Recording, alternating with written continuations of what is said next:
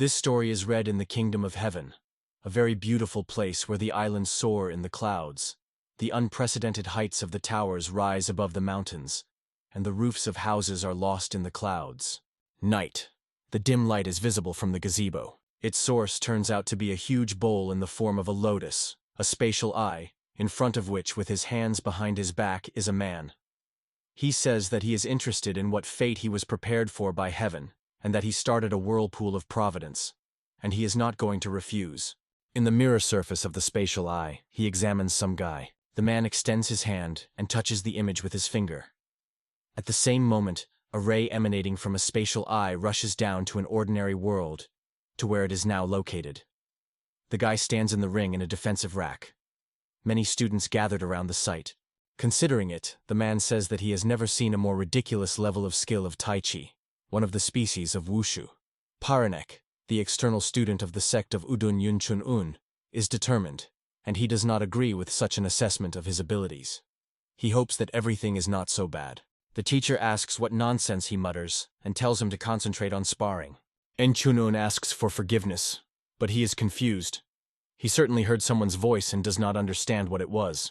A person who is in the heavenly kingdom, what is happening amuses. It turns out that a guy can hear him. Chun-un turns his head to the sides, not understanding where the voice comes from. The face of his enemy shouts with anger. He clicks through his teeth. Did you completely lose fear? And then he quickly rushes on the attack, indignant. How does the guy dare to ignore him? And Chun-un decides to block the attack first, and covers his face with his hand. The enemy is gloating. He offends the guy, and says that he is completely open from below, and then hits him in the stomach. The blow of a red-haired youth is excluded. His fist crashes into the body of Yunchun-una, forcing him to suffocate in pain, while he, bent in half, takes his breath.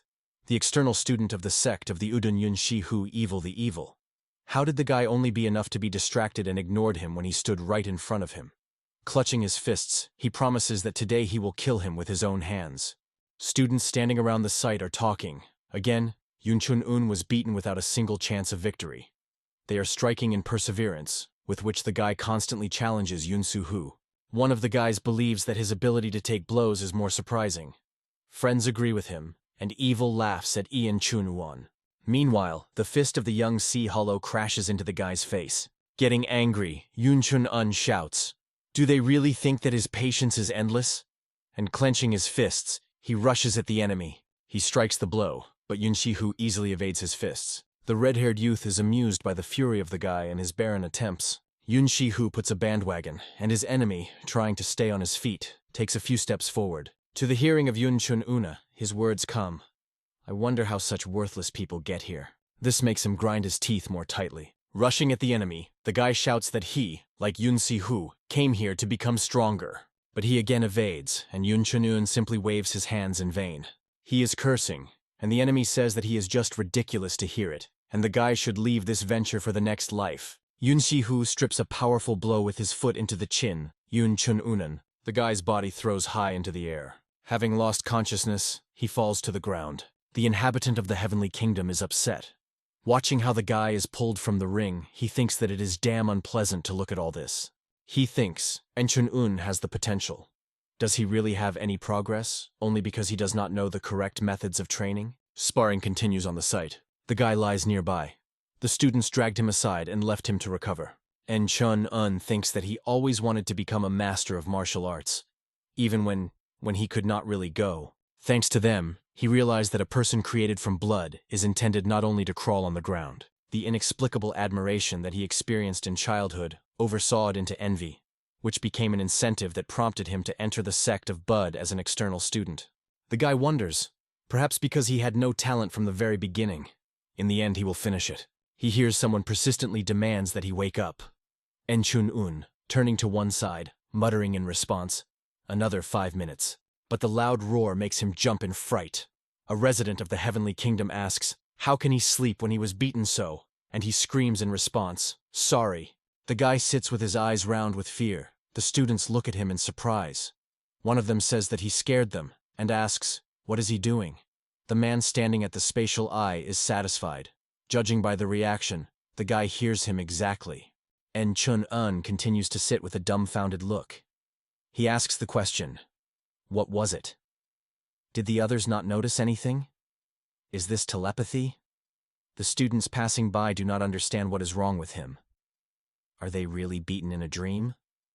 The man grumbles. Telepathy. Does anyone have such skills here? The guy continues to look around, looking for the one who is talking to him. He dares to ask, who is his interlocutor? The man seems to be Jang Xianfong. Its monolithic statue rises, closing the guy the sun. Yun Chun-un raises his eyes up. His amazement has no limit. Jang Xianfong also calls a stupid, uncouth Tao's. He was known as a bizarre person, known for his same attitude, both to the emperor and to commoner, despite their ranks. He is known for developing a Taoist philosophy and founded a sect of Bud. It is believed that he was the one who created Tai. The guy dares to ask, is he the same, known to everyone, Jang Xianfong? And he hears in response, yes, exactly. Yun Chun-un sits, opening his mouth. He is able to pronounce only, yeah. Jang Xianfong is outraged. What is this reaction? The man asks. Doesn't it seem absurd to him? He considers the guy strange. The image of Yun Chun-un from the spatial eye answers, is it not better if the matter is absurd, and he has not gone crazy? Jang Xianfong laughing means choosing between unusual and abnormal. Will he prefer something unusual? Certainly. The guy must grab everything on the fly if he wants to become the best master of martial arts. The man is interested in, what is Chun-un doing now? He makes a figure of stones and leaves. He explains that due to the fact that he looks at this high stone statue, his neck hurts, so he made such a small figure. Jang Xianfong laughs. He considers the guy funny. And Chong-un now communicates with Jang Xianfong, looking at the figure he created. He says that a man does not pick up expressions, as expected from an uncouth Tao's. His interlocutor laughs. He admits that he missed this nickname. A young man in the form of a student approaches Yun Chun-un. He asks, what is this guy doing? And then it reminds that the time has come for sparring analysis. He is interested. With whom is this Chun-un says? Really with stones? The guy replies that he will come now. He leaves, mentally unflattering, responding to the mental abilities of Yun Chun-un. The guy sighs heavily. Rising, he shakes the dust from his trousers, thinking that the repetition of morning exercises is intended to analyze errors. He sighs again. Unfortunately, Yun-su uses them as an excuse to beat him again and again. The guy decisively pulls the belt. He does not want to run away. He is not a coward that is surrendered at the first opportunity. Looking at his hands, he thinks that he wants to become stronger and win. And Chun-un resolutely squeezes his hand into a fist. A pebble depicting a head on a figure created by a guy. In a voice, Jang Xianfong says that he seems to be in a very difficult position. The guy who grabbed pebbles with him to continue the conversation agrees with him. The interlocutor is interested in whether he smiles too radically for the one who will have problems now. He replies that maybe he and a strange guy, but doesn't the uncouth Taos like strange things? Jang Xianfong replies, of course no. The man is even lower than the spatial eye. And then adds, he just loves them. The guy has a strange feeling that the nape from the sun bakes. But the shone was in front. He does not notice how the ghostly face of the interlocutor looks at him from heaven. The enemy's fist crashes into the guy's cheekbone. He falls on the site. Around are students. A shout is heard, Yun Shi-hu! The teacher recalls that the review lesson is not intended for fighting, and he asks to refrain from direct hits. Yun Shi-hu asks for forgiveness, but Yun Chun-un understands that this is just an empty warning. Due to the active support of Yun Shi-hu, even the internal students of the sect are careful with him. An invisible interlocutor of the guy gives a hint. A blow to the elbow needs to be applied without any preparation. Trying to hit harder, it too much strains the upper body, loses stability, and it is counterattacked. He asks, the guy will try to do this? The teacher asks Yun Chun-un to concentrate. He asks, the guy got a blow to the chin instead of hitting the elbow. What basic technique for protection can be used? The hint immediately comes to the head of the guy from his invisible interlocutor, and he obediently repeats, 6 captures and 4 seals? His opponent is surprised. He is mockingly interested. The guy wants to use this technique, standing so close. He mocks at Yun Chun-un and insults him, saying that his body is forced to suffer from his head. Yun Shi rushes on the attack. Jang Xianfong warns a guy. Comes. The red-haired youth running to him screams, try to do it. And Chun-un receives commands. Group and move the weight. Put both legs to the ground. Keep balance. The enemy is already nearby. Sound another team, group and move the weight. The guy's legs are trembling with tension, but he obediently fulfills orders. He manages to catch the enemy's leg to strike. Yunsu Hu cannot believe what is happening, and Jang Xianfong continues to command. He tells the guy to use both palms now, and Chun-un executes the instructions. It is necessary to repel with two hands not only for the attack, but also to control the distance between him and the enemy, his invisible interlocutor explains. Yunsu Hu from the push loses his balance and retreats. He praises insults, but the guy's hands, who are at his face, prevent him from seeing. Jang Xianfong, meanwhile, advises the enemy to block any review.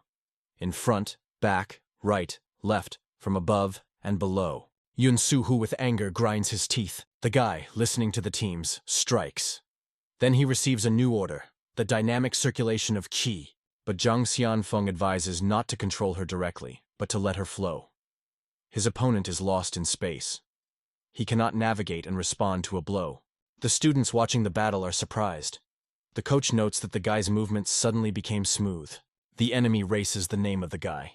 Yun Chun-un slowly exhales. Yunsu Hu rushes to him, wondering what tricks did he use to slip away from him. But the guy is ready to meet. He beats the enemy in the chest with his palms. He flies to the door and breaks them with his body. Lying among the wreckage, he cannot understand what happened. Questions are heard. Is it in order? The guy is surprised to examine his palms. He asks, "Are these really 6 captures and 4 seals?" Jang Xianfong is selflessly interested in how he likes it. Yun Chun-un, smiling, says that it is damn nice. He joyfully says that it really was like 6 grips and 4 seals, the students watching him whisper. It seems to them that the guy is not quite in order. He talks with himself. One of the students says that before that, he was talking to a stone. Jang Xianfong laughs. He is amused by the situation. He turns to the guy, saying that he does not know why the heavens made such a choice. Then he suggests, if Yun Chun-un wants, then he will teach him martial arts. The guy is delighted. He gestures the interlocutor with a gesture, and readily answers, "Yes, master." In the early morning, when the students are still sleeping, the man sweeps the yard. And Chun-un meets the sunrise on a high cliff.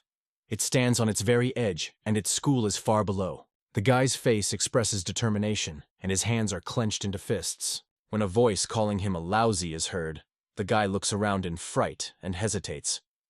Behind him, a rather caricature image of Jang Xianfong is visible on a stone. The man asks, what is his hands for him?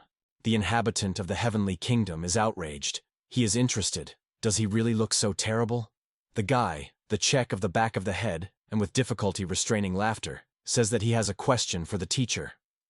Jang Xianfong tells him to stop laughing when he looks at the drawing. The man infuriates this. And Chun-un asks, if his words are true, now he is in the heavenly kingdom? He considers it just incredible. When the interlocutor answers in the affirmative, the guy is interested. Does this mean that the place exists? The man does not understand what he was talking about, and the guy explains what he meant paradise. He heard that this is a magnificent and cozy place. But Jang Xianfong replies that he is disgusting here. Yun Chun-un is amazed. Without believing the ears, he asks, what? And the interlocutor repeats, it is simply disgusting here. The guy asks, how can he say that? The man answers, so what? What is good to stick out here? He says that in this place Bodhidharma, the monk from which Zen Buddhism began, plows all day under the scorching sun, and the heavenly demon is busy carrying buckets with slopes. Moreover, this wretch gets in trouble whenever he gets drunk. He poured all these impurity on the inhabitants of hell and angered them. The guy is surprised. Heavenly demon? He clarifies. The interlocutor speaks of that very heavenly demon. In his head, the idea is carried that paradise is a rather terrible place. Swaying back and forth near the spatial eye, Jang Xianfong tells him it seemed to him that it was worth getting used to it and everything would work out. But he died as a fool, but did not leave the successor after himself. If only he had the heir, then life here would not seem so terrible to him. Almost crying, the man complains that he is almost the youngest here, and this is terribly infuriated by him. But since he turned away from the spatial eye at that moment, the guy stopped hearing him. Hearing the complaint of Yun Chun-un that was not heard, the men came to their senses and fell silent. He tells the guy that he sees a little potential in him. He does not quite understand what he was talking about. Jang Xianfong explains. He does not know how the spatial eye broke through the barrier and created such a miracle. But this should have a reason, and in order to recognize her, he is meaningfully silent, not finishing the phrase. The guy complains that for some reason, goosebumps ran through his skin. The man believes that he needs to make a decision. Yun Chun-un, trembling, is interested. What did Jang Xianfong spoke so suddenly about? He is worried. Did he get unconvention? The interlocutor replies, not yet, and promises that they will be seen tomorrow. The next day, a training is going on in the outer courtyard of the Wudang sect. Like the guy, some students are sincerely interested in martial arts, but there are rich families who make their children join the Squai sect to get the status of an external student. This is because even if they have good connections, the second and third sons will always relate to the obstacle. But just like the light followed by darkness, there are always exceptions. For example, someone like Yun Su-hu from the Dokbun Yun clan. Climbing the stairs, the guy thinks they hate him because he is opposed to this red-haired youth. He believes that this is why other students are so cold. En Chun-un, standing on the training site, reflects on the fact that Yun Si-hu will never leave him alone. He will definitely try to take revenge, so you need to prepare. Medical hall in the courtyard of the sect of Wudang. Yun Si-hu sits on the bed. His torso, shoulder, and hand are bandaged. The man who enters the room says, "It seems that the young man is very angry." The manager of the medical hall of Xinjiang asks him to calm down and promises that he will take measures. Yun Si-hu, curving with pain, says that the usual punishment will not suit him. The man answers, he knows, because this is due to the eldest son of the Dokpun Yun clan. Xin Jie-yen recalls his request voiced earlier. The young man, mentally cursing, says his father promised him support, so he will receive a report after a couple of days. The man pronounces, as expected from a respected clan. He takes out a box out of his pocket and puts it in front of the young man. Removing the lid, he demonstrates the pill. Yun Si-hu jumps up from the bed. He does not believe his eyes. The interlocutor says that this is a manifestation of his sincerity to the eldest son of the Dokpun Yun clan. The young man, with a joyful anticipation, considers the offering. Shin Jae-yun says this is a rather rare elixir, and he asks to accept it immediately. Yun Si fouls a pilule to the lips. He swallows her and feels how she walks through his body. His face is transformed, and a blood-red aura flashes in his eyes. He pronounces promisingly, "Ian Chun-un." Jang Xianfong asks a question to a guy lying near a stone with his image. Does he want to know how to survive against Yun-su? He answers in the affirmative. He knows that he does not have a single chance of victory if he does not weaken vigilance. The interlocutor likes his objective self-esteem. He says, if they fight again, he will beat Yun Chun-un until all his anger splashes out. The guy, chewing a twig, asks the teacher to stop the mock. He asks, is there any way? He answers, of course there is. And Chun-un significantly perked up. He jumps up and asks, right? The man even recoiled from surprise from the spatial eye. He says the boy scared him. The guy appeals to the drawing on the stone, asking him to tell him away. Jang Xianfong asks to listen carefully. He promises to teach him the manufacture of poison.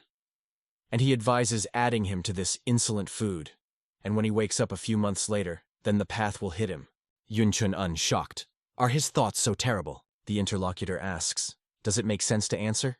Each time a man sees his possession of Tai Chi, he immediately wants to tear his eyes out. He considers his skills disgusting. The guy shows the stone tongue. The man asks, is he angry? And Chun-un asks a question. Are there in paradise martial arts that will help him fix this? Jang Xianfong sighs. He was still going to train him, because he is now his master. The guy is beside himself with joy. The man says it seriously? Jang Xianfong, demonstrating movements, says, of course. This is a martial art that he himself created. Making a wave of his hand, he is surprised. Is that hand? How strange. Quite a lot of time has passed, so he is not particularly sure that he remembers everything. Noticing that the guy is moving away, the man asks, where is he going? En Chun-un, confused. He mutters that he was shocked only by the thought of his greatness. He thinks he cannot say that he was spending time studying some nonsense. The man is puzzled. What is this reaction? Suspicious. He tells the guy to sit down and cross his legs. Jang Xianfong says that from that moment, he can be offended by how much he wants. As soon as he accepted his proposal, he immediately became his student. Does he understand this? Ovoidably sitting down and taking the required pose, the guy confusedly asks, what? Suddenly, a chill ran down his back. The man, directing his energy down, tells the guy to accept her.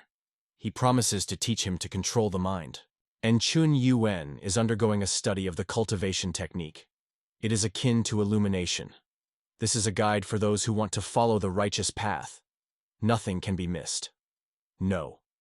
Its strength is so swift that it breaks the leaves from the tree, and they circle in the air. After a while, the guy still continues to sit on a cliff.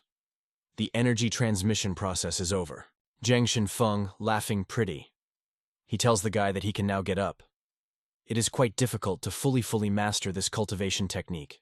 Now she can only help him not get injured during training and get rid of useless habits. Seeing 2 leaves in the hands of the guy, he's suddenly silent.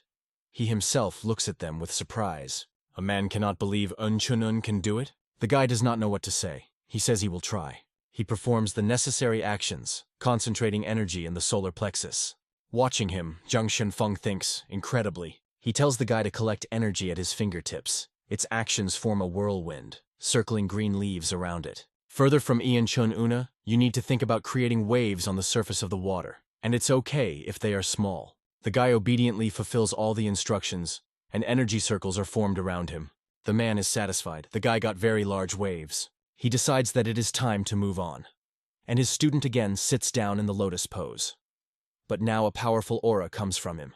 Seeing this, a man cannot hide surprise. How is it? He demands to move even further. A few days later, Jang Xianfong says enough. The guy's body has changed beyond recognition. His muscles increased and became embossed. True, the clothes could not stand their growth and broke. But this is not particularly upset by Yun Chun Un. The guy asks, now he will overcome Yun Shihu? The man answers, not a single external student is an enemy for him. He is sure that since the guy took possession of the technique of conscious cultivation, he will no longer be distracted by all sorts of trifles. Exactly, like his master. The man in excitement nibbles his nails and curses. The guy stands in front of the manager of the medical room of the Tire Jaja Inom and asks, what does he mean?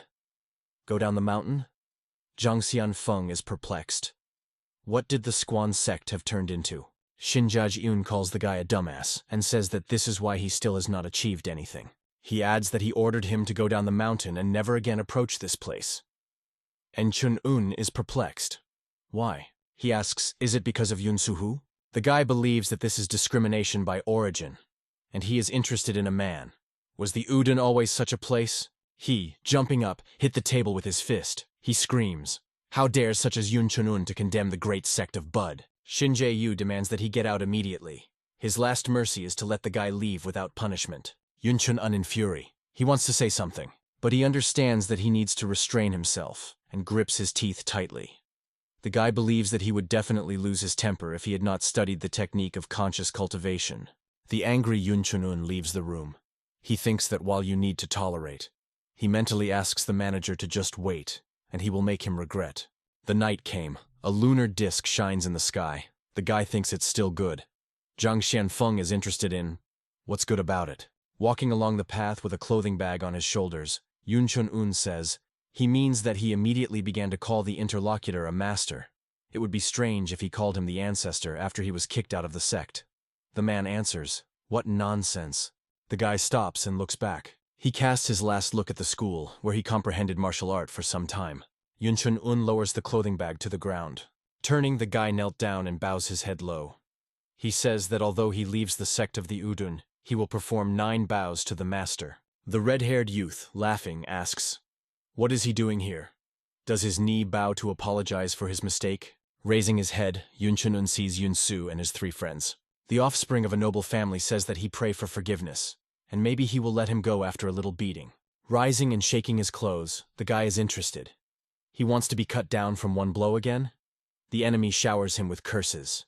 3 youths, on the command of Yun Su, rush to Chun-un-it. They are already looking forward to quick reprisal. The guy is surprised. He sees everything, each of their movement. Jang Xianfong considers it natural, which is why the technique is called conscious, and Chun-un easily avoids the attack of opponents. Realizing that he does not have time to dodge, he strikes, and one of the youths flies to the tree, painfully hitting his trunk. After a few moments, all attackers are already lying on the ground. Yun Shihu cannot believe his eyes. The guy is interested. Why did he freeze? He calls the bully, beckoning his hand. Well, come here. Yun Suhu looks at his friends whom Yun Chun-un laid on the ground. The red aura covers the hands of the youth. His face distorts anger. He does not flatteringly speaks about his victims of his assistants. Rushing the attack, he promises to remind the guy of the good old times. Jang Xianfong advises his ward to be careful. He says that, judging by the eyes of Yun Shihu, he is clearly not in himself. The guy agrees with the mentor. Meanwhile, the enemy is rapidly approaching him. Jang Xianfong says that the young man has combined two techniques, a step and a heavy palm. He tells Yun Chun-un to wait until he puts the block with his hand and intercept her like a hook. And then he will be able to evade. The man advises him to feel it and understand. He explains that this is an intuitive understanding, and Chun-un does everything that the mentor tells him, and after a moment his opponent cannot believe what is happening. The guy easily blocked the attack and put him a bandwagon, sending him on a short-term flight.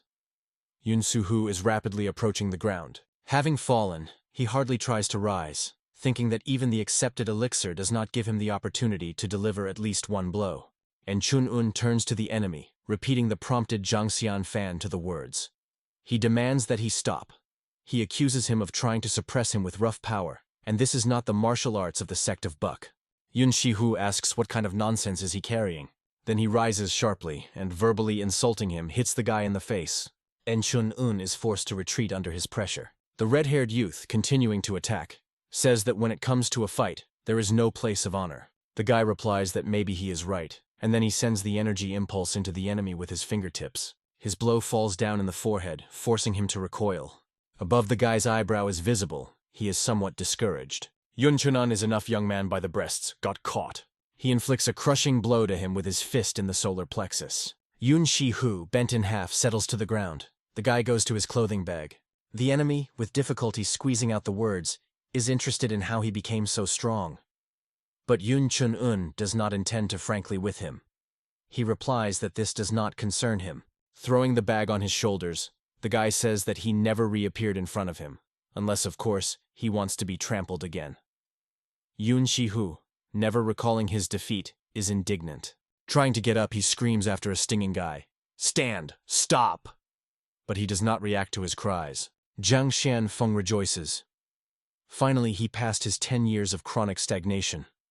Looking around, he wonders, was the heavenly kingdom always so beautiful? He believes that it cannot be. Having cleared his throat, he turns to En Chun-un, whose figure is visible on the surface of the spatial eye. In the martial arts of the orthodox fraction, he himself is the only enemy that needs to be thought, first of all. To improve martial arts means surpassing your former yourself. Do not focus only on victory over others. Does he understand this? The guy answers in the affirmative. A man asks for distrust, right? En Chun-un says. Of course. He realized how much he realized. Jang Xianfong is incredulously interested in. He thinks so seriously? He was worried that the brutality of the guy would be so strong that he could not get out of heaven. But this small one surprised him. He wants him to himself. His attention is felt as a sudden impulse of a warm wind. It seems a little unpleasant to him. Suddenly, Jang Xianfong recalls the order of the Jade Emperor, who needs to be urgently completed. He tells the guy to find asylum for himself and promises to return soon. The man says, if he correctly raises this youth, then he will no longer be considered one of the younger ones. He does not notice that someone is following him. The unknown is interesting. What is he doing here? Okruk Shenyan. And Chun-un is in a hurry to the house, near which a man, woman, and child await him. The guy still shouts from afar that he was returning. Father Yun Kyun-jin, Mother Kan Sok, and younger brother, Yun Chun-ao joyfully meet him. The man, cracking him on the shoulder, says, he is glad to see that the future master of martial arts has returned intact. The boy hugs the guy. Yun Chun-un, dropping his eyes, tells his father that he has no forgiveness. En Kyun-jin replies that everything is in order. If his words are true, then this sect is unlucky. Mother, wiping his tears with a handkerchief, reports that his father could not close his eyes when he heard the news. The husband asks her to calm down. The guy thinks, it seems he was very worried. Everything is as kind, although he tries to maintain a harsh look. There is a voice of Yenkyun Gaina, who is rushing the guy so that he would greet his grandfather. Already from the house there is a voice of a guy who informs his grandfather about his return. Yun JM welcomes him. Looking at him, Yun Chun-un thinks that he is now facing a man, thanks to whom he began to admire the masters of martial arts. The old man tells the grandson, if everything went smoothly, then he would not return home. Yunjae, looking at the books, asks, was he excluded? The guy is forced to admit, yes, it was. Having put books, the grandfather is interested. Is this his fault? The guy says he did something, but this is not his fault. The old man, laying out books on the shelves, answers, then everything is in order. He asks, what does Enchunun plans to do next? NJM freezes, putting his hand on the book when he hears the response of his grandson. He thinks about staying at home for a while. He casts a look at the guy and is interested. He already lowered his hands and does not want to be a master of martial arts. Grandfather is nauseous for a guy who is in no hurry to answer. He asks, does he remember that he told him before? He is not obliged to live a great life. The guy continues, quoting the words he had heard once, if he really wants it. He remembers his grandfather's promise to support him even if he wants to hold his sword instead of a brush. And J.E. asks, is he really like this? The guy, boldly looking into his eyes, replies that he did not give up, and he has a goal. Something happened, and he had to return home, but he was not going to stop. The old man says that he understood and lets go of the guy, allowing him to go. He says goodbye and leaves. NJE looks thoughtfully out the window. He asks the question, when was the last time the child looked directly into his eyes? He believes that while they did not see each other, the grandson's gaze became much more confident. Grandfather is surprised, and when only the guy grew up like that. Enchunun, leaving the house, says that he finished all the necessary things. He believes that you cannot take off from training. His gaze falls on the stone lying at the wall of the building. Enchunun sets at him in the lotus pose and plunges into meditation. Soon, energy begins in his palms. Without opening his eyes, he thinks, thanks to the technique of conscious cultivation, the conversation with his grandfather was much better than he expected. Grandfather is a good person, but he always nervous in front of him. Suddenly, the guy hears a voice in his head. How talented he is that such hopes are assigned to him. But this man is not Jang Xianfong. Then an unfamiliar voice says, the technique of conscious cultivation. The unknown continues. This is the unification of the secret technique of Tao, combined with the canon of changes in the muscles, and supplemented by Yoga Tianju yoga techniques. Yun Chun-un is surprised. The master has already returned. But he spoke as if he planned to leave for a long time, and his voice changed a bit. The spatial eye now has a bodhidharma. He did not know that the guy hears him. Yun Chun-un. It seems strange to the conversation. Getting off the stone and stretching, he asks, maybe the master will stop joking. Not hearing an intelligible answer, except for exclamations, the guy believes that it seems that the mentor has become bored. Bodhidharma is pleasantly surprised. He had not been called a master for a long time. The guy thinks, Jang Xianfong said that you can complain as much as you like.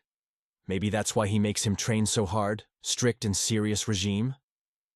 He asks the master to speak with him the same way as before. A man offers to teach him one martial art technique. The guy happily agrees. He says that it will be honored for honor, and asks him to teach everything that he only wishes. Bodhidharma likes when the guy calls him a master. He even feels a surge of strength. Its muscles increase, tearing the tissue of the robe. He promises that he will show the guy a technique until he completely masters it, so he may not rush and study it properly. Yun Chun-un thinks, strange. Every time his body absorbs this technique, he feels how a solid core is formed inside. It looks like an unshakable root system. The guy is immersed in meditation. The energy, concentrated in his hands, radiates a golden aura, and Chun-un continues to increase its power. He swings his eyes with surprise and asks the master, what is it? He has the feeling that the Chui flowing in him becomes his blood and flesh. Bodhidharma, observing his actions, replies that this is called Earth's essence, and what he taught him is the technique of earthly essence. The guy believes that the names are ideal for these martial arts, and Chun-un says that he felt a solid core in the body. His mentor is surprised. He comprehended the essence of martial arts so quickly. Bodhidharma believes that he is a really talented guy with a pure mind. The man says that he watched the guy for several days, and now he understands how Jang Xianfong laid such a strong foundation. Yun Chun-un is surprised. He asks, isn't it a man of his master? The tired Jang Xianfong returns home. He finally finished his affairs. Walking, he complains to the Jade Emperor, who, according to him, sucked his whole soul out of him. The idea that he can now devote time to his dear student is pleasing to a man. Suddenly, he notes that Bodhidharma bowed over the spatial eye. This is led by Jang Xianfong. He flies on an uninvited guest, asking, what did he forget here? And is he going to leave here? The guy hears the mentor's voice and rejoices in his return. But, hearing how the master, turning to the one who taught him to new martial art, calls him Darham, he opens his mouth with surprise. In Sanskrit, this person is called Bodhidharma. On the central plains of Putidamo, the legendary master of martial arts is most often called Darham, the founder who was the first to discover the gates of Shaolin in a small forest on Mount Sunhan. The venerable founder of Shaolin, the Shrine of the Mountains Taishan. Jang Xianfong demands to repeat from the guy again. What exactly did he study? He answers, the technique of Earth's essence. Bodhidharma, folding his hands in an apologetic gesture, is following the conversation of a mentor and student. Jang Xianfong is furious again. He screams that it was supposed to be the divine technique of the Earth's core. Bodhidharma is trying with all the appearance to give him understand that he feels his guilt. Chun-un confused. That is, he learned another martial art? If two methods have the same root, then they can be tied, the guy believes. But the boon in Shaolin, if these two techniques collide, then be a disaster. He says that then, it seems, he will have to stop the practice of the Earth Essence technique, or the divine technique of the Earth's core. A voice comes to him. No, know her. He cannot believe that the mentor says it seriously. Jang Xianfong replies that this, of course, infuriates him. But this old Dharma really improved the divine technique of the Earth's core. It fills the gaps and even smooths those moments that would contradict the already studied technique of conscious cultivation. The guy thinks that the pride of the master is greatly hurt. But given that his pride is above heaven, then this is understandable. Someone else showed his student the best way. Such an outcome is not surprising. And yet, despite this, the mentor invites him to accept the best way.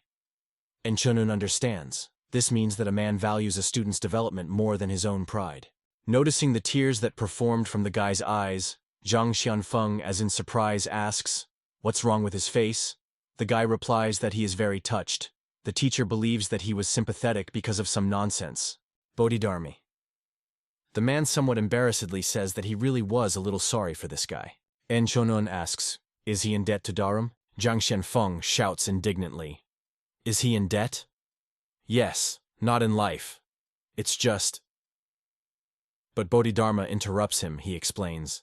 This is because the canon of changes in the muscles was included in the technique of conscious cultivation that the guy learned. Chun-un shocked. He learned the canon of changes in the muscles? The oldest method of self-improvement in the practice of wushu? Jang Xianfong says, yes, it is.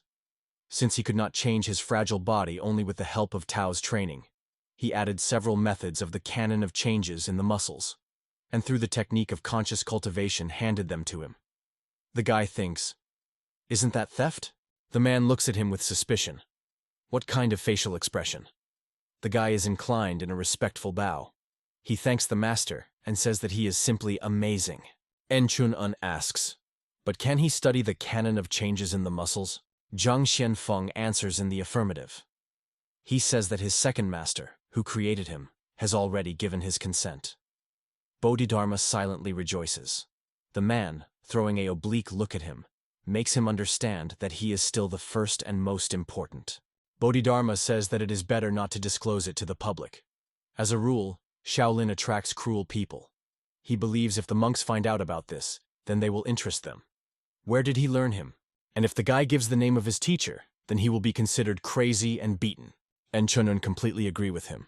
He believes that he would have acted in their place. He rejoices that he follows the master Jang Xianfong, and now he proudly considers himself a student of Bodhidharma. He welcomes his masters, folding in a traditional gesture. He says that for him, a great honor to be their student. Men calmly reply that it is natural. The guy sighs. Their pride is simply amazing. Jang Xianfong says, be that as it may, he will teach him so as to unite it as much as possible with Buddhist martial arts. He advises the guy to learn everything that he told him. Bodhidharma also gives him instruction to study hard. He promises that he will do everything possible, so as not to deprive him of his skills. Chun-un rejoices. He agrees. Let them take care of him. Now all the difficulties that were before, behind. He is sure. From now on everything will go like clockwork. A month later. The guy stands 1 foot on a long club, erected on a pillar surrounded by stakes. On his shoulders, he has another club, to the ends of which huge cobblestones are tied. The mentor says if he at least slightly pursues his breath, then in the end, he will become an idiot shy. Yunchun is kept with the last forces. Sweat rolled down his face. He thinks, this is not at all like clockwork. He believes that it is more like a road to hell. In front of his mental gaze, a staircase leading up, on both sides of which the fire blazes. At her foot, there are his smiling masters, inviting him to climb her. The training is finished, and the guy happily falls to the ground. Jang Xianfong immediately begins to scream. Did someone say that you can relax? Let's move. A wide smile appears on the guy's face. He agrees with the master, but tears flow from his eyes with a stream. Yunchun is standing near a series of tall pillars. He walks along them, dodging the huge cobblestones attached to the rope, shaking from side to side. The guy overcomes one obstacle after another. He thinks, if the technique of conscious cultivation strengthens and saturates the mind and spirit, then the divine technique of the Earth's core develops and strengthens the body, like an Earth's crust, which covers everything. He believes that thanks to this, the recovery rate has also increased. And Chunun overcomes obstacles with the help of internal energy. Thanks to her, he easily crushes stones. Slowing down later, the guy exhales. He jumps from the last pillar, thinking that the masters were making sure that he does not do anything after his sleeves. The guy sinks to the ground and takes his breath. He is sure that they teach him so that he is constantly in the balance of death.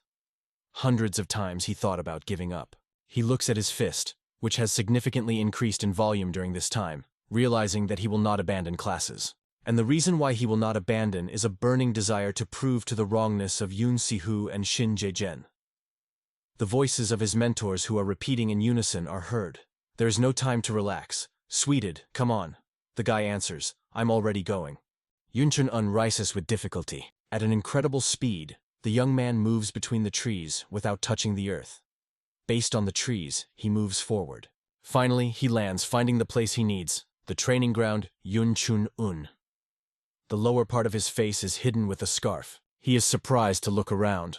A torn land, the wreckage of huge stakes and a series of arrows in the ground.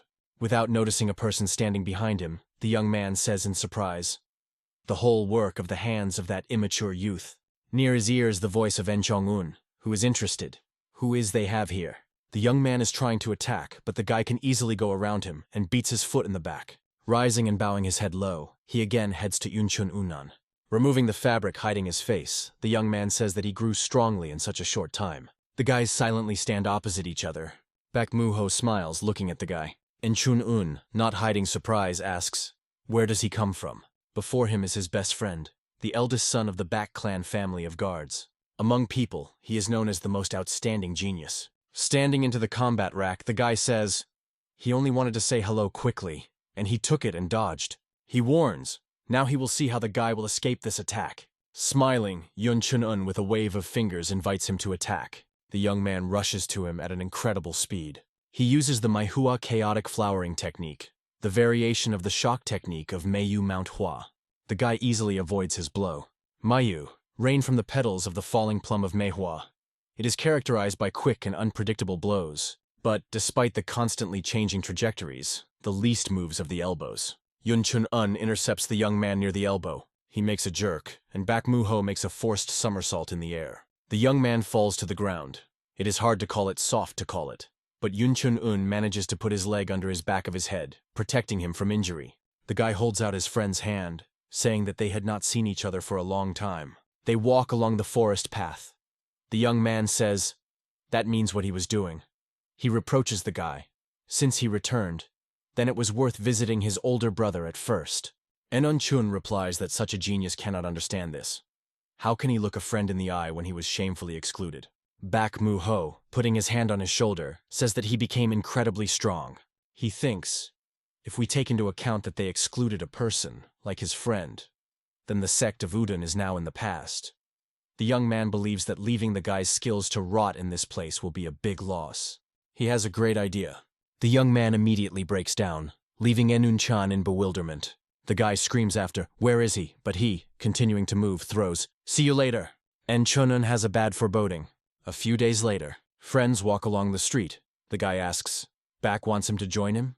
He answers in the affirmative, and then asks, instead of sticking at home, will it be better to practice? The guy thinks about his words. Jang Xianfong believes that he definitely lacks experience. Bodhidharma also thinks that this is a great opportunity. Chun-un accepts a friend's offer. He says he knew that the guy would agree. They are approaching a huge building on which the sign Security Bureau of the Baek clan hangs. Most of the goods in the Shenyang district are sold using this clan. Even after the cessation of wars, chaos reigns in the world due to the confrontation of orthodox, unorthodox, and demonic forces. Therefore, merchants are risky to move unaccompanied. So security agencies in Murim have a huge impact. And Chun-un's eyes are rounded with surprise. Bakma leads a guy to the hall. Chun-un says that it is so spacious and beautiful here. A friend is complaining. Only here to get out here is such a hass. The inhabitants of the heavenly kingdom observing them agree with him. Even here she is not visible to the end of the region. And Chun-un thinks, what are his masters doing there? He is upset. Will he also force him to perform strange actions when he gets into heaven? A friend is surprised. Why did he suddenly spoke with himself? Chun-un asks him not to pay attention. In recent days he has been practiced in martial arts in complete solitude, so sometimes he can speak with himself. But the young man all seems very suspicious. A beautiful girl approaches them and welcomes Yun Chun-un. The guy is glad to see the eldest daughter of the Baek clan, Baek Sol A. Pulling a friend, he joyfully screams, calling the girl a sister that they had not seen each other for a long time. She believes that he has changed a lot from their last meeting. The guy is interested in how she lived all this time. The girl lowers her eyes, and here Baek Muho intervenes.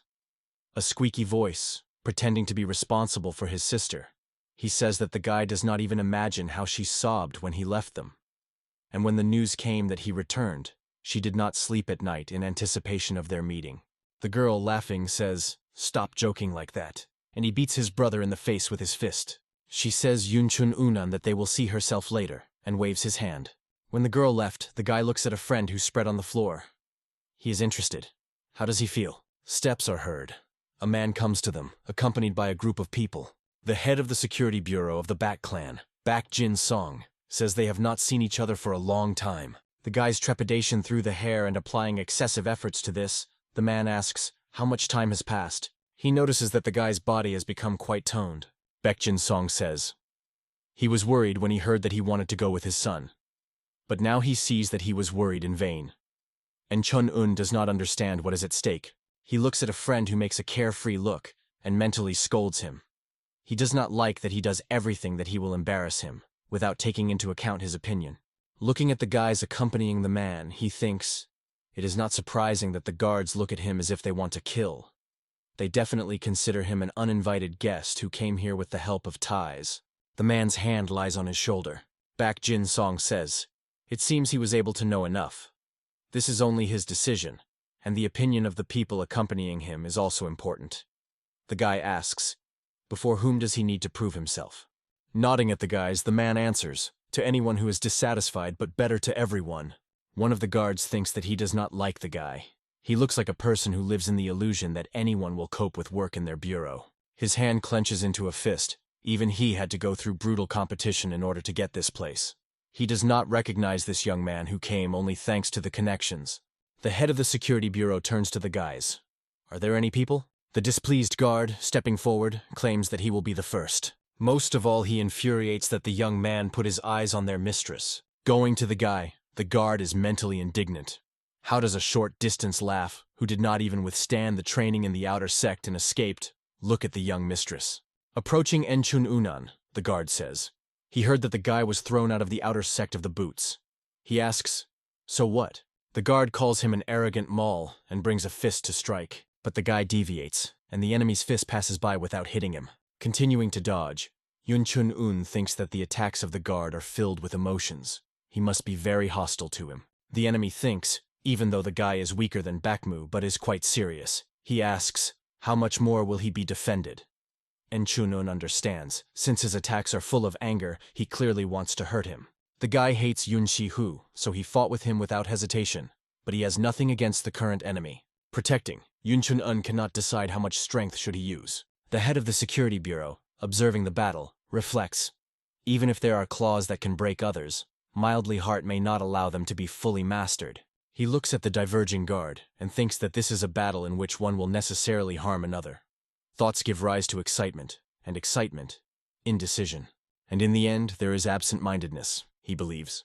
And Chun-un retreating almost falls and stops.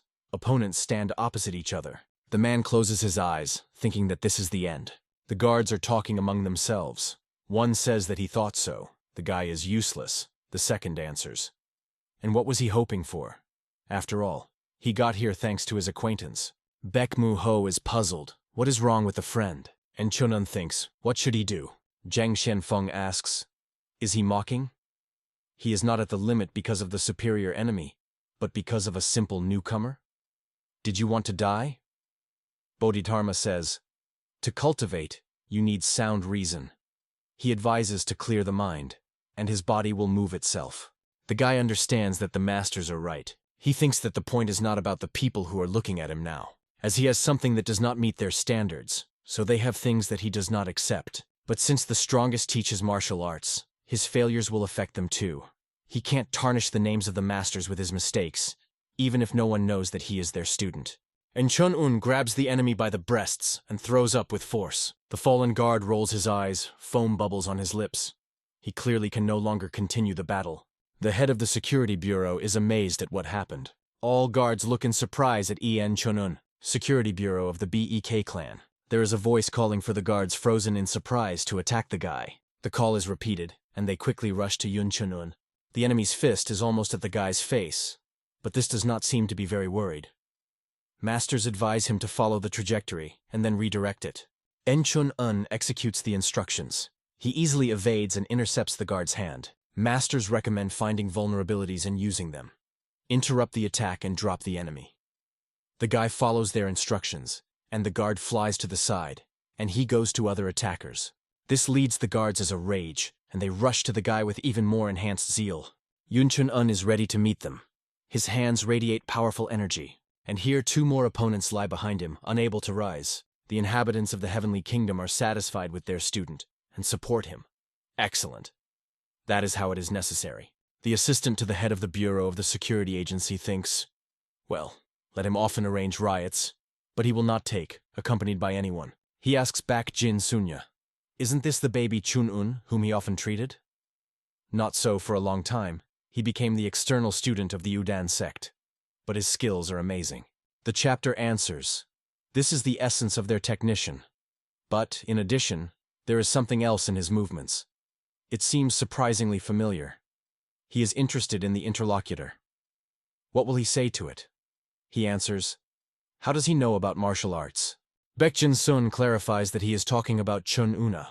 The man replies that he seems quite capable, and he is interested. Is it worth it to accept it? He believes that this time the accompaniment is quite reliable, and it will never hurt to acquire a reliable ally. The head of the bureau agrees with him. He also thinks so. He asks the quiet guards, are there still those who want to oppose? Without waiting for any reaction from the guys, he says, it seems that no one. He tells them to take note that En Chun-un will participate in their next task. Baek Jin-song sits at the head of the table. On the left and right hands of him were En Chun-un and Baek Mu-ho. The man is interested in the guy, who taught him to martial arts. He is writing, not knowing what to answer. Jang Xianfong is interested in what he was slow in. It was him. En Chun-un mentally asks the question. He understands that then he will be considered crazy. Realizing his hesitation in his own way, the man asks, that man asked not to disclose his name, right? The guy thinks, just the opposite. Baek Jin-song says that his skills are different from what they teach in the Squai sect. And Chun-un mentally does not agree with him. He has a true technique. Although the man is interesting, he promises not to ask questions anymore. His son is trying to say something, but his father, with the help of an energy impulse, covers his mouth. And then he does the same with his hand. At the same time, the man asks, the son wants to say something? He struggles to squeeze out. He gives up. Baek Jin-song says that he was actually worried when he heard that the guy was going to the Squai sect. But since Yun Chun-un joined them with the help of his grandfather's connections, he said nothing. The current head of the hall, responsible for the students of the external sect, is a man of a nearby mind. The guy is interested. Does the man know him? He replies that this is a non-insignificance Shinji-yun, constantly divides people into classes. He is neglected to those who are not supported by large birth. Baek Jin-song rises from the table. His son lies in a disconnection. Putting his hand on the guy's head, the man says, Since he left the sect, then let him make himself a name. He believes, the more famous the guy will be, the more he will annoy the Jade Jianushin. The morning of the day of the start of the mission, Yun Chun-un left. The whole family went out. He asks for forgiveness for making a decision so suddenly. Grandfather believes that he is already an adult, so he should not ask permission for everything. Father says he take more money. Mother asks, do he really need to go? He was just returning. The younger brother presses at his feet, and Chun-un arrives at the security bureau, where Bak Mu-ho is already waiting for him. The guy stands, bewildered by the back of the head, and looked up. A friend niches him. Why did he froze there? It's time for them to go. And Chun-un answers, good. And he thinks, maybe it seemed to him? On the roof crest there is a girl with long hair fluttering in the wind. She looks at the convoy, serving. Baksol, and it was she, staring at them intently. The convoy follows along the intended path. The guards accompany him on foot. En Chun-un asks a friend to tell him again about their current task. He replies that this is a request from Jung In-gel from the Junshin Trading Company. He asks, the guy knows them? This man is widely known in these parts as Mr. Jung. Like the grandfather of the guy, he was a state official. Thanks to this, he had good ties in Hube. What distinguishes him from his grandfather, Yun Chun-una, is that he made even his acquaintance for the sake of benefit. Any friendship will fade if there are no more advantages that he can use. After leaving his post, Jung In-gel actively used his connections to establish a trading company. And what in the end? Incredible success. Several merchants united to do a large business, and the Junshin Trading Company grew to such an extent that it displaced all established institutions. Well, the most interesting thing, among the people whom he instantly replaced from the market, there were many who helped him at the very beginning. They stuck a knife into their backs and took everything away. The guy considers this person disgusting. Although the paths of his and grandfather's Yun Chun-un are similar, only this nasty character proves a huge difference between them. Bak Mu says that halfway they will unite with the Security Bureau of Manhwa. As soon as they deliver goods to the destination, they will be free. The guy, looking at the fluttering flag with the emblem, answers, to be honest, he does not understand at all. Professor bureaus never work together. Does this make sense? To hire two security bureaus is the same as announcing their mistrust to both of them. Doesn't this hurt a draw of pride? A friend says, right. Usually this does not happen. In fact, if such a request came to them, they would have rejected it without hesitation. But they have a debt to the Security Bureau of Manhwa. The guy looks at Bak Jin-suna, jumping on a horse next to the body, and thinks, so they do this for them? To repay the debt? He thinks, the Security Bureau of Manhwa is engaged in the execution of the request, and the BEC family just helps them. And Chun-un is interested in a friend. What kind of goods do they accompany? Bak is in a whisper admitted that this is a fake. The trick is such. He explains the fact that the trading company has so quickly increased its power means that many became their enemies. And with the greatest caution, the Junshin Trading Company belongs to the Hanwha sect. As the trading company Junshin began to encroach on many of their interests, therefore the Hanwha sect is trying to contrast at least something. But Jung In-gel has such good connections that they cannot do anything. The young man says that the situation has changed a bit due to an official recently scheduled to the Ministry of Personnel. And Chun-un clarifies, is it in Hube? He thinks that the Ministry of Personnel is responsible for human resources management. Like the one who appreciates the connection, Jung In-gel definitely wants to establish relationships with this person. He asks, is it really about bribes? Beck wants to answer, to be more precise, then this is a bait that imitates bribes. So far, two security bureaus deliver the goods, attracting attention. The real load is moved in a completely different way. The guy doesn't like it all. En Chun-un is alarming and stops a friend. The rest of the guards are also worried about the sides. But no matter how they look closely, they fail to see anyone. The guy resorts to inner power and understands that the danger is very close. He feels the intention to kill. The guard says that there is no one here who is to be afraid of. Some kind of noise in the bushes attracts his attention. Suddenly, a man with a blade in his hands jumps out of the thickets. He does not have time to react in any way.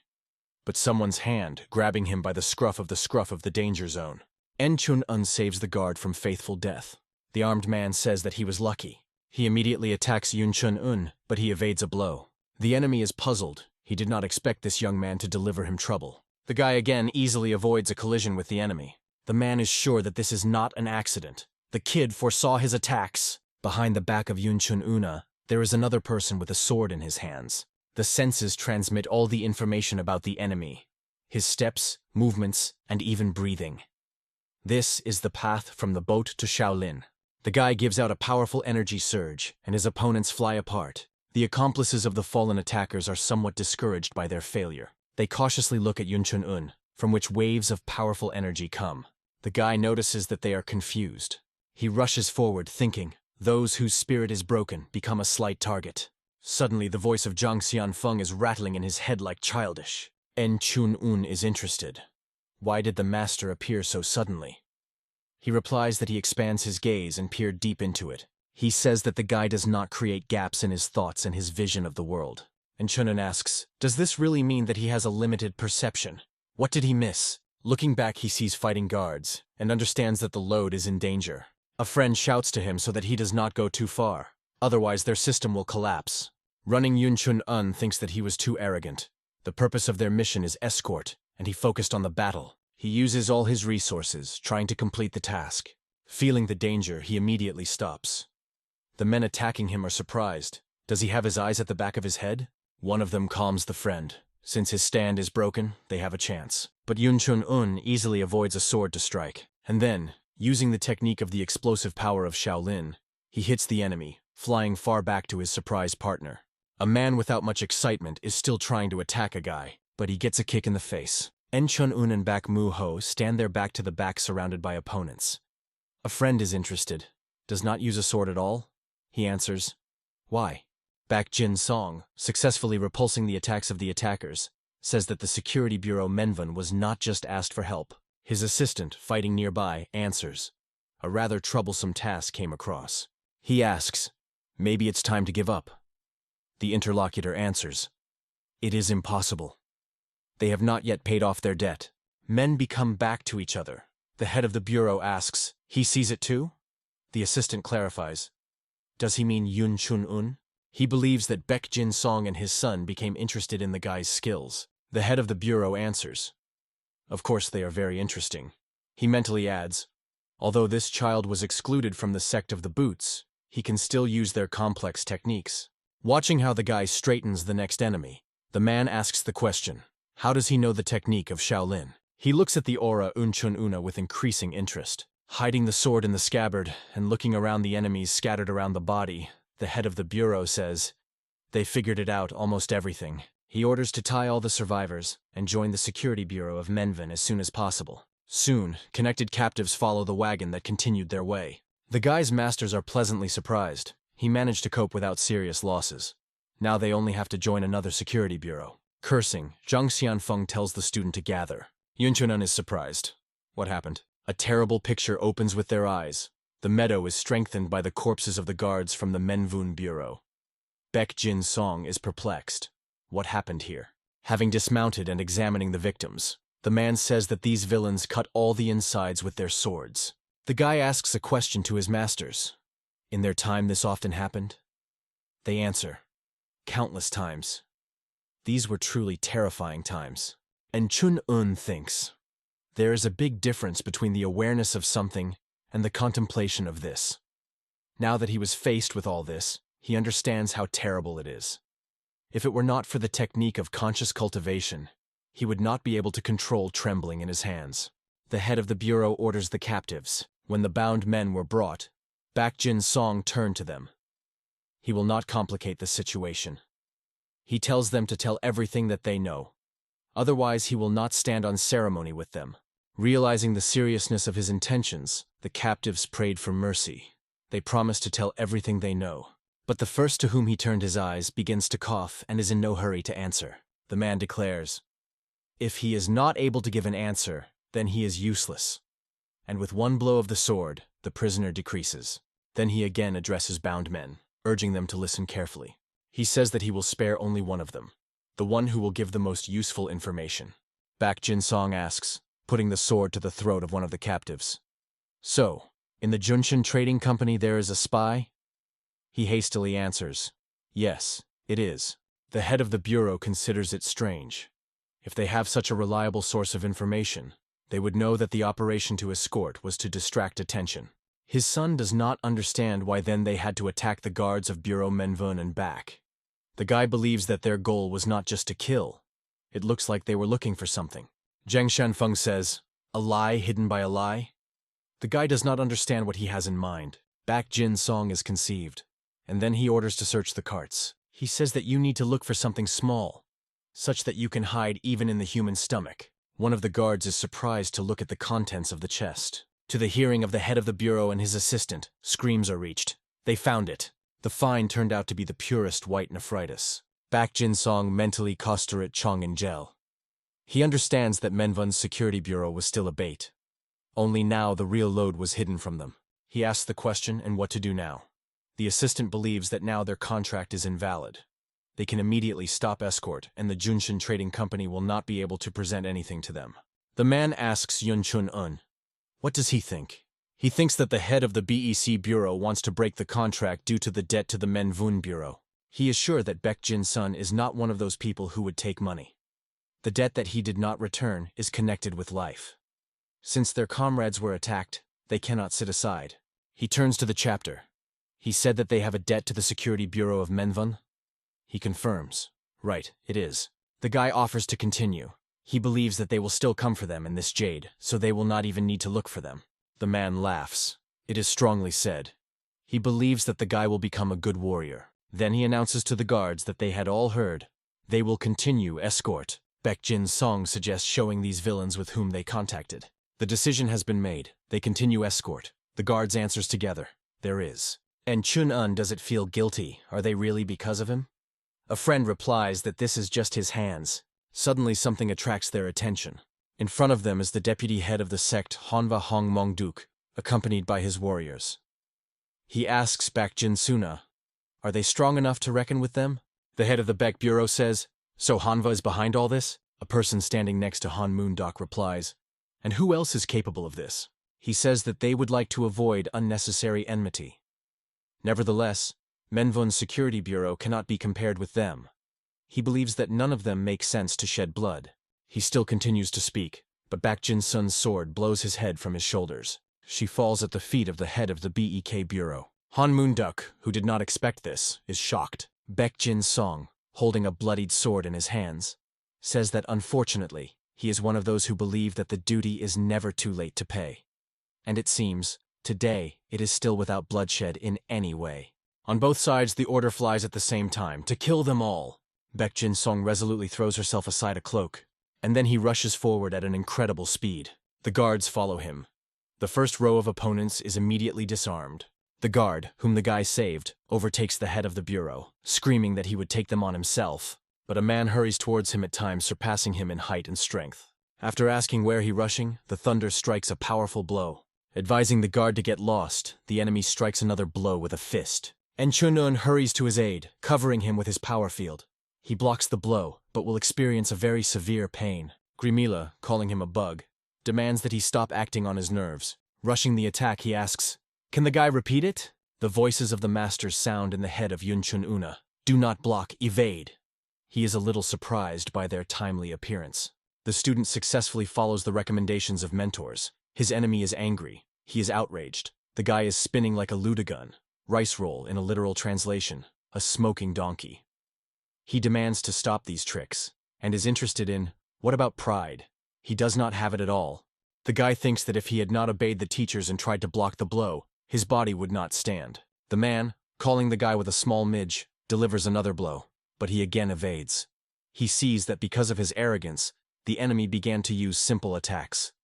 Taking advantage of the moment, he grabs the thug by the hand and promotes him in the air above his head.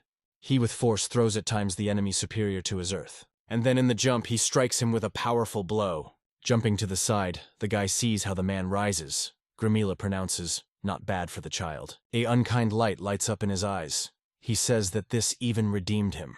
The guy, becoming in the combat rack, is mentally cursing. He put so much strength into a blow that the enemy's neck was supposed to break.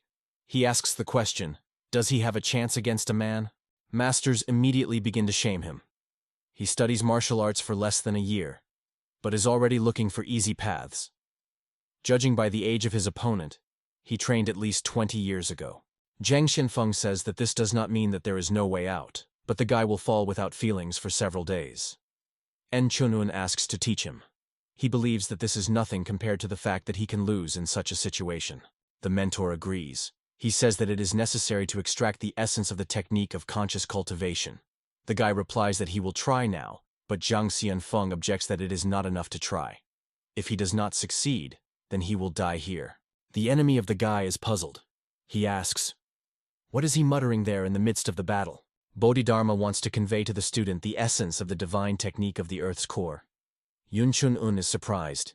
Didn't he get her any more? The master explains, the basis of the Earth's essence technique is the divine technique of the Earth's core. But he took only part to fill in the shortcomings of the guy. These two techniques are different. It may be difficult, but he does not need to understand everything now. The strength of the master passes the distance and flows into the guy's body. Chun-un believes that even with a purified mind, it is difficult to withstand. If not for the technique of conscious cultivation, he would have died. He feels how incredible power seems to destroy the border between his flesh and bones. She fills his whole body. Awareness and understanding come to him.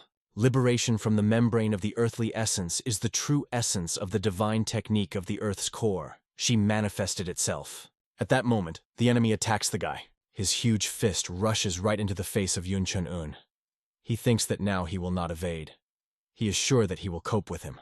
When the guy makes a movement towards the man, his masters are unanimously demanding to break the enemy. Their fists are found and the man howls in pain, shaking his hand. He does not have time to recover. The guy inflicts a crushing blow to him.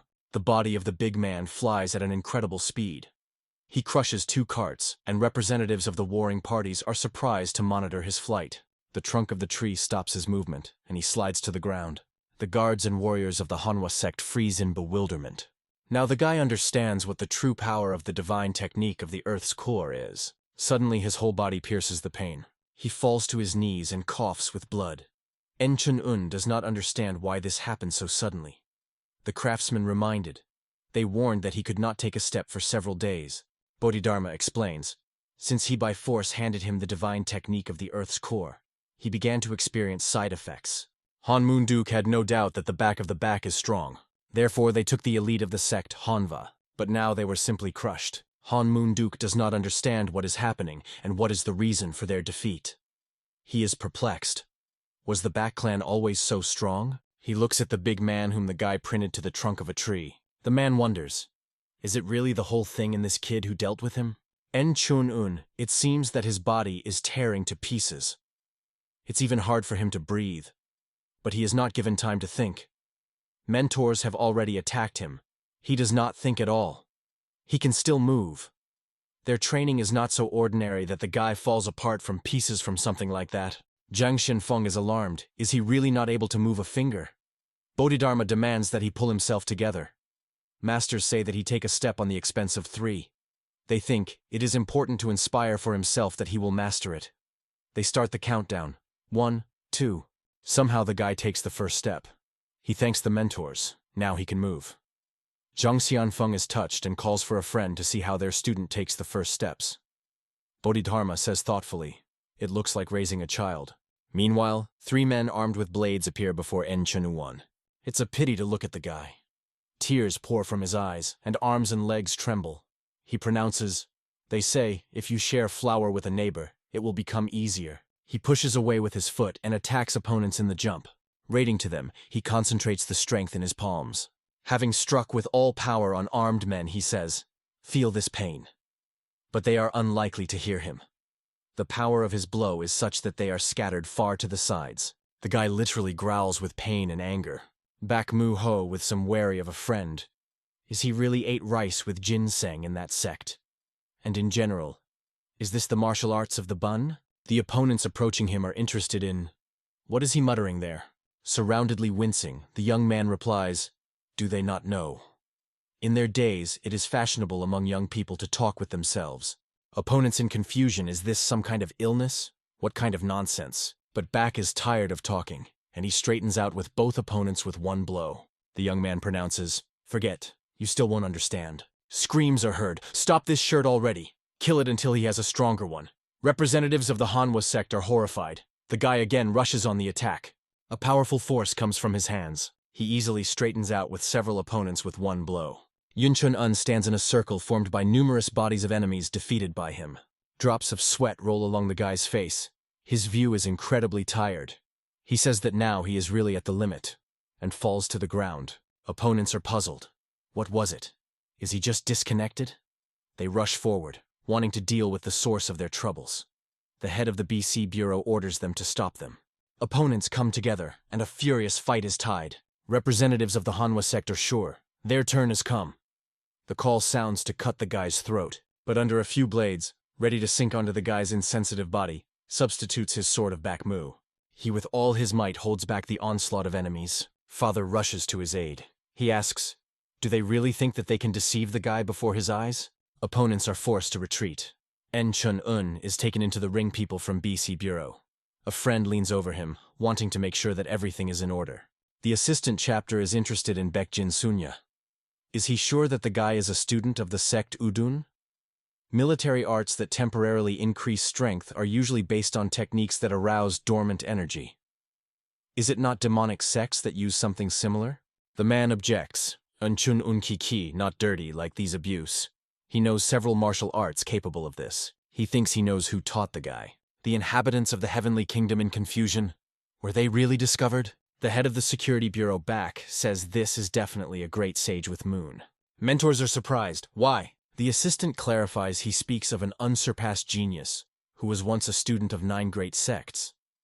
If this is the cultivation technique, the merger of 9 great sects, then the strengthening of Qi does not raise any questions. In the end, this martial art is based on conflict and harmony. Jang Xianfong is not satisfied. They think too much. Bodhidharma believes that from their point of view is the most logical argument. Jang Xianfong admits, if you think, then in the kingdom of heaven, there were rumors about the unification of the foundations of martial arts of all 9 great sects into perfect equipment. Although, apparently, nothing happened. Baek Jin Song says Hongmongduku that it's time to give up. He asks, how did everything come to this?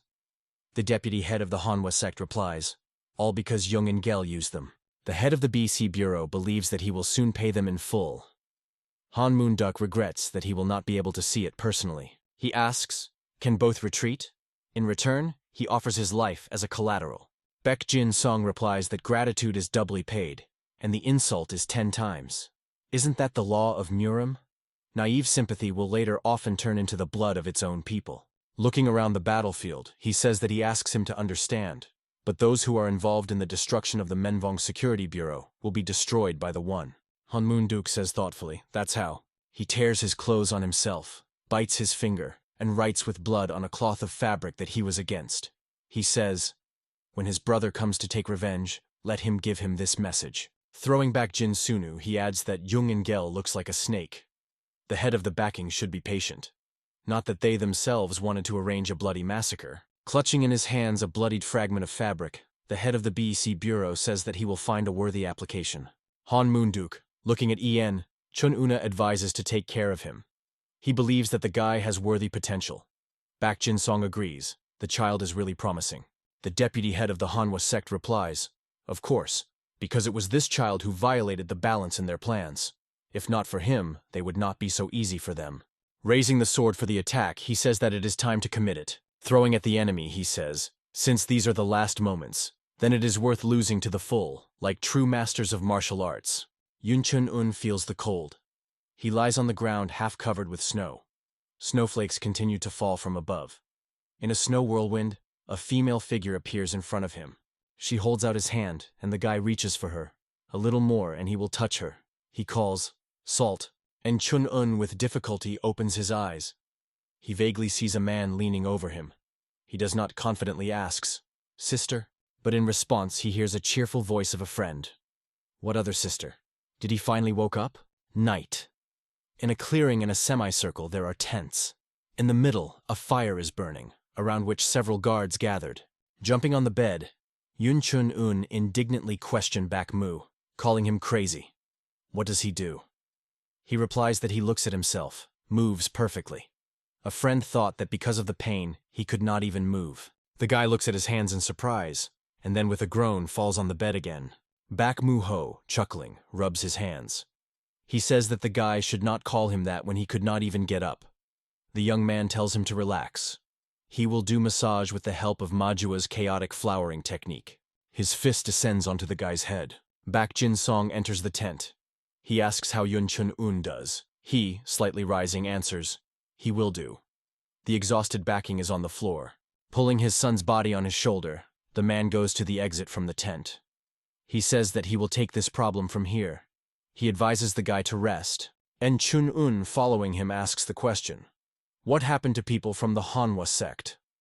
The head of the security bureau replies that Han Moon-duku and his subordinates are over. He wanted to let him go, but still in Murim, this does not say goodbye. The guy looks upset by this news. Baek Jin-song says that Chun-un helped them a lot and advises him to relax. Then the man leaves the tent. Sitting on the edge of the bed, the guy complains that he is even hard to sit normally. Some sound attracts his attention. In front of him is the guard with whom he fought. His colleagues are visible behind him. "Chesh," the young man is interested in. "He woke up?" The guy answers in the affirmative and in turn asks, "What's the matter?" The interlocutor clearly feels not at ease. A little embarrassed, he asks for forgiveness for everything and thanks the guy for saving him. He adds that not only he is grateful to him. Feeling himself embarrassed, Yun Chun-un answers, "Good." The guard says that he has time, and the stroke leaves the tent. His friends waiting for him at the entrance scream after. He runs away. Their voices are heard to the guy. Someone asks, "Is he there, admitted in love?" In response, rushing, "Slam!" Sitting in the lotus pose, Yun Chun-un asks the masters, "Will they hear him?" They answer in the affirmative. They believe that there are no serious problems, and this is good. Determined, falling on the bed and shedding later, the guy says, "Okay?" Yes, he has the feeling that his whole body is pierced with needles. And Chun-un is interested in how long he will be in this state. Mentors cannot give an exact answer. Maybe 2 days? In this opinion, they are unanimous. In the meantime, it will even be difficult for him to move. Yun Chun-un in horror. How much? The inhabitants of the Kingdom of Heaven are recovering. It is more correct to say only 2 days. Jang Xianfong says. And this is because he laid the foundation with the help of the Earth Essence technique. Otherwise, he would have to spend about 6 months in bed. The guy thinks, here it is. The term decreased from 6 months to 2 days. Now he realized how well his teachers developed his body in various ways. But still it seems to him that 2 days are a lot. And it upset him. Jang Xianfong is angry, is upset. Does he complain of such luck? The man considers him spoiled. The guy is trying to justify himself. No, he did not mean that. And Chun-un is concerned that in these 2 days a friend may throw out that it is unknown. Mentors with a groan grab their heads. Bodhidharma believes that natural recovery is always the best choice, but so, if you make a little effort, then he will be able to move by tomorrow morning. He warns that it hurts, but not as much as when he first knew the divine technique of the Earth's core. The guy is concerned about his words. The mentor is interested. Will he withstand? Rising to his feet, Yun Chun-un replies that he does not want to lie with a layer for 2 days. Standing on shaking and bending legs, Yun Chun-un says, "It is better to die of pain." The mentor believes, since he is so decisively tuned, let it be so. In folded palms of the guy, energy is concentrated. Bodhidharma pours his strength into his body. He delighted the guy to endure such a pain, and believes that his willpower is simply incredible. Jang Xianfong stops him. Having carefully looked at Yun Chun-un, he notes that he was exhausted while standing. Bodhidharma is puzzled. The guy makes a further path sitting in a wagon. Mentally, he turns to mentors with the question, how long does he need to completely master the divine technique of the Earth's core? The guy portrayed his mentors in the form of 2 straw stuffed animals, so that it was more careful to conduct a conversation with them. They think, if you do not harass themselves, then it will take 20 years. It seems to their student that this is too much. He asks, seriously? And Chun-un hoped to do this next year. Bodhidharma says, if he has in mind the manifestation that he used in the last battle, then he will be able to repeat it in a month. The guy is delighted. Is this really just the level of manifestation? He believes that this is incredible martial art. Bodhidharma, looking with what delight the guy raises his straw stuffed up, agrees with him. Jang Xianfong says he waited. He promises to give him what will surpass the divine technique of the Earth's core. And Chun-un exhausts incredulously. Does this really exist? The mentor is furious. He is ready to pounce on Bodhidharma. The guy asks them not to quarrel. Behind the body, followed by Baek Mu. He seems to be puzzled by a friend. The young man thinks. Even being wounded, he can chat so much. Last time, he easily defeated him. He is going to torment the guy until he restores his strength. Baek Muk has pounced on a friend. He says he will take care of him. But Yun Chun-un interceptions his hand. He makes a throw, and the young man, having jumped out, falls to the ground. Father and his assistant, jumping on horses, are interested in, "What this time?" Baek asks, "So the friend has already recovered?" And Chun-un laughing answers, "Yes, thanks to him." Finally they reach Hubei. In the courtyard of the mansion, a man, pleasing, turning to the elder. He promises to take care to deliver the gift that he prepared. He replies that he is counting on it very much. He adds that the rest depends on them. He bows in a bow, promising that he will not let him down. A man extends a sign with the inscription Security Bureaus of the BEK clan. He carefully examines her. Then he asks, "Did they deliver the cargo of Mr. Chan?" Baek Jinsong answers, "It is." The man, looking at him and the guards, thinks, "A gang of thugs." He condescendingly invites them to go through and says that they hurry to unload things. Then he adds, looking at gloomy guards, "When they finish, then let them do not stagger here but immediately leave, such as they cannot stay in such a place for a long time." And Chunun demands that he show respect. He says that people risk their lives to deliver the goods. The guy recalls everything that happened to them on the road. He adds that he did not expect a warm reception, since this is part of the work of the Security Bureau, but they cannot treat them with contempt. The man, without hiding neglect, answers, "Why would it be?" He himself in childhood grabbed his sword before the brush. He believes that the guy does not even know his place. Yun Chun-un becomes furious. He asks, "What did he say?" A hand lies on his shoulder. Baek Jin-song, laughing, says that disputes here will be a waste of time. They follow. The man, looking after them, grumbles. Such a character at such a young age. Baek Mu-ho, knocking him off his feet, hurries after his father, carrying a box in his hands. He shouts a little late, "Attention!" from the road. The young man complains on the go. How many things, horror. A man who fell to the ground shows him with curses. A young man runs up to him and is interested. Is he in order? The already rising man says, that is why he hates dealing with swordsmen. He is packed, it doesn't matter, and then he is interested. Why did he come? The young man replies that he needs to convey something to him. The mentor's voice comes to Yun Chun-un. It seems that that minister is much more important than he seems. A person passing by the back unexpectedly drops the box, and the guy is alarmed as he asks, "What's the matter?" The courtyard is full of warriors with outlined heads who simply shine in the sun. The young man, covering his face with his hands, screams, "My eyes!" The guy is surprised. Shaolin? Behind them, a man with a scream rushes unfriendly to them. "Wait!" With difficulty breathing after a quick run, he clarifies. They are from the Security Bureau of the Baek clan that arrived from Shenyang? The man asks, maybe they know someone with the surname En, and the name JJ or the Jia? They say that the master delights this man very much. He assures that the master will be glad to hear news about this man. Baek Jin-song, laughing, answers, of course they know. He asks Yun Chun-un to approach them. The head of the bureau, pointing to the guy leaning in a welcoming bow, says that the man was successfully hit. In front of him is the grandson of that man. Baek Jin-song assures that no one knows about the master more than a guy. He, again bowing, calls his name. The man is confused and does not know what to say. The head of the Security Bureau frankly laughs. Is this not fate? Joining the common fun, the man laughs with a jammed manner, thinking at the same time that he is the end. Previously, a non-friendly man is now trying to please guests. He accompanies them to his master. The head of the bureau thanks that he spent them. The man reports that he brought people from the Security Bureau of the Baek clan. The elder welcomes them. He is glad that they got intact and unharmed.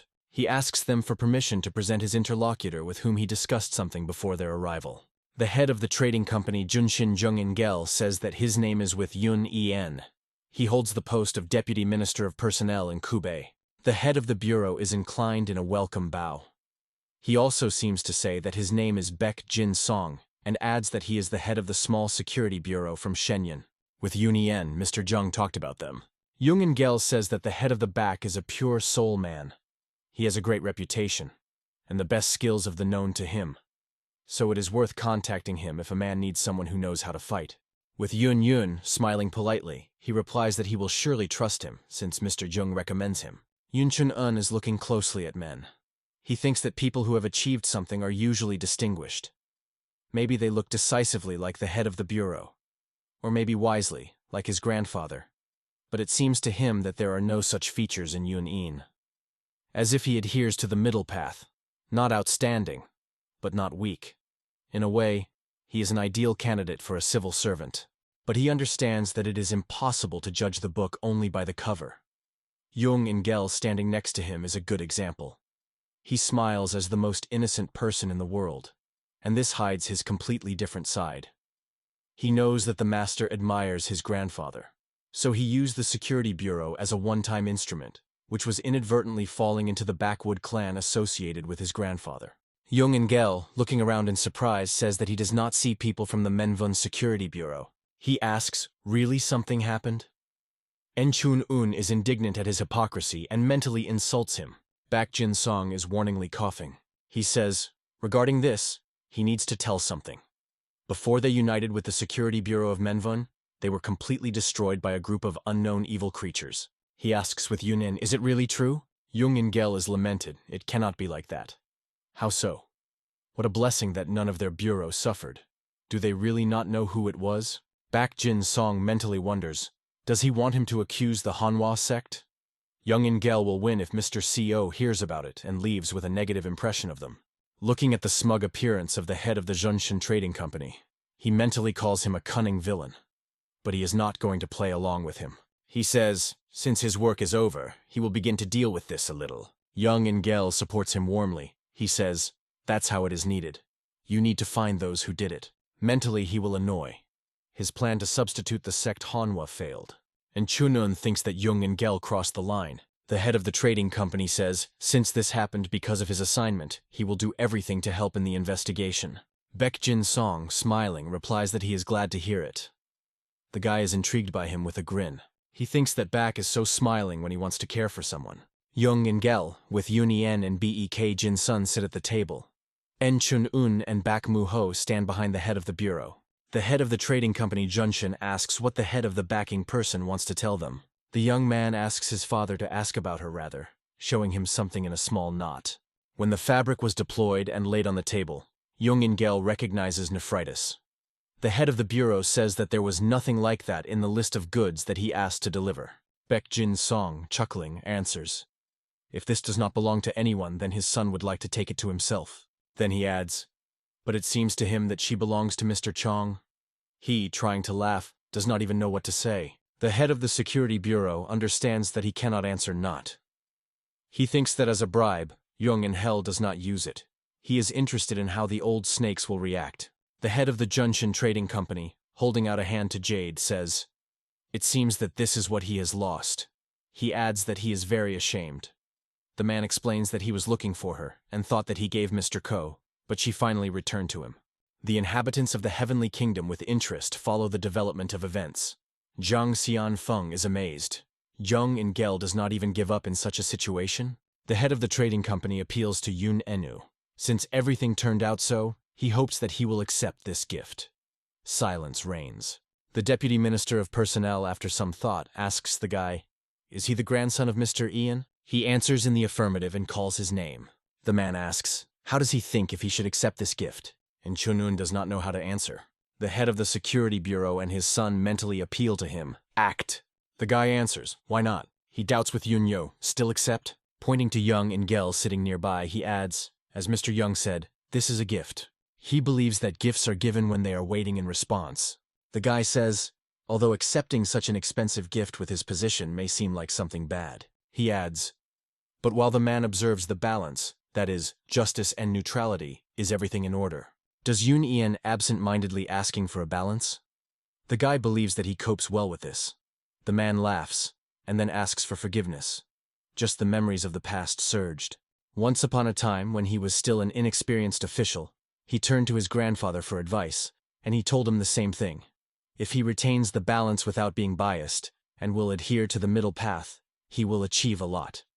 He adds with Yun-ien, the guy is definitely his grandson. He says he accepts this gift. Jung-in-gel is satisfied. He thinks, it doesn't matter whether it is a bribe or not. After that, he will definitely look at him with favor. The guy, squinting at him, believes that it is too early to celebrate. The inhabitants of the Heavenly Kingdom are happy to watch the performance unfolding in front of them. The head of the trading company seems to them a smart person. They write off his inaccessibility to the fact that Bak Mu and his father really found the man by surprise. With Yun Yen, he needs to apologize to Jung and Gel. He replies that he is not worth it. He feels embarrassed.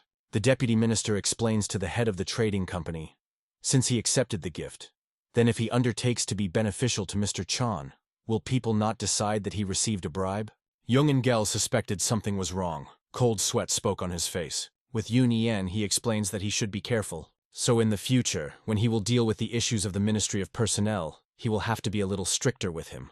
The head of the trading company laughs strainedly and, slightly stuttering, is interested.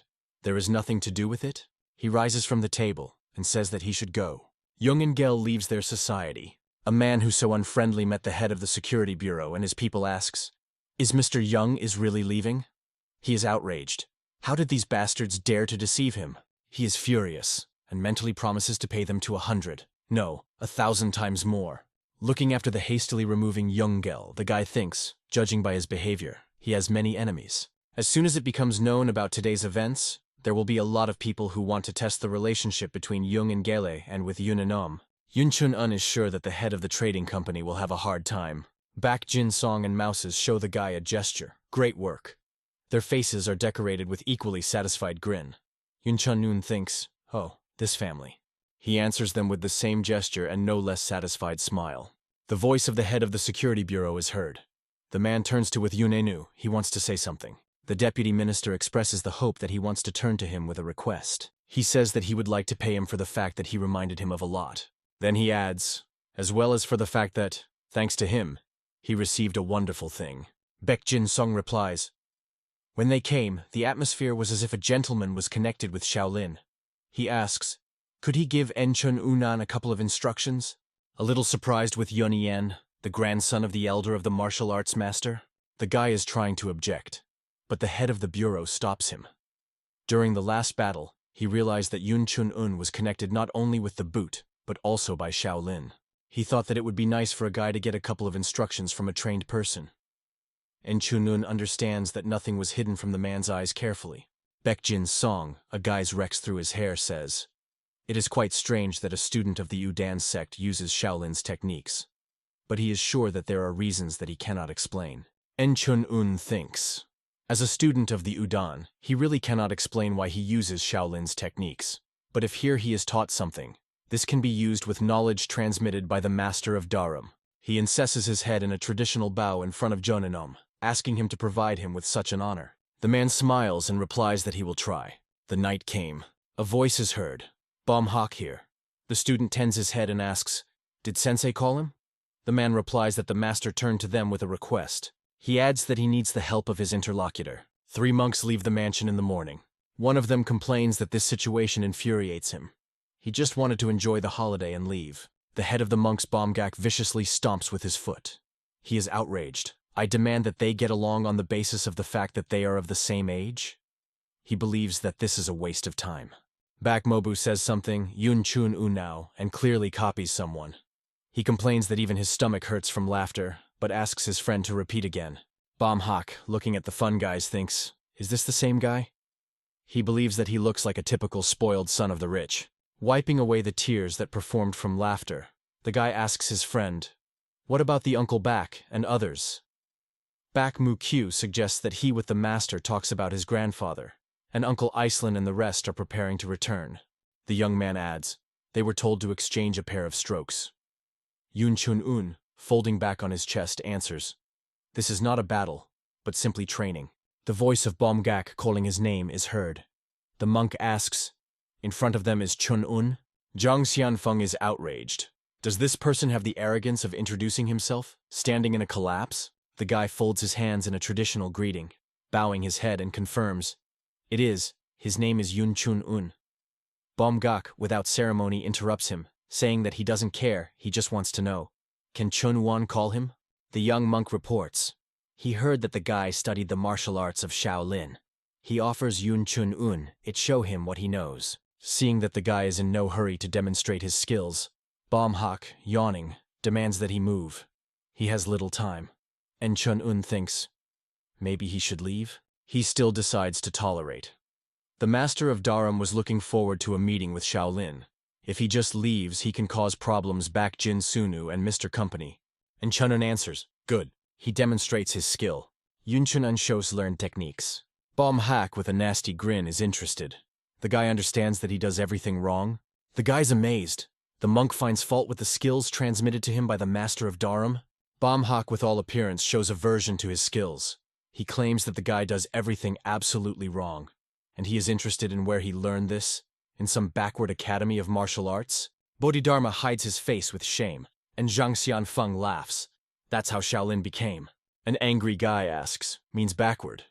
The laughing monk replies that his movements lack grace. Bodhidharma is angry. The guy thinks, grace? 5 animal fists of Shaolin. At the same time, martial art and method of self-discipline. Where does the grace come from there? While Jang Xianfong cannot calm down, Bodhidharma continues to be angry. He is in the whole bonfire of the monk, considering him a man of a nearby mind, who has lost his ability to think with his hair. Yunchun is amazed. Master Darham really said this? Bomb Gak says he expected something like that. Shaolin's martial arts are now incredibly popular. The guy mentally asks him to shut up. The monk continues. Any dog says that Shaolin's martial arts took possession of the martial arts. Chunin believes that this is already crossing all the boundaries. But the young monk does not disappear. He continues to say that the guy was trained by some scammers. At these words, Bodhidharma is lost. He scolds the monk with all kinds of words. The guy covers his ears with his hands. He thinks that something needs to be done. He has the feeling that a little more and the anger of the master will hit him.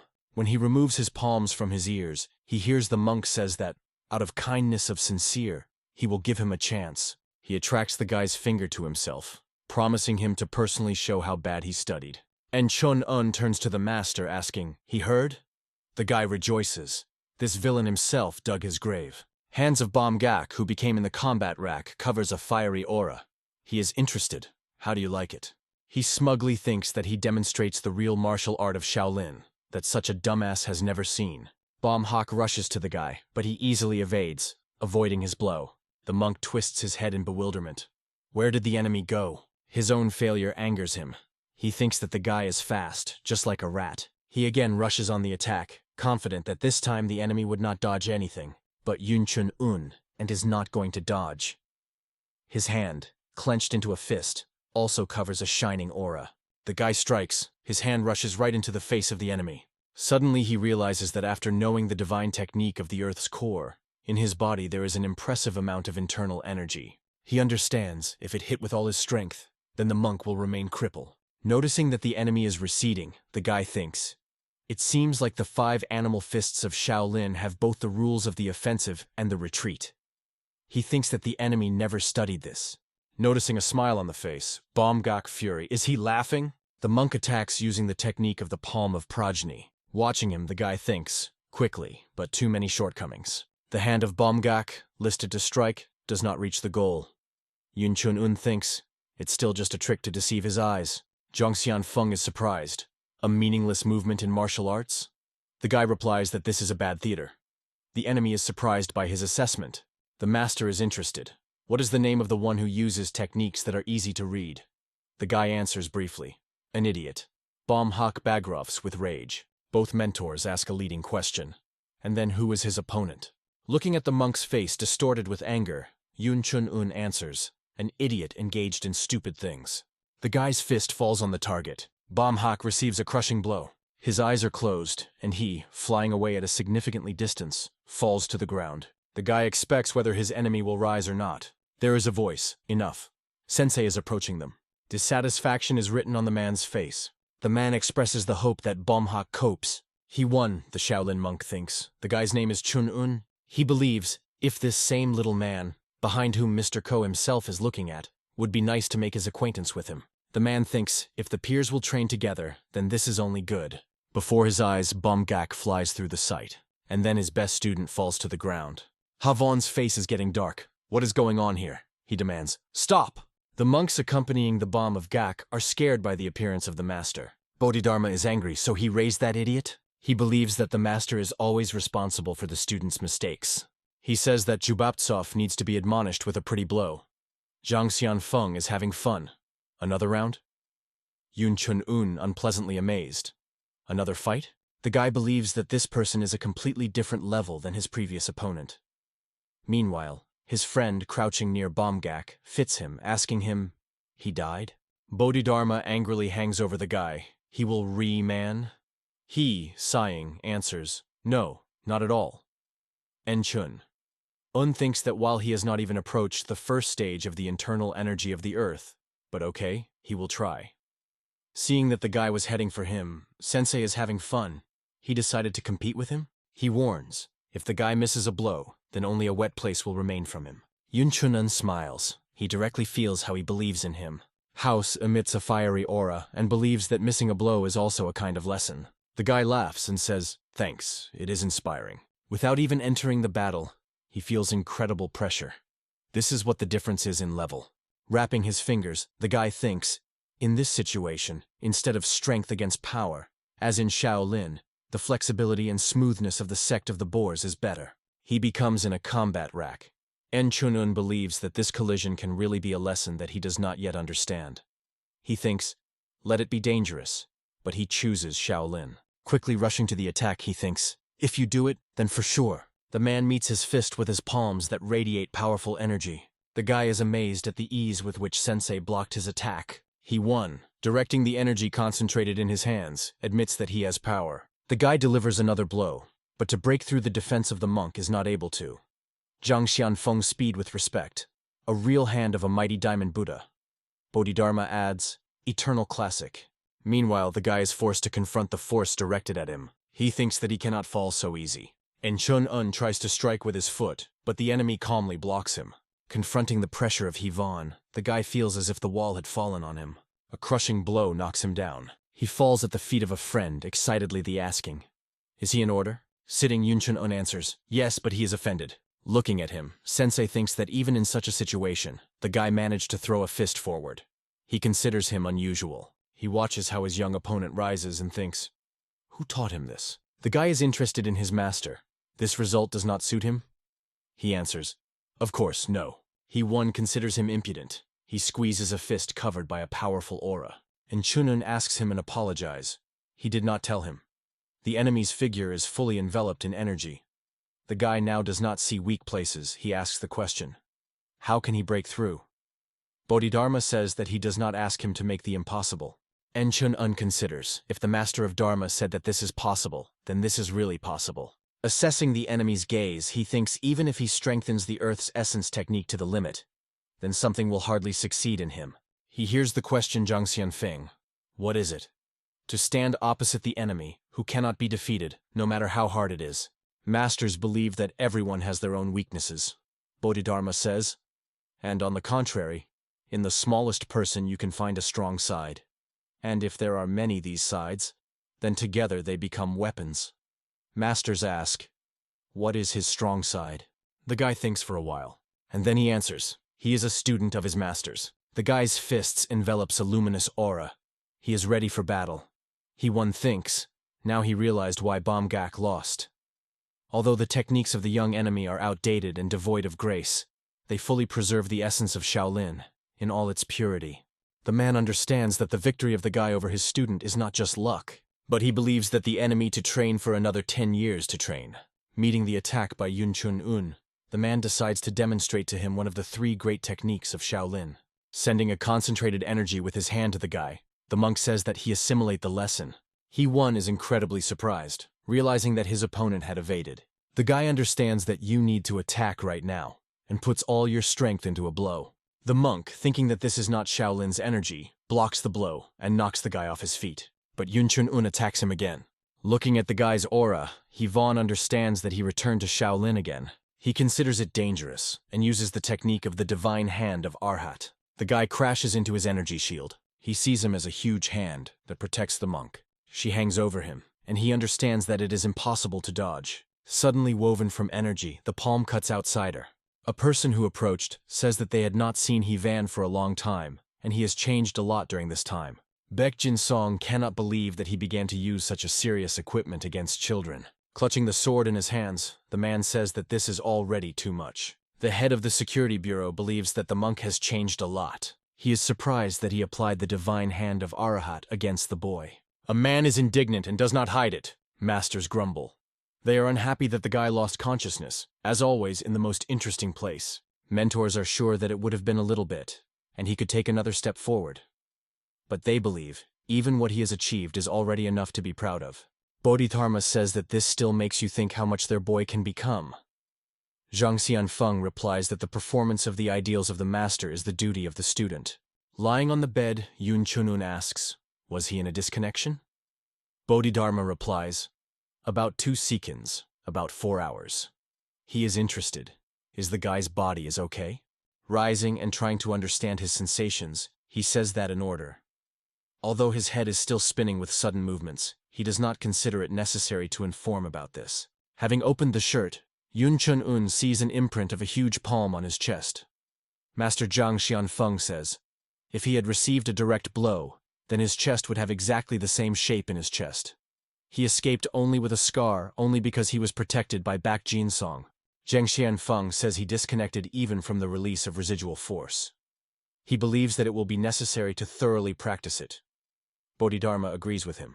The guy replies that he tried, and even hit the face of the enemy. But the master says that this was not enough. He believes that this is his fault. He could not teach him properly. Enchunun thinks that it is better to change the topic, otherwise Bodhidharma will be angry again.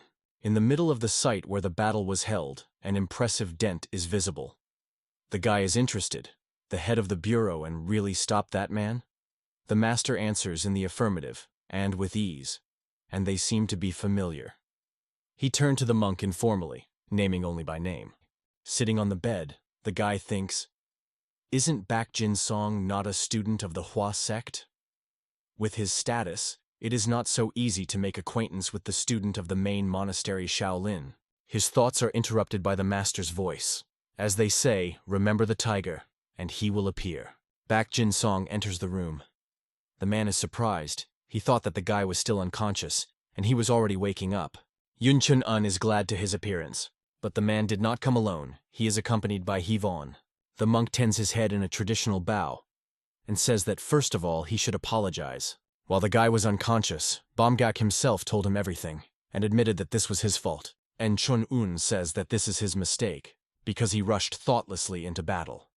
The monk believes that this outcome is caused by his hasty and stupidity of the student. He again asks him to forgive him. He does not think that a guy can be blamed for something.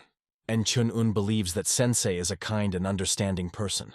He-won, turning to the door, says, come in. The door of Bomgak is sticking through the door. With a guilty look, he asks the guy how he feels. He hopes that he is already easier. Entering the room, he bows in a bow and asks the guy forgiveness.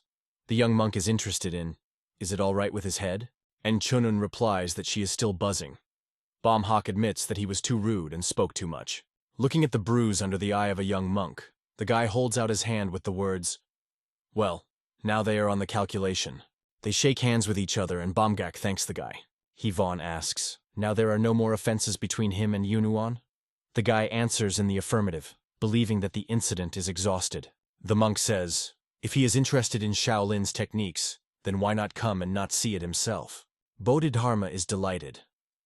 Jang Xianfong did not delight the news. The man is outraged. He is the first master of the guy. Why go to Shaolin? He is against. Why should the student go to Mount Sun?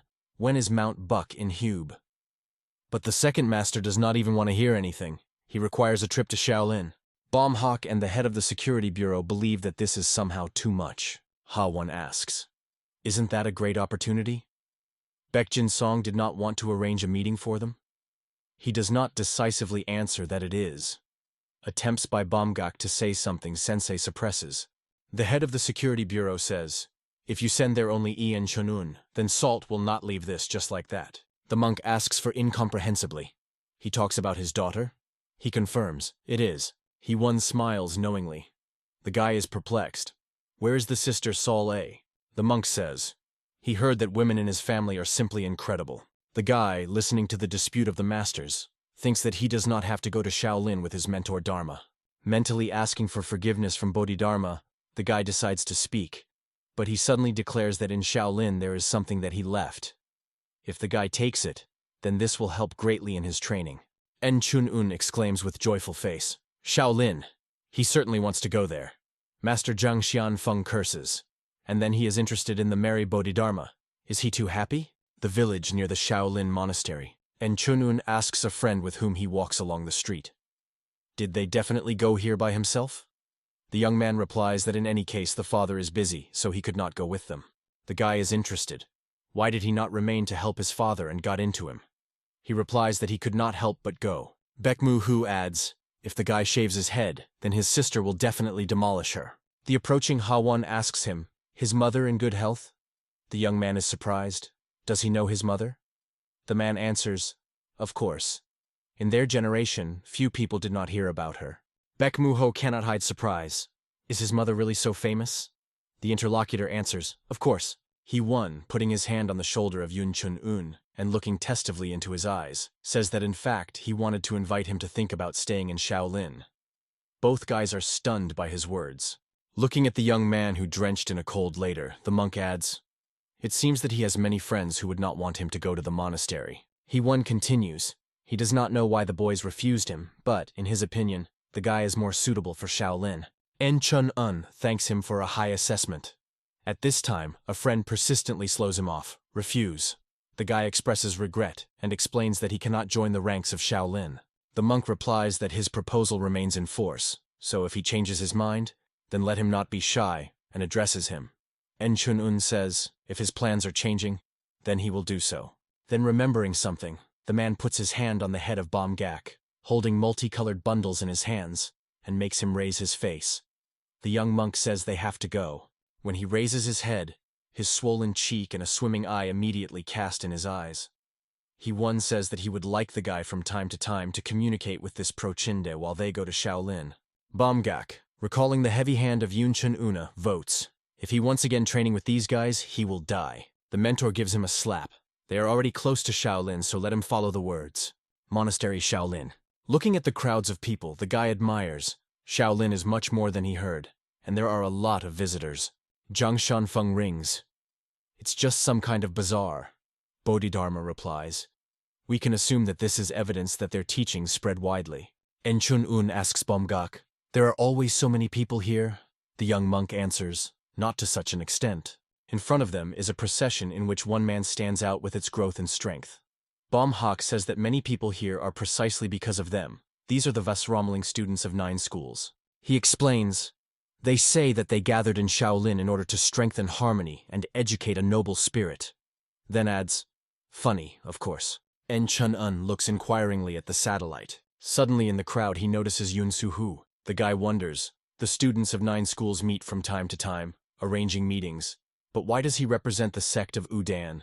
Is he too weak to come here? Yun Chun-un is not able to hide surprise. The guy hears Baekmu-ho exclaiming in surprise. And he is here. He is interested. A friend knows him too. He replies that he is talking about Mi Genfen. Looking at Yun Shi-hu, the guy asks, who does he mean? He understands that we are talking about someone who is standing next to the object of his attention. A friend answers, if he does not know, then he does not need to know. He turns away and leaves. Yun Chun-un looks thoughtfully after him.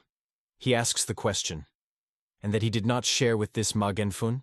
Baekmu-ho throws over his shoulder. Mr. House waits for them. He offers to hurry, and Chun-un continues to storm the back of Yun Su-hu. His hand involuntarily clenches into a fist. The guy reassures himself. He did not come to Shaolin for such trifles. He decides that it is better not to pay attention, and goes to his companions. While they climb the slope of the mountain, He-vine admits that, in fact, he had another reason to invite the guy to Shaolin. And Chong-un asks, he wants to introduce him to someone? The man confirms his hunch. He says that this someone is very close to the origins of the martial arts of Shaolin. The guy replies that he can't wait to meet him. Bodhidharma became interested in his words. Source? Are there such people in Shaolin? And Chun-un thinks that even the master of Dharma is not too pleased with the current Shaolin. He-won hopes that the guy will be able to learn something from this person. Chun-un mentally asks for forgiveness if the monk is disappointed. But he has no special expectations from the so-called master of the source, because he already has a mentor of Dharma. Following the mountain trail after He-vine, Yun Chun-un thinks that now another thing is more important. You need to find what the master of Dharma in Shaolin left as soon as possible. Hei is knocking on the door.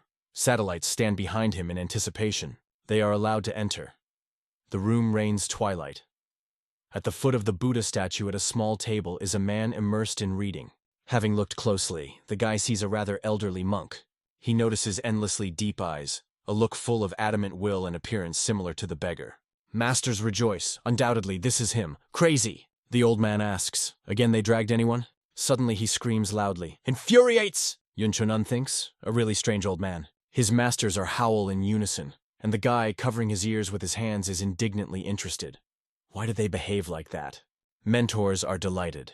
They believe that this little man seems to have the potential to achieve an elevation. Bodhidharma rejoices. Now they will finally get rid of the obligation to be younger. And Chunun is surprised. This old man can reach an elevation? Looking at the old monk, he thinks that he is a very strange person. It is difficult for him to understand the heaven. He humbly tends to his head. He says he met a guy in the world.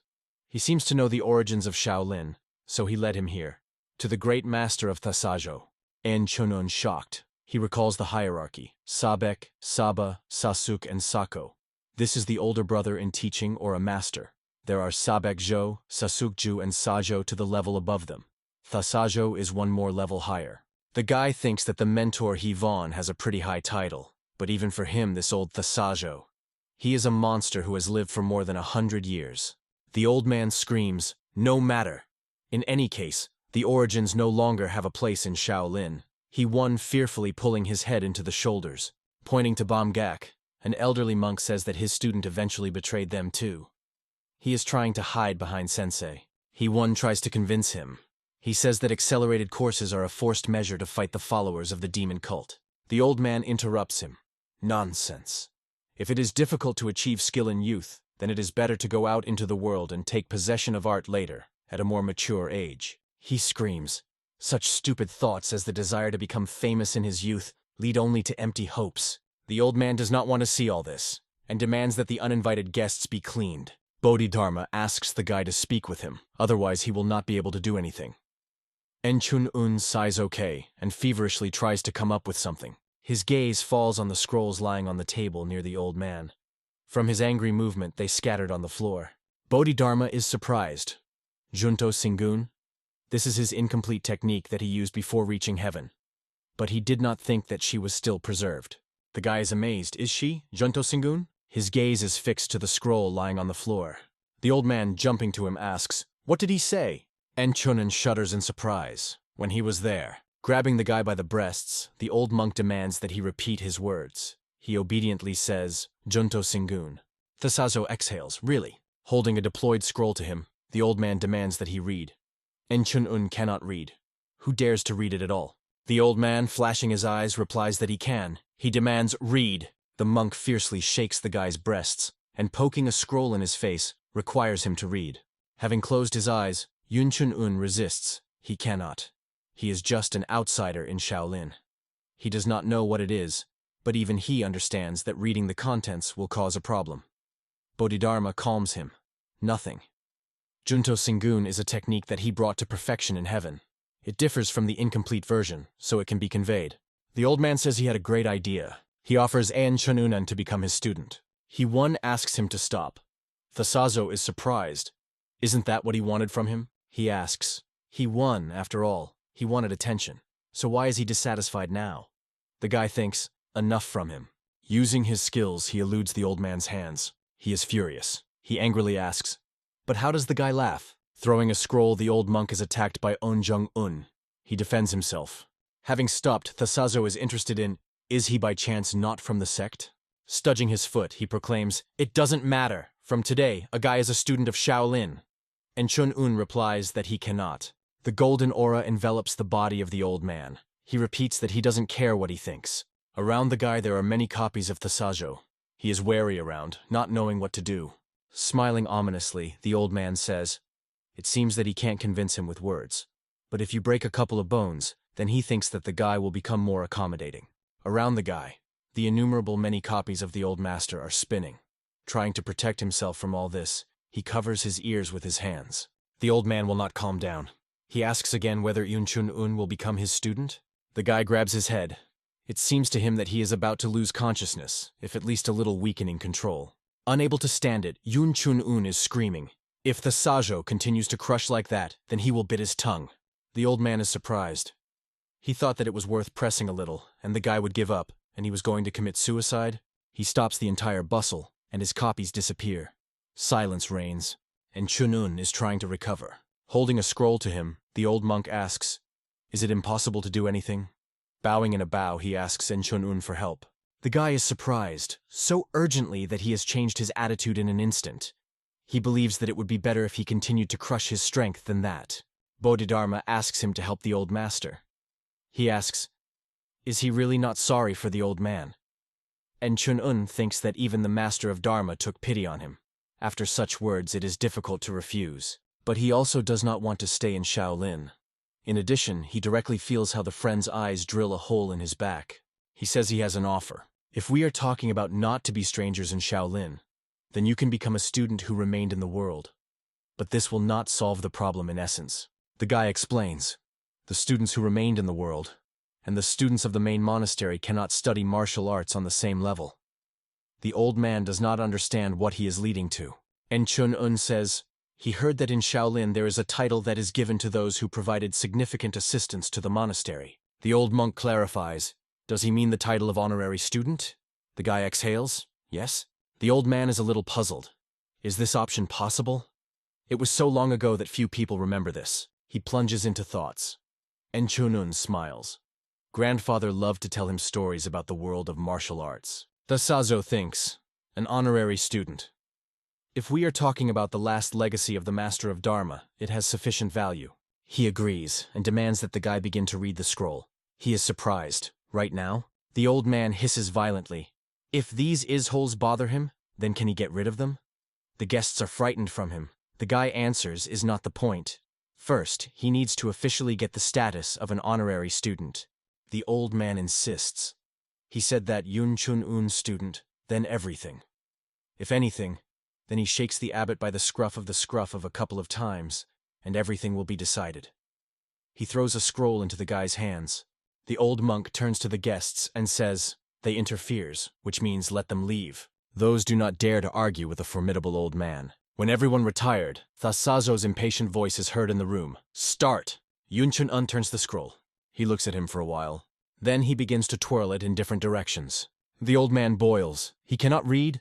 The guy assures what he can and asks to wait a bit. He demands that the master of Bodhidharma begin to read faster. But he is in no hurry to fulfill his request, and Yun Chun-un provides to save his head. He replies that he is embarrassed, as if reading a diary from childhood. The guy is indignant. What a confusion. His head is about to split his head. The master continues to be embarrassed. He is ashamed, but in the end, agrees. He reads, heaven and earth mixed, and the world was in chaos. Laws were divided into 100 in different ways, and the exercises compete for the case. It became clear that many are looking for the true path, and these lines will remain for the seekers of truth, eager for enlightenment. The guy thinks, compared to that version of Junto Singun that he studied, this technique seems more imperfect, as if there are gaps in it. After a while, En Chun-un says he finished, but the old man is now far from him. He meditates surrounded by lotuses. He quietly thanks the guy. The old man says he thought that in life he could never touch the true teachings of the master. He asks, the guy wanted to become an honorary student because he does not want to be attached to Shaolin? The old monk pronounces, if in the future En Chun-un encounters difficulties in Murim, he can name his name. Those who remember him do not dare to harm him. The guy asks, what is his name? The old monk answers, Gunna. The guy smiles broadly. It was this name that he often heard from his grandfather when he mentioned Shaolin. This is a great man known in Murim under the nickname Holy Monk. The old man confirms, yes, he is the Holy Monk Gunna. Since the guy found out everything, now he could also leave. En Chun-un does not believe his ears. What? But the old man rinses him. Kish! The guy is outside the door where the satellites are already waiting for him. A friend is interested. How is he? The head is intact? He once says that this is not quite what he planned. But one way or another, Yun Chun-un became a student of Shaolin. The guy for the first time in Shaolin and asks for permission to look around a little around. Sensei does not mind. He says that now Yun Chun-un honorary student Shaolin, so let him look around how much he wants. The guy thanks him. thinking at the same time. Excellent. Now you need to find what the master of Dharma left. He invites a friend to go with him. He asks, "Where?" Bombhawk carefully listens to the conversation. The young monk tells the mentor that the guy's for the first time in Shaolin and is called to conduct them. He won him by the ear. He believes that he needs to be training to manners again. He wishes good luck to the guys. He advises them to take a walk slowly and leaves, dragging the student behind him. Bakhmukov asks a friend to tell what Junto Singun is. The guy answers, "Let him shave, become his student, and then he will tell him everything." The young man thinks, "Shave?" He asks Yun Chun-un. He is in his mind. The guy smiles. Looking at the friend walking ahead, he thinks, "It is not known, of course, that the master of Dharma left here. But it would be good to share it with Bakhmu-ho. After all, he is the one with whom the guy has to go further. If only he will grow, then this can confuse their relationship." He adds mentally, "Besides, you will never get bored with him." Suddenly, Yun Chun-un collides with Yun Shi-hu. He is instantly poured with rage. He asks that the guy forgot here, and Chun-un looks at the red aura, which is radiated by the red-haired youth. The guy is interested. Is Yun Su-hu going to attack? The young man looks at him, thinking that it is better not to contact him now. It will only complicate everything. He turns around and silently leaves. Yun Chun-un contemptuously clicks, "A coward." A friend asks, "Who is it?" The guy is a little puzzled. He says that he usually does not differ in restraint. Yun Shi-hu is angry. Why did he come here? Because all the students of 9 great schools ignore him. A little earlier, a hand drops on the shoulder of Yun Su, and the question is heard. Is he the oldest brother of the son-in-law? Looking around, he replies, "Yes, this is he." The young man from the Huashan sect says that he heard about him. He is a student of the Uda sect, who remained in the world. His name is Mi Genfun from Huashan. Yun Shi-hu says that his brother is quite strong. The interlocutor laughs. He should be hard with such a relative. He adds, looking at the object of their conversations, "You can't figure out worse than to be in the shadow of your youngest." Then he expresses sympathy. Yun Su-hu turns red. He understands that Mi Genfun pretends to be comforted, but in fact he simply carries him out. He believes that the interlocutor with rotten inside. Ma Genfun encouraging him on the shoulder. Then he says that he holds on. The world is harsh, but let him hold on. And laughing, leaves. A voice is heard behind him, asking him to calm down. Looking around, he sees his brother, Yun Sonvan from the sect of the Juns. He says that he understands how Yun Shi-hu is angry, but he better not deal with that guy. He adds, "Besides, since Chan and the Will here, then people here are serious. Do not inflate the problem." The red-haired youth mutters that he understands everything. Chan and Vol, the daughter of the head of the Guardians of the Gate, who is called one of the 10 best swordsmen of all Murim. Although she is a woman, her skill is far ahead of the level of peers. Among outstanding people, it is the most outstanding. Everyone is trying to impress her. Walking among the crowd and feeling universal attention, the girl thinks, "What unpleasant personalities." Mei Genfun, feeling in the crowd like a fish in the water, rushes 9 schools for students. He offers to go and continue the feast at the top of the Jungik. Young people pass by them. Someone comes to Yun Su-hu. Who is this? In response it sounds, the elder brother of the son of the Shunskaya school. The face of the young man will have a barrow. Someone is joking, asking the son of a son to be a good, older brother. Mentally he is cursing, and he wants to kill all of them. Mount Sunhan consists of 3 large peaks. In the center of the Jungik, Junji. In the west of the Sosil, Xiaoxi, Xiaoshis. And in the east Pasil, Taisha. Shaolin is located on the northern slope of the top of the sausage, so it got its name. Friends go along the slope of the mountain. Suddenly Bodhidharma declares that here the guy needs to practice the Jongo technique. He is surprised. Right here? The master asks, "Will he handle it?" En Chun-un, squinting at the yawning satellite, mentally answers, he, of course, will look at him askance. But he will try to take care of the moment. He calls a friend. He asks, "What is it?" The guy says that he is hard and offers to rest. Back is a Murti. Now? Here. En Chun-un explains that after Taisado he feels exhausted and wants to rest a little. The guy sits in the lotus pose and closes his eyes. He is glad. It turned out naturally. A friend looking at him thinks that he is still strange. Did you think something again? Meanwhile, the figure of Yun Chun gets covered by a luminous aura. The young man sits down to rest nearby. The radiance of energy attracts some monster sitting on a cliff. At the sight of a bright glow in the forest, his eyes light up. He hastily rushes down. Its speed is simply amazing. With gigantic leaps, he rushes over the trees in the direction of the friends who crouch to rest. The monster lands right in front of the affected guys. They look at all their eyes at the huge one that arose in front of them so unexpectedly. In unison, they are a little stammered, pronounced gorilla. In the guy's head, the voice of the contented master of Bodhidharma is heard. He finally came. The inhabitant of the heavenly kingdom says that he had to rise to heaven for a long time, but he did not. Yun Chun-un is indignant. This one? To heaven? Bodhidharma explains, although outwardly he looks threatening. In fact, it is a spirit that has been more than 1,000 years old. The guy, looking at the gorilla standing opposite him with a golden fur, is interested in... The master used the Junto technique to call him. Noticing that the monster wants to get closer, Back is screaming so that he does not come close. Otherwise, he will kill him. The guy stops his friend. He says everything is fine. He is most likely not going to attack them. The gorilla with a wave of a huge paw invites them to approach. Back does not doubt. Is it definitely safe? En Chun-un uncertainly answers, it seems. The gorilla holds out their paw. The guys ask the question. Does he want to shake his hand?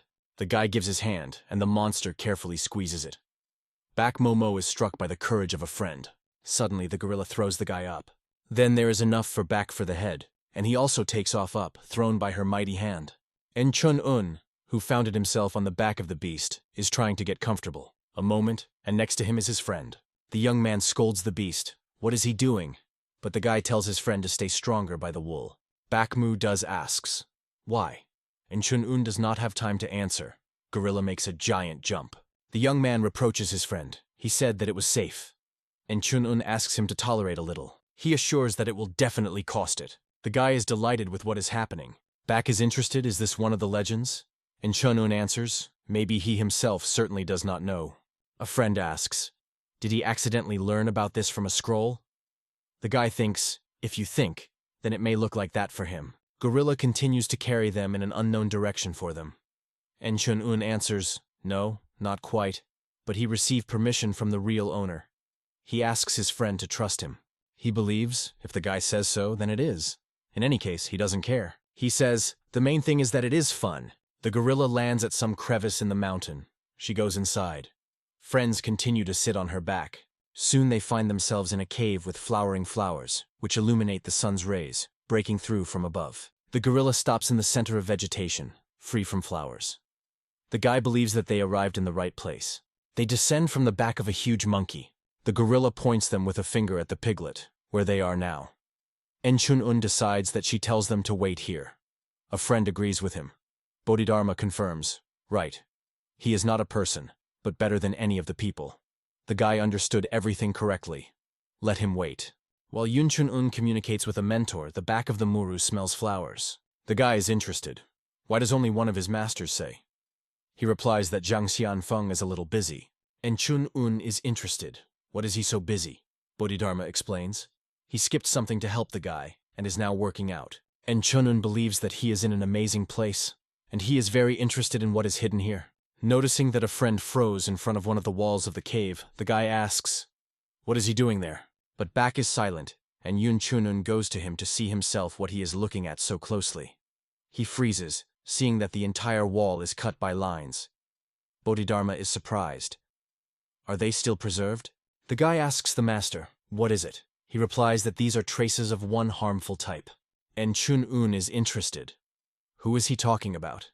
He thinks that judging by the teacher, these traces were left at least in his time. Even after 1,000 years, they still retain their energy. Who could leave them and why? Bodhidharma says that his friend has much more potential than he expected. Finding something in these traces is not such a simple task. The guy answers, nothing surprising. This is his friend. The master says, however, it must be stopped. It's too early for him to approach them. En Chun-un calls back Muho, but he stands as if enchanted. The guy once again entwines him, and he turns to him. But it is impossible to recognize him. This is the face of a completely different person. Around the young man, a red aura lights up, the same as the energy in the lines on the wall. The guy is forced to cover his face, defending himself from the power emanating from him. En Chun-un understands. If you do not bring a friend to life, things will be bad. Looking at the back of the Mu, surrounded by a red glow, he frantically thinks, what to do? Suddenly a gorilla appears and rushes to back Mu-ho. The guy is desperately screaming. SPOSS, he called him so because of the radiant golden wool. The luminous aura of the beast falls on the young man, extinguishing his red energy. Back Mu-ho becomes the same. Yunchun-un is in a hurry to a friend. He asks in alarm, is he in order? He exhales and is interested. What happened to him? The guy puts his shoulder suddenly weakened to his friend. He says, does he really remember anything? If not for SPOSS, he would probably never have woke up. Back Mu-ko is surprised by his words. Gorilla puts a huge jar in front of them. The guy looks at her puzzled. Back asks, is this water? And thanks, Gorilla. Spas extends a huge bowl with the young man's liquid. He drinks the proposed drink in one gulp. A squeamish expression appears on his face. Bodhidharma says that the liquid is valuable, so let not spit out. Yunchun-un immediately closes his mouth with his hand to his friend, forcing him to swallow the drink. He insists that he would drink everything. Having swallowed the liquid, the back of the Mur is exhausted to the ground. The gorilla watches them with a smile. The guy carefully glances at the drink in the bowl, hoping that in 1,000 years he did not deteriorate. But since the teacher said that he was valuable, he would have to drink. Yunchun-un brings the bowl to his lips. Giving the empty bowl of the gorilla, he thanks. Thanks, excellent water. The beast pours out the remnants of liquid from the can, and Yunchun-un understands that the gorilla wants to give him everything that remains. The guy again carefully looks at the bowl. He thinks, if the master says that this water is valuable, it probably strengthens spiritual power. The beast guarded its millennium without gnawing. Indeed, this creature is much more noble than man. The guy thinks then Spas must get something. He holds out a bowl with a gorilla liquid, saying that this is her. The beast is surprised, but the guy calms him. He asks him not to worry and drink it calmly. The guy, pointing a finger at the hieroglyph drawn by him on the floor, says that they are friends now. Back Mu-ho, smiling, nods according to. On Earth, a hieroglyph is clearly visible, meaning friend. The gorilla eyes are expanding knowingly. Then Spas begins to joyfully jump and beat himself with paws in the chest, as in a drum. Friends look at each other and laugh. The beast devastates the bowl. He is enveloped in a golden glow, and he infuriates above the ground. The guys watch him in surprise. The radiance is becoming brighter. They do not understand what is happening. Then a blinding flash follows. Bodhidharma, standing at a spatial eye, pronounces the words of prayer. The energy emanating from him rushes down to Sansan. The body of the beast is constrained by the energy shell, which he breaks after a moment, breaking into freedom. The pacified gorilla continues to steam in the air. She sits in a lotus position, folding her hands in a prayer gesture. Watching, the guys do not understand what is happening.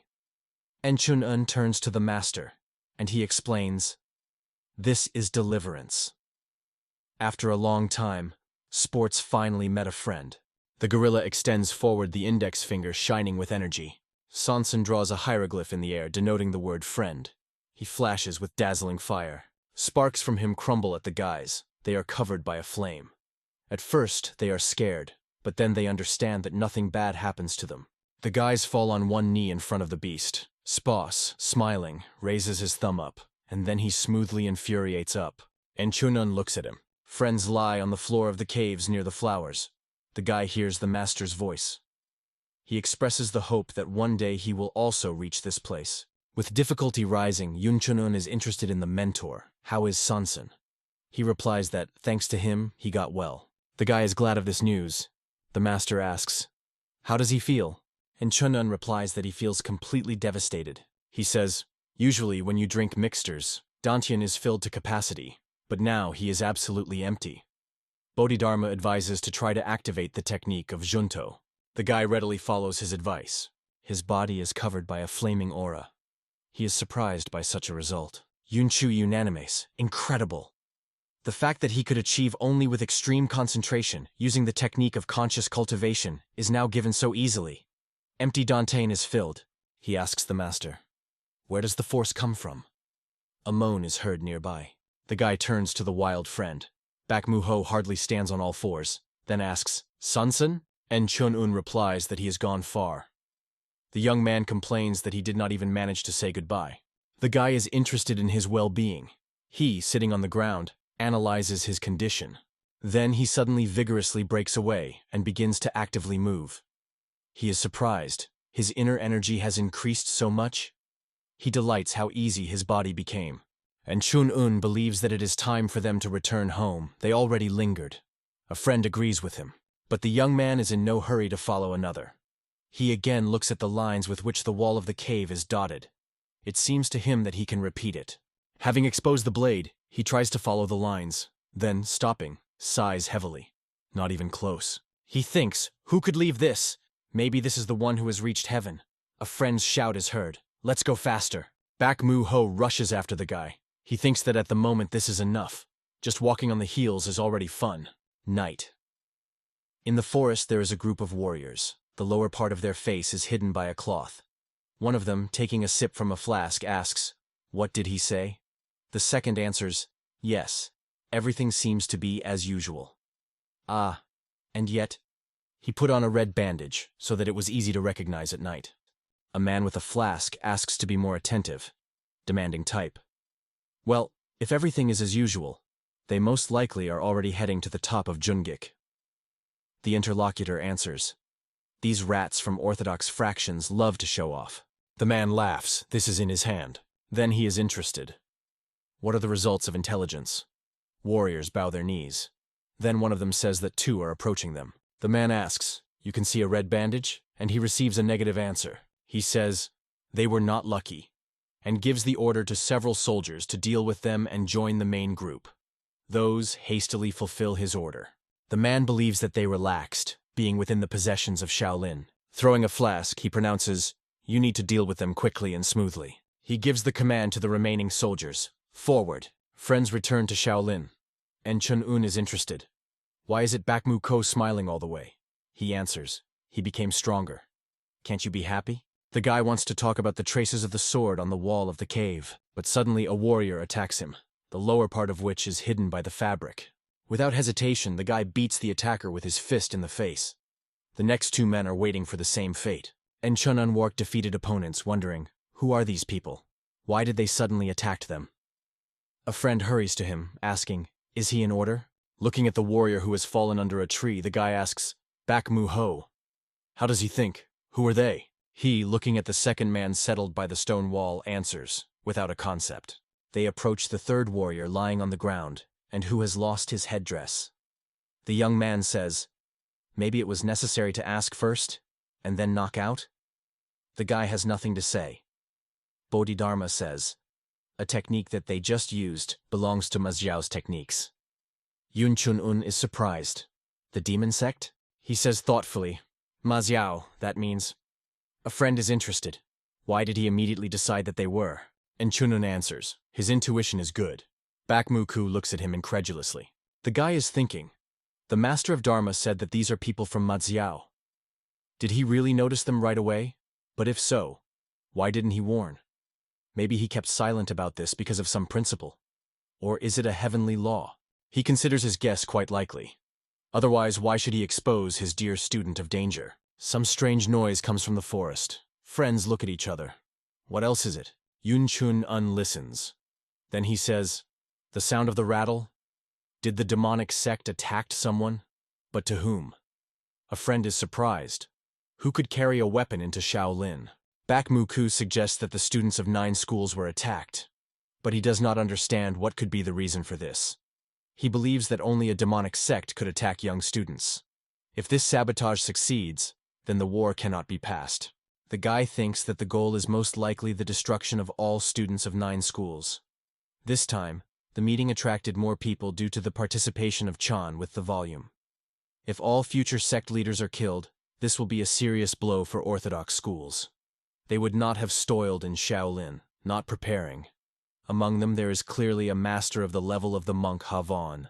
En Chun-un asks the question, what to do? To rush to the rescue right now? Or return to Shaolin and report it? But what if during this time Chan and the will or one of the students of 9 schools will die? In this case, as a friend said, there is no wars. Bak Mu-ko asks, what will they do? Bodhidharma says, if he wants to intervene, then let him act. He will not help him directly, but as his master, he can teach something.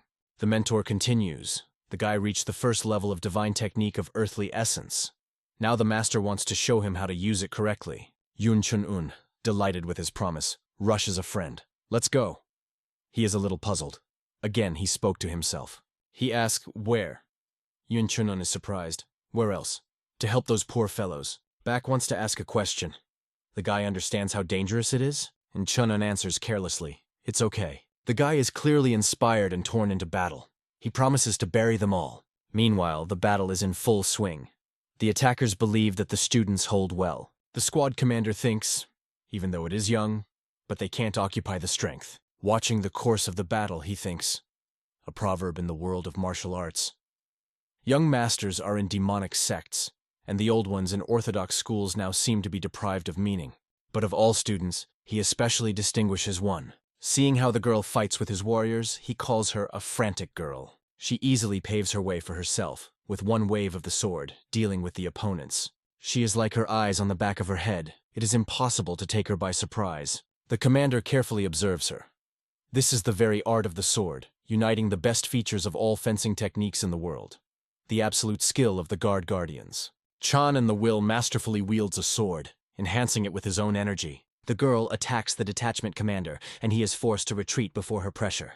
She knocks her hat off his head. He obviously did not expect such agility from her. But the man quickly came to his senses, and reflects her blow with his blade. Their swords are crossed. They look into each other's eyes. The girl says, the technique is murder in the void of darkness, right? He is amazed. How? She adds, the martial art of a demonic sect. Now she understands why they attacked them, but she believes that it's time to finish. The man interrupts their confrontation and jumps back. He says that he should not decide when he is finishing. The girl attacks again.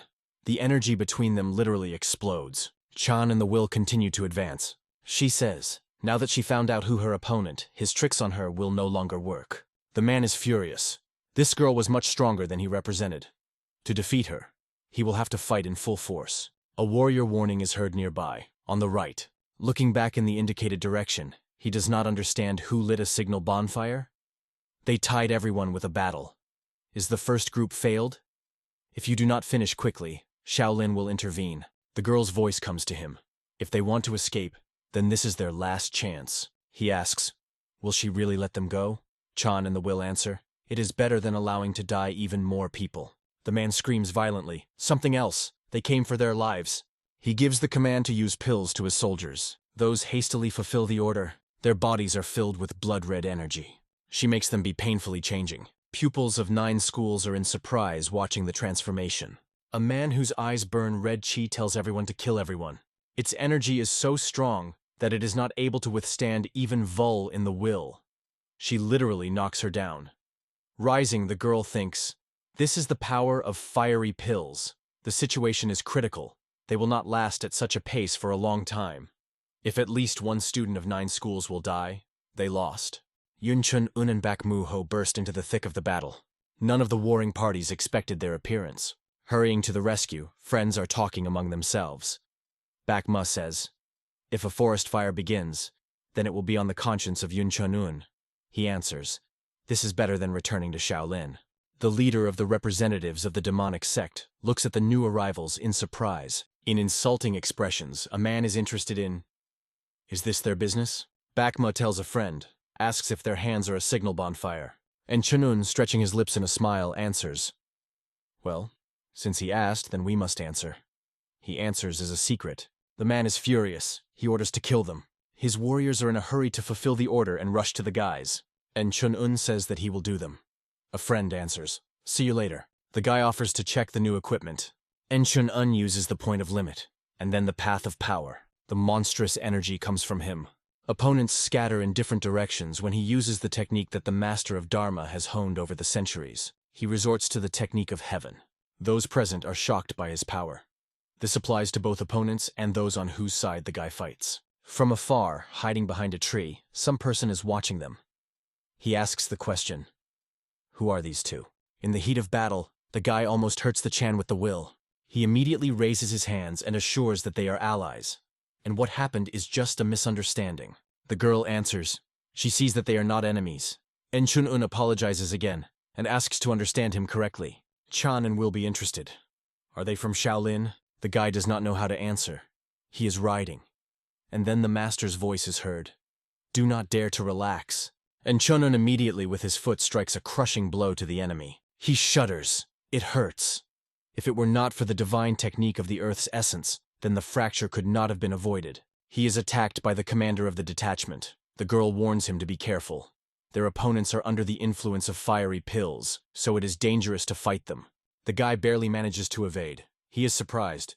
Is it all because of the pill? Well, well. However, what's the difference to him? Standing, he thinks that the enemy attacks will not inflict damage to him. With his fist, he blocks the blow to the squad commander. He retreats under his onslaught, thinking that the masters taught him a lot. A man is beside himself with anger. He screams that he will kill them all. And Chunun thinks, come on, try it if you can.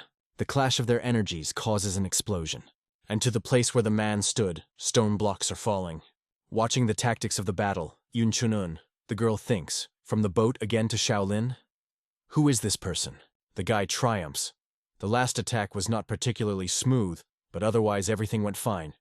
The master answers, if Jang Xianfong was here, he would have arranged him. And Chunun reflects, although this is just a basic technique, but after he mastered the divine technique of the Earth's essence, his body became somehow tense. He thinks, maybe it seemed to him. If this is not the case, then the master Jang Xianfong would hardly count him. The guy resolutely turns to the soldiers who approached him. The master tells the guy that his friend is not so simple. Yun Chun-un looks in the direction where Bakmu-ho fights. He agrees, in every sense, an outstanding guy. And Chun-un believes that his feeling of sword is the same as that of the master who left traces on the wall in the cave. To steal the nature of the trace left 1,000 years ago. Bakmu-ho really a genius. The guy thinks, but was a friend always so cruel? Bodhidharma replies, should he judge him? The guy says, indeed, he has masters. Bodhidharma replies, although if we are talking about pure talent, Enchunan conceived talent? Was he once? He barely managed to maintain the status of a worldly student of the sect of Wudang. The master reminds, however, now is not the time to be distracted. Explosion. Stones fly in different directions. The detachment commander is selected from under the blockage. He says good. Now he will not restrain himself. A man uses the technique of murder in the void of darkness, the 8th form. The cold aura Chun-un is opposed to the scarlet energy of his enemy. Chan and the will approach the guy. She says she will help him. He replies that they themselves will cope. And Chun-un advises her to help other students. The surprised girl says she understood him and counts on them. She is in a hurry to help other students. And the guy is preparing for a battle with a fairly serious enemy. They feel a friend's arc. Their thoughts are intertwined. They don't need words. The guy feels. The enemy put his life on this sword. A person who is ready to put his life on a stud acquires incredible power within his will, and the will of the one who is ready to sacrifice is far away. But what about that? This dog is able to bark only at those who can win? Yun Chun-un feels regret. He mentally offers the enemy to attack. He answers the same way, as he says. They understand each other without words. Then, with a cry, die, the man attacks Yun Chun-un. The clash of their energies causes an explosion. The man screams in pain. The guy strikes with a fist, putting not only physical strength into it but also ki. A blinding flash occurs. The enemy is defeated. He lies on the ground, unable to rise. With his energy and power, the guy literally sweeps him. The students of 9 schools are amazed. Who is this guy? But no one has an answer to this question. The brother leaning over the earth lying on the ground, Yun Shi-hu, calls the name of the guy, Yun Chun-un. He is perplexed. How could he gain such power in such a short time? The young man wonders. He blessed the heavens. But why En Chun-un and not him? He also wants to become strong. Yun Shi-hu asks his wounded brother, is he in order? Yun Son-won, trying to smile, answers, is fine. From this he will not die. Having clamping the wound on his brother's body, the young man thinks, why did it happen? He thinks, is it really because he is weak? Or because of the lack of talent? Yun Son-won, his younger brother, was not the same as now. As a child, it was an ordinary guy with ordinary abilities. But at some point, everything changed dramatically, and he began to demonstrate incredible power. He could not grow up in a short time. It was like a gift. Even if the talent is acquired, then it still remains talent. The young man thought that his brother would come to Murim, but the family sent him to the sect of Juns. Even the main student there is allowed to lead a worldly life. The family decided that Yun Son-wan in the sect of Jun would successfully advance and be able to apply for the post of head of the family. If he joined the sect and took a high position, it would be good too. Therefore, the choice fell on the sect of the Juns. Unlike Yun Shihu, who was considered an insignificance, it was obvious that the family thought a lot about the future of the younger brother. At that moment, he realized that in the future that his father sees for the family, there is no place for him. He recalls how his father, putting his hand on the head of the sun, tells him that he should become those who will bring the glory of the genus Dokpun Yun. Watching how Yun Chun-un fights the enemy, Yun-su thoughtfully pronounces his name. Chan with the will shouts, "The balance is broken. We must continue to crush." The girl and other students of the sect in his eyes are headlong forward. The young man calls a brother named Sunwon. He says even if he perishes, he is unlikely to be able to become the main student of the sect Jun. The brother does not understand what is at stake. Yun Si-hu continues to think. Perhaps the strength of the family aimed at his brother will switch to him? With one hand he presses his brother's wound, and the other tightly clamps his nose and mouth with his palm. A few moments of struggle and now everything is over. Yun Si-hu continues to sit near the body of his brother. He removes his hand from his face. The eyes of the grandson are widely open. Around the mouth, blood is visible. Yun Si-hu examines his bloodied hands. Then he covers their face and pronounces the name of his brother, Sunwon. He removes his hands from his face. His lips stretch in a smile, more reminiscent of a grin. He asks for forgiveness at the son-in-law, saying that a good brother did not make him. He continues to sit over the cooling body of the son-in-law. A man with a red bandage on his head, observing everything from behind the trees, says that it is becoming more and more interesting. Then, taking off the bandage and clutching it in his hand, he says, "Why, it seems, can this be considered a defeat?" Yun-su puts his hand on his brother's wound and screams, "Hold on!" Raising the son of the sun by the shoulders, he begs him not to die. He complains that he was so weak and asks for forgiveness from his brother. Sobbing, he prays to forgive him. Meanwhile, people are approaching them. Someone asks, "Is everything all right?" He won, and the monks who came with him freeze near the brothers. Yun-su hugs the body of the son-in-law. Behind him are the students of 9 schools. The monks froze a little further. The words of prayer sound. One of the monks is interested in, "Are there any wounded?" They cannot believe that this really happens in Shaolin, as if the attack of the demonic sect was not enough. And then one of the students of Junnam died. He thinks an unpleasant situation. If it is wrong to settle it, then the reputation of Shaolin may suffer. He asks someone to explain the situation to him. While they are bandaged the wounded, Hivon says Yun Chun-u now. He heard that thanks to his efforts, he managed to reduce losses. The guy objects. This became possible only because everyone acted together. But, of course, he also made a lot of effort. The monk thanks him and says that the apple from the apple tree does not fall far. BEKMOTHASSISTANT. Is this a compliment? And thanks the man. Hivon asks the guy, "Is he wounded?" Then, taking out something from a wide sleeve, he says, "It is good that he took it with him." Bodhidharma is impressed. He says this medicine is an elixir of conservation of vitality. The monk holds out the box Yun Chun-u now. The master explains to the guy that the elixir is included in the category of rare medical means. The guy timidly notices that this is a very valuable medicine. The monk agrees with him. It is. This is a unique tool. A man smears a wound on the guy's hand with a medicine and says that the elixir really is of particular value. Yun Chun-un impressed. The pain is gone. The monk laughs. He said that this is a very rare remedy. Bodhidharma explains that the training in Shaolin is extremely exhausting, and the elixir of conservation of vitality is one of the best drugs to cope with the loads. The guy thinks that such a medicine would not hurt him. The monk says that, of course, they do not give him to every person he met in transverse. He recommends using it economically. Yun Chun-un is amazed. Hivon gives him the medicine. The monk confirms, yes, he received permission to do so. Now the guy is no longer just a guest Shaolin. In addition, his help to the monastery was very significant. And Chun-un, looking at the box with the medicine, thinks that he only followed the instructions of the master of Dharma. But thanks to this, he transmitted his martial arts and prevented large losses among students of 9 schools. Yes, there were still victims, but everything could end much worse. Hiding the medicine in his pocket, the guy asks, "What did the monk mean when he said that the elixir is of particular value?" Hivon answers, "They made this decision together." Probably the guy already understood this. And Chun-un thinks that something is clearly in this reward. He asks, "Hivon means the further development of the situation?" The man says, Yes, given the enemy forces, they cost little blood. But the victim of the student of Junam will not be left without consequences. They will probably begin to act. And among the supporters of the war, discontent is already brewing. The guy asks, "Is the political situation complicated?" House answers, "Everything is right, and he can also be drawn into it." Yun Chunan is sure that since he proved himself, they will clearly be aimed at him. The monk says, if he were ambitious, then they would have a chance.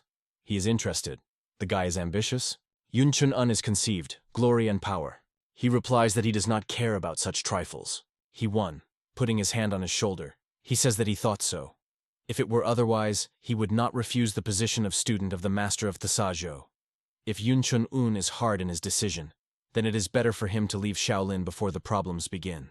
The monk, looking for something again in a wide sleeve, says he was going to help the guy here in Shaolin, but apparently it would not work. It is very annoying that he leaves them. However, he still has something for him. The guy, bowing in a bow, replies that there is no need for additional gifts. He thinks that he had already received a lot from Shaolin, but the monk insists that he accepts another gift that will help him in training. The man gives him a bracelet, saying that the master of Tsajo ordered to give it to him. It is believed that it helps to collect more pure energy. Yun Chun-un is interested. What is it? He puts the bracelet into his hands with the words, "Since he gave it to him, then he will definitely use it for the benefit."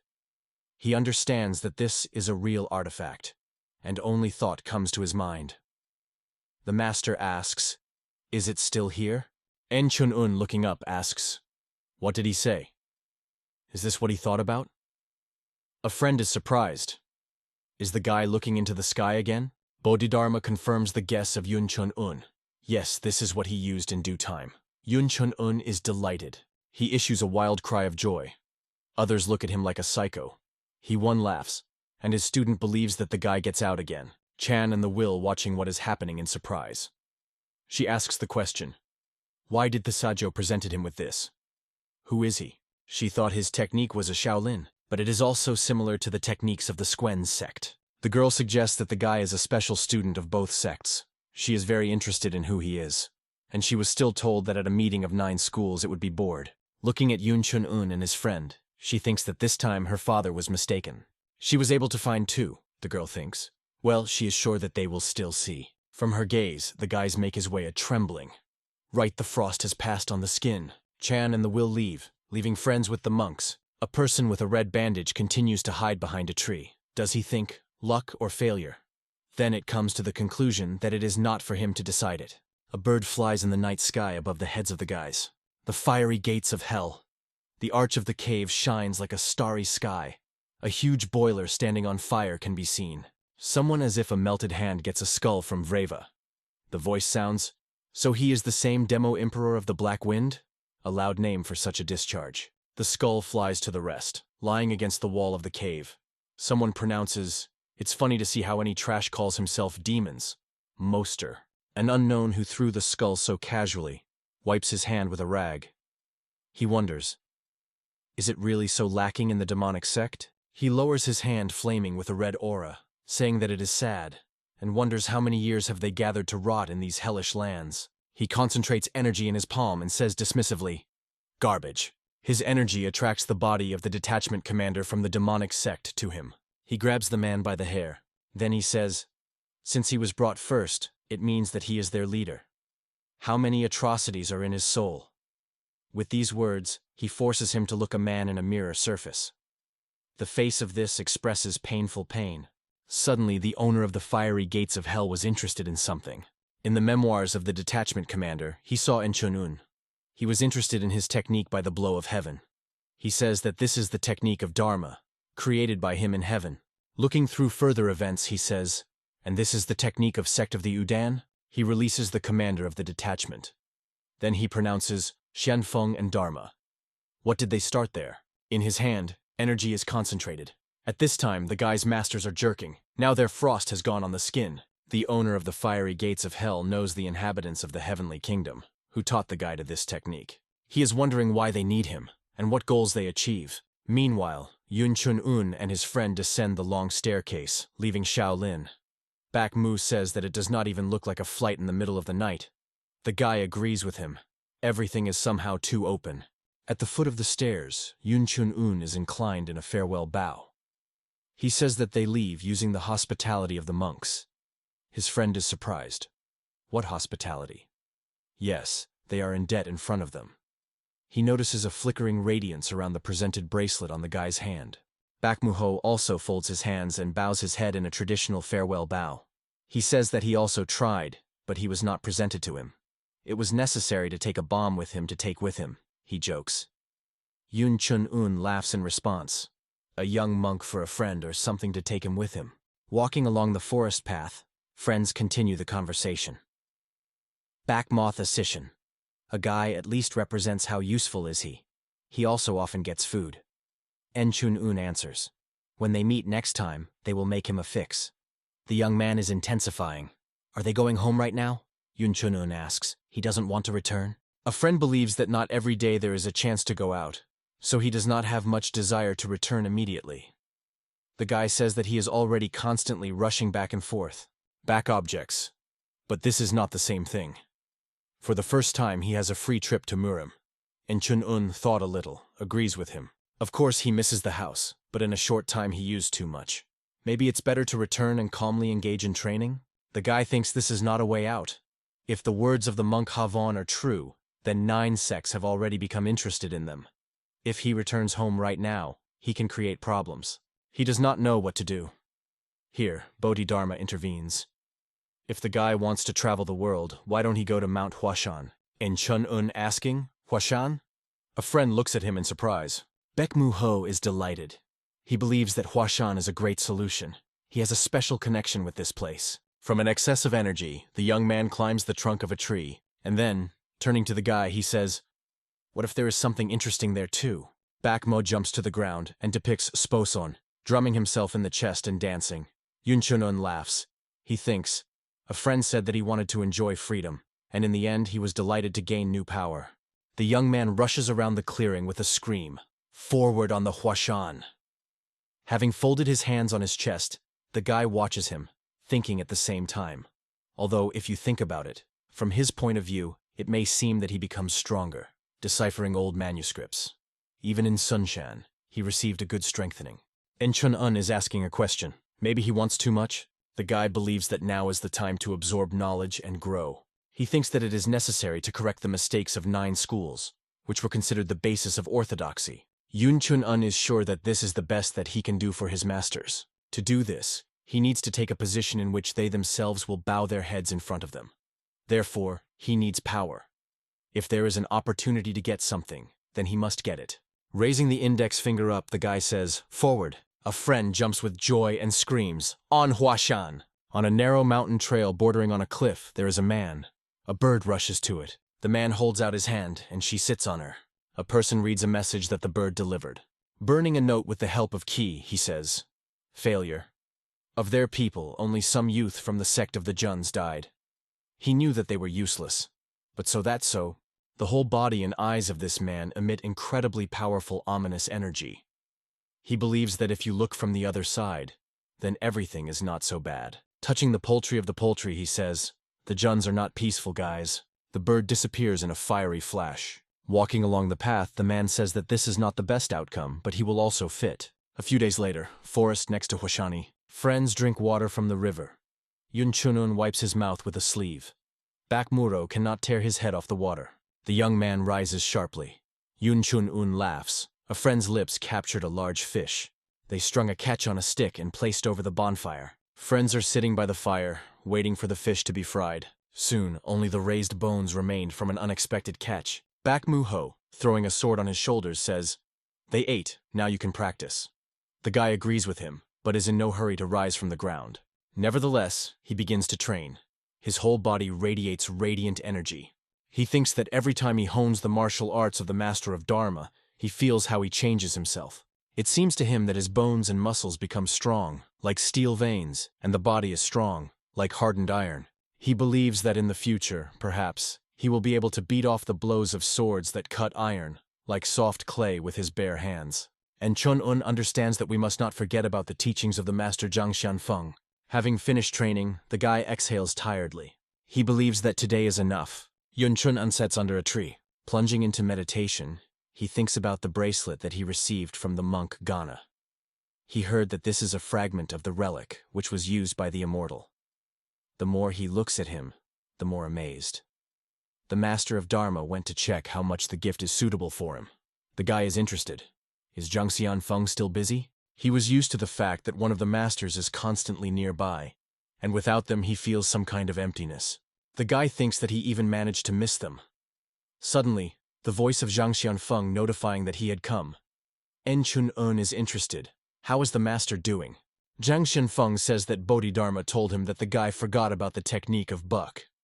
Chun-un thinks that he hurried to miss the master, and decides to take his words back. The mentor says that they will leave the guy's mistakes for later. He reports that he now wants to introduce him to someone. The guy is interested. Who? The master answers. Didn't he tell him? There is one person who everywhere carries a bucket for discharge. And Chun-un does not understand what the mentor is talking about. Then the hunch illuminates his face. Is it really? Does he say with enthusiasm and hope? Heavenly demon? The object of his delight says that he stops making such a stupid face. He looks as if he had just got into hell. And Chun-un cannot believe that he was in front of him. He is confused and is not able to tie even two words. Finally, gathering his thoughts, the guy asks the question, does he really carry a bucket of garbage with him and drives demonic warriors? The man laughs. He considers Chun-un funny small. The heavenly demon says that it will be a pleasure to train this. The guy is at a loss. Train? The heavenly demon wants to take him as a student? He decisively shakes his head. Asking forgiveness, Chun-un categorically refuses to study demonic techniques. He says that he belongs to the Wudang and Shaolin. He is a warrior of an orthodox school. The guy thinks that after the attack of the demonic sect on Sunshan and Marima, is already restless. If he is suspected of the fact that he is a spy of a demonic cult, then they will simply kill him. The heavenly demon says, if the guy worries that someone learns that he studied demonic techniques, then he will teach him how to hide such things. Chun-un is delighted. Among the legendary masters of Murim, along with Bodhidharma and a bloody demon, they are also called a heavenly demon. And now he has a chance to learn his martial art? The guy still doubts a little. The heavenly demon is interested. How is the martial arts of Dharma to him? Chun-un says they are excellent. The interlocutor answers, what he will teach him will be approximately the same level. If you remove all unnecessary conventions and leave only the essence, then the martial arts of the Dharma and his are not so different. He explains that people are used to giving all the names and set the boundaries. Good and evil are also a kind of framework invented by man. In essence, martial arts are not divided into good and bad. The guy agrees. That makes sense. He asks, why is the master Jang Xianfong silent? But the first of his mentors continues to remain silent. Chun-un asks a question. The master does not mind that he study at the heavenly demon. The guy remembers that when the master of Dharma intervened, the mentor was still more worried about his development than his pride. If you think about it, then he most likely brought a heavenly demon, because it will be useful for him. The heavenly demon tells him not to waste time on thought. In the end, he does not have much choice. The man adds, if he wants to save his friend, then he will have to study his martial art. That technique of owning a sword belongs to him. The heavenly demon says, even though Back just imitated, but still, he conveyed the essence well. The guy thinks, it turns out that strange aura that he felt was the energy of the heavenly demon. He asks, his friend is in danger? The man answers, the innate talent back mu and the ambitions turned against him. If there is no mentor nearby, who will direct him on the right path, he will certainly break. And Chun-un asks, what will happen to him if everything is left? The heavenly demon believes that the young man will not be able to eliminate the gap between the studied martial arts and will forever remain a third-grade warrior. And then he will either go crazy with internal discord, or plunge into darkness, and will become the one whom he despises so much.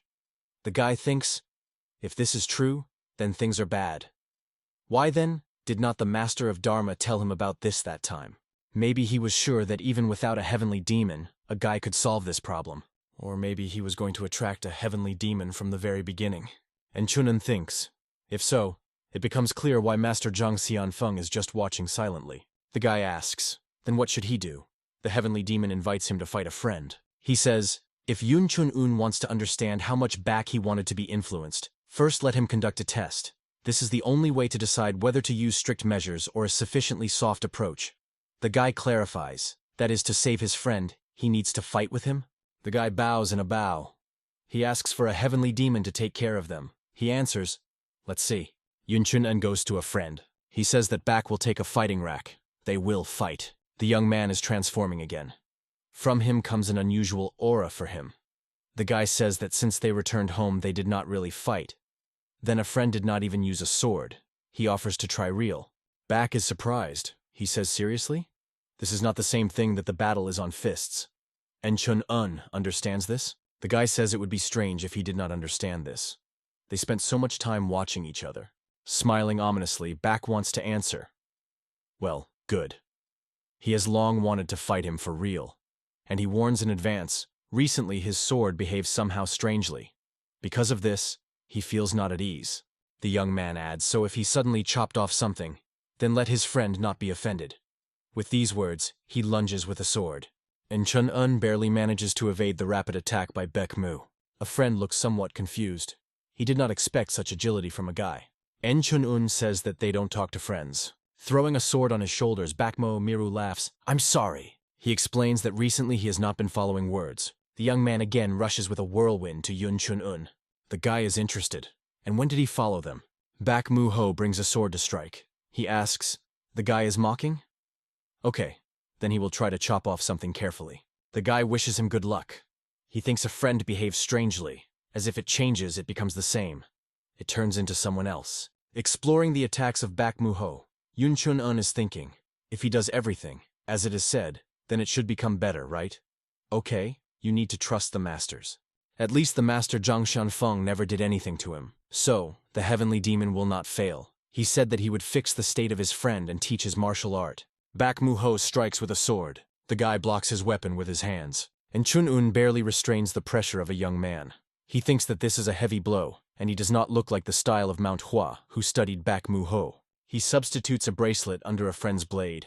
But he is seriously configured. He increases the onslaught. And Chun-un, holding back his sword, asks, now it was the style of MANHUA?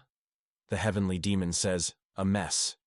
He put the spirit of the sword into it, but due to dispravity, a gap is felt. Holding the pressure of the young man, Yun Chun-un is interested. Then what should he do? Baek Mu suggests once chopping off something. The guy is outraged. He advises the young man to chop off something to his father, so that he will not produce such nearby mind. Yun Chun-un is nervous. He asks the heavenly demon, is this not the end? A friend becomes all fiercely. How much more is he to dodge? He asks the question, when does the most beautiful plum bloom? Cerning under the onslaught of Baek Mu, the guy thinks, what kind of nonsense? He is no longer able to withstand the pressure of his friend, and a scream breaks from his lips. On the face of the young man, a celebration is written. The guy asks him, when the most beautiful plum blooms, and he begins to recover. Taking advantage of the moment, Yun Chun-un increases the distance between them. Baek Mu absorbs plum, which means he plunges into thoughts. When it blooms, the most beautiful. The young man covers his eyes for a moment, and then he throws up his hand holding the sword up. So he stands, holding a weapon above his head. In his head there are words, a lonely flower, blossoming at the wrong time, tends his heavy body. He continues to stand, and the words all sound. Even if the petals are covered with snowflakes, a flower that stands steadily remains beautiful in winter. Bak's gaze is filled with determination. Yun Chun-un notices that the young man's eyes were clouded. He is worried. Is a friend okay? Baek Mu attacks the guy again, and he barely manages to evade. The tip of the sword cuts close on the hand of Yun Chun-un. The guy thinks that the enemy has slowed down, but getting from the blows became harder. The heavenly demon is delighted, an amazing talent. If he was alive, he would certainly take him as a student. The sword passes literally millimeters from the guy's face. He asks, the heavenly demon, and really thinks so? He asks him not to scream, otherwise he knocks down concentration. There is very little left. Yun Chun-un should just hold out a few more movements. Following the actions of Baek Mu, the man says, as soon as the young man learned to give the sword to the sword, the speed increased again. The guy barely leaves the blow. He is outraged. Does the heavenly demon offers him just to wait for a friend to cut him with a sword? The man replies that with every wave the young man becomes stronger. When making an incredible jump, Yun Chun-un is indignant, so he will die before. The heavenly demon says, it seems that his friend understood something. The guy insists that he can no longer. He will die now. The man replies that he will give him this knowledge. He will teach him the void. And Chun-un does not understand what is at stake.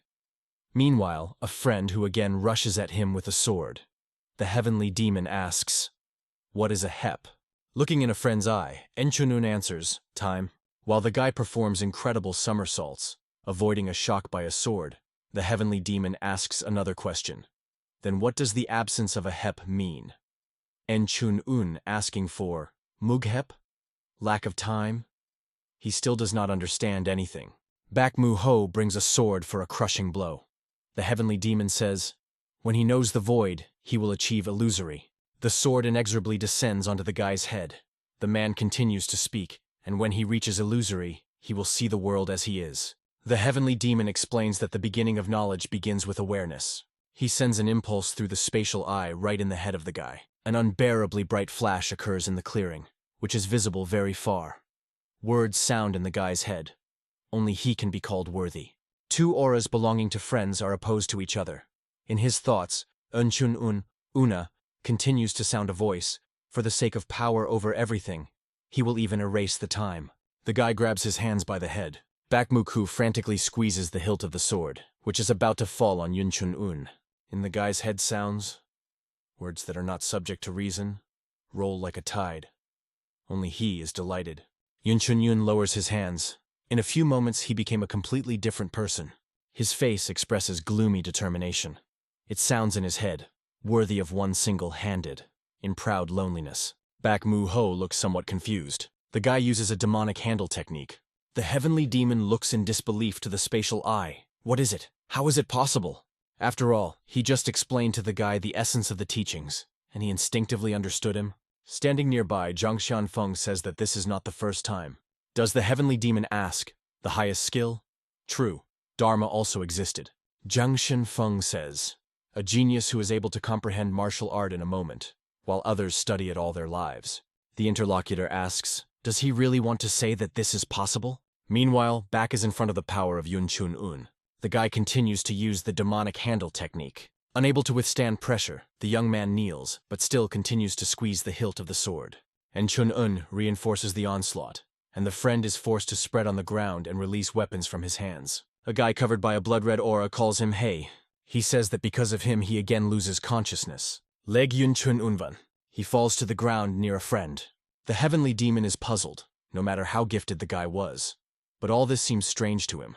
He asks the question, is that embodiment of the expelled god? Jang Xianfong laughs. That is why Dharma has been absent recently.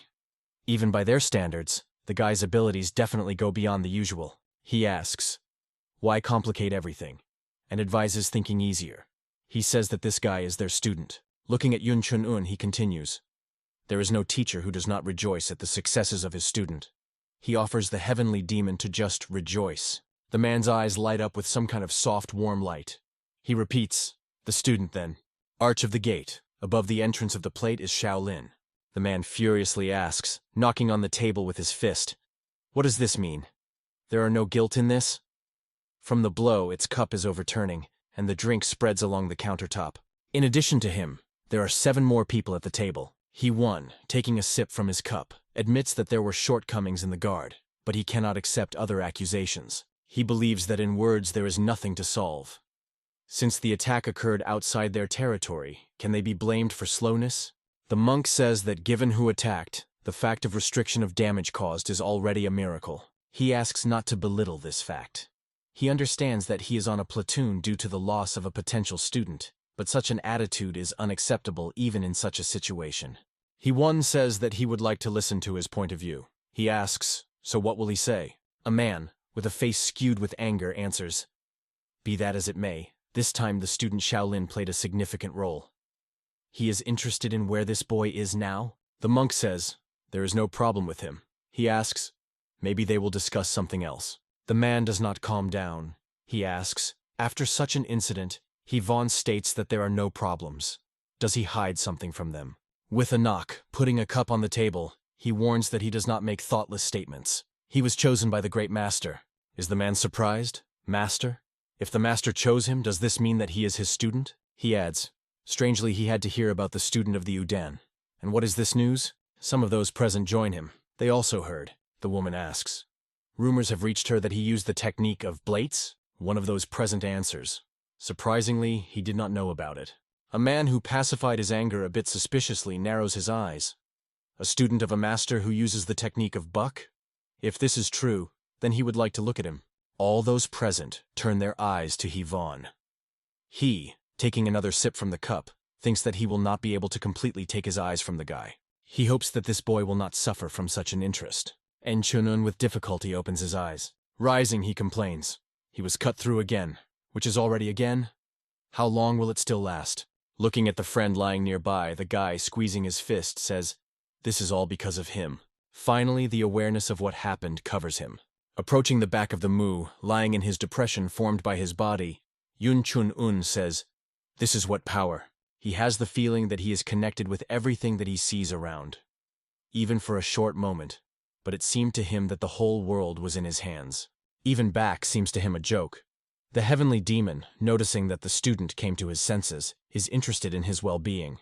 The guy answers confusedly, "Yes, master."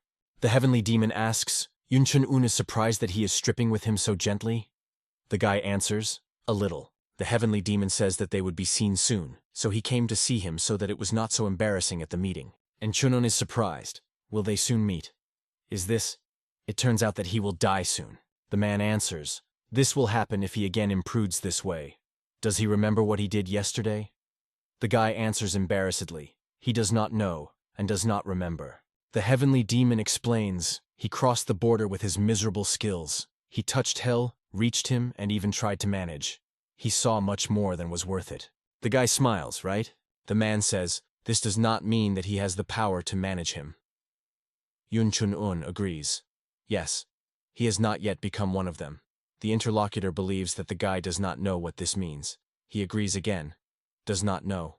The heavenly demon laughs. He says, if those who are chasing him learned about him, they would have broken their heads on the floor. And Chun-un asks, this is a story about someone who did not know how to walk, but suddenly ran? The man corrects him to say correctly. Unable to walk, suddenly takes off. This means that an imbalance appeared inside it. The heavenly demon says that it's hard to even imagine how bad everything is after such an experience. Simply put, if he continues to use this power, then he does not find his bones. And Chun-un believes that he was lucky that he survived. He knew that this was a dangerous skill. Still, this is a great power. Jang Xianfong says, apparently he successfully went through conscious cultivation. If there were no Dharma bracelet, then, after a little silence, he continues. Not every master of the level of 8 Danov would be able to survive this blow. The treasure of the Dharma is truly amazing. The guy looks at the bracelet with surprise. What? He was able to restrain such power? Yun Chun-un knew that the bracelet was not simple, but so much. Suddenly, a crack on the bracelet catches his eye. He talks about this to the master. He answers, the glory of heaven that only cracked. Jang Xianfong explains, thanks to him he was able to survive. He asks the guy in the future not to go as far as this time, otherwise it can end badly for him. The man promises to teach him new technology soon. Yun Chun-un is delighted. He knew that the master had a plan. Jang Xianfong laughs. He tells the guy to relax, and says that it is time for them to work. At these words, the face of the heavenly demon darkens. He thoughtfully says that he will also need to prepare something. Masters, having given parting words, are leaving. And Chun-un thinks, what technique will he be taught? Then his gaze falls on a friend who continues to lie unconscious. He pulls him by the scruff, demanding that he get up. Back comes to his senses. Seeing Yun Chun-un, he joyfully welcomes him. The guy sends him to a short flight. He asks, does he not remember what happened yesterday? Having landed, the young man asks, yesterday? He is interested. What does he need to remember? For breakfast they had a fish, and maybe a plum? No, he does not remember. And Chun-un believes that a friend is lying. Having folded his hands on his chest, the guy asked harshly, so he wanted to chop him into pieces, and his memory was chopped off? Maybe from another magic pendle something will clear up in his head? A friend stops him. He says that he seems to remember something. Yun Chun-un flashes with an unkind aura. Remembers then. It turns out that he was so waved in his right mind with a sword. Bak mu no ugot. He does not understand how everything has grown into it. Joking, he makes a guilty appearance and admits that he was guilty. Friends continue the way. Suddenly, the young man declares that he chose. And Chun-un asks, "What is it about?" Baek-mol explains, "A new technique for the art of a sword." He pronounces, "A sword of snowplum." That's what he came to. The guy is interested. And where is his gift, since thanks to him he learned new equipment? He replies that he will show him a sweet face. He does not have time to finish, as a crushing blow with his fist knocks him down. Back is rising. His cheek was slightly swollen from the blow. He says, "Maybe, well, this mountain? It is better to stop nearby and practice." The guy is surprised. He asks, "How so?" Back, after all, did he want to go there? And in general, you should not be such anxious training, otherwise it will faint again. The young man's eyes light up. Maybe they just train? The guy answers is still light and tells him to move on. Back is humble. Good. But when it gets dark and two guys in the middle of the night, shedding later, fighting hard, the young man's eyes acquire an unhealthy shine, and he begins to mutter, "A sword of winter plum. Come on once." And Chun-un mentally turns to the heavenly demon. He said that he had repaired a friend. But apparently, he is still not in himself. He asks the question, how to stop it. Pointing behind the friend's back, the guy asks, "Is it by chance that it is not a back salta?" The young man twists her head in fright. "Where is she?" He turns to the guy saying that the girls are not here, but he sees how Yun Chun-un runs away from all legs. He starts in pursuit, pulling a sword and shouting from the scabbard. He dared to be sure to do it? He manages to overtake the guy and dump him off his feet.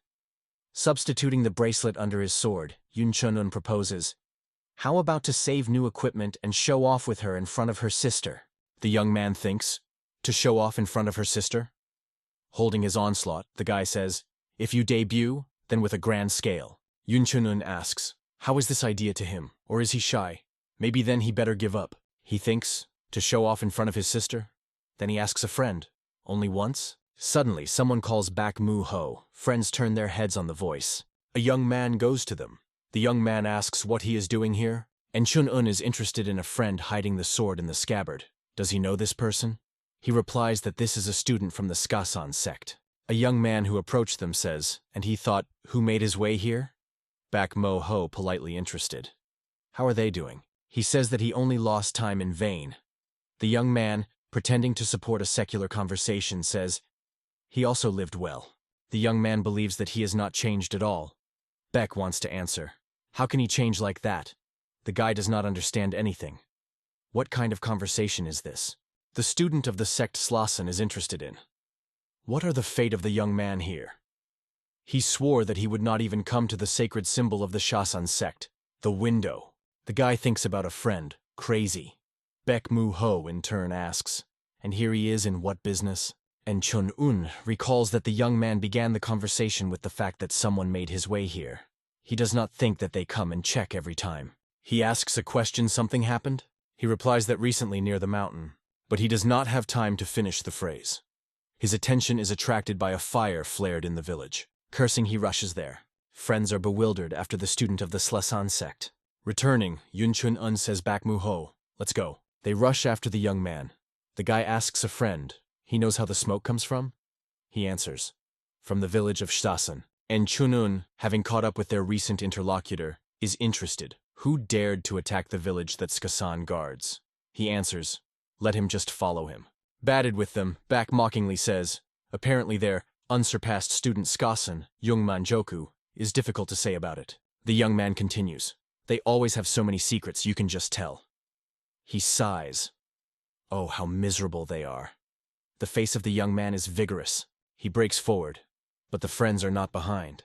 En Chun-un says, he knows that Baek will not be silent until he tells them.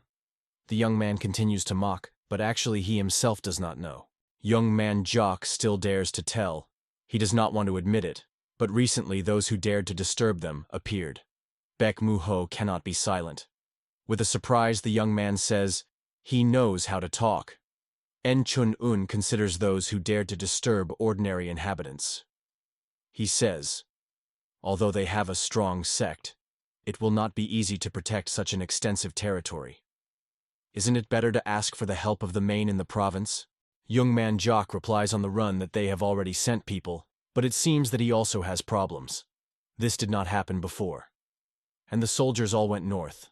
They say that there are very few of them, and Chun-un believes that in this case there is only one way. The young man answers. He himself knows that he needs to catch and get rid of them. He is eager to find out who is behind this, and eradicate to the last. A man with a blade in his hand stands, looking at the dead bodies lying around and curses. Drops of blood flow to the ground. One of his associates is interested in, shouldn't it be faster to extinguish the fire? They can be noticed. The man swears dirty and tells him to think first, and then speak. How was he going to extinguish him? There is not even a well nearby. He replies that he himself missed everything, and now he yells louder than anyone.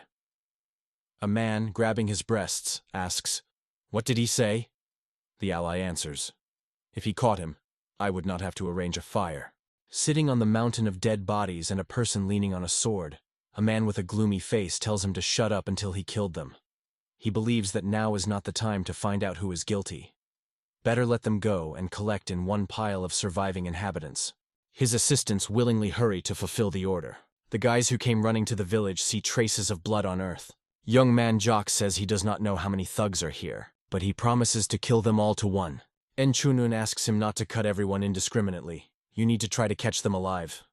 The young man turns his head to him. Does he tell him? The guy calmly answers, no, both. He believes that killing them all would be a good way to release steam, but they need information. They need to find out who is behind it. And the more prisoners who can give it out, the better. Looking in the back of a friend, he is interested in pressing. Did Back understand him? He is reluctant to answer. Okay, Yun Chun-un sighs. Judging by the reaction of the young man, he wanted to kill everyone. When a person has a goal, he makes plans. But it is worth facing reality, and all plans are inevitably collapse. The guy thinks that the villagers set fire to their homes, hoping that someone would see a flame and come to their aid. But now their bodies are being cut into shreds. Friends with bitterness look at the body of a mother, unsuccessfully trying to save their child.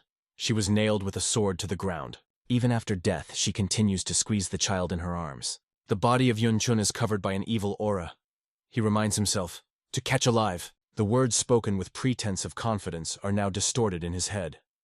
At this moment, he again realizes how much experience he lacks and what he will have to face. He understood this, only seeing the work of their hands with his eyes, and Back knew this without even looking.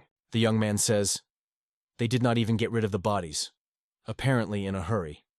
They knew that smoke would attract someone. Young man Jock believes that they are somewhere nearby. He invites them to disperse in different directions. They are stagnant, rushing in the search for villains. The guy sees in front of an armed man. He immediately rushes on the attack. He clearly did not expect an attack. He reaches for the blade. The guy's hand, glowing by force, lies on his hands. And Chun-un put into the blow all the hatred that he experiences for the killers of civilians. But then he is forced to make an incredible somersault, moving away from a sword blow. In the jump, he beats the enemy with his energy, and he rolled on the ground with Kuburom. The guy lands on both legs, even for a moment without losing balance. The enemy's body lies at his feet. The impact power was such that in the place where it fell, a distinct dent in the ground is visible. The guy's body is covered by a blood-red aura. A voice is heard in his head, advising to break the neck of the enemy. He saw the bodies that until the last breath watched their families die. Does he not hear the cries of pain emanating from dead bodies? The voice insists on just killing. He demands, kill. Chun-un clenches his hand into a fist and delivers a crushing blow. But he falls on the ground, at the very head of a man lying without feelings. The guy's hand is embraced by an incredibly powerful aura. Bowing, he takes his breath. With difficulty, he manages to put his thoughts in order. Now he understands what the heavenly demon warned him about when he was talking. If he continues to use this power, then he does not even find his bones. Holding behind his head, he turns away from the body lying at his feet. Chun-un asks the question. Is the side effects due to power? Is this its essence? He puts his hand to his chest, realizing that cultivation holds back the force that tries to break free. The guy recalls the initial plan when he calms down. Not to kill. The enemy comes to his senses and tries to raise his head, and Chun-un says, he simply does not know how to do it. Therefore, let him enter the position if he hurts. The man looks at him with surprise. Behind Yun Chun-un, Vol sounds, all sorts of were grown here. Turning his head, he sees the leader of the thugs. He says, he would have to understand that he will die if he does not need to poke his nose. The guy answers, it's ridiculous to hear it from the person who himself does this. A man is angry and insulting Chun-un. mentioning his young age. Promising to deal with him, he immediately rushes on the attack. The guy intercepts the enemy's hand, covered by murderous energy, and makes a throw. And Chun-un is easily leaving to the side, but the man attacks him again and again. The guy strikes a crushing blow, and the enemy, suffocating, kneels. Wrapping his hand, Yun Chun-un is interested. How is he a blow from a green youth? The enemy is interested. Who is he? Back wants to doubt. Do the guys catch the alive of the villains? He is not even heard by a rustle. Could they catch everyone? Here at least someone is obliged to stay. He believes that this is not like the handwriting of a demonic sect. He thinks that the raiders had a different goal. The young man grabs his head and complains that his head is cracking from these thoughts. He prefers to rely on intuition. And then, glancing behind his back, he adds, as now, for example. Baek Mu-ho manages to turn in time and substitute his sword, under the enemy's blade hit by him. He manages to disarm the striker. The young man speaks, looking at the man rubbing his wrist. He heard that the essence of a person by his art of a sword, and by movements, his history can be found out. He suggests that he was taught the technique of a sword of black death, but not through normal training, but through practice. The enemy keeps silence. Baek does asks, where does he come from, and what is his goal? The young man's face is gloomy, he warns. If the answer does not satisfy him, then the man will die a painful death. Silence reigns in the village. There is a voice summarizing the information received. So someone poisoned them and threatened not to give an antidote until they destroy all the villages around Mount Shrasan, pointing to the building near which they are. The guys ask the prisoners beaten and standing in front of them. The villagers in this warehouse now? Young man Jacques complains that they could not find out who was behind the attack.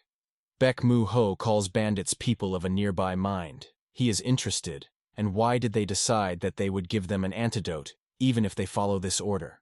The young man says that at least they found out that they have a customer at all. He believes that you need to try to go out on him.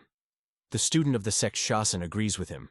He asks, it turns out that this is the work of the demonic sect? En Chun-un proposes to begin to free the inhabitants of the village. He says that he is anxious from the reigning around the silence. He opens the door to the warehouse. The guys stand behind him. Related people are on the floor. Yun Chun-un rejoices that they are alive, but he is worried that they are silent. Youngman Jok believes that they blocked key points. Watching how their captives die, he says that because of the poison, they will not know anything. En Chun-un and Baek Mu-ho rush into a fight. The young man roots the friend, who said not to kill, but he himself finished these villains until losing consciousness. If the captives were interrogated before, they could have learned about the locking of key. He is justified, but how did he know that they were all poisoned? Young man Jok stops them. He says that they studied something similar in the sect of Shaisan, but he, of course, cannot say that it is strong in this. He is inclined over one of the men, explaining that the points of key are essentially vital zones of the body. If you make a mistake, you can make a cripple out of a person. He believes that it is better to bring elders than to risk their lives. The guy replies that then he needs to run after them soon. Baek Mu-ho, smiling, says that it will be hard for a young person. The road will take there at least half a day. Unfortunately, he will not be able to go there instead. Rising, Youngman Jok mutters that he hates him. Baek is wandering around. Well, what got up? If Slauson does not go to his student, then the student goes to Shasan. Youngman Jok hastily retires. The young man screams after. A passing wind. Looking at the retreating young man, he says that he is quite fast, and then adds that their captives eventually died of poison. But he does not regret this a bit. They earned such a fate. Yun Chun-un agrees with him. Friends standing on the porch, look at the bodies of dead thugs.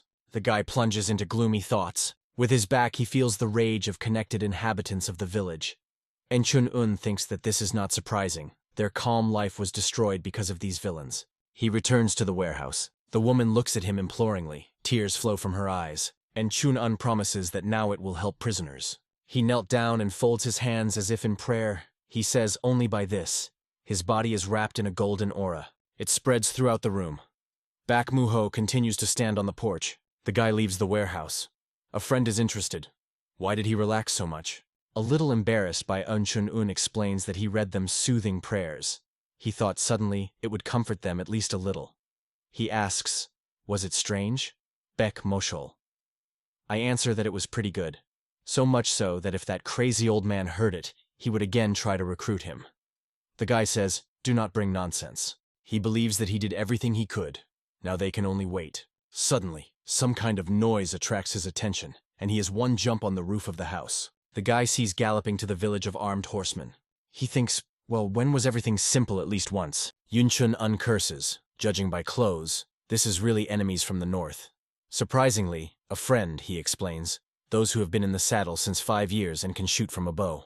He says that there are about 50 of them, and is interested in Baek Mu. He thinks they can do it? He answers, well, 2 people will be able to kill. The guy believes that in this case, they need to hold out. He asks, how does a friend think about what they are aimed at? He replies that most likely to a warehouse with groceries. Yun Chun-un agrees with him. So they need to protect him. The only question remains, how to do this. Baek Mu says, if they begin to shoot with fiery arrows, then everyone will die. The guy wonders, is it possible to avoid victims? He does not want this to happen. I really don't want to. His hands involuntarily clenched into fists. Suddenly it overshadows him. He says there is something. The master, of course, warned him not to use this, but in any case, he will have to sacrifice himself. Baek Mu the her question. What is he talking about? The guy explains that he will try to do everything in his power and let his friend cover him. Without waiting for the young man's answer, Yun Chun-un is sitting from the roof. Baek Mu asks, what is he planning? But he did not wait for an answer. Raiding forward, the guy thinks, what will the masters say if they see? Praise? Or will they scold for recklessness? Overcoming obstacles, he summarizes the thoughts. He will find out later. Yun Chun-un gets up on the road at the detachment, jumping to the village. The riders are already very close. He clearly sees the face of their leader. One of the warriors asks a man what to do with the boy. He tells the archer to kill him. An arrow fired from a skirt with a skillful hand flies straight into the guy's chest. And Chun-un thinks, everything is in the palm of his hand, but they need to play along with them. He allows the arrow to hurt his forearm, thinking that the warriors will come closer if they take him for an ordinary guy. The leader laughs, what a brave boy. Pointing a saber to the guy, he promises to reward the one who falls into his heart. Arrows whistle near the guy, touching him from all sides. He suffers. He needs them to come closer. Yun Chun-un grimaces. It hurts, however. He makes a scream notifying his readiness to fight. The riders are already very close to him. They, holding someone in their hands, and who are a spear, aimed at killing him. The red aura envelops the figure of Yun Chun-un when he raises his hand and extends it towards enemies. He calls on demonic power. The guy collapses all his power to the opponents. They are confused. What is it? The leader of a drop of cold sweat flows around the face. In front of him is a monster, and there is no need to wait for mercy. Memories rush in his head. He sits at dusk by the fire and asks, what this time? Near him there is a girl with a bag in her hands. She says, he knows that you can't rely on her strength so much. He objects. Thanks to her skills, they were able to win. He asks her to see the sake of interest what the heavens say there. The girl thinks she can see if luck will smile at them. She takes something from the bag and throws it into the fire. The flame flares up more and an energy clot appears in its epicenter. The girl carefully looks at him a moment, and he turns into a monster. In horror, she recoils from the fire. The man asks, what is it? She replies that she has a bad foreboding. He says thoughtfully, that's how. Even heaven condemned their greed, but the customer gave them too good a job. The man decides. They will assume that this time she was mistaken. He tells her to stay behind if he is scary. The eyes of Yun Chun-un burn with red coals. The thought beats in his head. I will kill. He uses demonic power. The girl, in horror, clamping her mouth with her hand, hides behind the cart. Around the chaos and death reign. Crying, she thinks. It was necessary to dissuade him. It seems to be over. Sobbing, she leaves her shelter. The girl makes her way to a horse nearby. She jumps into the saddle and spurred the animal. Desperately chasing the horse, she rushes at full speed. And Chun-un comes to his senses. He tears him with blood. Healing, falling on one knee, he leans above the ground where the fragments of the bracelet are. The guy, collecting pieces, regrets, split. But it was presented by the master of Dharma. He thought that he could endure, as at that time with Baek Mu. He understands that you will have to gain experience to use demonic arts again. The next time, he will definitely die without a shield. Yun Chun-un is nauseous. He asks the guy, what was it? Yun Chun-un shows pieces of bracelet. Baek specifies, so it was a gift from the master of Dharma, in which part of his strength is concluded? The guy answers in the affirmative. He is sure that he would not have managed without him. A friend recalls that he also received the legendary equipment from Central Lands. He thought that a friend put this bracelet not for beauty, so his guesses were confirmed. Yunchun units a friend's smile. Crazy lights light up in the eyes of Back. He says that it immediately came to him that the guy's strength was like the energy of a black hole. He asks, "Is this also the merit of the Master of Dharma?" Chun-un answers, "Probably." Mentally, he asks for forgiveness from the heavenly demon, but he cannot admit that it was a demonic technique. A friend rejoices. So he has learned the famous sword of Dharma? The guy asks him to behave quieter. If someone learns about it, then they will be taken to Shaolin and gain. Back Moho is outraged. Him? Fit it? What will the sister think? He agrees. Perhaps it is better to keep quiet. Yun Chunun exhausts. He hopes that this will be enough. Thanks to the speed of young Manjok, help arrived earlier than planned. One of the elders gives an order to help residents of the village. Although the bandits destroyed many buildings, almost nothing was stolen. Thanks to the students of the sect, Shisan, the village was able to quickly return to the previous look. Friends also helped to the best of their strength. Residents of the village, as they could express their gratitude to them. Children joyfully wave their hands, guys answer them the same. Young Manjok with a bag on his shoulders approaches them. He complains that he will die now. The guy is interested. Is he okay? He advises him not to contact Back Mu, otherwise he will suffer. Chun-un asks, "What happened to him?" A friend answers, "Yes, those poisoned villains began to fight in convulsions, and they began to tear them with blood." Chun-un lies incredulously at a friend. The question is heard, "Suffered from a fight?" The guys turn their heads to the person approaching them. In front of them is the elder. He says, just incredibly, "The students of their sect are amazing." He suggests, as soon as they finish, the guys can go with them to Skasan. He will help them recover. And Chun-un thanks him. When he leaves them, the guy is interested. Who is he? Beck wants to answer. An honest and noble person. The young man tells he is a little strange, but he never heard someone to scold him. Everyone says only good about him. He believes that the elder has not changed a drop. Yun Chun-un does not agree with him. He says that something in a man is wrong, he looks inhuman. Young Manjok interrupts him and tells him to follow his tongue. He decides that in general, the guy can rest. They will make the rest themselves. The young man leaves, dragging the resting Back Mu-ho behind. The young man resists and screams. Where did he drag him? He answers, "He is in order, so let him go." Yun Chun-un, looking after them, laughs. The voice of Jang Xianfong is heard. They beat him while they were absent? What about him? Together with the first master, Bodhidharma came to look at the success of the student. Chun-un rejoices and asks, "Where were they?" The guys who have not yet had time to go far have to look at the glances with worriedly, looking at him. Young Manjok suggests that he hit his head. Beck will not already that he is always like that. The guy disappeared behind the observation tower, and having built 2 small idols from the stones, symbolizing his masters, tells them about the events that had occurred. Mentors fall asleep him with questions. Did he use that strength again? And in the process, the defense weakened? He replies that everything is true, and he thinks that now they will scold him. Jang Xianfong asks, "Did he understand everything?" The guy is surprised at his question. The master explains, "He almost sacrificed his life for the sake of unknown people. And I also lost so few treasures." He asks the question again. What did the guy understand for himself? Remembering everything that he had to endure, frightened eyes, and then gratitude to the inhabitants of the village, Chun-un replies that he does not regret anything. He is sure that he did everything right. Jang Xianfong says, "Then okay?" The guy asks, "Right?"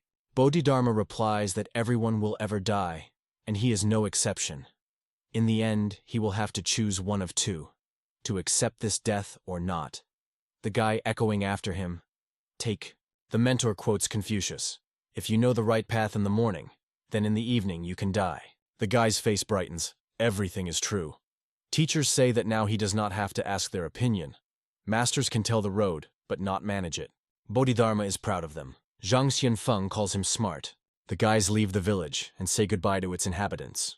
Good luck and thank them for everything. Together with the representatives of the Skasan sect, they hit the road, and Chun-un notices that everything is not in the best mood.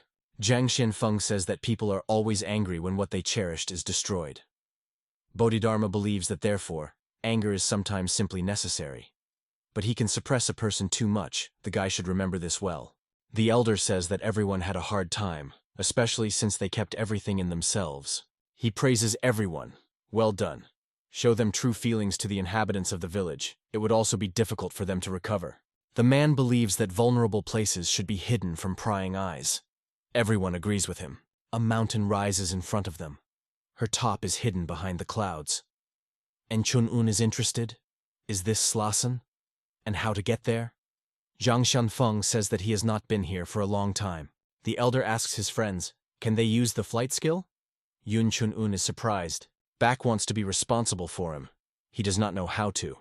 And he adds that the guy does not even have a master who could teach him. Mentors, having heard his words, laugh. There is no master then. And they promise that everything will be now. The elder says that not everyone is given this. But it's okay if at his age he has not yet learned this. He advises them then to rise slowly. They can just admire the landscapes of Skasan. Friends agree. They will not rush. The man rushes upward. The rest of the people follow him. Friends remain together. And Chun-un is interested. For those who cannot use the flight skill, there is also a road. BK wants to answer in the affirmative. Mainly people use it who want to enjoy local views. The guy asks, what way will the friend choose? He says, what does he think? And Chun-un offers to argue who will rise first. A friend laughs. Born to crawl, cannot fly. The guy insists, so what will they argue with? Or is he chilled? Beck wants to answer that he himself asked for, and offers to argue for a desire. Yun Chun-un says, excellent, he accepts the conditions. They count and start. Beck follows the elder and the rest of their companions. The guy tells the masters that the time has come to teach him. They begin, interrupting each other, giving recommendations. Running, jumping, running, quick jump. Jang Xianfong believes that with such a skill it will not work out soon, and he is too artistic. So everyone will immediately understand that he is from Shaolin. Bodhidharma says that his run is not much different. They begin to argue, quick run or a long jump. The guy intervenes, he will lose at this pace. Bodhidharma asks, how about combining their skills? Jang Xianfeng agrees with him. He offers from the clouds to create a staircase. Bodhidharma tells the guy to take advantage of the skill of long jump. They decide that the merger will help them. Bak Ma easily rises. He asks, can reduce speed? The young man is satisfied with himself. He is sure a friend will need a lot of time and effort to catch up with him. But to his surprise, Yun Chun-un easily catch up and restrains him. He uses a shining heavenly gear. Behind him leaves the affected young Manjok. Breaking forward, he throws a friend, born to crawl, then he cannot fly, right? He screams in surprise. How is it? Stop! The members of the Shaolin sect are surprised no less than him, because the guy said that he did not know how to use the skill of flight. A man stands on a narrow mountain trail and looks down. He tells everyone to hurry. With surprise, he observes the approach of Yun Chun-un, who was carried away, almost rushed further upward. The cry of a man who took him as a ghost is scared by a guy. He lands near him. He asks, who is he? En Chun-un replies that he is a man, but the man does not believe him. He claims to be a ghost. He assures that he is a man heading for Skasan, but the man does not believe him. How did he get up? This is impossible. And looking at him, it cannot be said that he is capable of this. He exposes the sword, wanting to verify the veracity of the guy's words. If blood drops do not spill, then he is a ghost. If on the contrary, then it is, he will believe him. And Chun-un barely manages to dodge, jumping away from a man. The guy assures him that he is a man, but he replies that he is not so worried. He will beat lightly. The stranger believes that this will be enough to find out who he is. The body of a man radiates a powerful aura, and Chun-un with his whole body feels pressure, and most importantly, he cannot withstand him. The man approaches him, rapidly reducing the distance between them. The guy calls the masters, believing that the meeting with them is inexorably approaching. Jang Xianfong spoke immediately, demanding that he come to his senses. Bodhidharma asks, the guy wants to win or evade the sword. And Chun-un doubts that he can win. He barely manages to evade the blow again. He believes that he will be sufficient to avoid enemy attacks. The guy decides to read the movements of a man as a master Jang Xianfong, to fend off the blows as a heavenly demon, and move with the help of the divine art of the earth of the master of Dharma. Jang Xianfong supports him, like that, well done. Bodhidharma believes that he was lucky, a good training will come of it. The enemy, increasing the power of pressure on the guy, is approaching him again. He says that in Murim he will receive glory for being able to get rid of the ghost. And Chun-un is upset. The man does not want to listen to him at all. He decides that it is best to just run. But the enemy is not behind. Behind the guy, his voice is heard. Look at him. Running in the clouds? Or not? It seems to be, but it seems not. And Chun-un is surprised that the man recognized his skill. He believes that he is not such a simpleton. The enemy brings a sword over the guy's head and screams, "The ghost will disappear!" Back is upset. He lost. The elder puts his hand on his shoulder and says that his friend is necessary. The young man thinks angrily, dishonestly. And where did the friend learn to this? Did this Bodhidharma taught him this? An unexpected noise attracts his attention. He and his companions are surprised to watch how Yun Chun-un is scorched from a man with a sword. At the same time, the guy screams that he is a man, but his pursuer, not paying any attention to his words, assures that he will lightly hit. Back is surprised. What is he doing there? The elder is also amazed. What is their priest doing? With a crazy laugh, a man continues the chase. He is surprising how a ghost can use such techniques. He suggests that the guy learned from someone. He thinks if he is somehow connected with the GU sect, then the Huashan sect must be too. He threatens to send him to the next world. But Yun Chun-un says, late. He resorts 1,000 souls to the demonic technique. His aura is getting dark, and a red light flare up in his eyes. The guy easily avoids impact. The priest says that he really moves like a ghost. Yun Chun-un triumphs. The enemy opened. Shouting that he is not a ghost, the guy is striking a crushing blow. A stunned priest falls on the roof of the house. Bodhidharma believes that the heavenly demon must personally see this. Jang Xianfong thinks. Their student reflexively uses part of the spatial power of 1,000 souls as a substrate. Martial arts of a single master are slowly turning into a survival product. The man comes to his senses and tries to rise. He is surprised. A ghost hit a man? Then he notices that the guy standing in front of him casts a shadow. Yun Chun-un says, he has repeated many times that he is a man. The priest replies that it was necessary to at least warn. The guy only sighs. It turns out that the road on which he rose can be used only by a few people. So they attacked him. He appeared there so suddenly that the locals thought that they had a stranger with bad intentions. But all members of the Huashan sect began to sigh as soon as they heard that the priest was trying to catch the ghost. The elder asks the guy to enter the position. Their priest is a little strange person. En Chun-un replies that you can't say otherwise. The man says that he gives the guy the right to choose. He asks what punishment he deserved. En Chun-un is surprised by such a question. He thinks that the priest is already middle-aged. Is this normal? Seeing how his recent opponent says something impulsively, who bowed his heads to his students, he is interested. Is he always so talkative? The interlocutor answers in the affirmative. En Chun-un is interested in, how about to conduct a discipline of silence? The elder's eyes become round in surprise. Joking, he asks the guy to wait a bit. Approaching the priest, the man informs him that he was sentenced as a punishment to the discipline of silence. He is shocked by such a solution. The elder thanks the guy. The sect members express their appreciation to him and call him their savior. The guy thinks, the priest is probably a tongue without bones. Suddenly he feels some kind of energy. He already felt her earlier, and as if he was familiar with her. Baek Mu-ho, who put his hand on his shoulder, laughs and wipes his tears. The young man says that the priest is tormented with this discipline. The guy believes that she would not hurt a friend either. Baek is surprised. Why would it be? And Chun-un replies that they had a dispute to desire. From this day, while they are here, he will add on the day in case of disobedience. The young man is cursing, and immediately the voice of his friend sounds, plus the day. En Chun-un dresses in the room provided to him. There is a laughter of a Bodhidharma, and then the voice of a heavenly demon. Is this a sect of Huashan? He is interested in. How did the masters find out where he is? The heavenly demon replies that he was here a couple of times and misses this place. The guy is surprised by his words, but he is even scared to ask the details. The heavenly demon, looking at the spatial eye, says, he is glad that the student used what he taught him wisely. He is interested. How did the guy like to move in the air? En Chun-un answers, not that wisely. He believes that he was just lucky. He is still surprised that the master knows everything. He was not here yesterday. He says that emptiness and illusoriness are his path.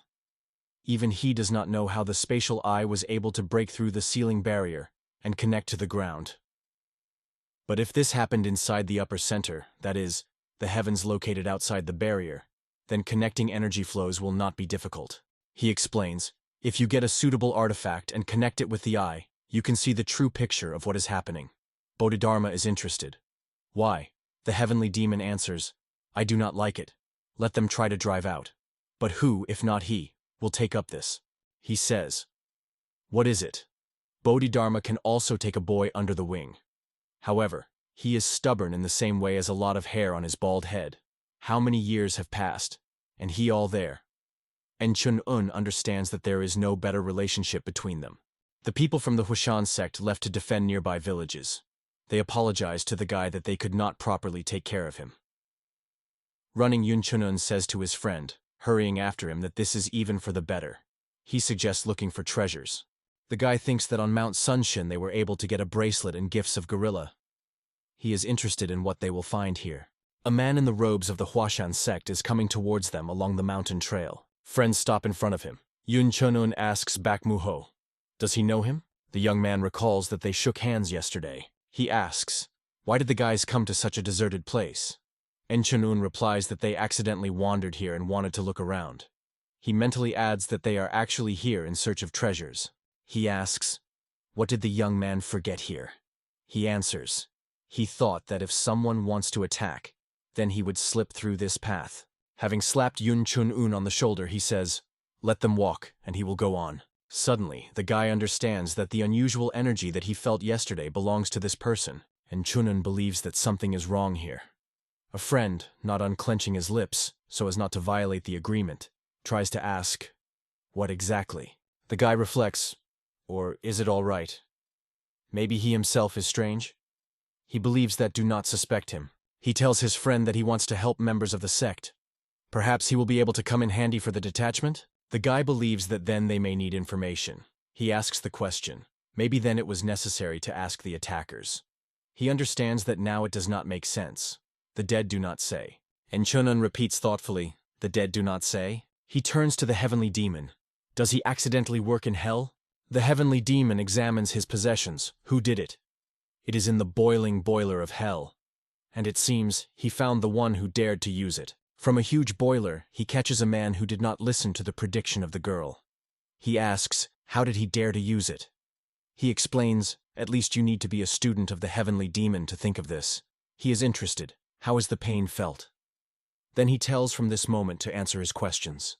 He recently asked his student. The guy wants him to beat those who get to hell and find out information from them. Yun Chun-un is interested, but not. The heavenly demon believes that this is a good idea, but due to the law of causality, it will be difficult. The guy does not understand what he was talking about. The heavenly demon explains. Deities from the heavenly kingdom are forbidden to intervene in the world of mortals. Therefore, illuminated reflection is especially. For some reason, it connects the master with the student. He says that even it may not withstand the consequences of using heavenly power. If you delve into the topic too much, the conversation will never end. Yun Chun-un, heaven, so they do not allow? Even in Shaolin, the masters always avoided direct instructions. Now he understood why. Do not burden. The heavenly demon promises to try. Although this is the request of the student, he became curious how things were going on Mount Huashan. It seems to him that amazing stories are lurking there. And Chun-un thanks the master. Bakmook the point. Blank looks at him thinking, crazy. Friends walk along a narrow path bordering on a cliff. Bodhidharma says a little more and will be visible. The guy thinks, weakly, of course, but he still feels the energy that was on Sunhan Mountain. Friends find the entrance to the cave. They rejoice because they stumbled upon her by accident. Activating small lighters, they enter. Guys are more and more moved away from the entrance.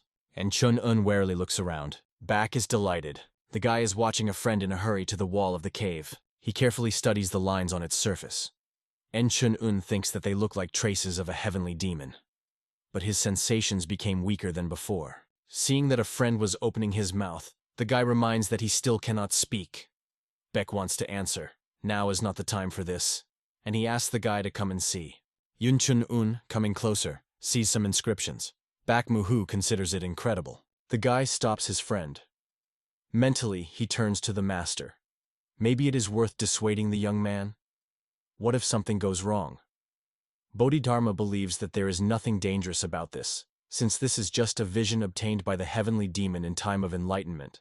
And Chonon answers, good. Looking at the inscriptions, the guy says, he does not think that this is all. While the friend is busy, he follows. He notices wax from a candle on the wall. Trying him with a finger, he thinks, judging by his condition, most recently someone was here. No more than a day has passed. At the moment, he has a suspect, the person whom they met on the way here. Moreover, a strange energy emanated from him. He notices that wax traces lead inside. Yunchun unfollows them. He illuminates his way, looking for drops of wax. They lead him further and further. An unexpected find makes him stop. He illuminates the lines on the wall of the cave. Bodhidharma embarrassedly says that this is his hand. The guy says that everything is destroyed here. The master replies that he does not know well or not. But it is noticeable that the pogrom was arranged not so long ago. Chunun agrees, and the truth. He thinks that this is quite strange. The inscriptions of the master of the Dharma are crossed out, but there is no heavenly demon? The guy thinks, there is a chance that they could not read them due to handwriting. The master laughs. Here is a boy. And Chunun considers that this does not mean that they must be touched. And why leave traces of a heavenly demon? The master agrees. He is right. The guy thinks, destroyed the traces left by the elder? Only one who despises his martial arts could do this. If he wanted to appropriate everything for himself, he had to destroy the traces of the heavenly demon. So this is someone from the demonic sect? What if he knows that the heavenly demon could leave here? This is possible if he has the notes of the master. And Chun-un asks the mentor, maybe, in addition to the traces of the sword, he left something else that should be released? Bodhidharma asks, left? He is not the one who will think about this. Then, catching up, he adds, well, yes, then he was not yet the same as now, but something really could stay in the cave. And Chun-un says something that you need to remember, that is, records or traces. If they are still discovered, it will not be clear why the demonic sect has done this. But what could it be? Is he like something missing? He is illuminated. Is it really? He is in a hurry to a friend, and says that they need to return to the Huashan sect. The guy demands that Bak come to his senses and follow him. Without waiting for the reaction of the young man, he rushes to the exit. A friend asks to wait for him. He complains that he wanted to see a little more. With all his feet, he rushes after another. On the run, Bak is interested in what happened. And Chun-un replies that he realized what those who attacked Huashan want. He explains, if the villages near the sect are attacked, then she will be forced to deploy her forces to protect, and the main part of the association will be defenseless. Beckmoles agrees, yes. Then he asks, do they really want to break into empty houses? What kind of psycho will solve this? En Chun-yuan briefly answers, a demonic sect. A friend says, even if so, then this is a Huashan. Outsiders will not be able to invade so easily. The guy asks, what if they do not have to enter from the outside? Among the members of the Huashan sect, there is a spy of demonic. They were silent for almost 20 years, and then they suddenly gave the order. A young man with an unusual aura holds a candle and a book in his hands. He says, it became disgusting. If now he returns to a demonic sect, it will be too late to study her art. He needs to look for a way to survive. If not for the restrictions of the demonic sect, he would not have done so. For almost 20 years he had lived in the Huasan sect, and even thought to die here. Raising the candle into the air with the help of Qi, he says that he wants to live on. He leaves the room in which the fire flared up, and says, his mentors kept repeating that only the Gorbata would correct the grave. That is why he believes he cannot be blamed. Screams are heard, fire, and people rush to the burning building.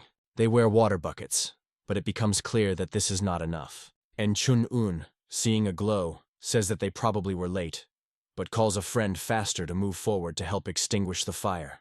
Bakmuho stops him. The guy is surprised to turn to him. A friend says, find him. If you look at how much the fire spread, it becomes clear that his culprit did not have time to go far. He believes that the art of moving Yun Chun-un is now better than him. The guy is interested. What will the friend do? He replies that he will go to extinguish the fire. Still, you need to repay for the fact that they were sheltered. Baekmu-ho wades his friend to go in search as soon as possible. The guy answers, good, and rushes forward. The priest, a desired fire, shouts indignantly, "Who did it?" He is asked to calm down, otherwise he can destroy the building. Enchunun decides that first he needs to go up. The heavenly demon is interested. Something has already happened. The guy asks, "What does it mean already?" He answers, "According to the information that he got in hell." Yunchun-un interruptions, recalling that he had previously mentioned problems with the law of causality. He tells the master that he knows the culprit. This is a student of the Huashan sect. Therefore, he thinks he does not have to talk about it. The guy asks, can the masters tell him which way he escaped? He says that they will help him a lot, because the criminal knows this place like his 5 fingers. The heavenly demon is interested. Did he find nothing strange next to the inscriptions in the cave? Enchunun replies that there was nothing but his traces.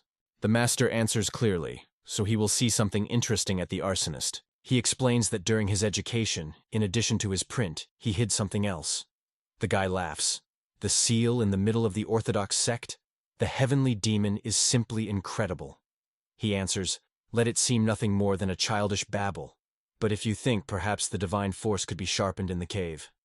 Bodhidharma believes that it was she who could encourage the arsonist to all these acts. The heavenly demon tells the guy, even though the strength is weak, but on it he will be able to find a criminal. Enchun-un asks, and what does he need to do? While the guy is in a hurry to overtake the fugitive, the heavenly demon explains that he needs to correctly calculate the space. He says that he will teach its basics of combat skills. The guy should not believe what he sees. He needs to read and feel. Let him read the world that wants to capture and knows what he is. This is the beginning of the path of the one who wants to follow in the footsteps of the heavenly demon. Yunchun-un exclaims, found it! He adds, he fled far, however. The guy mentally asks, what he feels now is the divine power. The energy received from the gorilla made him strong, but this one gives him something else. In this case, he cannot miss anything. Enchun-un accelerates. Let the guy from the demonic sect are waiting for him. The heavenly demon asks, the one he is chasing, the spy of the demonic sect? The guy answers, most likely. When he passed him, he caught a very strange and unclean energy. The man repeats thoughtfully. Strange and unclean, then. He says that the guy, although not for long, but still visited hell. If the fugitive studied demonic arts, then he would feel fear. But it turns out that Yunchun-un experienced only disgust. This means that he either did not learn to the end, or he has a connection with the apostle, and moreover, and very evil. The guy asks, what does he mean? The heavenly demon says one of the two.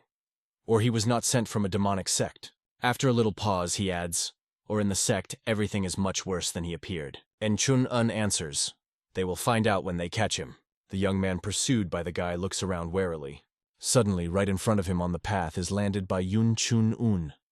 The guy asks, where is he in a hurry? He continues, the sect is burning in fire, so why does a young man not help to extinguish a fire? He replies that they have an emergency now. He thought that it would take a person who would warn people outside. Enchun-un says, it seems to him that everything will be clear in smoke. The interlocutor laughs confusedly. Suddenly, he quickly rushes on the attack. The guy rejects his head a little, and the blow passes by. The young man attacks again, and the guy just jumps over his head. Landing, he says, the wind? A good trick, but it is not used in an orthodox sect. Although he admits, the enemy could kill him. It's a pity it didn't work out, right? The young man grunts. How talkative. He again tries to strike, but Enchun-un easily evades. Making the next somersault, he thinks that the merger of the technician Jang Xianfong observation of force and the synthetic perception of the heavenly demon go beyond the imagination. He feels and can consider everything, and also foresee it. Having landed, the guy says, after all, this is not the Huanshan technique of owning a sword. The enemy shouts, what does he know? Enchun-un is interested. Is he afraid to sleep by using the luxurious sword of the sect? He tells the enemy that he knows more than he thinks. The heavenly demon laughs. He knows how to bring people well. Bodhidharma asks, does he provoke the enemy? Today he copes better than his friend. Enchun-un replies that this is a psychological attack.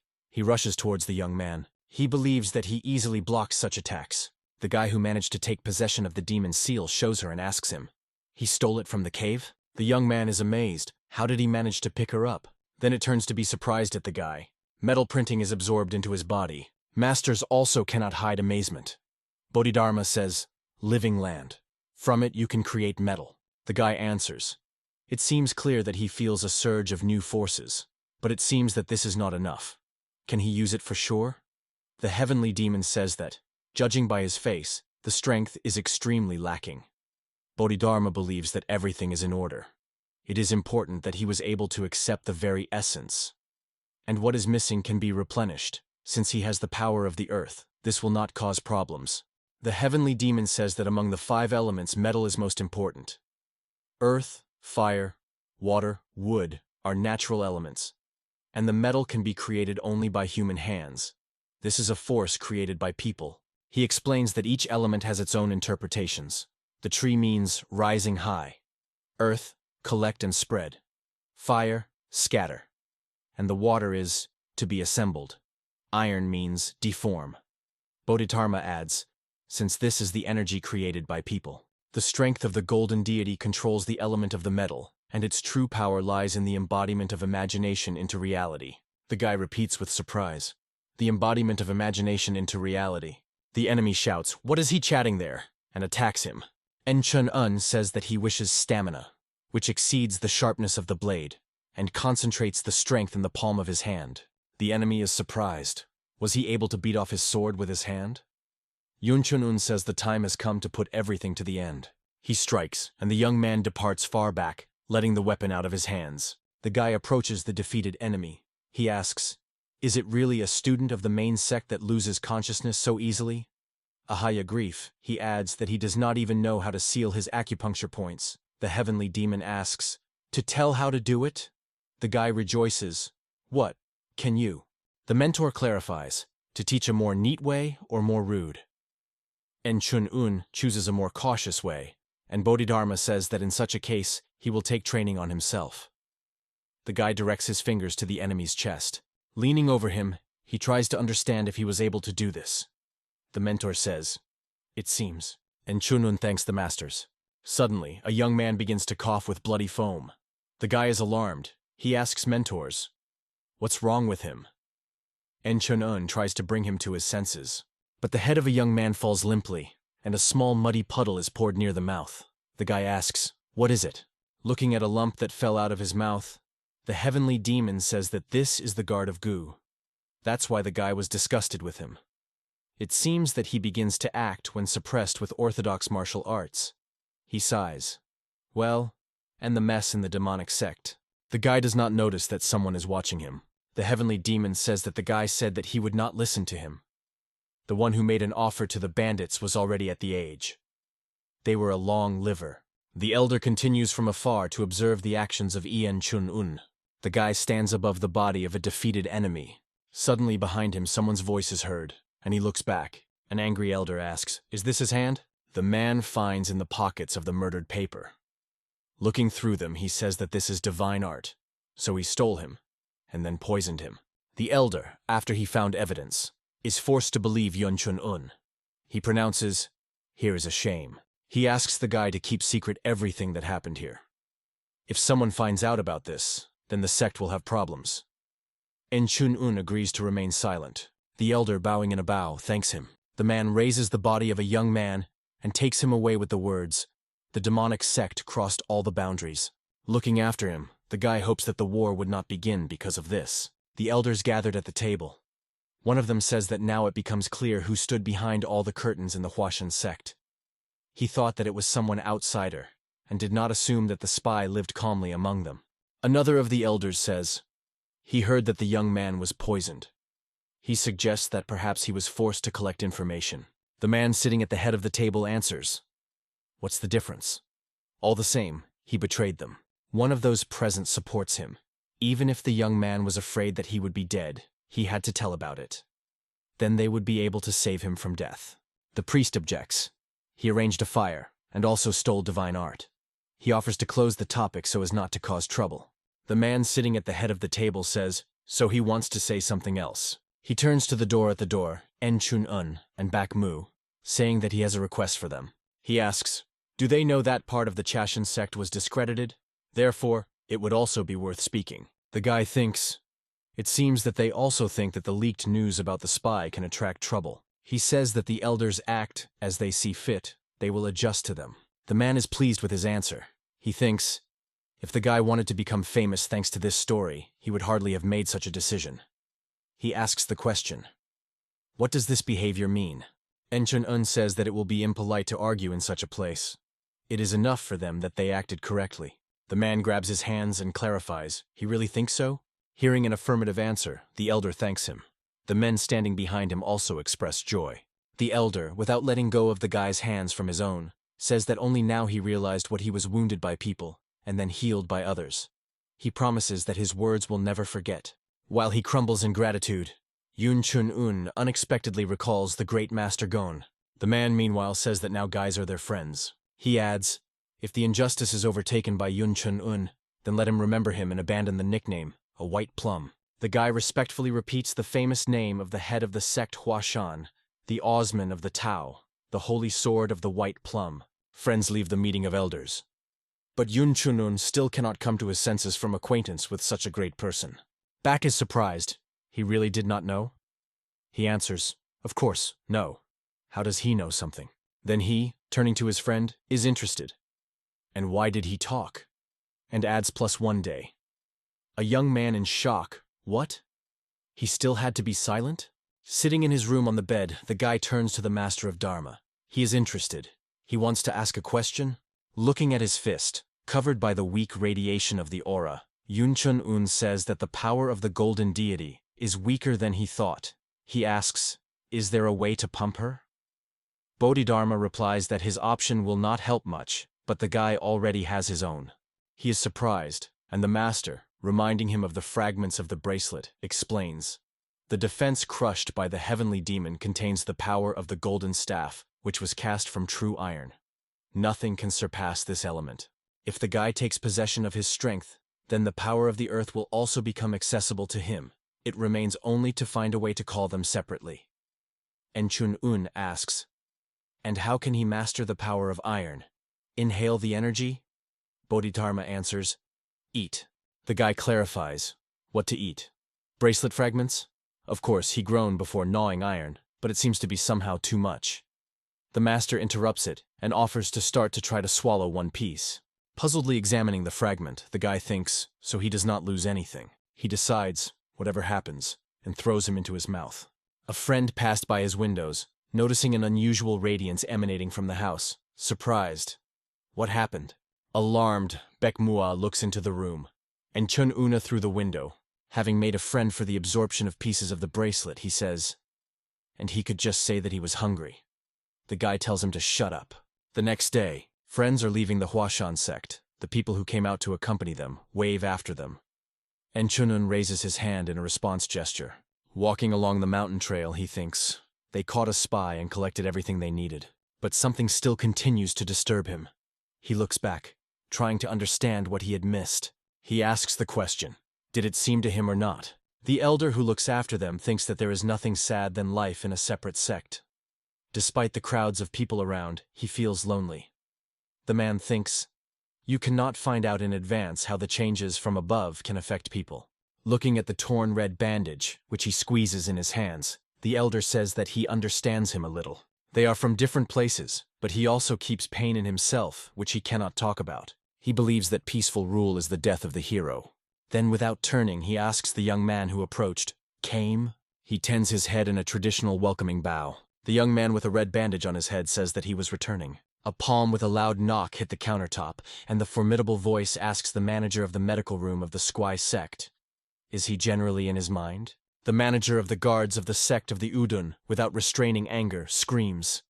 He cannot believe that the upbringing of Yun Chun-un, who is so talented in Shaolin, has come to naught. The man is trying to justify himself. Yes, there was such a student, but he is not included in the lists. This name is quite common. The interlocutor calms down a little. Namesake or what? He does not argue. This name often comes across, but here is the surname. The manager of the medical hall says that Yun Chun-un, whom he knows, did not even learn martial arts when he left their sect. The manager of the guards clarifies. Completely? Shinja Yen warmly assures him that he was also a vile boy who poured poison to his opponents. He continues, if the guy walked and seemed to be a member of the Udan sect, then it is not known what reputation they received. The interlocutor clarifies. They leave him, then he would denigrate the name of the sect, right? The manager of the medical hall says, that's why he kicked him out, for the sake of a boot. The manager of the guards asks, he can take responsibility for his words? Shin Jae-yoon answers, he swings his head. The interlocutor calms down and says, then he will believe him. When the man leaves, the manager of the medical room grabs his head. Cursing and accusing Yoon-si in everything, he expresses the hope that nothing will happen. He admits that the guy became stronger, but he could not crank this in Shaolin. This is impossible. He calms himself with words. That boy is just namesake. In anger, he knocks on the table with his fists, screaming that Yun Shihu had to return for a long time. He scolds the young man, complaining that he should puff here for everyone. He reflects on Yoon-su. Having left Shaolin, he became more silent and darker. He believes that such an ugly guy like him cannot be sad because of his brother. He is sure that inside him simply bursts with joy. The man sighs, and you cannot get rid of him, since he is the only heir. Holding his head with his hand, he sighs, to go crazy. There is a voice. You have to talk. Shin Ja-jun screams, how much can you? A man enters the room. The man, stammering and dousing with the cold later, is interested. How did he end here? At the same time, he feels that he will soon be sick of excitement. County Shanyan. On Chun-un, stretching, says, finally they arrived. Baek Muli, assament that he has not been here for a long time, and rejoices that he came to an end to silence. The guy says he has mixed feelings. Bodhidharma asks, did he recall his return from the sect of the boots? He answers in the affirmative.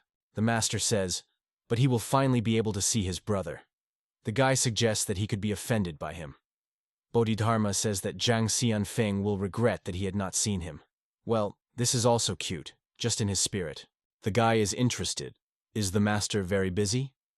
The interlocutor answers, yes. Apparently urgent affairs appeared, and it seems that he is preparing something for a guy. And Chun-un, it is very interesting what a surprise awaits him. A friend says that he can grumble further, and he will go. The guy stops him. He believes that it is better for them to do this together. Now? For what? And Chun-un explains, he promised that for every battle he would become a funny pose. A friend scaredly shies away from him and mentally curses. They approach the building where the security bureau is located. Baksalt A, reading the papers, thinks, what do they do? She does not think that bad things. But even if so, then only Baek is capable of this. The girl literally radiates an evil aura. She asks the question, and why is not the news from him after he said that he was going to the Huashan sect? She asked to send letters. A person who entered the room reports that a guest came to her. Baksalt is surprised. Light steps are heard. A girl appears in the room. She raises her hand and welcomes the hostess, saying that she and her sister have not seen each other for a long time. She pronounces in surprise, Chan and the will? She agrees, and really for a long time. And then he is interested in what fate. The guest replies that there were things nearby. She asks, does the girl know Yun Chun-un? She, in some confusion, answers, yes. And what? Chan and the will admit that he is very interesting to her. The girl mentally scolds her brother. She angrily squeezes paper in her hands. There is a voice Baek Mu-ho, notifying his sister that he was returning. The young man falls to his knees right in the yard and shouts about how he loves her. Girls hurry to him. All those present are surprised to look at the scene that played before their eyes. The young man pours tears and holds his hands on his head, depicting the animal. He fulfills his promise. En Chun-un, restraining laughter, says that he will probably go. The presence of Chan with the will surprises his friends. They welcome the girl. En Chun-un leaves, promising to go another time. Baek Salt and offers his brother to go with her. He asks, just do not hit. En Chun-un goes to the parental house. The younger brother runs to him with all his feet. Mother is in a hurry to meet his son. Father and grandfather, standing on the spot, are waiting in line to greet the guy. He asks the boy if he behaved well. Chun-ao, hugging him, answers, yes. Then he demonstrates various movements to the guy, saying that he trained a lot. Yun Chun-un praises him. Yes, he is really good. Approaching his father, he asks, how are they doing? The man says, it seems he has grown a little. And he asks, he has not hurt anywhere? And Chun-un replies that he is not a scratch. Grandfather is interested. Did he see Yungon? The guy replies that he is the same as his grandfather remembers him. Father rejoices, what a relief. So soon everything will return to normal. While he is here, everything will be fine. NGEM continues to ask questions. Was he in Shaolin and Huashan? The guy is surprised. How does grandfather know about this? He replies that he has his own sources. He believes that Yun Chun-un is probably tired and invites him to go to rest. The guy does not mind. He thinks that grandfather, as always, knows everything. Going to his room, he says that he finally feels at home. He believes that it will be good to relax for a couple of days. But as soon as he reaches the door, the voice of Jang Xianfong is heard. The teacher reports that the time has come to learn new art. Chun-un clarifies, now? The master answers, well, yes. But, since he is at home, then so be it. Let him rest a little. He offers to start training from tomorrow morning. The guy thanks him, and Chun-un makes a warm-up near a large boulder, rejoicing that he will learn something interesting. Although he practiced Tai Chi, it will not help to surpass the lessons of the master Jang Xianfong. Compared to the heavy hand of emptiness and the divine art of the earth's essence, this will not be enough. There is a voice of the master. The guy of interest is ready? He solemnly replies that the student Chun-un is always ready. The man says that he will teach him 3 concepts of Qigong. The guy clarifies, does the master mean the methods of enlightenment? Or is it about mastering the sword? They can also learn through books. They are so simply in mastering. Jang Xianfong asks, he is afraid that they will be engaged in benefits that can be found in any market? The guy answers, no. He promises that he will try to remember everything that he will tell him. The mentor says, yes, he believes that Chun-un learned to be added. The master asks, he knows what 3 concepts are? Chun-un answers, this is heaven, earth, and man. Jang Xianfong explains that in all martial arts there is a support on qi energy, and qi in turn is localized in 3 dantages, usually distinguish the upper, middle, and lower points. Their functions are different, as are the methods of use. Each of them has its own advantages, so you cannot hung up on one thing, the guy clarifies. But in Murim, the upper and middle danshanes is considered the best, since they are more functional than the lower. The master says that the divine art of the essence of the earth of Dharma focuses in the lower body. This is an art that allows you to go beyond its skills. The man asks, then can one who uses the upper point defeat the opponent with the art of the master of Dharma? The guy thinks, it is definitely able to defeat the heavy hand of emptiness. It is difficult to imagine how powerful art is. He believes that it will be difficult for him, what he reports to the master. He answers, not difficult, but impossible. But not in the case when fighters of the same level. As he already said, the divine art of the earth's essence is concentrated in the lower Dani, which increases his strength. She is in that place that his flesh and spirit are filled. The heavy hand of emptiness is the power of air and emptiness, respectively. Since this martial art is associated with spiritual vision, it is located in the upper Danthani, which contains the soul, thoughts, and imagination. Jang Xianfong asks, and where is the conscious cultivation then? Chun-un is conceived. This technique is responsible for judgment. With it the mind is clear and cold. Her core is in the middle Dani. The mentor says right. The average point is responsible for emotions. This is a center of joys and sorrows that people experience. That is why the heart is located here. The guy, applying his hand to his chest, answers, even in his place, but he still does not understand the system. The master says, besides, he has 2 divine forces out of 5. Having received the remaining ones, he will become the most powerful fighter, but now there is too much energy in him. Rather, its roots are too diverse. He believes that now they do not interfere with each other, but once they will begin, then he will stop developing and begin to regress. Therefore, now you need. Chun-un finishes the phrase, meditate. Jang Xianfong replies, for sure. He tells the guy to sit in the lotus pose. He promises that conscious cultivation and 3 concepts of Qigong will become his body and skin. He believes that since they finished with theory, it is time to start the mantra. Sending his own power to Chun-un, he calls him, listen. He tells, the divine art of the earth's essence belongs to the earth. The heavy hand of emptiness is to the sky. But the 3 concepts of Qigong are the art of man. He is the one who stands on 2 legs on the ground and looks at the sky. It is necessary to absorb heaven and earth. The power of the earth and the sky strengthens the vessels, and the force of iron fills the remaining place.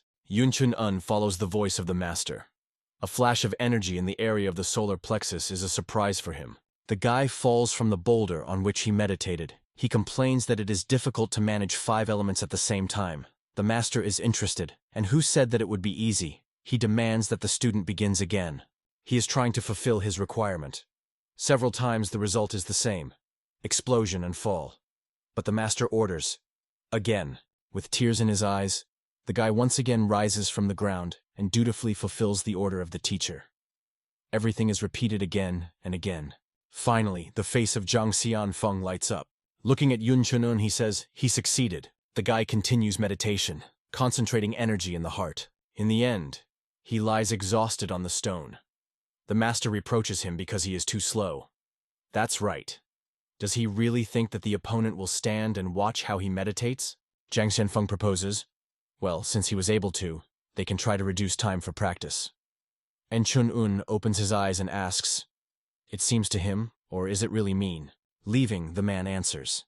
He does not say that it is necessary to do this right away. Just let him set such a goal. The student agrees. The master tells him to train and notifies that he is leaving for business. He says that the guy tries and remembers that they are always watching him. The man departs from the spatial eye. Then he takes out a manual mirror from his belt. Jang Xianfeng sees a guy in him, remaining unnoticed for him. He thinks that he studies faster than he thought. Immediately obvious, his student. He says that thanks to the heavenly demon, he can now watch a boy from everywhere. But his assistants will not overshant the dissatisfaction with Jang Xianfeng with an expression of his face. Every time he writhes such a mine, something happens. He decides that the time has come to talk with someone upstairs, and wonders to whom to go. No one dares to touch the heavenly demon, because he performs the most dirty work. The master thinks that even the strongest celestials avoid him. Due to the fact that many people worship him, it is he who leads the principle of causality. He overshadows him. He knows who to go to. He is in a hurry on the patterned bridge to the one who can keep the demon in the bridle. He is greeted with a question. "What's the matter?" The man replies that he came to the mentor for help. Zhuani, the spirit of the north, looking a little older than Yongjong Una, asks, "Did he call him a mentor?" Then adds dash for sure. They are from one sect. Now it is clear why he calls him that. He turns the gaze to the guest. Then, noticing the mirror behind his belt, he comes to life and jumps up from his place. Does Jang Xianfeng have something interesting? In the sky. The main spirit in the form of the boy knows how terrible the law of causality can be. This guy is called differently. Both the master of the dark sky and the embodiment of pristine chaos. Now he took the place of the great Jade Emperor and became the master of the north and constellations. In his hands, the sword of 7 stars, who decides who to live and who does not. The Emperor of the North, the Lord of the destinies and stars, ruling from the heavenly palace. He is the heavenly Emperor Xuan Wei, who worship members of the Wudang sect. So stubborn that it does not honor anyone except the 3 pure ones. The highest gods, Yuitzin, Shantzin, and Taizin, the rulers of the sky, the world of spirits, and the earthly world. He believes that the law of causality is not as simple as it seems. If he still takes place, then a large shift occurred in the earthly world. Heaven could not help but know about it. Most likely, celestials are simply observed from the side. He says, it turns out that there is someone else responsible for what is happening through this device. Standing at a spatial eye and raising his hand with his fingers with a shining aura, Xuan asks, "Well, will we have fun?" He lowers his hand, and the light floods the whole gazebo. Xuan says, "Of course, it would be nice to talk to the student." Hinging his fingers to the surface of the spatial eye, he admits that he prefers something more exciting. Having sent an impulse down, he freezes. Then he wonders, why didn't it work? He looks at the sleeping Chun-un. Then he sends an impulse again. The face of Xuan is brighter, and a smile appears on the lips. He pronounces, "Look at him." Bakmur is creeping up to the Jun unit meditating on the boulder, thinking that this is his chance to catch him by surprise. When he already holds out his hands to touch the guy, he, without turning, is interested. He has not yet bit his tongue after he fluttered in front of his sister. He thought that his friend died with shame. Back Masho associations ask, "Has ease on the namant in the new?" Then he responds to his remark. Such trifles are nothing to him. Yun Chun-un is interested in why a friend came. "Something happened?" he answers. "Mom wants to see him." The guy is surprised. His mother? But why? After all, she is leaning the unsociable. A friend explains, She believes that something is wrong with his battle technique. Now he wants to look at him. And Chun-un is surprised, but still tries to smile affably. He thinks that the methods of a friend can be compared with Shaolinsky, due to the complexity of the technique themselves. His mother is a good expert, since I realize that my son doesn't succeed. The guy is thinking, does she have experience? He is trying to understand a lot of things. He believes that it is necessary to find out if she knows more than necessary. Baekmu does asks, well what? He is frighteningly recoiled when his friend grabs his shoulders and looking at him with a burning look that they will go right away. And Chun-un and a friend, everyone in the security bureau is welcome from the small to the great, raising his hands up and imitating the pose of Baekmu, whom he showed when he returned home. The guy laughs, his friend exhales evil. Looking at the people parody of him, the young man grumbles. Well, the family. They are greeted by Baek, Salt A and Chan with the volume. And Chun-un reports that an aunt is looking for him. Sister Baekmu believes that she wants to see him because of her brother. Chan and the Will appear forward with the words, so they met again. The girl says she heard that he was here because of the sword of Baekmu. Then he is interested. Does he understand this? And she explains that in fact, she left Murim to expand her knowledge. You need a lot of experience and military equipment to complete the training with the father. She says that seeing his friend's sword, she realized that he was smooth, like a huashan, and a gentle one, like a bang. In addition, its weight is small, so it lies comfortably in the hand. She was delighted, learning that there was such a weapon in Murim. Chan and the Will continue. This is why the guy helped him master the art of owning a sword.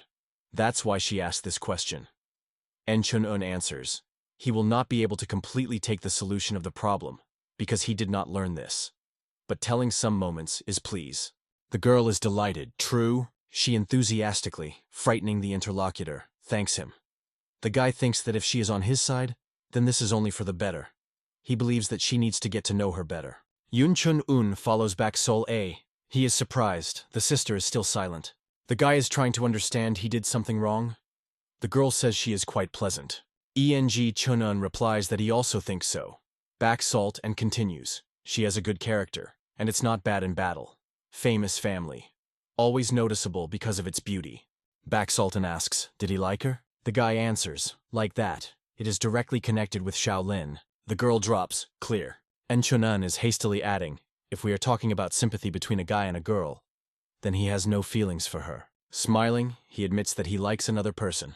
The girl, having patted him on the cheek, looks into his eyes, saying that he became too emotional. The guy thinks, he is not jokes. Back Salt. A says that it will always be on his side. No matter what mother says, she believes him. Turning away from him to follow further, the girl says, something else. Turning to him and smiling slyly, she says, the guys seem cooler when they are serious. An unexpected rustle in the bushes makes them be alert. Baekmu looks out of the tree. He asks not to pay attention to him. An angry sister decisively steps forward. The guy looks somewhat embarrassed. He says, looking after her and touching his cheek, where he still feels the touch of her fingers, which will definitely remember her words. A friend who came believes that he is dangerous. Surprisingly, the guy, he jokingly touches him with his elbow, saying, a man. At the same time, the young man smiles meaningfully. And Chun-un answers. He said what he thought. Clutching a fist, he says, it seems that now he can be sincere. He can help him. Back morally looks at him. That's how. Friends approach the steps leading to the closed gate. The young man tells a friend to walk alone. He asks, what about him? Baekmu says, Mom said to send only him. And Chun-un opens the gate. A friend wishes him good luck. Due to the open wings on the guy smelled of powerful energy. He follows the courtyard further and feels that it was seemingly scattered. He hears the voice of the master Jang Xianfong. Does he feel that she is not so strong? This is because she surrounded herself from outside.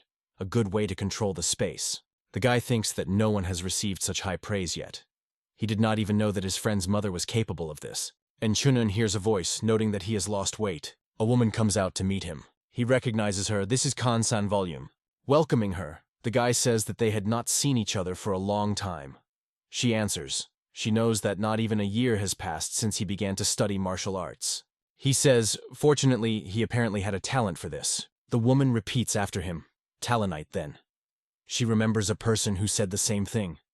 She asks, Soman Dason is familiar to him? She says that this is a genius that all 9 schools followed, despite the fact that now they are neither hearing nor spirit from them. Chun-un says, he, although not for long, but studied at the Sect, and in truth this name is unfamiliar to him. The woman agrees. Well, yes, it is not so common. She asks the guy, he someday contacted someone who may be outside the human perception? The guy pretends not to understand what the interlocutor is talking about. He himself thinks, does she really mean masters?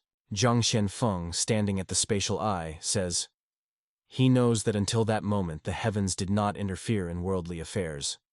Bodhidharma believes that most likely because it is simply impossible. The interlocutor answers, the law of causality would not allow. He believes, if this happened, they would not be in the current position. The guy thinks, the masters are sure that this is impossible, but is it so? What happened once can repeat it again, Convoy says. At that time no one recognized Soman Deason, but she also knew that his talent was not innate, but acquired. Of course, not everyone could understand this. She has been keeping this story for so many years. In the Mosque of the Returning Sun, she saw traces of the other world. She explains, therefore you need to check Chun-un, walking in the footsteps of a brilliant master. The guy is interested, does she have any personal scores with him? The woman answers in the affirmative and adds, because the one who stands behind Soman Deason, the enemy of their family. The effect of her energy on the guy is enhanced. Jang Xianfong asks him to be careful. Chun-un with difficulty stands in place under the pressure of her strength. The woman says, he himself could hardly guess. Or maybe he knew and could not tell about it because of the ban. But no one can hide their true essence. She demands that he let her look at him. Her power falls on the guy. An energy blow inflicted by a woman is so powerful that its surge is visible even at a great distance. Chun-un is trying to avoid the attack by Volol. Her power, released, turns into huge crystals. The guy barely manages to bounce to the side, so as not to fall under their action. Having landed, he is trying to catch his breath. Jang Xianfong says, it seems the woman thinks that he is someone's pawn. And apparently, she has no best relationship with this. He explains to the guy who avoids another blow that Volol does not spend a lot of effort. He just looks closely. But cold air will surely affect it. The master reassures Chun-un, she will be able to freeze the enemy only when she touches him. On the bark of the tree near which the guy was just located, an ice crust appears. The woman squeezes her hand into a fist and again attacks Chun-un. The guy manages to react in time. The blow again falls on a tree. Volol thinks that this child is the same as Soman Deason. Attacking a guy, she asks a question. Is this an accident or a trap? Soon she will find out for sure. It was because of the curse of the family that Volol became obsessed with Soman Deason. Her ancestors had a talent in martial arts, but they did not have the foundations. And one day, a stranger appeared, who engraved the ancient martial arts equipment on his body. It was called the Magic Sutra of the Cold Sky. Thanks to this, her family was able to get great power, but with her, a curse that sucks their energy. The force was transmitted from generation to generation, and the older child was always a girl. Cold air penetrates through the veins, and the masters from birth fought with force, which was too many. To survive, they had to learn the magical sutra of the cold sky. But those who could not control the element went crazy and began to kill people. Gray-haired witch or demonitsa was called the ancestors of Volol, and they were remembered by people as something that instilled fear. Fortunately, after long research, there was a way to control the force, and there were no more such cases. But the resentment of a stranger, who granted the magic sutra of the cold sky, does not subside. Volol recognized a terrible secret while looking for an enemy of her family. Orthodox, mixed and demonic sects. It seemed that their power was the same, but behind their backs was lurking something much more powerful than all of their combined, a hidden sect. Nobody saw the faces of her representatives, but they always held out a hand to those who were considered capable. That is why Volol tried to get closer to Soman Deason. She believed that they made a genius out of him. But the master suddenly disappeared from Murim. After that, Volol gave birth to 2 children, marrying Bakjin Sona, because of which she left her post. After some time, she used the whole strength of the family to find traces of a hidden sect. But everything became much more complicated. Seeing the traces of an unknown martial art on the sword of her son, she suddenly dawned on her. Bak Salt A, Bak Muho. They are skilled enough for them to become interested in the faceless. Judging by their actions, One can guess that her children are their new goal. That's why she was so anxious and angry lately. The cold cuts the cheeks in Chun-un. The woman tiredly attacks him. Bodhidharma reassures the student. Let him not worry, he will not get hurt. Jang Xianfong warns that the guy is preparing. She is coming. Chun-un runs again, fleeing her attack. Pieces of ice fly in his back. The guy turns to face her. The woman says fast, but she is not intended to retreat, and prepares another blow. This time the guy's leg enters an ice trap. He screams and tries to free himself. Jang Xianfong tells him to recover. At an incredible speed, Chun-un dodges pieces of ice flying into it. The woman, having concentrated power in the palm of his hand, directs her to him. Ice fragments and incredible cold fall on the guy. At the place where Chun-un stood an ice block, San-vol managed to catch the guy in an ice trap. She smiles pretty, confident that now he will not go anywhere. Suddenly her eyes expand with surprise. Chun-un does not want to come to terms with his position. He follows the Council of Masters. Earth can defeat water. The power of cold air may vary, but the base will be the same as that of water energy. Masters believe that its greatest power is the divine art of the Earth's essence. They lead him to act, and the guy is easily freed from the ice bonds. Looking at him, the woman thinks. He quickly studies, like Somandisen. She asks a question. Maybe he is better than him? She tells the guy. It is simply incredible that he is still on his feet. He answers. Maybe enough? He is in no way connected with this by her Somandisen. She asks, not connected? She will still look. Energy is again concentrated in her palm. San-vol rushes to the guy. Her ice aura is faced with its fiery energy. He beats her hand with his hand, in which power is concentrated. The guy does not run away anymore. He decides to accept the battle. The woman's face expresses surprise. Shards of ice break again from her fingers. For a while they are circling in the battle. The woman strikes, and Chun-un departs far back. However, he lands on his feet. Pieces of ice fall to the ground. Behind the veil of the fog, only its silhouette is visible. Loosing his breath, he simultaneously gathers with forces for further confrontation. His face is concentrated. He is ready for battle. Bodhidharma says, the time will come, and he will have to throw out the received energy. He believes that now is just the time. He adds that the art of unity will open the road. Chun-un does it become more powerful as the divine art of the Earth's essence. San-will is surprised when he understands that the guy's strength is increasing. She says she will have to be more serious. In the direction of the guy, ice fragments rush again. The woman demands that he show everything he has. She promises to kill him if he does not try. Meanwhile, Bodhidharma explains. The center is the divine art of the Earth's essence, and the art of unity is branches. He tells the guy to stick his palm like a dagger and chop it to the end. Chun-un does it feel that he is full of energy, like a lifting dragon. Is it really the divine art of the Earth's essence is now the second level? No, even higher. The guy's strength incredibly grows. His aura blinds like a flash. He uses the technique of blow by halberda. A woman contrasts him with nephritic protection. The guy approaches San-vol without weakening the pressure. Their palms are about to contact. The woman pronounces, interesting. The guy feels the taste of blood in his mouth. He has to apply too much effort to withstand such a powerful opponent. He does not stop and puts all his strength into the blow. But San-vol has something to answer. There is an explosion that blinds both of them for a while. Smoke dissipates. Small pieces of Luda fall at the guy's feet.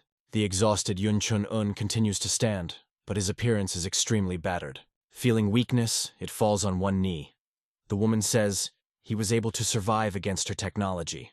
She thought no one was capable of it.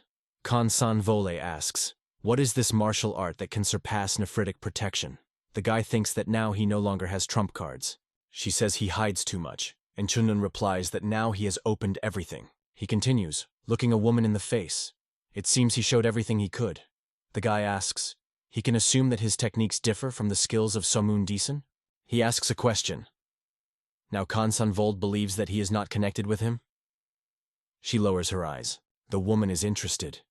He knows where the martial art of her son originated. The guy thinks he cannot tell her that this is the work of the heavenly demon. He answers. He knows that this art came from the west. They found his tracks in the cave of Mount Sunshan. San-vol says thoughtfully. From the west means. From there came the master of Dharma. But this art was not connected with him. But since the traces were found there, it was definitely he. Perhaps this is a prototype of martial arts studied in the western provinces.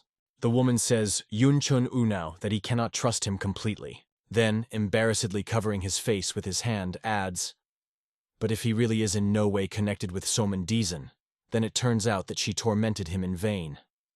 Looking at her, the guy thinks that she is very similar to Salte. He is trying to joke, but she was not only tormented, but almost killed him. She asks to forgive her again. Smiling, Yun Chunun replies that everything is in order. He understands her. She is glad to hear this and asks, will they be able to explain to her children? Smiling and heading for the exit, the guy answers, why? He does not want to do it. Seeing a woman's bewilderment, he explains, she, as an adult, should solve such issues. Saying goodbye, he leaves. The woman is not very pleased with such a turn of events. She thinks, of course, the story has cleared up a little, but she still will have a lot to find out. The woman says that the guy's skills are no worse than her children. Therefore, it is likely that they will be the first to make contact. A voice is heard behind her. Doesn't it seem to her that she was too persistent?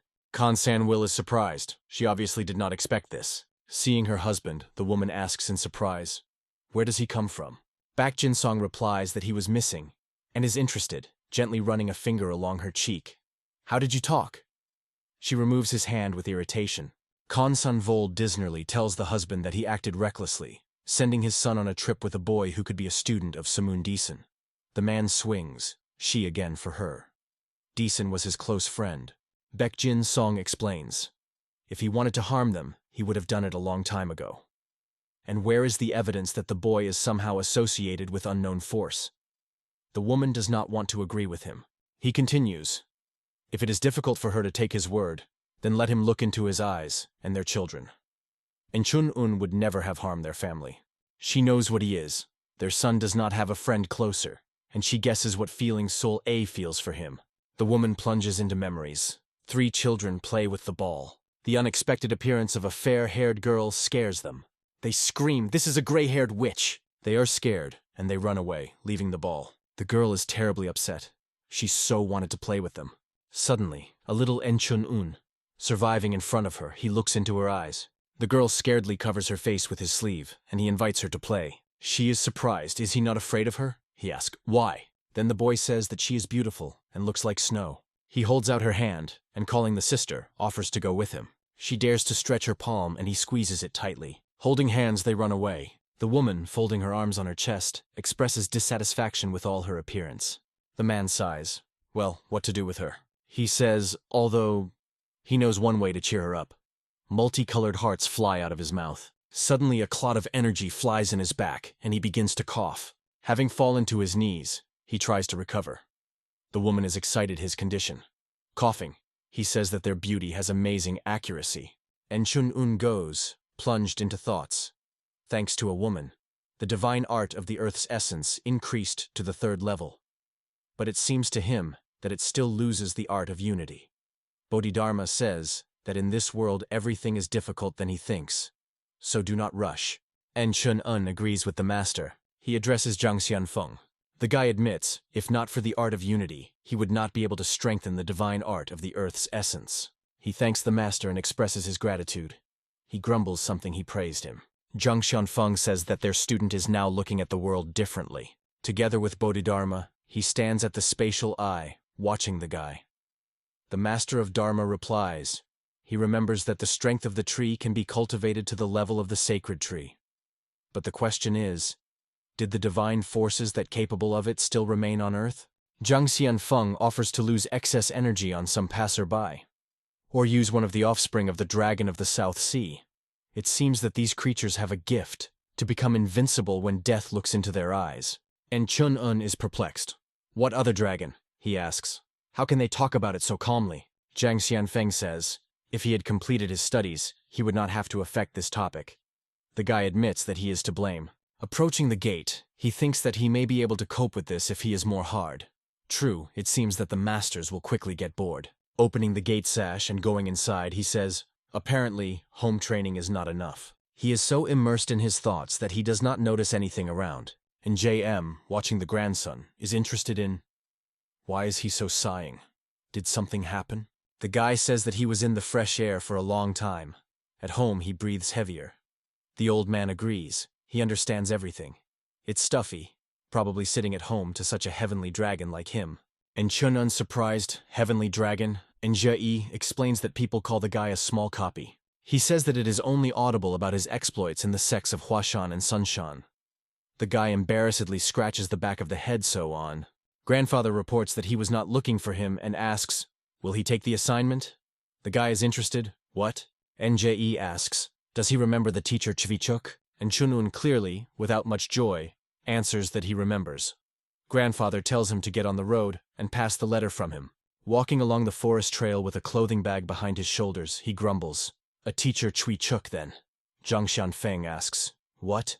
Were there disagreements with him? And Chunun answers, if I may say so. Besides, he is strange. The master is interested. Yes? And how much? The guy says that he was previously called Blue Bamboo because of high growth. He did not understand why people believed that the bamboo is ordinary green when his stems were painted in jade. He persuaded all his acquaintances to call him Chvichukok.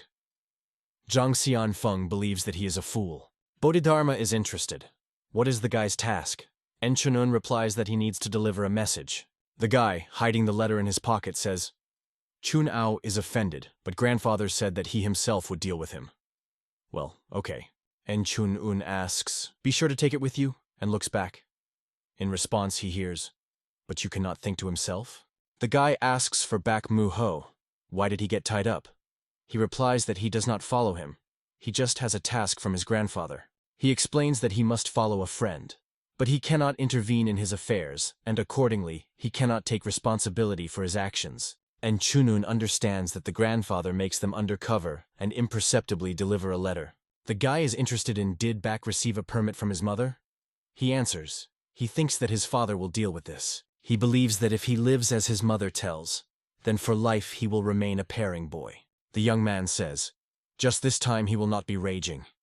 And Chunun thinks, the problem is that in any case he will have to rake everything. The guy asks, are they going towards the Orthodox sect? A friend answers, most likely. Then he adds that their path lies in the Sichuan. Sichuan is located in the west of Murim, and it is believed that there is no longer found space. In the borderlands, the influence of the Podalgot and traces of bird rulers are intertwined. Here, core, mixed and even demonic sects have equal power. In the middle of this chaos are the sect of Ami and Chanson, as well as one orthodox sect. In a word, this is the largest combination of sects. Friends walk along the forest trail. They continue the path in silence, plunged into thought. The guys stop and carefully inspect. They were surrounded by some people. One of them says, now the world is full of dangers and such carefree fools as they. A man with a bandage in the eye asks, they are aware that the passage through this forest is paid? He demands that they give everything they have. But Yun Chun-un attacks him, not even allowing to finish the phrase to the end. The guy's fist, covered by a powerful aura, crashes into the face of the enemy. A man, surrounding him with growth and weight, departs far back, escorted by the surprised glances of his friends. Having hit his back on a tree, he slides to the ground, where he freezes motionless. A big man, armed with a sparkling mace, cursing, rushes at the guy. Fist Yun Chun-una divides his weapon into small pieces. Thunder looks with fear at a guy who easily straightened with his mace. The rest of the robbers are also unpleasantly surprised. Broke with his bare hands? And Chunun turns to men crowded in indecision. He demonstrates a fist covered by a power field and asks, maybe they will tell him that they've forgotten this forest? Men look at the guy with fear, sitting on the boulder and forcing the bandits to knelt and raise their hands. He asks, do they have any important things here? The leader who is opposite him replies that they simply fled. Yun Chun-un requires an explanation. A man with a bandage in the eye and a swollen face says that recently they are all on the platoon. The sect decided to arrange cleaning. They were given that several of their guys were killed. After what they heard, they fled, sparkling heels. The guy says thoughtfully, this is how... He suggests that sects will burn to the war. Bak Mu says, they suffered. Due to the attack of the demonic sect, the chief student died in Sunshan, and chaos began in the Huasan sect from behind a spy. En Chunun thinks that 2 sects out of 9 are already ready to join battle. They will do the same as the Orthodox sect, which is their center. The heavenly demon believes that the case takes a dangerous turn. He says that he found out about this while he was dealing with the dead. He is sure that they will witness something interesting. The heavenly demon warns the guy about caution. He is already looking forward to the interesting development of events. And Chun-un understands that in the demonic sect a disorder. He asks the master what happened. He replies that a man who held a high post came to hell. The guy says, apparently someone killed him, since the mentor talks about him. He explains that the whole thing is a showdown, not for power, but for power. He was removed because of political views. And Chun-un suggests that the heavenly demon, probably because of this in anger. But, in his opinion, this is the best outcome. The mentor asks, is it because he is from an orthodox sect? While the guy is busy, his friend intimidates the bandits, and so not shining with special courage. And Chun-un answers, not that. Heavenly demon says, one knows, others, no. Funny. He is interested. How does the guy thinks what is the best way to prevent intern trackers? En Chun-un believes that for this you need to find a common enemy in order to unite everyone. The master asks, that's how? And then what? The guy thinks, a common enemy. Can this be tied to war? The heavenly demon replies, yes, he heard, it will begin in a Shikon. Something always happens there, so he is not surprised. The guy is interested in can the master share such? Because of this, he will not have problems? He answers, nothing to worry. He did not have a student for a long time, so he can make such concessions. En Chun-un thanks him. He does not know whether it is good or bad, but it seems to him that he is on his mind. He thinks the order of his grandfather, shadowing in orthodox and demonic sects, and also some thoughts of the heavenly demon. How many things? That's what it means to get into the trap. He understands that no matter what choice he makes, you still have to get involved in all this. And the task that his grandfather gave him cannot fail to fulfill. En Chun-un decides that he will have to go ahead, since there is no other way out. Jumping off the stone, he tells a friend that they need to go to the Sichuan. He is interested. Did he deal with his thoughts? And then he asks, what to do with the captives? En Chun-un says that they, of course, are bad guys, but since they shared information, they will leave them alive. Those who are trained in martial arts, let the young man destroy the central dantian, and cut the tendons on the arms and legs. The frightened captives ask, and how do they live on? The guy answers, after all their deeds, this is the lesser that they can do. He decides that he will leave them alive, but he will no longer allow them to loot. The heavenly demon says, well, pity. All this is useless. The voice of Jang Xianfong is heard. Apparently he is dissatisfied with something. The man goes to the spatial OQ, where the heavenly demon is located. He answers. He himself knows what it will result in, but still gives the bandits a chance. Of course, he doesn't like it. But he must admit his perseverance. The boy did not run away, hiding behind excuses. Jang Xianfong agrees. Yes. The heavenly demon says this is the path to demonism. He asks not to forget that the guy has already touched him. He believes that demonism has no choice. Jang Xianfong replies that he knows. He and Bodhidharma never denied this. The heavenly demon sighs. He says, that's glorious, and then leaves. Jang Xianfong, looking after him, thinks that he is determined. Although this is for the better, he believes. He understands that the heavenly demon is ready to sacrifice many for the sake of the student. Looking after the removing man, he thinks that Yun Chun-un perhaps will cope himself. He believes that now the spirit of the north has become a greater problem.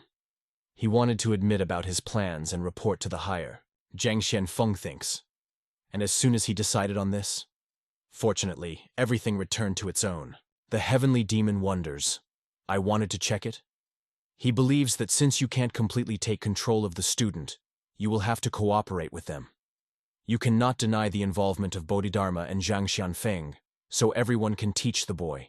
He thinks, it turns out to be the Kong Yuan native not only from the orthodox sect. The heavenly demon smiles. The student is involved in the demonic too. The gazebo, where the visionary eye is located, is illuminated by light. Paragoving through the bandits lying on the ground, Yun Chun-un complains that they attract failures. He continues to complain that once again they stumble upon some villains. The guy thinks that the heavenly demon was right, he said. All this in vain. A friend believes that not everything that is in vain is bad. You can live differently. Bodhidharma says that sometimes Back understands that it is really valuable. Yun Chun-un sighs. Let it be so. A friend insists that he seriously says. The guys rejoice. Finally they left the forest. Now the road lies through a field overgrown with tall grass. Their attention is attracted by some kind of sound, and Chunun says that perhaps there are even more robbers. The young man sighs, as the guy said earlier. Nothing has changed. They carefully make their way through high grass. Finally, they reach the place where they heard the noise. Having pushed the grass, they observe what is happening. A dead man lies on the ground. A little, they see another body. Several people are fighting. The rattle of their weapons attracted the attention of the guys. The young man repels the attack of the bandit. He is forced to retreat under his pressure. The young man applies his skills, and he takes away the sepionaire with a whirlwind from his path. Bodhidharma explains to the student that this is the art of a sword of clean wind. He is from the Chonson sect. The guy repeats his words. Bak Mo-ho asks in surprise, "How did he know?" And Chunun replies that ancient martial arts are already famous. The bandit falls dead to the ground. Two young people, standing back to the back, are examined in search of the following opponents. The young man from the sect Chonan looks at the guys. He asks, "Who are they?" At the same time, he holds the sword, ready to rush into battle at any moment. Bodhidharma believes that he lacks straightforwardness. If this is a student of the prestigious sect Chongon, then why does he keep the sword with such emotions? The second young man puts his hand on the shoulder of a comrade, saying that he is too excited. Their companion believes that the guys are not accomplices of these thieves, and it seems that they came to their aid.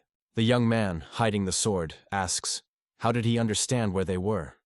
And Chunun thinks that he is not particularly smart. The second representative of the Chonson sect folds his hands in a welcome gesture. Bending his head, he asks for forgiveness from his friends for rudeness. He says that his name is Lee Don-young, and they are from the Chonson sect. The second young man is the name of Sagon-pei, and the girl is Young-rei. And Chun-un is presented in response, and calls the name of his friend. He says that, as the girl said, they heard the sounds of the battle, and ran here. True, they did not think that the students of the Chonson sect would meet here. Lee Don-chan seems familiar to the name of the guy. Yun Chun-un, noticing the tension on his face, is interested is something wrong? But he replies that everything is in order. Recently they often had to hear this name.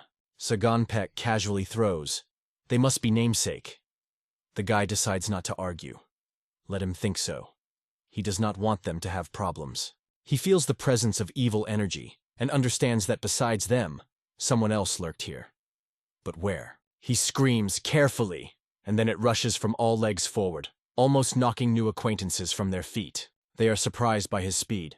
Lee Don-chung screams, Seiji-pei! He turns around and sees the rapidly approaching Yun Chun-un. He, joyfully flashing his eyes, says that he knew, and intends to hit the guy concentrated in his palm with energy. And Chun-un screams, dodge the same.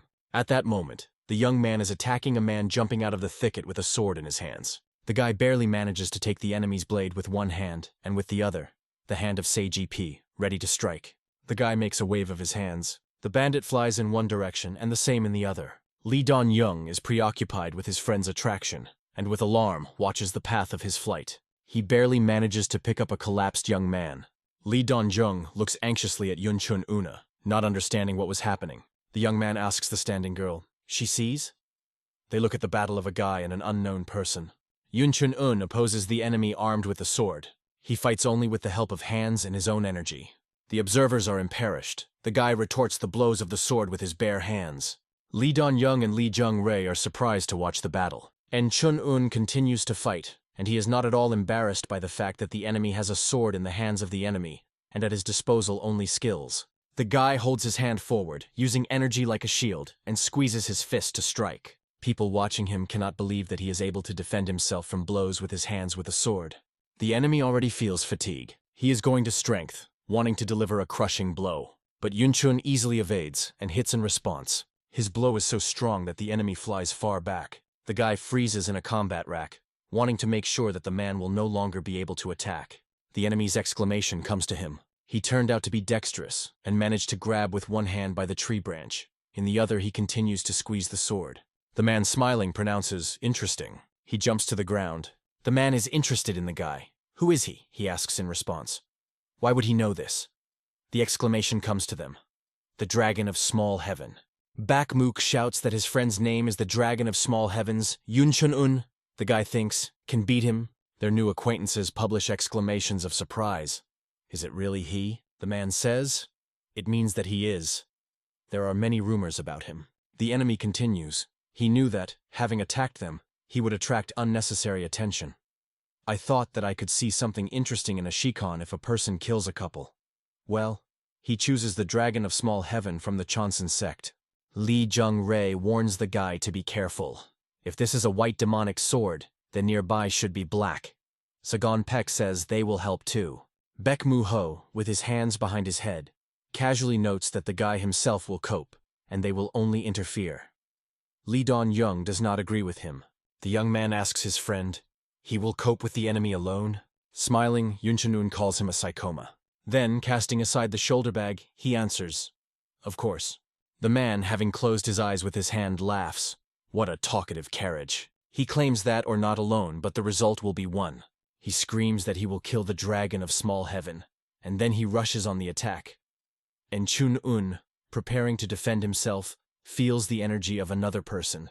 The enemy is rapidly rushing at him, but the guy is trying to understand where the one whose presence he felt. The man screams, "Die!" and two people are being brought down to the guy at once. One in a white cloak, and the second in black. En Chun-un understands that he was in the shade. The guy with his bare hands blocks both blades. Opponents continue to strike at the blow, but their attempts are unsuccessful. From the sword of a person in a dark cloak, a deadly aura flows. Yun Chun-un shakes him with his foot. The impact force throws it high into the air. His friend rushes to him. The hands of men are in contact. A man in a white cloak helps his partner carefully sink to the ground. The guy asks a question. "Is this a demonic sword?" The twin demons are surprised. Wow. On both sides, they attack Yun Chun-un. Men say that their merger technique is the best in Sichuan. Opponents are circling around the guy. Bodhidharma's voice is heard. When a black sword begins to set the direction with a weapon, then white follows him. Most likely, this used to be a single martial art that controls the forces of yin and yang, and manifested in the technique of paired swords. A clot of energy flashes in the guy's hand. He raises his hand to strike. The twin demons rejoice, got caught. They attack Yun Chun-un in the jump. Then they increase the distance and stop, looking at the guy with interest. And Chun-un looks at his hand, which some substance has stuck. He pronounces, "Cold energy yin." The white sword is satisfied with himself. He says, "Energy eats him." Black sword asks, "Does the guy feel the fear that absorbs him?" And Chun-un is interested, and that's all? He says that they are dead if they catch the eyes of Aunt Han San Valol. He crosses his hands, activating earlier skills. He uses the technique of the divine power of the earth. The twin demons are amazed. Is this magic? Impossible. Even those who worked on their skills for several years were afraid to resist yin energy. Li Donjung is surprised no less than them. If the guy has the strength to fight yin, then it turns out his skills are at the level of elders? Sagan Pies. Is he so strong? The girl is delighted. Wow. It turns out that it is true that he deceived the elder from the Huashan sect. And Chun-un asks, "What does he mean, deceived?" Bodhidharma explains, "Even though he simply with difficulty dodged then, but others recognize his dexterity." The twin demons decide to deal with the guy with the help of swords, and rush to the attack. If you analyze the trajectories of two swords, you can notice that the twins fill each other's empty places. And still, each of them is only a half of the whole. And Chun-un decides that with one hand he will repel them with the divine power of the metal, and with the other, the divine power of the earth. Bodhidharma tells the guy, no matter how hard they try to act together, each of them still thinks differently. There will be a gap between them. And Chun-un looks at the space between the opponents. They continue to attack. The guy decides that a convenient moment has come now. He uses extreme force. Its opponents are scattered in different directions under its influence. Men do not feel the best. A black sword, not even reaching the ground, throws purple balls. He says that they are filled with poison, and screams, "Die." The balls fly right on Yun Chun-un. A powerful explosion is heard. The twin demons sitting on the ground are bent below. A black sword, helping to get up to his brother, offers, "Let's run away." From the purple fog, the voice of Enchong Una is heard. Where were they gathered? Men swear, how is it? Bodhidharma laughs. His student already has 2 elements out of 5. You can't take him. The guy rushes after the opponents. A fist brought for impact is covered with powerful energy. He delivers a crushing blow, knocking down the twin demons. Back is a cocoil, then interested. Where did this curtain come from? His face expresses surprise. Their new acquaintances are rooting on Earth. Violet smoke acts on them destructively. He does not understand what is happening to them. En Chun-un. He still shouts from afar that this is poison and young people were poisoned. A friend is surprised. Poison? But is it all right with him? The guy, leaning over the students of the Sect Chongon, explains. He should be grateful to Goril. Then he rushes a friend so that he acts faster. Otherwise, they will all die. Bodhidharma is satisfied. A good plan. There would be unkind rumors about the guy if he had not assisted the students of the Chanson sect. The twin demons lie motionless. They will not bother anyone else. En Chunun triggers on the shoulder of one of the students. The second takes under the mouse. A friend wants to help him, and take two, but the guy tells him to do the third student. Bak Mu Ho consolidates on his back Sagon Pek, thinking that he does not like him. Friends with burden accelerate.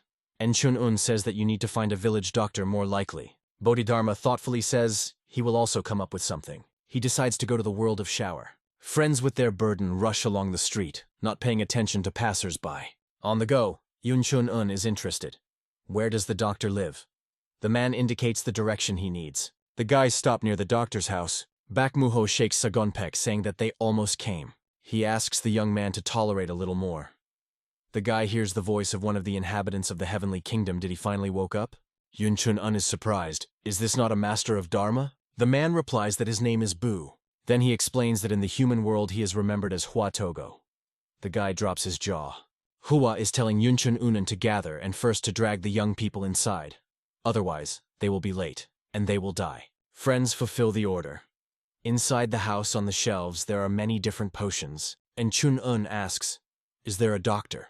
A man in a white headdress is interested. Who are they? Seeing them, he is surprised. The students of the Chanson sect? What's happened? The doctor put patients on the observation table. He asks his friends. They know what kind of poison it would be? En Chun-un says that he was purple, and he was used by twin demons.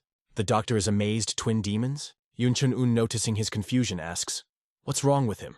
He mutters some incoherent words. Bak Mu-ku asks him not to worry. His friend broke their heads, and they will not come here anymore. A man cannot believe what he heard. He is accepted frantically to bow, asking for forgiveness for not recognizing the great master. And Chun-un, a little frightened by his reaction, assures him that everything is in order, and asks to inspect young people. The man also accepts emotionally repent, and asks what to do to him. The guy sighs, "Go crazy." Hua then says, if they are from a Shikon, then he believes that the poison has restrictions on use. En Chun-un carefully listens to his reasoning. The guy plunges into thought. His face is gloomy. En Chun-un calls the doctor. He shudders frightenedly and turns to him. The guy says, "Half a kilo of fatini, 2 roots of morena, a little velvet and hot." He orders to prepare a decoction from these herbs, and as soon as possible. The doctor repeats the name of the herbs. His face brightens, and for sure. The man rushes to the racks, screaming, how he could forget. Bak is interested. "A friend and understands in medicine?" He answers, "A little." The young man is satisfied. Since Yun Chun-un knows how to save them, then you should not worry. He says, "Let the guy understand himself here, and he will go shaking it, otherwise his nose will fall off because of the smell now." The door closes behind him immediately. The doctor prepares the desired broth, putting pots on the fire. And Chun-un, sitting near the young people lying unconscious, Hua says that he knows a lot about decoctions. "It is amazing," he answers. The guy thought he would rack his head for a long time. Bodhidharma and Hua are watching what is happening. En Chun-un says that he was told anything about him. Hana says, apparently everything except that he is a master in this matter, although it is famous for weighing all decisions and pulls time. The guy asks, "Is he a celestial too?" He answers, "No, of course, he is a doctor." And Chun-un is interested. While he ended up in the heavenly world, Hua says, "Is he?" Here the guy will be just as famous. Then he will also be able to get here. There are many lives to them. He explains that he is not entering the heavenly world, but helps celestials in the next world. And now he was here because Bodhidharma called him. Hua is interested in, the guy is now in the Sichuan? He hopes that they will often see. Sichuan is the best place to find out everything about poisons. The man wants to experiment while he will be here. He adds that this will also be a plus. Who will miss the chance to listen to the secrets of Hua that? He says Yun Chun-un, so that he would ask the Master Dharma more often to bring him here. Bodhidharma sparkles angrily with his eyes, saying, "Enough already." He puts his hand on the head of a man. Hua then asks to wait a little more. He screams to let him go. You can't ask already! But Bodhidharma is inexorable. Hua is cursing and screaming. Since it happened, then he also needs to turn to the law of causality and buy what the heavenly demon sells. En Chun-un does not understand. What is he talking about? He asks. He did not know. They say that only he can buy a mirror from him, through which it is clear what is happening in the human world. To spy on mortals, the most. He did not think that there are 2 such copies. En Chun-un says, so those who bought it are now watching him? He feels a little awkward. Is there a voice of someone who is interested a doctor in place? The guy sees people crowding at the entrance. Someone pronounces left, or what? En Chun-un explains that the doctor is now preparing a decoction. The room includes guys. One of them has a hand on the bandage. The second, the head is bandaged. The third rests on the stick. En Chun-un thinks, it seems that they got it. A man with a club says that recently a mixed sect has been creating lawlessness. If something happens in Sichuan, no one will be surprised. A man with his hand as a band of a guy asks the guy, is he too wounded? En Chun-un answers, well, yes. He believes that they look suspicious. He points to them to poisoned young people. One of the guys recognizes them. Students from the Chonsun sect? A man with a club exclaims their faces are purple. He has heard about this poison. The guy is surprised. Even the teacher Hua took time to understand the nature of poisoning. And he understood everything at first sight? A man with a club wants to inspect the girl. Yun Chun-un hears the exclamation of Hua that these are villains. They only pretend to be affected. The guy resolutely intercepts a person's hand. He notices the needle between his fingers and asks, what is it? Clutching his hand so that he, unable to withstand pain, falls to his knees. Yun Chun-un is interested. Who are they? The man whose hand he squeezes is screaming. He did nothing yet, and he is already beating. His companions rush to them. The man screams in pain and begs the guy to stop. En Chun-un throws him into a crowd of accomplices. Hua, watching the battle, envies. That's so lucky. Fun in people, however. He literally jumps near the spatial eye, screaming, come on, well done. The man standing at the door says, go crazy. The guy looking at him and not paying attention to the opponents lying around the body says that he was the last time he asks, who are they? The man is confused. He thinks that you need to get out of here. It is better to attack another time. The man, lugging his sword, screams, who else is he? And tells the guy to move away. He is trying to leave the room, but in the doorway he is met by the back Mu Ho. The man flies back into the room and falls to the floor. Back is worthwhile, throwing his sword on his shoulder. He says that in a shekon it is so restless that there is not even time to wash. Yun Chun-un is indignant. He conducted an interrogation. A friend believes that uninvited guests are most likely from a mixed sect, or from a demonic one. The frightened doctor peeps out from behind the curtains, interested. Have they already finished? The guys apologize for the mess and ask, is everything ready? A man brings 2 bowls on a tray. He says that he himself will drink young people with a decoction, and asks the guys to remove a little in the room. A few days later, the students of the Chonsun sect, standing near the house, thank friends. Lee Dan-young says he heard that the guys helped them again when they lost consciousness. En Chun-un answers, come on. It's a pity it was not possible to find out about the motives of the attackers. Someone prevented. At these words, he shows his finger towards his friend. He answers, so, then how? He did not start it. Lee Dan-young asks, they are looking for teachers Chivichuk?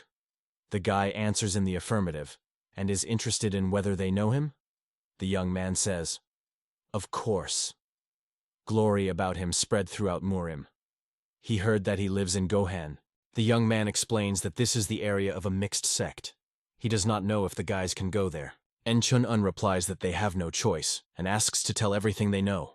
Lee Dan-young says, if they are going to Goen, then they need to know about 2 personalities. The wandering master of Paik Pungurime and the demonic lord of the music of Kvak Taehan. En Chun-un thinks that he heard about the master of Pak Punmima somewhere. The young man warns that the second one must especially beware. If he could, he would have gone with them, thereby paying for their help. The guy replies that he understands everything, and thanks for the information.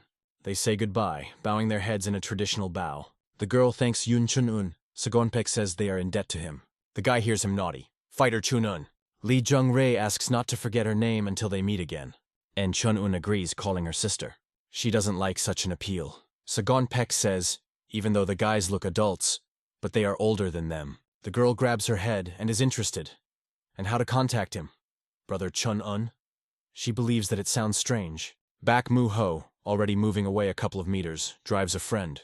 He asks him to say goodbye faster. He believes that they will kill him at home if they get into another alteration. The guys leave, leaving their new acquaintances to watch them after. The girl screams, calling the guy a brother. They will still see yourself? Lee Don-young says. If fate reduces them.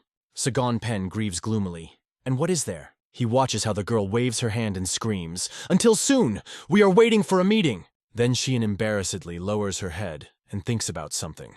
The young man's hand clenches into a fist. He does not like it. So I want to crawl Yunchun Unyu. But his opponent is the dragon of small heaven. He is too tough for him, so you need to come up with something. The girl calls him, saying that it is time to collect things and go back. Smiling affectionately to her, he says that he will catch up with them now. The young man thinks, for sure, since the guy is going to the area of the mixed sect, you can try to dissolve rumors about him. He will have problems. Do not count. Rusty striding along the street, Sagan P.E. Pentif N. Chun-un will suspect something. He will say that he had not even heard about it. He hopes that their paths will no longer intersect. Mentally he gloating and says goodbye to the dragon of small heaven. Friends came to the gates of Goen. They walk along the street, looking around.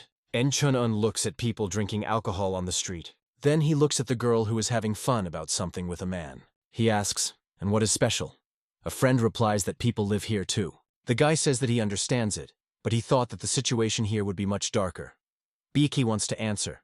It is immediately clear that in Murim he is a young man. A friend admits that he is here too, but sees that the area is still slightly different from other places. Teacher Chvichuk is a great master, since he manages to maintain harmony in these lands. En Chun-un agrees. Let Gohan constantly attack other sects, but order reigns in society. He is interested. A friend believes that this is only his merit? He explains, as Lee said to Young. Here the master Pak Pungrip and the demonic master of music Kvak Tahan still live. He believes that it may well be that they also attached a hand to this. They pass by two men who suspiciously see their eyes. Bekmu says, but that there is only a beautiful picture in front of them is visible with the naked look. When they approach the gate, near which two guards froze, the young man tells his friend so that he goes further. He is interested in why he does not want to accompany him further. Bekmol explains that his task is finished. He will wait for him here. En Chun-un believes that a friend behaves strangely and asks him not to do noise here. A friend replies that he has a bad opinion of him. Approaching the guards, the guy says that he came to the teacher Chiwi-chuk. It is led along a long corridor lit by lamps. The guards go ahead, and Yun Chun-un follows them. The door behind the guy closes. He is inclined in a traditional bow in front of a man sitting at a desk. En Chun-un politely is interested. How is he doing? He says, he came. He asks, does his boyfriend remember? He recalls that although not for long, he was in their house. The man sighs. Right. 10 years have passed. Time flies so fast. The man says that the guy was completely matured. Then he offers to get down to business. He asks, Yun Chun-un brought him a letter from a friend? The guy gives an affirmative answer and puts his hand in his pocket to get a message. Chevy Chuck says that he is the same connoisseur of antiquity, and still stubborn. Sometimes he behaves even worse than him. Giving a letter, the guy agrees. His grandfather has such a character. The man is interested. Does he know what is inside the envelope? He answers, no. Chvichuk believes that he is probably curious and asks, to show? En Chun-un answers, no. The man says that he is a copy of his grandfather, although his father does not look like him at all. The guy replies that hearing such words is a great honor. The owner of the house pronounces, already goosebumps went. He reports that the guy can stay for several days until he prepares the answer. Yun Chun-un is surprised, and that's it? He thought that his grandfather sent him not only for this. He is not sure that he will be satisfied with such a small message. The man says that he can do everything he wants. The guy answers, excellent. So he will have a good rest here. He leaves, and Chvichuk says, it seemed strange to him that a fighter appeared in the family of his comrade. But now everything has become clear. En Chun-un resolutely walks along the corridor. The printed envelope lies on the table. The man delves into reading, muttering that he is not interested in how his deeds are. Part with I miss too, you cannot read. He believes that the old friend has not changed at all the same talkative and emotional. Finally he finds something seems interesting to him. The man pronounces 1, 3. If you count, it will turn out 64. And this is Wei Qi, hexagrams of the Book of Change used during fortune-telling. Not the end. So, chaos will come soon. Of course, activity is always good. He clicks a message in his hand saying that things are not going for the better. And he thought why a friend sent a dragon to Sichuan. Not changed at all. Yun Chun-un, having heard a call, stops. A friend says that he finished earlier than he thought. The guy replies that they understood each other. Back is surprised. He said that he was stubborn? The guy answers. He has changed a bit, but a friend, not a drop. And Chun-un resembles. He asked to sit quietly. Back Mu-ho, sitting on several bodies of opponents folded in a heap, replies that they were the first. He was too kind, and did not kill anyone. Looking at a man lying unconscious, the guy asks, "Well, is it possible?" Hua answers him, "Look." Their view, of course. The guy is surprised. Teacher Hua, then? Already returned? He says. He warned that they would often see him while he was in a shekon. And Chun-un answers. He did not think so. The teacher demands to stop the chatter and to deflect the liver of men. The guy is surprised. Why? Hua tells him to poke already, finally.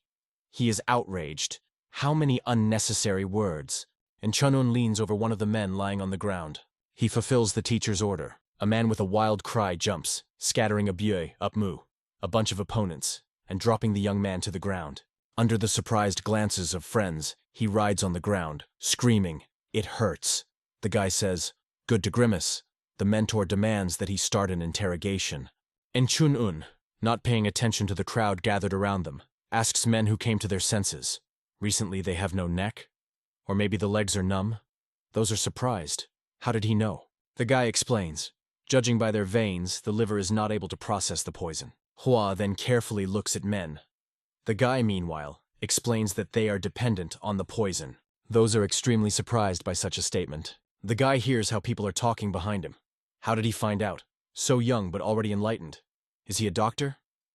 En Chun-un thinks that he created a false impression. He thinks, perhaps it is better to hide the identity and continue to pretend?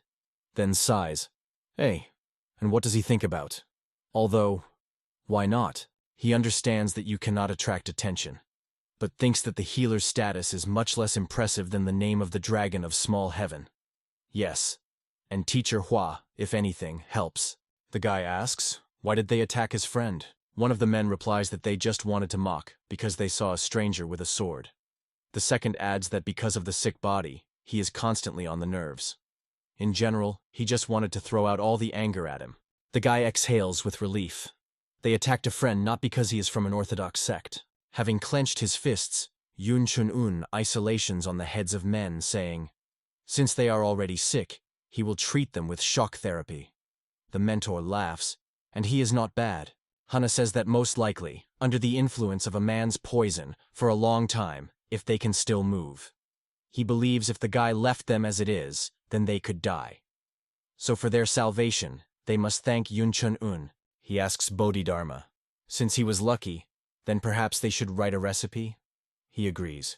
And Chun-un says that he will prepare the list and let the men hurry up for medicines. They thank the guy. Looking after them, Bakma says that it was not worth doing this. Behind the guys are heard quietly. Sorry. And they turn together.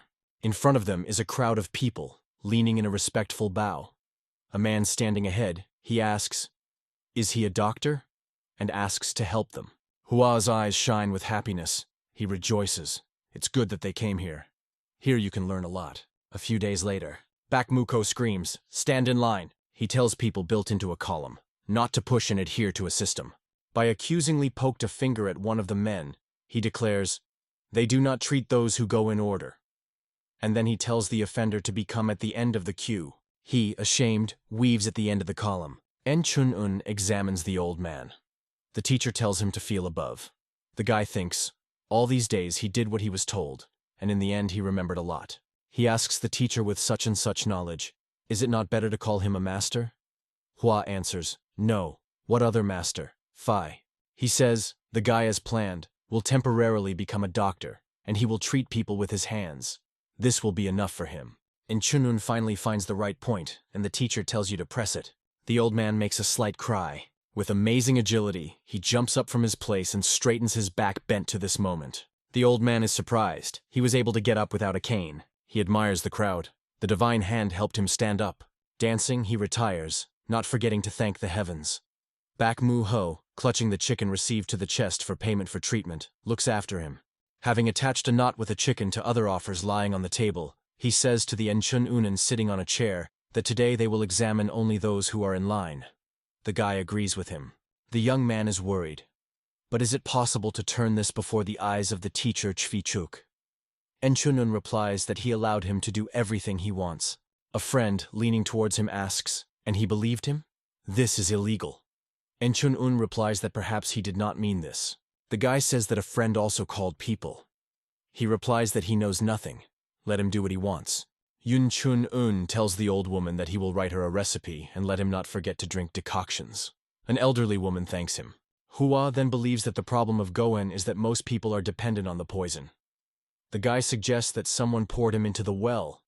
Bak Mumu, meanwhile, takes a bowl filled with eggs from the old woman. The teacher says, if this happened, then half of the settlement would have been falling out for a long time. It seems to him that under the poison there are people from a mixed sect. The guy is interested. Why does he think so? Hua then explains that Chvichuk and officials are in perfect order. The goal was not all inhabitants, but a specific group of people. And Chun-un asks, the poison was intended for representatives of the mixed sect? But why? He thinks, if they really laid their eyes on a mixed sect, then the poison comes orthodox. Who just gave them the right? The long, richly decorated corridor is lit by suspended lamps.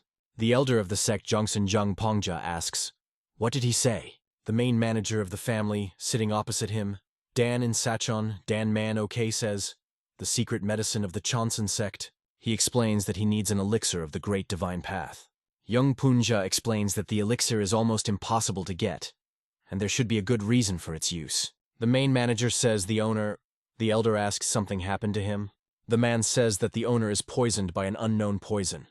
Jung Pongja is amazed. He says that they will treat him with decoctions until they find another way. The elder adds, despite the fact that the owner himself comes from the genus of herbalists, now he is on the verge of life and death. He asks, will they be able to help him if they receive a medicine? It seems to him that this poison is not simple, since the clan was given to apply for others.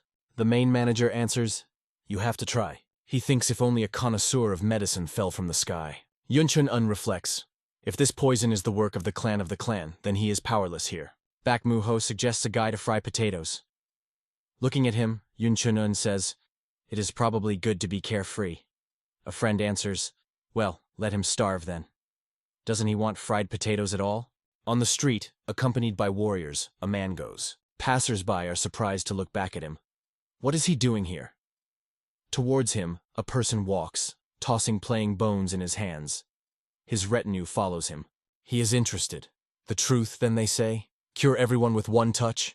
Seeing him, passers-by hastily run away. The man continues to speak, and they do not take money, but with food. Does it really cut his eyes that everything goes like clockwork? He grinds sharp teeth in a smile. People are too greedy to help freely. While Bak is counting the eggs lying in a bowl, the guy sits, plunged into thought. Accompanied by warriors, a man approaching his friends asks, did he cure those children? Yunchun-un raises a surprised look at him. The man says that his name is Paik Pungrip. The guy rises and is inclined in front of him in a welcome bow. He says that for him, this is an honor, and confirms, yes, it was him. The wandering master of P.K. Pungrip is surprised.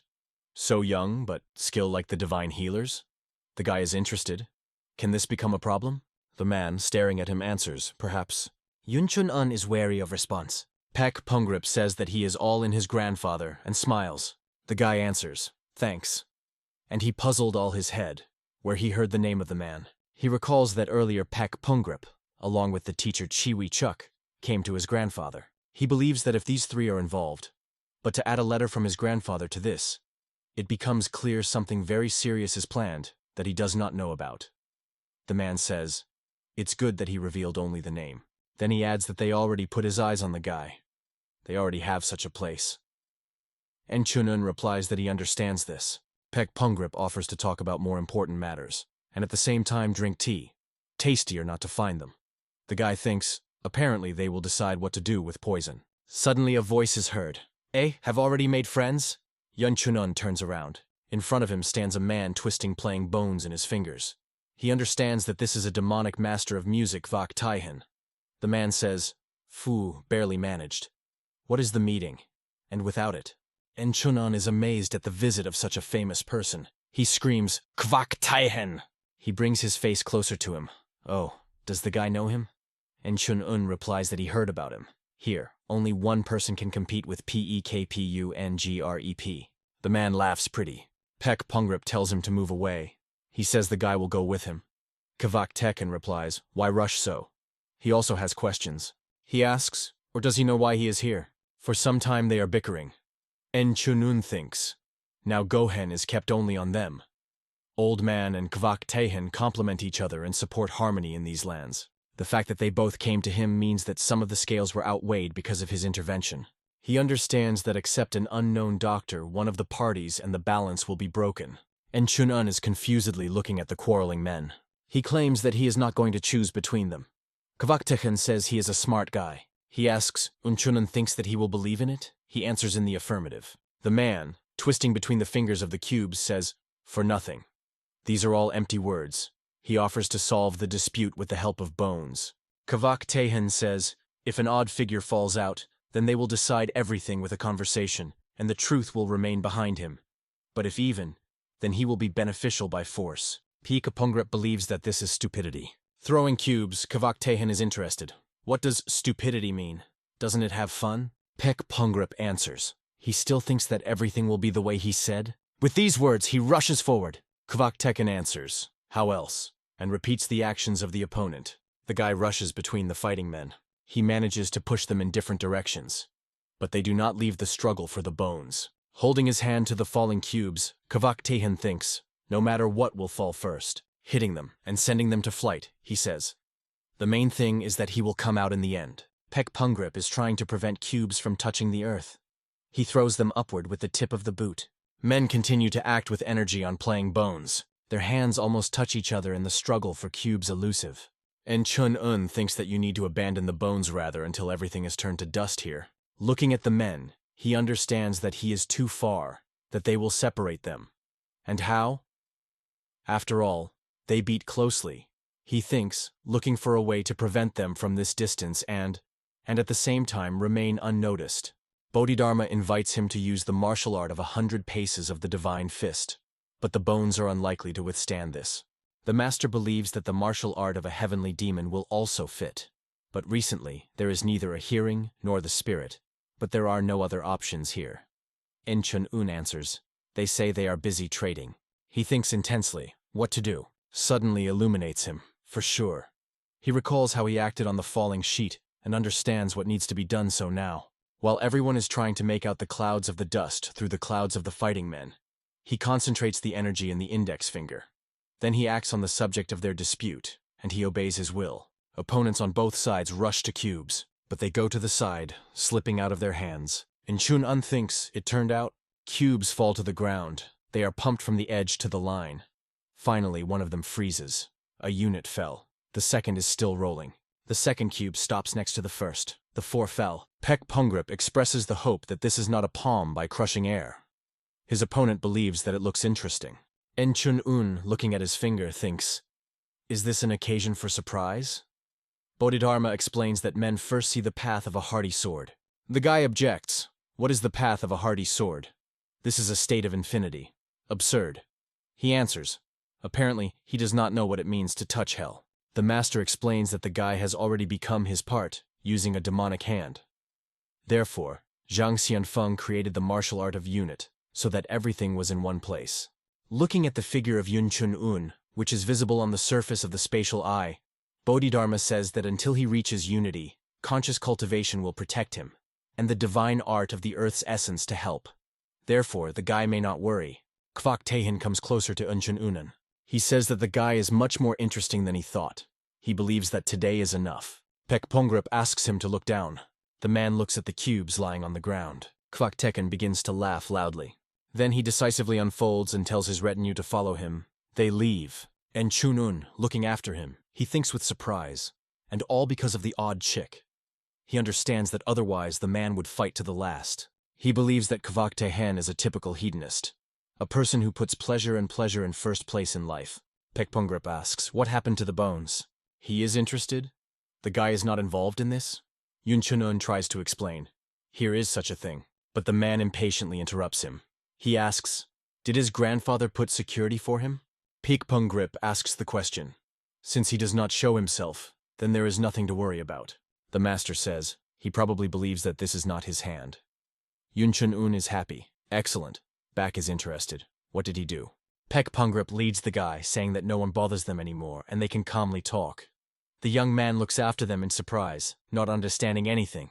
Yun Chunun and the man are located at the table in the gazebo. Clutching a cup with a drink in his hand, Pekpungrip says that he has long known about poison.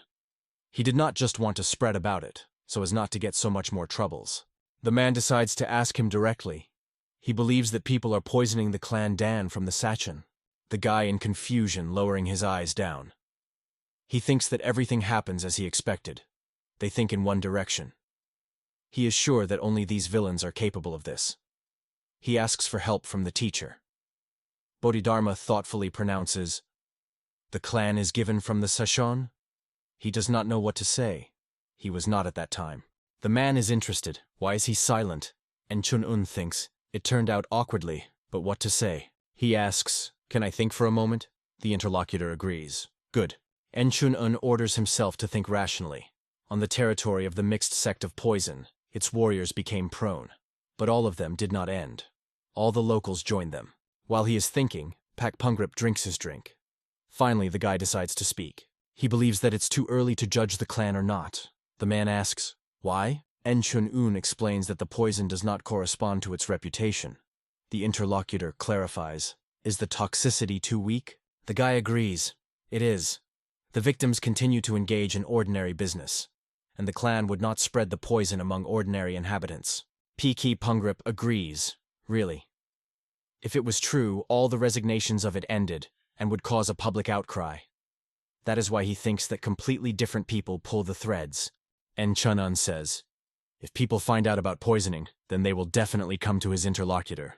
He asks, the man is afraid of this too? The guy is sure. No matter who the enemy is, he will wrap the situation into his benefit. He asks, if the war between the mixed and orthodox sects begins, then who will be happy about this? Does man answer a demonic sect? En Chun-un agrees with him. He believes that now she is too suspicious. The guy thinks, even if he wanted the interlocutor to express his guesses, but relying on the information received by the heavenly demon, this is very close to the truth. Rising from the table, Pekpungrip says that the worries were only increasing. He asks to convey hello to his grandfather. En Chun-un promises to do this and says goodbye to him. Looking after the removing man, he thinks that if all this is a demonic sect, Gohan turns out not the only victim. Continuing to look into the back of the Pekpungrip, who was leaving, accompanied, if there is no person who can help him, then irreparable will happen. He plunges into thought about how to help a man. The guy believes that we need forces that will boldly move forward. Something like a clan is given from the Sichuan. There is a man along the street who is accompanied by Li Donyung, Sagon Pi, and Li Jung-rei. He asks, is it true that the guy walks in the footsteps of Hua? Li Donyung answers in the affirmative. They heard about it when he treated them. They say that his grandfather got him the manuscript of the teacher Hua about medicine. The elder clarifies a blue-green scroll. The young man says that this is not for sure. Apparently his grandfather is a rather famous person if he keeps such a treasure with him. The man offers to find a boy. Sagon Pek is unhappy. He hoped that they would no longer meet. Something attracts the attention of the elders. He asks, will the students hear this? He listens to the conversation of men nearby. They talk about a guy who can cure with one touch. They are sure that the sky itself endowed it with the gift, and report that it can be found near the council. They believe that he is a deity, and nothing else. The elder smiles, so they attack the trail. The next day, Yun Chun-un is immersed in thought. Baek Mol announces that today there will be no patients. Yun Chun-un is saddened. He has not a single clue. There is nothing that would make it clear what was the matter. He is trying to recall what the heavenly demon told him. He sighs. Lately, the master has been investigating. The approaching back says that he sent everyone back, because no one needs urgent help. He asks, why does this friend sigh so hard? The guy answers, how else? A friend is interested in. And what will change from this? Not suffered or what? He believes that one can only hope for heaven. Back Mumo asked. How will he stop the mixed and demonic sect? Or did he manage to pocket 1 out of 10 great swords? The guy is interested in. And what does he offer? He, handing him a scroll, replies that they will begin with the little things that they can. Enchunun turns him around. This is Goshen's map. He asks, where does she get her friend? He answers, in the council they gave out when he named the name of the friend. Turning the card on the table, they carefully examine it. Enchunun wants to begin to destroy the source of poison. Studying the map, they decide to calculate in the area where people fell under its influence. Friends understand that the well has nothing to do with it. Then there would be much more victims. The poison spreads slower than water. They are wondering, what did they use? Enchunun recalls what gifts were brought by the grateful people for treatment. He is sure that this should be some non-effective product. It overshadows meat. The guy points a finger at the point on the map, saying he thinks that it all started from there. Friends come to the meat shop. Baek Moo-ho, looking at the situation, believes that it is quite unpleasant to be here. Enchunun says they need to make sure. A man behind the counter welcomes them. The guy asks, is there fresh meat? The big man stretches his lips in a smile. They came on time. Just brought. He asks, take it out? Baek is in a whisper is interested. He does not speak about human meat. He laughs and asks to speak even quieter, otherwise they scare all buyers. Having put the meat on the counter, he asks them to take it quickly and go to the dark. Enchunun believes that he looks nervous. The man continues to speak, holding out his hand to the counter. If they refuse, a huge test appears in his hand, which he menacingly dissects the air. In front of the surprised guys, he cuts a piece of meat lying on the counter. And then he pronounces menacingly, then they will die. Energy flashes break out of the meat shop. On the hill there is a man observing what is happening. His figure in the thickening twilight is barely visible. Yunchun-un interceptions the butcher's hand. Does he think a sudden attack? It seems that the man was waiting for the moment. Letting go of the enemy's hand, the guy inflicts a crushing blow to him with his elbow into the solar plexus. The man, dropping the weapon from his hands, falls to the ground. He can barely breathe. And Chun-un is interested. He knows them? He answers. At the pastime, the guy is especially popular. He failed twin demons. He is the hero of the Orthodox sect, the Dragon of Small Heaven. And Chun-un is surprised. How does he know? Has someone dissolved rumors? A friend suggests. Maybe the doctor told? The guy believes that they have too little information to suspect him. It seems to him that someone deliberately blew about him, since they began to recognize him. En Chun-un asks the butcher, did he send the fighters to the house of the doctor? He answers, what is he talking about? He is generally from a mixed sect. The man says, to be more precise, than from the detachment of the murderers of Dahaikchong, and he was instructed to kill them. En Chun-un clarifies, does he serve Dahaikchong? He, hiding behind his back and his hand several balls, answers, no. He is from the Golden Guard and was sent to look after the teacher, Chvi Chukok. He demands that the guy cure him as soon as possible, and if he does not obey, then he will raise the noise. Yunchun-un is surprised. What? Bakmo says, he is funny, but talkative. But the owner is clearly hiding. Surviving near the butcher squat, the young man demands that he repeat after him. He wants a man to insult the heavenly demon, calling him a villain. The butcher tries to say this, but he does not succeed. Baek Moo-ho insists that he repeats after him. The heavenly demon is a villain, but the man is unable to utter it. Baek Ma says he thought he was from the demonic sect. Bringing a fist in which he clamps poison, the butcher attacks the guys, wanting them to die as soon as possible. Seeing the aura emanating from his hand, Yun Chun-un screams, this is the poison! He barely manages to drag him away. The guy, clenching his hand into a fist, puts all his strength into the blow. The body of the Vigaria slowly slides down the wall. Baek wants to complain. In vain, a friend put him so. They really didn't know anything. En Chun-un answers, he is still of little use. He adds, besides, there are still someone here who can ask questions. Although it is not known from which sect he is, demonic or mixed. The person standing on the hill says, the technique of the boat and Shaolin. He made sure that rumors were not lying. The Dragon of Small Heaven in Goken. The guy thinks that the man is not local. In the meantime, he says that he came to check whether the poison of the demonic sect reached these lands. And here is such a good luck. En Chun-un is interested. He is from a mixed sect. And did he know that demonic was engaged in everyone? The interlocutor laughs. He believes that nothing will change if the baby from the Orthodox sect recognizes the truth. Looking at the butcher lying near the wall, he says, if everything works out, then the beard will be united. And if not, they will accuse the demonic sect in everything and conclude a temporary truce with Orthodox. Hawa calls a man a cunning snake using the enemy for his own purposes. He believes if he is alive, it is not known how this will affect the Sichuan. Yun Chun-un thinks so too. The guy asks, apparently the man wants to get rid of him since he opened all the cards? He, having drunk the strengthening elixir and exposing the blade, replies that he is too smart for a native of an Orthodox sect. The body of Yun Chun-un envelops a powerful aura. He radiates power. The radius of its impact with every moment is becoming more and more. The guy thinks, excellent. Here, besides them, there is no one else. We'll have to use a demonic hand to kill him rather. Covering his eyes, he turns to a demonic technique, which even with the artifact of the Master of Dharma barely managed to master. But now he is ready. He feels how a non-trained force is seething inside him. The guy concentrates her Vladi and directs her towards the enemy. He warns the mentors, let them wait for the signal that he will give if he goes wrong with him. He applies a demonic handle technique. Bodhidharma says it cannot be allowed to get out of control. He demands that the guy fight to the end. Let him ask for help, only reaching the limit of despair. Then he decides, spit on the limit. He tells the guy so that he does not limit himself only to a heavenly demon. Let him believe in the divine art of the earth's essence. The master is sure that Enchun-un will be able to control the demonic hand. Martial art, to which he taught him strongly. The guy agrees with him. An incredible power comes from him. The enemy, looking at him, understands that something has changed in the guy. He believes that it is better to end him as quickly as possible. The man attacks Yun Chun-un. Baek Mu-ho rushes to him. Parling the blow, he asks, does a man do not know that during the transformation you can't attack? The enemy offends the young man. He attacks again, and he manages to injure Baek Mu-ho. He understands that he greatly underestimated this person. Meanwhile, the words of the master are sounded in the head of Yun. The words of the master, Jang Xianfong fastened the heaven and earth in man.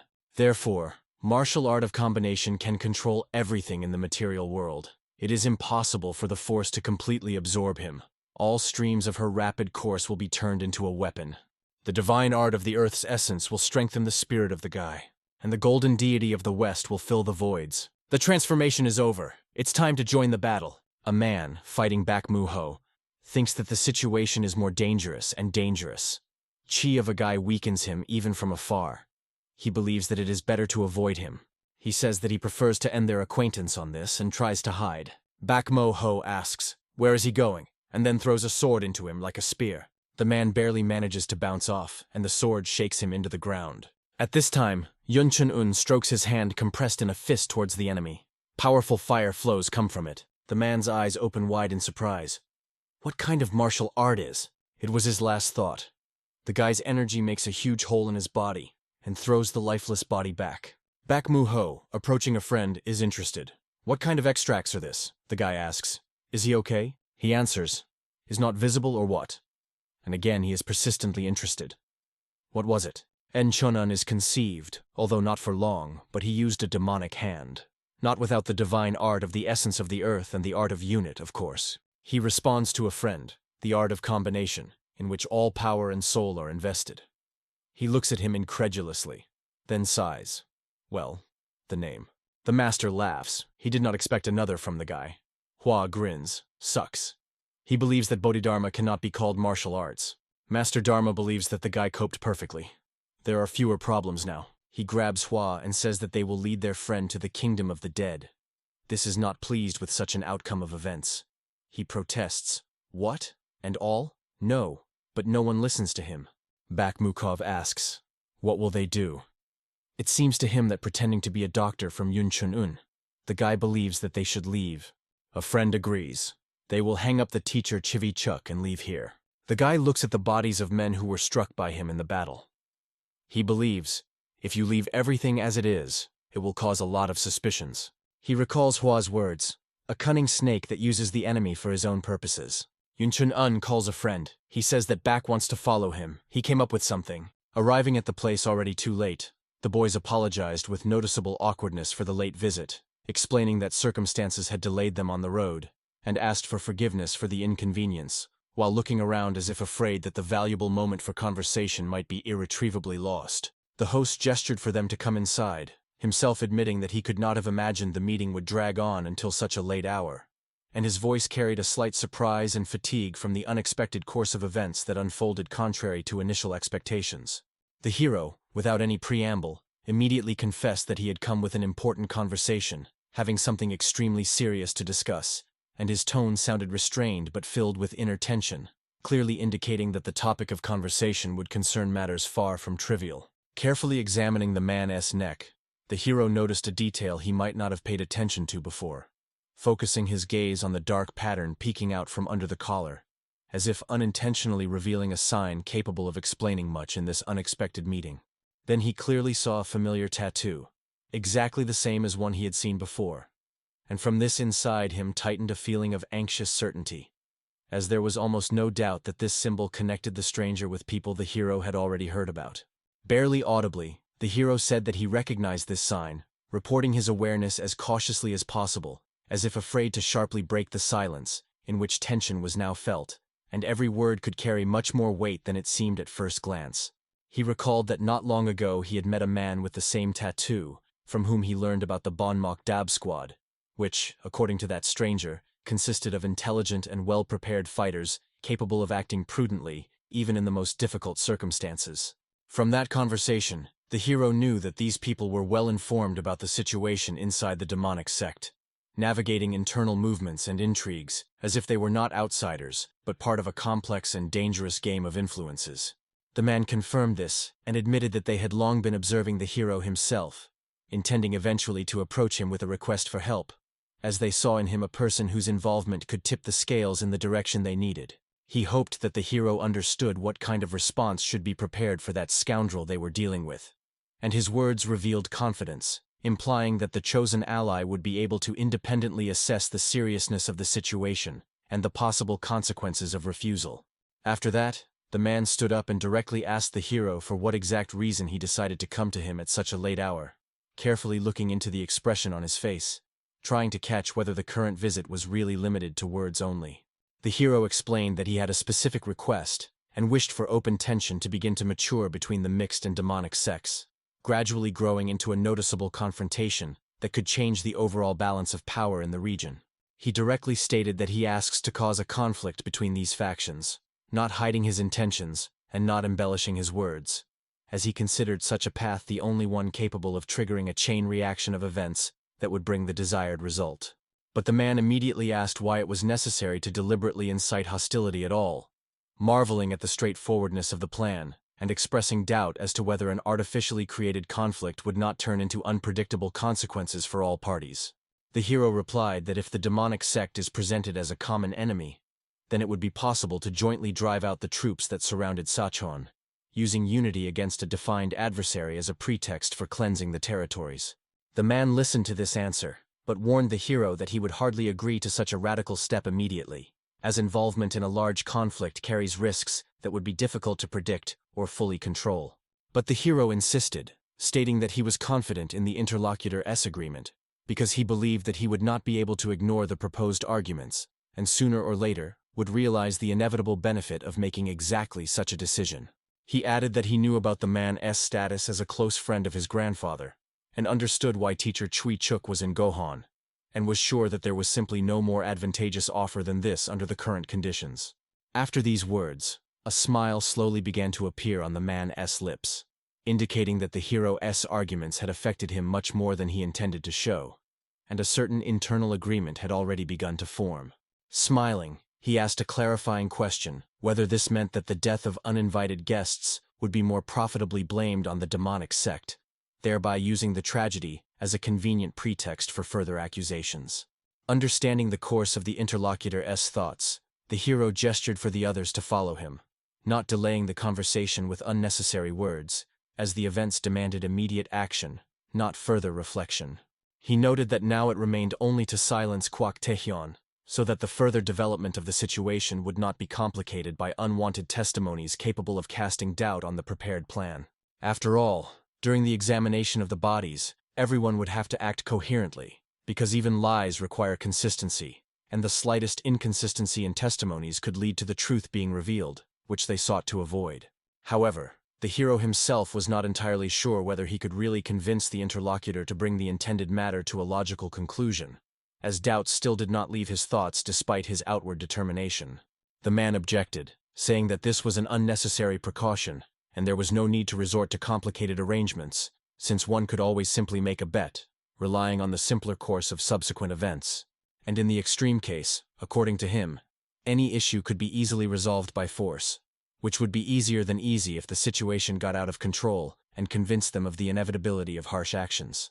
With such a firm intention, they set off forward, without hesitation and without wasting time on further disputes, because every delayed minute could work against them in an already dangerous and tense game. When they reached the specified place, ruins appeared before their eyes, where not long ago there had been a neat and beautiful dwelling, but now everything lay broken and overturned, as if someone had deliberately destroyed every sign of comfort. It became clear that someone had arrived here before them and left nothing behind except traces of hastily carried out destruction, which immediately hinted at the dangerous intervention of outside forces. Moving somewhat closer, they came across the very same guests whose unexpected arrival had become the cause of the unfolding events in this ruined place. The bloodied young man sat at the table, calmly tilting a glass of juice as if nothing had happened around, and his indifferent appearance sharply contrasted with the bloodstains on his clothes and the tense atmosphere of the ruined room. Having finished drinking, he lowered his head, and only then noticed the new guests before him, freezing in surprise for a moment at their sudden appearance, as if he did not expect anyone else to appear after everything that had happened here earlier. Not fully standing up, the boy gestured for them not to stand idly in the middle of the room, but to sit closer to the table, saying this in an unusually ordinary tone, as if inviting acquaintances for an everyday conversation, not people who had come to a place of slaughter. Meanwhile, the hero averted his gaze from the strange host and turned his attention to the corpse lying right on the table, carefully examining the motionless body, as if searching for details capable of shedding light on the motivation of those involved in this bloody scene. And it was then that he noticed on the neck of the deceased the very same symbol, painfully familiar, which finally confirmed the connection between the murdered people and those already mentioned earlier, forcing him to piece together separate fragments of events into a single gloomy picture.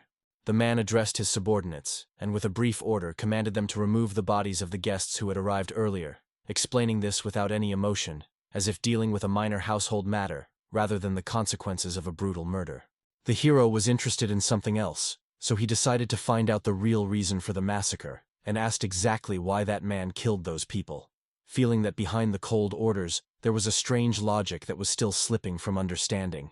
Instead, the man answered question with question, sharply and boldly saying that there were no greetings, and immediately interrogations, addressing the hero by the nickname Dragon of the Small Heavens, showing that he knew much more about him than it might seem. He added that he had already heard about those scoundrels, as it was rumored that they came specifically for the hero, having their own scores or intentions with him, which is why they ended up in this place that became their last stop. The man also admitted that he had learned the interlocutor's nickname, and understood how famous he was in certain circles, emphasizing this with a slight mockery, as if evaluating the hero not as a person, but as an interesting legend walking among fighters. Then the hero asked where they could have even assumed that he belonged to an orthodox sect, since such a statement seemed too bold, and he wanted to know what exactly those people were guided by when making such conclusions. The answer was surprisingly absurdly simple, because the man admitted that everything was decided by dice in a paired game, where an even number came up, and it was chance that determined whom they would consider the hero, without any evidence or verified facts. Realizing this, the hero mentally acknowledged that those scoundrels were even stranger than he could imagine, acting not out of calculation or logic, but as if obeying the absurd whims of chance. The next gesture of the man only confirmed his own eccentricity, taking the dice in his hand and demonstratively raising them before everyone, as if turning a deadly serious situation into a bizarre game with fate. He loudly announced the rules, explaining that an even number meant death, and an odd number gave the opportunity to talk, turning the very fact of conversation or survival into a consequence of a simple random throw. When the hero asked whether those people even knew what kind of help they were going to ask for, the man calmly replied that no, but he was convinced of one thing, that they came precisely for reinforcements, and the old man was only observing all these events from the side. He explained that he only understood the general intention of the guests, and did not delve into the specific details of their request, because he preferred the role of an outside observer, allowing the events to follow their dangerous and uncontrolled course. After that, the man began actively shaking the dice in his palm, intently looking at them as if this very moment was supposed to determine the further fate of everyone present in the room. Then he sharply tossed them upward, and they spun in the air, chaotically flipping, reflecting the lamplight and creating the sensation as if tension hung in the space before an inevitable verdict. The hero, raising his head, watched the flight of the dice with hope that this time everything would not repeat the same as last time, when chance turned into far worse consequences than could be predicted. Meanwhile, the strange man continued to mutter that if he was deceived again or caught cheating, he would kill the interlocutor without hesitation, repeating these words with such cold seriousness as if it was just another rule of the game for him. And then the dice fell with a clatter on the floor, finally stopping and revealing the result of the random decision, on which now depended whether this meeting would turn into a conversation or end with a new murder. Each of those present held their breath, having their own hopes regarding the rolled number, because this symbol determined not only the further conversation, but also the very lives of the people in this ruined room. When they finally froze, it became clear that an odd number had fallen, indicating the possibility to continue the dialogue instead of immediate death. The man sat down, carefully examined the result, and declared that this time they were lucky, saying this with a somewhat disappointed but still satisfied tone, as if expecting any development of events. Then the hero heard from him that he was ready to act as told, demonstrating ostentatious compliance, although from his facial expression it remained unclear whether this was genuine consent or another mask of the strange game. He reported that the poison spreading through Gokyeon was launched by the demonic sect itself, pointing to the root cause of the chaos and gradually revealing the hidden mechanisms of what was happening in this region. He also noted that the people chosen by the hero knew about this, so they arrived from another district of the mixed sect, having their own motives and a certain level of awareness regarding the rivals' plans. Next, the man admitted that he deliberately sought to spread rumors, fanning mutual suspicion and effectively pushing the sides toward war with each other, using fear and disinformation as the main weapons. Quan, however, saw a problem in this, since experienced and clever people from another squad could start cooperating with third parties, which could destroy the intended chain of events and make the situation even less controllable. He explained that those people came for support, because if Haikamunchun began to act openly, Sachchan would not be able to avoid catastrophic consequences, as large-scale clashes would rapidly engulf the region and sweep away everyone caught unprepared. After that, Quan clarified whether this idea was the hero's own invention or belonged to the old man, and in response heard a brief and confident admission that it was his personal plan, born of cold calculation, not inspired by outside influence. The interlocutor noted that a hot-headed teenager could never have proposed such a cruel plan, since directing knives against the demonic sect inevitably means rivers of blood will be spilled, and the number of victims in this war will truly be enormous. The hero was fully aware of both the risks and the future losses, but believed that this was still better than allowing Sachchan to finally collapse under the pressure of internal chaos and inaction, which leads only to slow death. Then the cold-blooded man asked sharply whether the hero was indifferent to the fact that as a result, the entire mixed sect might perish, since among them there are many people similar to that young fighter who had already become an accidental victim of the events. He added that during turmoil, it is precisely such selfless people who die first, desperately trying to protect others, not thinking about their own salvation, and becoming a shield where chances of survival almost do not exist. After that, he directly asked whether the hero would reconsider even now, when the cost of his plan had become so obvious, and whether he was ready to accept the consequences that inevitably accompany such a choice. The man emphasized that the hero comes from an orthodox sect, so he needs to clearly decide on a side, because in the subsequent events there will be no place for those who hesitate or try to stand aside. He sharply added that the hero himself does not realize how close he has come to demonism, choosing a path where the thin line between righteousness and darkness is erased under the weight of necessary sacrifices and cold decisions. After this speech, the hero felt that he had completely run out of words, as none of them could fully convey the mixture of doubts and the burden of responsibility that had fallen upon him at that moment. But the man suddenly raised his hands, waved off his own words, and shrugged, calling it all just personal reflections, asking the hero not to take what he heard too seriously and to let the words pass by. After that, he agreed to act as the hero wished, formally accepting his decision without further objections, although internal irony was still readable in his indifferent gaze. To conclude the conversation, The man said goodbye to the guests, and even suggested having a farewell drink, saying it half-jokingly, as if trying to relieve the tension that had hung in the air since the very beginning of the meeting. But the guys did not feel like supporting this idea, because after what they had experienced and heard, any toasts seemed inappropriate and empty in the face of the shadow of upcoming events. At that very moment, the old man turned to Kwok, looking him straight in the eyes, as if trying one last time to be sure of the sincerity of his future actions and the determination to fulfill the agreement. He quietly said that he believed Kwok would keep his promise, uttering these words with such calmness, as if the matter had already been finally settled. Saying that this was the end of everything, the old man turned around and followed the guys, no longer lingering by the negotiation table, which had brought too many tense words. Kwok called after him that he could only offer to play the game once more if anyone still doubted the correctness of the decision made, maintaining his strange habit of reducing even serious matters to a game of chance. Going outside, he asked the guys what they were going to do next, looking at them attentively, as if each answer could suggest a new direction for the development of events. The hero explained that it seemed all matters were concluded, so he intended to visit teacher Chikfi Chuk to say goodbye, and after that leave Goyon, admitting that he was unlikely to find answers to his questions here. In response, Kwok simply wished him luck, adding nothing more, as if understanding that any words of support in this case would be just a formality. The guys bowed to him as a sign of gratitude and respect, thanking him for the help and for fulfilling the promises made during this difficult and dangerous meeting. After some time, the young man was again standing before his teacher, feeling how the long journey had brought him to another conversation, which might be the last within these walls. He announced that he was going to leave, admitting that it was long past time to move on, and added that he was unlikely to get the answers he so desperately sought here, despite all his hopes. The old man listened to him attentively and asked how the hero now sees Sichuan, after all that he has experienced and seen in the city and its surroundings.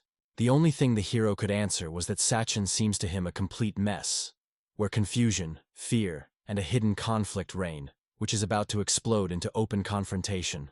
The teacher sighed and remarked that the hero is stubborn like a wild beast, who does not listen to words and stubbornly follows his own path, regardless of the advice and warnings of the elders.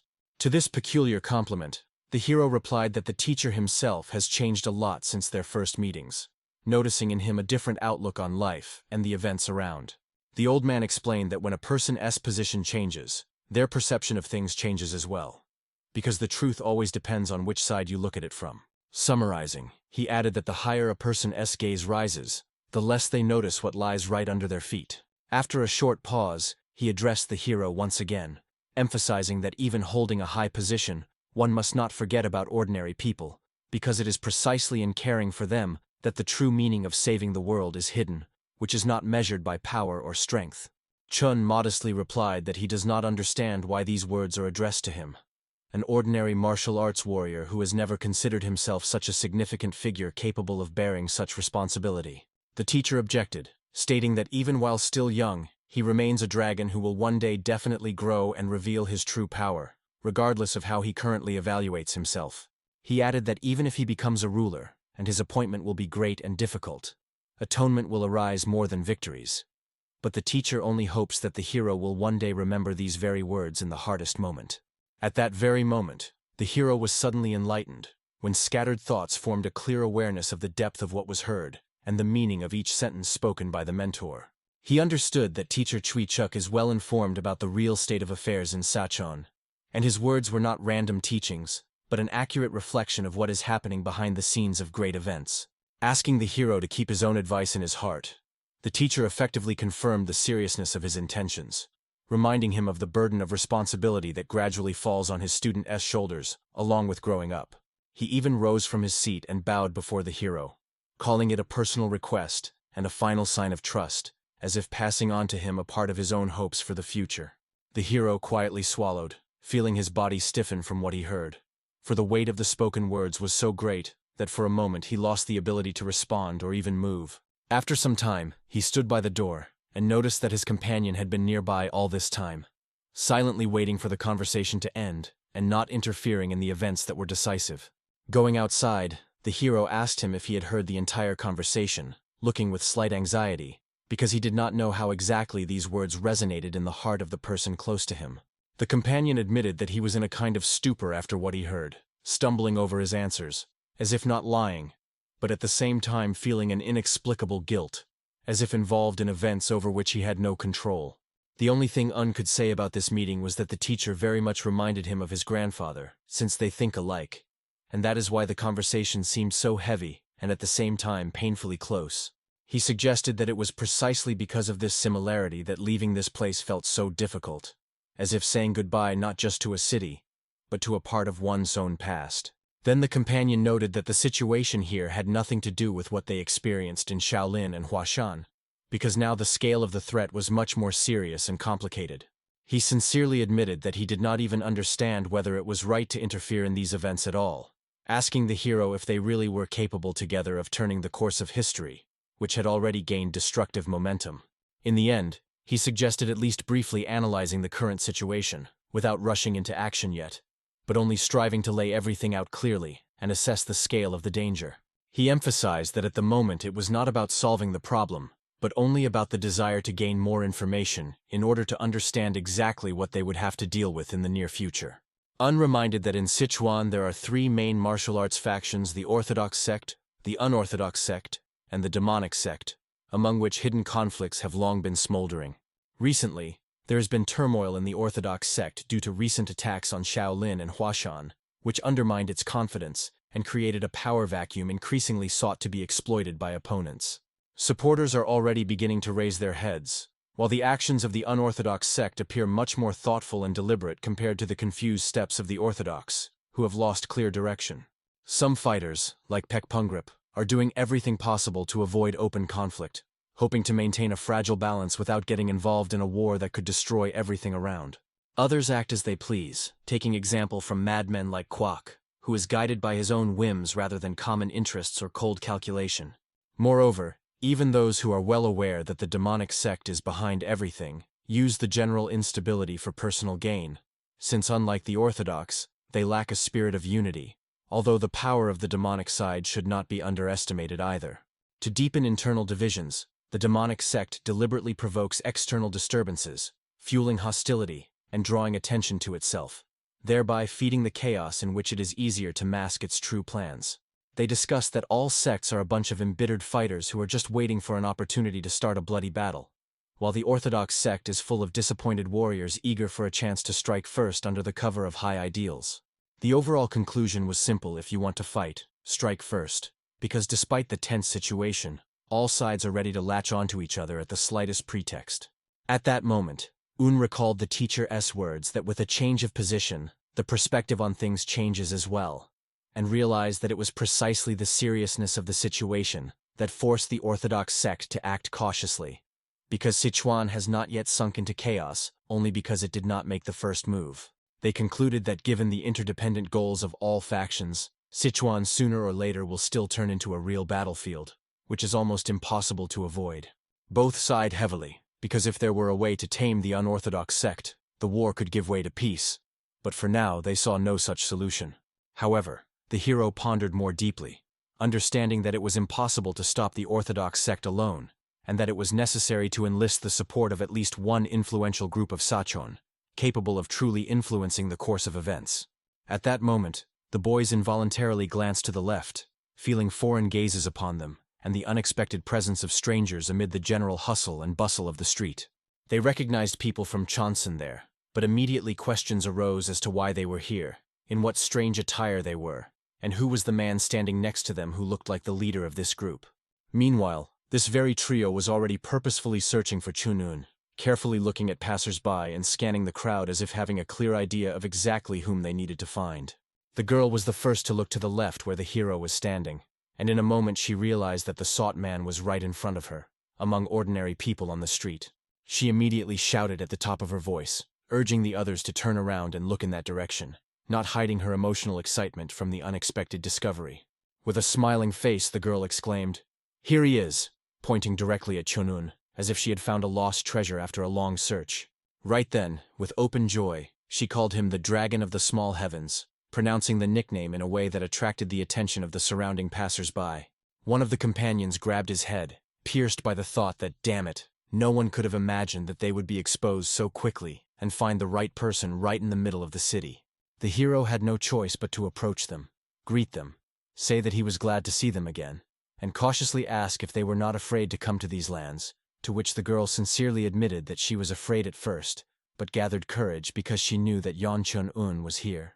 She confessed that she had considered these territories the domain of the non-orthodox sect, a den of outcasts and ruins, but upon arriving here, she realized that ordinary people lived here too, with their own worries and daily lives.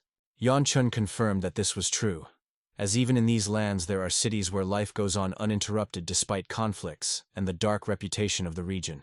The girl added that she now realized that the unorthodox sect was far from absolute evil, and her previous notions were dangerously biased and far from reality. At that moment, the hero suddenly understood something, and this instant enlightenment was reflected on his face, as if he had unexpectedly pieced together hidden fragments of events.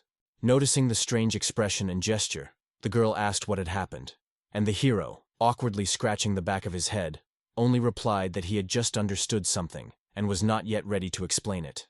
After that, he asked them if they had come here specifically to meet with teacher Chukvi Chuk, assuming that their appearance might be connected with the same visit he himself was planning. The boy standing behind the girl replied that the elder had previously maintained contact with the teacher, and, since they were already here, decided to send him greetings and exchange a brief conversation. He named the elder Chunpunja, emphasizing his high status and significance in his own clan. After this, the hero had even more questions, because too many strange coincidences had come together in such a short time and demanded explanation. He clarified that if the visit to the teacher was not the main purpose of their trip, then what really brought them to these lands, not hiding his surprise at such an unexpected meeting. The answer was brief dragon of the lesser heavens, and this only further confused the hero, as he did not understand at all why they needed him personally. All three momentarily took on a strange, restrained look, as if hesitating before announcing news that could change the course of subsequent events. One of them leaned toward the hero and, asking him to lean closer, whispered directly into his ear what they did not dare to say aloud. He informed that the head of the Dan clan had been poisoned, and his personal servant was now desperately seeking any possible help to save his master's life. This information was strictly kept secret to prevent panic and disclosure among allies and enemies. It was rumored that they were trying to find the elixir of the great divine path to buy time to find the real antidote and restrain the effect of the deadly poison. The hero clearly understood that it was precisely because of the isolation of the leader from the outside world that it became clear why his people reacted so slowly to the events in Sichuan, and now he wondered whether this tragedy had become another conspiracy of the demonic sect. Even for their cruel methods, this seemed too audacious, because if they managed to defeat the leader of the clan himself, it meant that the conspirators could have been preparing the trap for years and acted with unprecedented thoroughness. The boy explained that this was why they decided to search for the dragon of the lesser heavens, hoping to get at least some medical supplies from him. But the hero shrugged, admitting that he had nothing of the sort with him. In response, they noted that rumors circulating throughout the land suggested that they had found exactly the person they needed, and, proposing to set out together, emphasized that the Dan clan always repays good with good. It turned out that if they could save the head of the Dan clan, it would benefit all parties, since the recovery of the influential leader could significantly change the balance of power and give a chance to restrain the outbreak of violence. At that very moment, another idea occurred to the hero, when the disparate events formed a clear plan of action that could offer hope for saving Sichuan from inevitable bloodshed. He decisively stepped forward and declared that it was necessary to immediately meet with Master Cui and Elder Chong, because he had come up with a way to stop the war that was already looming over the region. The hero directly stated that, in his conviction, he had found a real way to prevent an open conflict in Sichuan, and there was no more time to hesitate, as every delayed hour could cost lives. After some time, he stood before the door of the room where the mentor and elder were, feeling the weight of responsibility for the words he was about to speak. The master immediately allowed him to enter, carefully studying the serious expression on the student's face, as if he sensed in advance that the conversation promised to be difficult. Entering, the hero politely apologized for the unexpected disturbance, demonstrating respect to the interlocutors and acknowledging that he intruded upon them at an inconvenient time. He explained that the matter was extremely urgent, and it was precisely this that made him bold enough to interrupt the peace of the mentor and the guest. The teacher immediately inquired what had happened that required such immediate attention, intently looking into his face. The hero unexpectedly asked whether they had any connection with high-ranking individuals from the Black Demons of the Heavens faction, choosing the most direct approach to the essence of the matter. This very question sounded in the silence of the room, sharply changing the atmosphere of the meeting and steering the conversation into a dangerous course. The teacher became noticeably uneasy before the elder sitting opposite, as if the question touched on a topic that was not customary to discuss openly. The elder, however, pretended that nothing unusual was happening, maintaining a calm appearance and constant restraint, as if giving no importance to what was heard. Hearing the teacher's assumption, the hero continued and asked to find out whether they were ready to do everything possible to prevent war in Sichuan, if a real opportunity to influence events arose before them. After these words, the mentor suggested that he finish expressing his thoughts, and the hero did not hesitate, beginning to explain his own logic. He reminded that despite the truce concluded between the orthodox and unorthodox sects, minor clashes still flare up, but the agreement has maintained its force all this time, and has prevented the confrontation from escalating into a full-scale war. The reason why the clashes did not become catastrophic lies in the awareness by both sides that war is disadvantageous to anyone, and even among the leadership of the unorthodox sect, there are still reasonable people capable of weighing benefits and losses. So the hero admitted his own mistake, believing that they were guided only by brute force. He added that he understands the way of thinking of the orthodox sect is rather a consequence of their worldview, not stupidity. And during conversations with Li Chong, he constantly felt this hidden contradiction between principles and actions. At the same time, the hero emphasized that, despite everything, war is now almost inevitable, since the unorthodox sect can no longer count on the leniency of the orthodox, but if one of the three key representatives of the orthodox wing, particularly the Dan clan, can be swayed to their side, the chances for change will sharply increase. He explained that when the unorthodox sect begins hostilities, the influence of the Dan clan will allow the orthodox side to refrain from an immediate harsh response, buying time for further negotiations. Similarly, the support of the Chanson sect, which is currently here, could become a significant factor in restraining escalation. If they openly side with peace, the entire conflict will most likely gradually fade away without turning into a bloody massacre. At that moment, the elder finally realized that before him stood not just a young man, but the dragon of the lesser heavens, the heir of the great Hua Tuo, whose opinion can influence the fate of entire factions. The teacher, however, asked the hero to understand that even such a plan is only a temporary measure, because if the unorthodox sect does not cease its actions, sooner or later it will simply be destroyed without any compromises. In response, the hero noted that it is first necessary to divert suspicion. It is enough to expose the true culprit of all the events to change the direction of the general hostility. He confidently stated that behind everything stands precisely the demonic sect, and when this is proven, the blades aimed at each other will be lowered, and war can be avoided. Hearing this, the teacher even slammed a glass on the table, acknowledging that this is a very bold statement, which has an explosive nature and can shake the entire structure of alliances. He reproached the hero, stating that he relies excessively on the rationality of opponents, underestimating the blind rage and thirst for revenge that often prevail over common sense. At the same time, the mentor admitted that if hostility continues to be inflamed, the situation could escalate into a grand battle that no one will be able to stop. The elder also agreed to support the hero's plan, as he saw no better way out at the moment, and hearing it made his blood boil, awakening a long-forgotten desire to fight for justice. He admitted that in order to convince the Dan clan to join, his own assistance would be extremely necessary, since without personal intervention, the matter would hardly move from a dead point, considering the influence and caution of the people of this clan. The elder explained that the current head of the clan was poisoned by an unknown toxin, and the very fact of his poisoning causes special concern, so he turned to the hero with a request to undertake the healing, placing great hopes on it.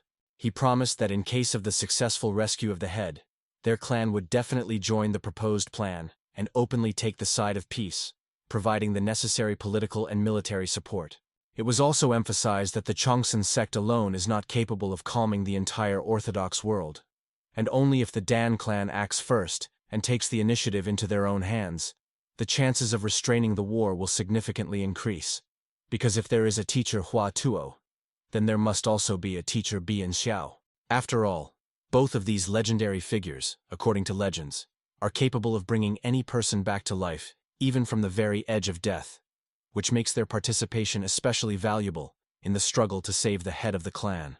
Realizing the full importance of the situation, the hero firmly replied that he would do everything in his power to save the head and support the joint plan, not hesitating in his readiness to take on this burden.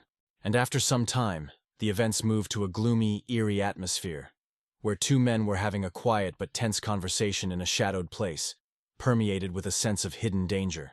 One of them spoke about the fact that Chun Pengjia had penetrated the territory of the non-orthodox sect, violating their holdings, in order to carry out an important task that could have far-reaching consequences. He added that he probably went there after hearing rumors about the appearance of the Divine Doctor, and apparently acted in the interests of the poisoned head of the Dan clan, trying to save his master. The black-haired man, hearing this, only smiled broadly, not hiding his satisfaction with the news heard, which seemed to him a convenient coincidence. He knew perfectly well that Chun Peng had long been famous for his fiery and fearless character, because of which he often got involved in the most dangerous stories without fear of consequences. The other interlocutor emphasized that for them, this is the best chance to carry out the plan, since such an opportunity may not arise again. He emphasized that the unorthodox sect might have already noticed them, so it was necessary to act immediately before they were completely exposed. The man proposed to eliminate Chun Punju directly on the territory of the unorthodox sect, turning this place into an arena for a future provocation. He expected that in case of success, the orthodox side would immediately demand explanations from their opponents, and their fierce denial of involvement would only intensify mutual suspicions and the fire of hostility. According to him, a large-scale war could be resolved with a single strike if they were truly lucky to kill Chun Punju, which would become a point of no return for both sides. And although Chun Pun was not an opponent who could be easily dealt with, the black-haired giant declared his full readiness to enter the game and was convinced that if they acted, victory would remain with them. His emitted power was so strong that even the fire burning near him suddenly went out under the pressure of that incredible energy, filling the space with oppressive silence. He declared his readiness to act in the name of the great demon, faithfully accepting his role in the bloody spectacle that was about to begin. By this, he demonstrated the devastating power of the demonic sect, which unhesitatingly stakes human lives for its own goals. Meanwhile, another scoundrel sat on his throne, mockingly looking at the people below, full of contempt for those he considered nothing more than a helpless crowd. He called them worthless bugs, not even hiding his disgust, and emphasized his superiority with every word and gesture. By his order, he forced everyone to march to the abyss, treating human lives as expendable material to achieve his own dreadful intentions. He was convinced that this would be enough to accomplish the plan, and considered any further steps unnecessary. Having obtained the dark sphere, he whispered to himself that, it seemed, the time had come, addressing his apprentice as if giving a secret command understood only by the two of them. Slowly raising the sphere above his head, he paused it in the air for a moment, concentrating an invisible force around himself and filling the space with a sense of impending disaster. Suddenly throwing it against the floor, he caused a flash of light that spread in all directions, flooding the hall with dazzling light and sharply changing the sense of reality. The sphere shattered into countless tiny particles just as he had intended, triggering an unknown process for which everything had been planned. The atmosphere around him seemed to turn upside down, space distorted, and the force that burst out made the air tremble. All the people standing before him were lifted by an invisible wave and soared into the air, helplessly scattered by the powerful explosion of supernatural energy. He stretched his lips into a wide smile filled with cold delight at the observed result, as if finally convinced that everything was unfolding exactly as he had planned, and no force could stop the chaos he had initiated. Meanwhile, far away in another place, among a gloomy, mountainous landscape where rocky slopes cut the horizon with sharp lines, events unfolded quite differently, marked by strange anxiety and a sense of impending doom. A gray old man landed on the ground, stepping heavily on the stones after a swift flight, and paused for a moment, carefully gazing into the dark sky from which he was descending, as if trying to understand what was happening. He did not understand at all what disaster was unfolding around, and who had triggered this chain of events, but an inner feeling gave him no peace for a moment. The old man assumed the worst, that the heavenly demon, that cursed scoundrel, had planned something again, and just the thought chilled his blood, as it was the most terrible and undesirable assumption of all possible. Suddenly, a red lightning bolt shot down from the sky like an arrow, crashing into the ground nearby with a deafening whistle, splitting the rocks and making the air tremble from the wave of energy. At the sight of the strike, an amazing tree simply grew out of the stone, like a foreign body in the midst of a harsh mountain wasteland, emitting a faint and at the same time disturbing light. The boy who stood behind the sacred being asked her confusedly what this appearance meant, not taking his eyes off the incomprehensible vision that contradicted any logic. The Sacred One replied that this was a divine revelation, and at the same time their protection, uttering these words with absolute confidence, as if not allowing even a drop of doubt in her interpretation. She added that the one they were to meet was great, and at the end quietly spoke the most important thing. The heavenly demon is already waiting, and avoiding this meeting will not be possible. The gray old man immediately went to the Hell of Tasam, seeking to find traces of the demon. But upon reaching there, found no presence, which only intensified his inner anxiety. After that, he proceeded to the Hell of Kavatan, but there he found nothing except emptiness, which oppressed and evoked a sense of dangerous silence. He even reached the Hell of Kanbin, where an icy atmosphere prevailed. But even this eerie place turned out to be deserted, leaving him with an increasingly heavy premonition of inevitable disaster. The old man saw only traces of that senseless outrage that this fool had managed to commit. Chaos and distortion left after demonic interventions in the natural course of things. But suddenly the search yielded results, for he finally came across the one he had been so persistently seeking, realizing that this time there was no mistake. The heavenly demon was right here, not hiding, as if deliberately awaiting the meeting, looking straight into the face of his unexpected pursuer. Seeing Xianfong, the heavenly demon addressed him with a sneer, noting that he had found him extraordinarily quickly, as if testing the limits of his capabilities. Xianfong sharply asked if he had really crossed the line of the permissible, marveling at the audacity with which the demon had behaved lately. He continued, firing reproaches, that he rushed everywhere, fussing over trifles only to keep the disciple safe, while the demon betrayed, sold relics, accumulated karma, and all this ultimately led to nothing. Xianfong demanded an answer about what exactly he intended to do next, not hiding his anger and disappointment at the actions of the former ally. Scolding the demon, he grabbed him by the shoulder, repeating his question even more sharply, as if trying to force him to face responsibility for his own actions. But the heavenly demon did not want to report to anyone, and with a sharp movement shook off the hand, demonstrating complete contempt for the reproaches and pressure of the interlocutor. He stated that he had already paid a considerable karma for all his misdeeds, so now there could be no claims against him, at least from his own point of view. However, Xianfeng insisted that his behavior had shaken the very heavens, since the immortals had already felt the energy of Cheng Yun, and this would inevitably attract their dangerous attention. He asked if the demon understood that if the immortals considered him weak and decided to attack, then it would even be necessary to summon thousands of followers to prevent this, and Xianfeng was not ready to allow that to happen. He directly stated that he was ready right here and now to finish off the heavenly demon to prevent an even greater catastrophe and protect those who might suffer. The heavenly demon perceived these words only as pathetic threats, which sounded to him like empty noise without real weight. The old man's opinion did not bother him at all, because confidence in his own superiority overshadowed any external warnings. He began to use his incredible power, slowly concentrating energy around himself, and the air became heavy, as if filled with molten lead.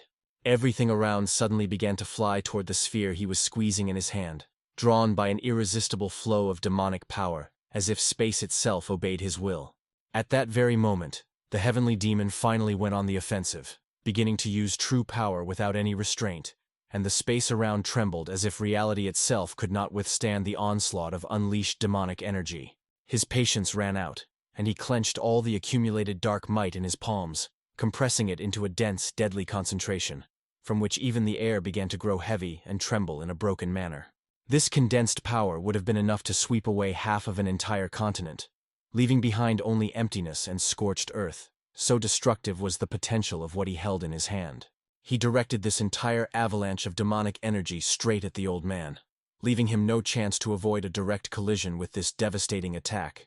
But Xianfeng was ready to take the blow, not retreating a single step, for he knew that there was simply no other choice in this confrontation. The sphere before him, like a black hole, began to absorb the entire attack without a trace, swallowing the surge of charged energy as if it had no weight at all. The flow vanished inside it instantly, being drawn in with a terrifying inevitability that resembled an unstoppable suction into a bottomless abyss. Even the heavenly demon was forced to acknowledge this power, coldly admiring its scale and stability under such a load. He realized that this sealed might was in no way inferior to the void, and had existed since the era of the three origins, surviving centuries in a hidden state. However, the old man did not hesitate or stand idle, quickly moving, maneuvering, and maintaining his defense while simultaneously preparing for a new flare-up of confrontation. The entire appearance of the opponent suggested only one thing in this world. Ultimately, everything is decided solely by strength, and no convictions weigh against raw power. The heavenly demon accepted this challenge without hesitation, ready to prove his words with actions and not retreat before any threat. He firmly decided to fight by the rules of brute force, where the stronger wins, recognizing no compromises or agreements. The call descent of the heavenly demon Infinite Great Chaos sounded as he activated his next truly catastrophic technique. Along with this, a terrible monster arose behind him in a whirl of energy. It was this that he summoned, as the embodiment of his own destructive attack. Red lightning crackled incessantly around his body, weaving into a sinister crown of power and enveloping the demonic figure with a wild glow. Xian saw this monstrosity in all its glory before him. Yet he was not going to retreat, despite the danger looming over him as instant death. His sole intention was to defeat the heavenly demon, who at that very moment was rapidly advancing on him, devouring the distance step by step. Suddenly, a loud word enough rang out as both had almost crossed their arms in a strike that could have torn the sky in half. At the very millisecond their blows actually touched, both were thrown back by the explosive wave of the collision, as if simultaneously pushed away by an invisible wall. On the ground between them, a deep crack instantly appeared as a result of the clash of forces, scorching the stones and splitting the very firmament. But the word enough was not spoken by them, but by a third figure who suddenly appeared between the opponents and stopped the further attack. It was a legendary being, whose power is the subject of legends, for he sat astride a gigantic dragon that covered half the sky. The newcomer warned that if they did not stop the fight immediately, it would be considered a challenge to a deadly duel with direct consequences for both. Before them was the same immortal Tai, whose name was known as a symbol of power standing above all earthly confrontations. He sharply ordered these two madmen to immediately disperse and cease the senseless clash. He directed one of the dragon's heads so that it swallowed the gray one, forcibly removing him from the battlefield. He instantly aimed the other head at the heavenly demon, similarly depriving him of the ability to continue the fight. And so both enemies found themselves in the jaws of the giant dragon, powerless to change anything before Tai's authority. Someone said that since they had already plunged hell into chaos once, now the city lord would take everything into his own hands, establishing a new order after the destroyed confrontation. At that moment, Xian found himself in an unfamiliar place, looked around, and quickly realized that he was probably among the majestic Kunlun Mountains, where the cold air and silence evoked a sense of separation from the world of harsh battles and chaos. The ruler of this mountain, Immortal Tai, was also nearby. His calm figure radiated restrained power that unquestionably dominated this place, and made the surrounding space seem controlled only by his will. Xian immediately inquired where the heavenly demon had gone, expecting to hear an explanation about the further fate of the ancient enemy who had just sown devastating chaos. Tai calmly replied that he had sent the demon to another place where Master Yongdan would take care of him, so Xian should thank fate that the subsequent events would no longer fall on his shoulders. Sitting at the table, they moved to a kind of almost friendly conversation, during which Tai asked about his interlocutor's well-being, inquiring whether he felt the effects of the exhausting clash gradually draining his strength. He reassured Xian, saying that he understood his anxiety, but there was no need to worry, as they had far more allies than it seemed at first glance, and support came from the most unexpected quarters. Tai noted that the seeds of discord sown by the heavenly demon yielded an unexpected result. Many immortals perceived it not as a threat, but as a kind of blessing, so the number of supporters on their side only increased. He explained that there was nothing strange about this, because everyone was overly exhausted by constant fuss, lacking strength and hands, and at the same time he himself had a rather interesting idea regarding further steps. The immortal leaned closer to Xiang, and quietly said that he would definitely like this idea. A mischievous yet mysterious gleam flashed in his eyes. In conclusion, he added with a smile that the disciple Chun Yun was rapidly gaining popularity, increasingly becoming the figure around whom new events began to revolve. The old man remarked that the young man's fame seemed to have even reached the golden turtle Jiao itself, as she repeatedly mentioned him with strange admiration, confirming that the name Chun Yun was increasingly heard among the most extravagant figures of the heavenly world. He added with surprise that this creature shamelessly declared a desire to at least once lick the back of the young man, which sounds absurd, but that was exactly how her eccentric words were conveyed by those unfortunate enough to hear these confessions personally. Moreover, she also complained that there were too few scenes with a bare torso in his adventures, which finally makes one consider her somewhat insane and a completely whimsical being. And yet the old man honestly admitted that, as strange as it sounded, there was a grain of truth in these rumors, since the boy's fame had spread far beyond the discussions of ordinary warriors and had already penetrated the circles of heavenly eccentrics. At the same time, both of them did not hide that the support of such an influential person as Shivanu was undoubtedly good news, because her favor could significantly strengthen their positions among the celestial beings. Tai generally tried to calm Xiang, saying that it was not worth worrying too much, even if the attitude towards the events among different beings was quite ambiguous, because it was better to keep a cool head than to succumb to unnecessary anxiety. He added that he himself had enough travelers and allies, so support for them was not limited to a few familiar faces. Then Tai spoke about conscious cultivation and the method of the three origins, explaining that currently the young man's skill level was still insufficient to attract undue attention from other celestial beings, but it was only necessary to sharply increase his strength, and he would inevitably encounter very dangerous opponents. He noted that the senior masters would not remain indifferent then, and the combination of martial arts passed down by the heavenly demon with the method of the three origins was too risky, and could bring upon the boy the harsh will of fate. Eventually, Tai half-jokingly, half-seriously asked Sivi not to dig a grave for him with his own hands, hinting that excessive interference in the student's fate could lead to fatal consequences. After that, he declared that now it was time to return to business and get to work, leaving further reflections behind. Sivi was left alone, understanding that sooner or later this frank conversation would have happened anyway, because avoiding such a confrontation would simply be impossible.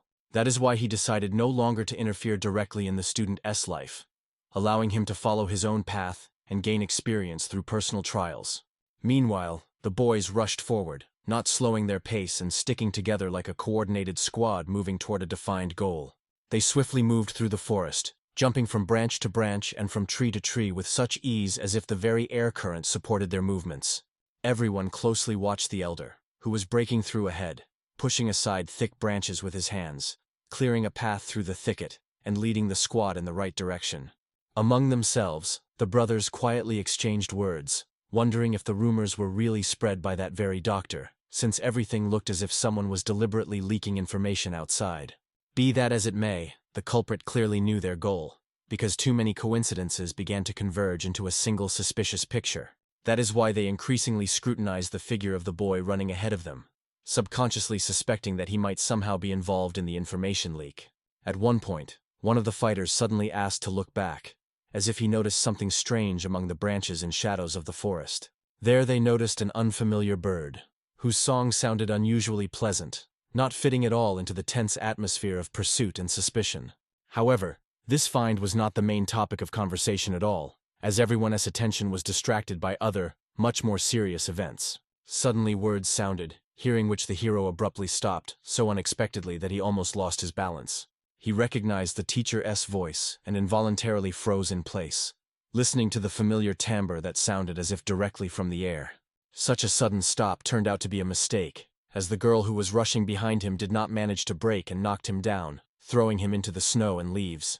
The teacher addressed his student, explaining that he was helping him with all his might from above, and literally taking care of his safety and development from the last possibilities. He only asked to accept this fact without doubts, to which the hero sincerely thanked, replying that he was grateful for all the mentor's efforts for the sake of his student. The teacher added that although he was not physically nearby, he never stopped watching over him, as he managed to obtain something extremely interesting and important from the heavenly demon. He advised the boy to try hard to accumulate as much bright, positive karma as possible during the upcoming events, because it will be the key to his protection. Finally, the student heard from the teacher that internal strife had sharply intensified inside the demonic sect, and this could have a serious impact on the further course of all events. The teacher noted that the anxiety was quite justified, as the militants of the demonic sect were already appearing in crowds in the Sagwa region, which in itself is a dangerous signal about the beginning of active actions on their part. He also asked to understand that the martial arts passed down by the heavenly demon had not yet been fully mastered by the young man, so his aura should remain insufficiently noticeable to serious opponents. Logically, it should not have happened that someone could feel the boy's energy at such a distance, since his level of control was not yet something that attracts the attention of powerful enemies. However, everything turned out differently. The hero suddenly felt the presence of dangerous types nearby, and a cold premonition immediately tightened his chest, making him wary. He rushed to catch up with the elder to warn him about the threat that was inevitably approaching from the thicket of the forest. But it turned out that the elder himself already understood everything perfectly, needing no explanations, because the warrior's instinct worked before any words. He had no choice but to draw his sword, preparing to deal with the attackers who were blocking the road and obstructing the further path of the squad. A single swing of the blade allowed him to cut through the tree roots and smash everything that came in the trajectory of the strike, demonstrating incredible power and control of strength. It was clear that the head of one of the 9 schools would not allow his reputation to be doubted and would not yield to some random threat.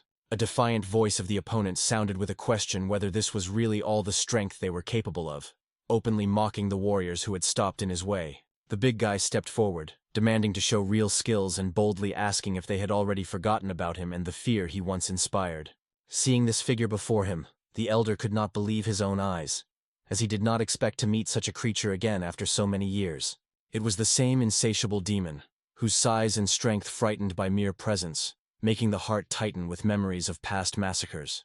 The elder remembered him from 10 years ago, but the monster's appearance had not changed at all, as if time was powerless over him. He involuntarily pondered how many people this monster had destroyed with the star absorption technique, but couldn't resist asking, to which Zdorovilo briefly and indifferently replied that the count was measured in many lives. The insatiable demon grabbed one of the warriors by the throat, doing it so quickly that he didn't even have time to scream. It was enough to just squeeze his fingers, and he sucked all the life forces out of the victim, leaving the exhausted body a soulless shell. This is how he quenched his own terrible hunger, turning human lives into fuel to sustain his demonic existence. Seeing this, all the guys grabbed their weapons, trembling for the elder and preparing to rush to his aid despite the mortal danger. But the elder raised his hand, ordering them to retreat, categorically stopping any impulsive actions. He warned that he wouldn't be able to fight at full strength if he had to think about their safety, because it would bind his movements and destroy his concentration. Therefore, the elder decided to face this super-powerful enemy alone and start a duel, taking full responsibility for the fight on his own shoulders. A battle was taking place in a forest clearing. A man with a sword, behind whom stood a young boy, was preparing to fight the attackers. Around lay the bodies of enemies, and in the middle of the glade stood a burly man in black. The big man, around whom dark energy swirled, called on the opponent to start the fight to finally put an end to the confrontation that had already dragged on for a long time. He promised that no one would interfere in the fight. The man with the sword listened to him carefully, and the opponent tried to unsettle him, reminding him of events that happened almost 30 years ago. It was then that one of the students of Chonsun and a student of Honjon engaged in battle. When the student of Chonsun fell dead, the follower of the Hejin sect decided to use this as a pretext for an attack. Even then, the burly man attacked the clan, and was just holding a child, a student, in his hand. Clan representatives ordered to abandon the small child and choose a proper opponent for themselves. A man named Chun Punja offered to measure strength with him and truly understand what revenge is. The attacker said that there is no talk of revenge, he just wants to feed. The men realized with horror that before them was a devouring demon, and he will not give up easily. People from the clan attacked him. They intended to finish off the scoundrel who dared to commit such an act. The demon was much stronger than an ordinary person.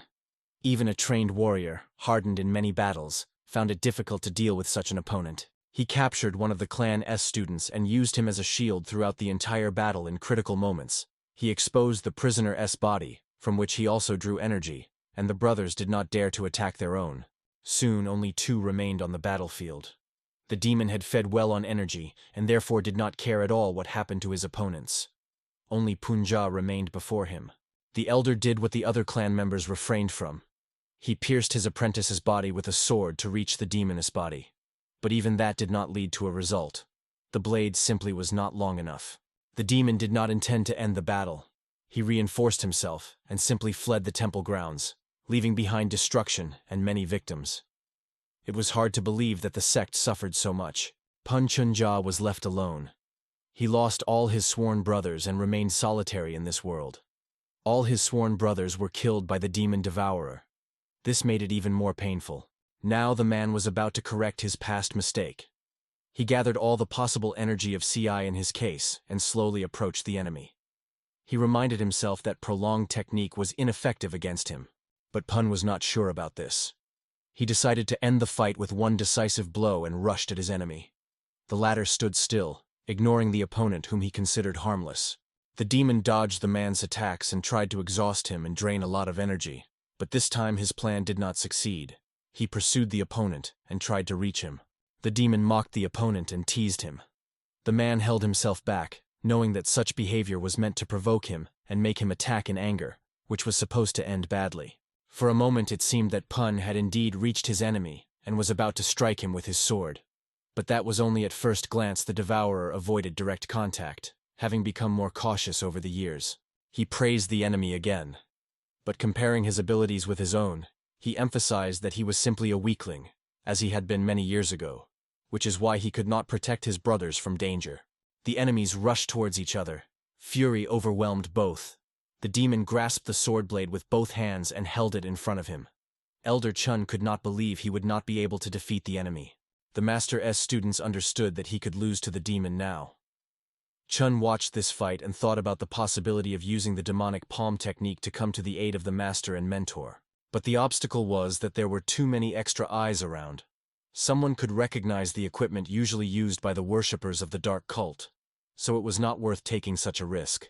Starigina could not get close to the enemy. He blocked the weapon with his hands and gradually drew energy from the man. And the elder was not going to retreat, although he guessed what threat it posed to him. The demon stood over the elder and asked what other interesting techniques he had in reserve. As there was still a chance to demonstrate and boast about them, no one wanted to believe this was the end. The devourer had already reached out to the man and assured him that this time he could arrange a meeting with the brothers inside himself. The elder was confused and prepared to accept death at the hands of this demon. Young Chun stood in the way. He stopped the demon at the last moment. His master in the heavens assured that against the boy's skills, the devourer had no chance to cope and absorb his own chi. The boy managed to stop the attacker's hand and assured that something worse could happen next, so it was worth getting out of here. The demon mocked him, believing that the student could not resist him. He suddenly attacked the devourer, but he timely stopped the young master's assault. He emphasized that today, S graduates cannot compare at all with those who were once. The demon tightly gripped the boy's hand and did not allow him to move. However, he could not extract all the energy from him either. But over time, a strange feeling began to overwhelm the devourer. The young man gradually pushed him back. On the demon's face, one could see surprise and partly fear, for it was the first time he had met someone who managed to resist his power. Meanwhile, the students approached the elder and asked how he was feeling. The man assured them that he was fine. Now he was more troubled and frightened by the fate of the Sky Dragon. The boys were about to defend their comrade, but their mentor stopped them in time, assuring them it was not worth interfering in the duel between the dragon and the opponent, as it could harm the young dragon more. The demon dealt with Chuna's powers. He hinted that soon he would lose all his strength and become part of his story. The boy was not going to give up so easily, and emphasized that no one would stand in his way. Time passed, but nothing changed in the fighters. The devourer began to get nervous, as he could not understand what had happened to his opponent, who should have long since turned into a mummy and died. The boy received support from his heavenly master, who strengthened his inner energy and assured him that the demon alone would not have enough strength to contain all the energy inside. The devourer lost his confidence. From the very beginning of the battle, it seemed to him that inside the boy there was only a drop of strength. But now it simply overwhelmed him. He felt defenseless against such an enemy. Time was now working against him, and he had to finish this fight once and for all. For the first time in many years he began to be afraid. The devourer knelt down. He felt tired and overfull. Meanwhile, the young man was talking with his master, who assured him that everything was actually fine, and he was following the teachings of Dharma. The old man supported his young apprentice. He promised that the new energy would help him improve his already known combat skills and make him simply invincible to the enemy. The demon was frightened by Chuna. For the first time, he felt fear and horror before his opponent, which had not happened to him for a very long time. The devourer suspected that someone was behind the boy. The demon attacked in despair. However, it happened that the young man anticipated all his moves and strikes in advance. The man was about to destroy him, but now he had no opportunity to do so. The Elder's blessing made it so that, having learned the 8 paths and 8 changes, the young man could see 64 principles of combat, allowing him to anticipate the opponent's move. The battle lasted very long. The opponents fought fiercely, knowing that their lives and future existence depended on it. The demon began to think about fleeing the battlefield but did not dare. The turning point came. Chun held a mana bullet before the enemy, which glowed brightly and pulsed. The devourer was confused that the boy had managed to hold on all this time, and now he had him backed against the wall. Energy descended from the sky in the form of lightning. Everyone around was amazed. Chun himself thanked the master for such generosity and promised to fully use it to destroy the demon. Meanwhile, the demon himself guessed that it was time to put an end to the boy. He even forgot about his promise that his followers could not interfere in the fight. The ninjas attacked Chun from all sides. But the technique his mentor taught him was unique. It allowed the boy to break through enemy ranks and attack him. The devourer was already halfway to the young master. Efforts to defend were in vain. The lightning strike from the very heart, which Chun had learned just seconds ago, pierced his enemy through. The demon could no longer use his own advantage. Master Chun rushed to his student. After the strike, everything around him and the opponent was shrouded in fog and dust. In the midst of it all, he saw that the demon was kneeling before Chun. The young man looked at his master, who had been teaching him, and from the beginning of the battle, thought that he had made a very unwise move, and now was suggesting to the mentor himself to put an end to this battle. But the master promised that only Chun himself could put an end to this. The young man understood everything perfectly, and had already raised his hand for the deadly duar with which he was to finish off the demon once and for all. But he changed his mind. Now there stood before him a completely normal, defenseless man who had no way to defend himself. But he was actually just trying to buy time to hide all the evidence. From him across the bodies of his ninjas spread a red lightning that was meant to destroy them to ashes. The young man asked what he intended to do, and worried whether it would harm his comrades. The man struck himself with his thumb right in the heart, and said that he did it all to glorify evil and the cult of his master demon. His body began to fill with heat and fire. Inside him shone a bright red orb. It was too late to stop him. No one could do anything about it in time. Master Chun ordered the disciples to capture at least one of the demon worshippers, but they all vanished right before their eyes. Not a trace of them remained. Talking about persecution was out of the question. Soon, an empty glade remained before them, where only bloodstains on the ground could remind of the battle. Not a single trace of the bodies remained. The master believed this would cost them dearly. The girl in the pool carefully examined the mirror. It was not ordinary. This artifact had the ability to absorb the power of its opponent. Xianfong did not reveal this item's ability, and the boy rushed into battle openly. The maiden called her assistant and ordered to gather more information about Chuna, for she intended to help him and protect him from hostile intentions, as much could depend on it. The master and his disciples carefully examined the battlefield. They thought about how the demon worshippers deliberately destroyed themselves and annihilated their own bodies so that no one would learn about their involvement. The man ordered to find any traces of their presence. After all, there was chaos all around, and every object could help, at least to serve as evidence for their allies against the demon cult. Everyone thoroughly searched every centimeter of the land, but their efforts were unsuccessful. The mysterious fire destroyed everything, and took not only the bodies, but also the weapons and everything related to them. The only thing left was a scrap of fabric. In fact, the boy was surprised by such madness. He could not believe that warriors were capable of such a vile act. Chun realized that there is almost no difference between the cult demon worshippers and the orthodox warriors. The matter is only in the ideals of the sides. But it is not worth looking for easy paths in this life. Friends were looking at Chun Yuan, who was talking to someone unknown. The boy was actually speaking again with his heavenly mentor. The comrade emphasized that he had a truly difficult fate. Friends listened attentively. They could not believe that the dragon of the heavens could behave in such a way. He could not be as simple-minded as he seemed at first glance. But everything was really so. The comrade asked not to pay attention to the oddities of his best friend, and to accept him as he really was. But these words were heard by Chun Yuan himself. He was grateful for the help and support, but did not like mockery. Soon the boys were playfully wrestling in front of the other students. It was really funny, and everyone around did not rush to break them up or stop them. The teacher emphasized that it was time to set out on the road. The path ahead of them was long and possibly dangerous. The boys decided to postpone their foolishness and hurried after the group. Chun Yuan said that after he mastered the martial arts, he truly became an older brother.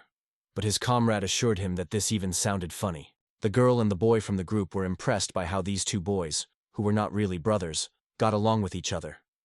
Chun said that they had been together since childhood and could even read each other's thoughts. Soon the road led them to a huge city that stretched out in the valley. It was the main fortress of the Dan clan, a place where another difficult trial awaited them, which they had to pass with dignity. The group of travelers was entering the main gates of the city. They were tired, and their clothes bore signs of a long journey and traces of blood, indicating their participation in a serious fight. The young man was impressed by the scale of the city. His comrade told him that this is exactly how a city should be, a refuge for outstanding chemists who specialized in making poisons and various kinds of extracts. A group of men was walking toward the travelers. They were representatives of the Dan clan, who rightfully owned this city. They were not very happy about the appearance of uninvited guests on their territory, and were hostile. Some of them were hostile because they thought these were new opponents, new sons-in-law, new contenders who, with the help of the clan, would rise in the hierarchy and achieve their goals. The manager of the Dan clan met them. He bowed and asked if this could be the elder of the Chonson family. For him, according to his words, which were more lies, he was glad to welcome the guests. The man did not give the impression of someone ready to welcome guests. A bad energy radiated directly from him, and he himself looked at the newcomers from under his brow, assessing their capabilities as fighters and possible opponents. The young man standing behind the group watched the master who was greeting the guests attentively. The boy did not expect that his comrades and he himself would be gladly welcomed. But this greeting upset even him. The host's reaction surprised the boy.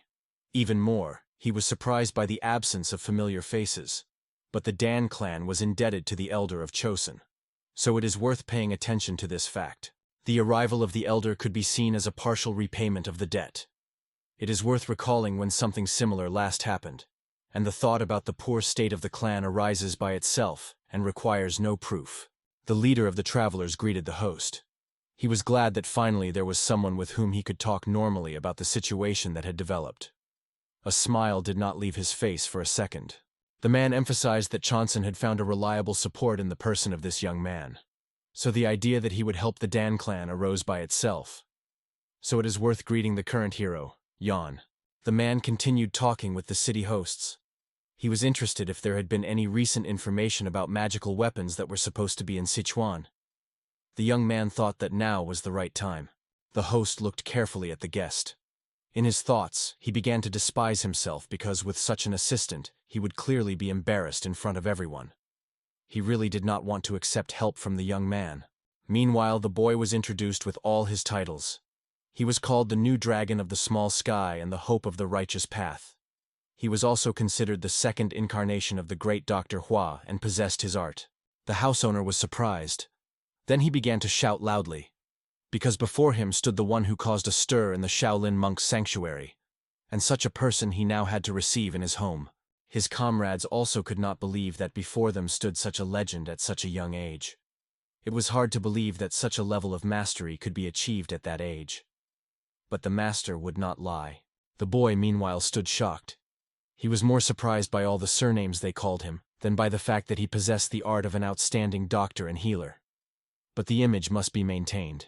He decided to play along with his companions and take advantage of the fact that they attributed such a status to him. The young man said that he, Yon Chun-un, was actually a respected and worthy disciple of Shaolin and a successor of its traditions. After this acquaintance, his affairs went much more smoothly. The great lord of the Jade Dragon, who made a rather unpleasant impression at their first meeting, became more compliant with him.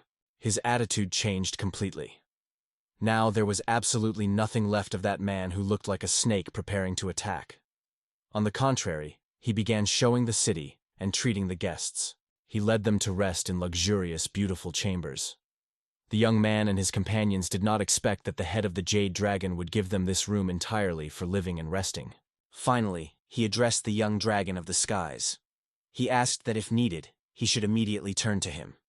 In this house, they would not lack anything, so there is no need to be shy or restrained. Yan thanked and bowed to the host. He simply waved his hand, indicating it was not necessary. The boy thought that maybe it was mercantile on his part, but it was very pleasant and advantageous to live in a foreign city this way. The young dragon and his companion decided to go for a swim after a hard journey.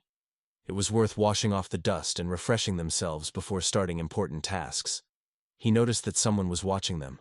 It was the girl he saw when he turned around. She was carefully observing the guests, and it was clear that the young dragon had caught her attention. The young man felt a little uneasy under her gaze. Sam Yan also looked at her carefully. From his side, it might have been impolite, but since the girl did not run away or scream, She did not take it as an insult. The comrade asked what made him stop. The girl quickly walked away when both boys started looking at her closely. But despite everything, she did not look frightened. The boys agreed that the girl was truly extraordinary and beautiful. In the guest hall, the boys were performing the final procedures after bathing in a warm tub. Comrade Yona held a decorative bottle in his hands.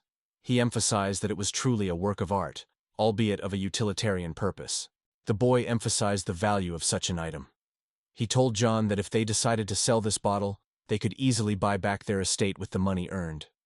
The young dragon did not share his enthusiasm. The conversation shifted from how great it was for them to be in this place to that quirky girl. Yona's friend was considering taking a walk around the city to look at other beauties, as there were simply too many to count here. John personally thought that her look was definitely not out of interest in love or feelings. It seemed she was more interested in settling things with him in an open fight. But his friend was certain otherwise. He emphasized that true love is a matter of a single moment and should not be denied. Jan skeptically agreed and called his friend a master in matters of the heart. John asked if his comrade wished him to tell his sister whom the Danish lady ruler would receive as a bridegroom. The latter did not expect such treachery, and immediately his dust settled, and all his mood vanished. During the conversation, Jan did not notice that someone was watching them. They were his loyal teachers, Master and Teacher Hua Tuo. They were glad that the boys were discussing love affairs, which are so pleasant to discuss in youth. The boy heard men talking about him. He was considered the one who started his path in medicine and ended it as one of the best and most talented Shaolin students. Jan recognized another voice. A third old man was added to his familiar mentors. His name was Ban Shui. At first the boy was surprised, but then he agreed with the idea that if Hua Tuo was here, then Ban should also be by his side as a loyal companion. John rejoiced. After all, when the two most famous medics and healers can now combine their efforts and help each other, they will easily be able to help the elder of the Dan clan cure his illness. An old woman interrupted the conversation, asking to forgive her sudden visit without warning. She just thought that after a warm bath and procedure, a warm tasty tea would not be a hindrance. John thanked the woman. He looked carefully at the cup of tea, where he saw his reflection, and decided that it was worth trying this pleasant drink. But something was bothering him. Grandma was watching him. Comrade Yona did not want to take that tea but was forced to do so in order not to offend the old woman, who continued to look at him just as attentively. She wanted the boys to drink all the tea to the last drop. The old woman asked if the guests liked the tea. They replied that the tea was very tasty, but it would be better if no one added poison to it. The woman guessed that her plan was discovered and got confused. Grandmother asked why they decided to call her lady, and there could not even be any talk of poison. Why insult a poor woman with such words? But her smile promised nothing good for the guests. John felt unwell. He felt the reaction from the poison starting to spread through his body from the stomach. The boy knew what to do and what to avoid. The teachers had taught him well. The boy bent down. He felt that he was being poisoned with components familiar to him. And it was not a deadly poison. Most likely they just wanted to make fun of him. But he guessed what it was. And he guessed who. He turned to the lady and said that when she planned to do this, she was very wrong, and if someone directed her, that someone was just mocking her, because the poison would most likely only cause stomach problems. The young man stood over the old woman and said he acknowledged her joke. It turned out very funny, and now it was time for her to leave their room. Otherwise, the consequences could be much worse for her and her master. He also emphasized that it was preferable for today's incident to remain a secret, and she herself no longer used the mask, which, moreover, was made very poorly. With that, she said goodbye to the guests. Behind, the comrade was holding a kettle full of tea, and was wondering if he understood everything correctly, since according to his friend there was poison in it. The latter reassured him, and assured that the worst thing would be visiting the toilet. Suddenly the boy jumped up and began drinking the beverage straight from the spout of the teapot. His friend tried to stop him, but the teapot was already almost empty. The young man tried to find out why he was doing such a thing. It even turned into an open fight jokingly, when the insatiable boy insisted that if the result of the poison is frequent visits to the bathroom, he would turn the whole house into something that smells bad. The old woman tore off her mask, and beneath it was the same young girl the boys had seen when they were going to their room. The girl wondered how they could have guessed that it was she who brought the poison. The boy turned out to be much more clever than it seemed at first glance. On top of that, he was quite handsome. and the girl was angry with him because he intended to mock her and the clan as history. The desire to take revenge and repay such contempt did not give her peace. She must take revenge and repay for the contempt at any cost. In her thoughts, she did not notice how two men approached her and looked at her attentively. The man in the green suit asked what she was doing here. The girl assured him she just came to say hello, but his facial expression showed he knew the little girl's character and behavior very well. He took in his hand a piece of the mask that remained on the girl's hair. After all, he was right in his suspicion about her and reminded her of it. But the girl had no intention of listening to his lectures. She ran down the corridor. The guest laughed and his companion Daiso became worried. He began to guess what might have happened here and what role his pupil could have played in what occurred. Both men entered the room where Chun and his comrade were deciding that they had drunk enough tea and needed to attend to important matters. The boys felt embarrassed to stand before the elders in such a state. The man in the blue suit introduced himself. He was an elder and leader of the Dan clan in Sichuan. He was pleased to meet such an outstanding young man, whose skills were already legendary. The man's name was Dan Man OK. He was glad to meet them. The boys, in turn, also greeted him. The swordmaster, Chun's comrade, bowed low, while the boy barely nodded his head and greeted traditionally. Dan Mak-on asked if his friend was really such an outstanding swordmaster as everyone around said. The friend smiled, for he did not consider himself as such. He did not think he deserved his titles and awards. The elder addressed Chun. He asked to forgive him for the immodest request, but could he help him in resolving an important matter? It was not worth distracting him now, but the urgency could not wait. In a moment the boy was ready, and they walked down the corridor together with the elder. The man walked silently. The young man learned no explanations from him, and for some reason, this made him wary and kept him on alert. The place seemed strange. Steam hung in the air around. It seemed like the perfect spot for such ceremonies. Yet despite all hopes, there was not a single living soul nearby. Chun began to get even more nervous. His greatest surprise awaited when they came face to face with a dead end at first glance.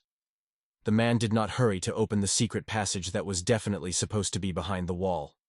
Instead, he said he had some doubts about the young man. The young man asked why he had taken him to this place. Then this could only indicate that the elder had stopped doubting him and fully trusted him. He asked if the devouring demon had really died at the boy's hands. Moreover, the masters said that Chun was ready to work around the clock only to save the kingdom from possible problems and cataclysms. But in reality, it is worth casting aside doubts and starting to act.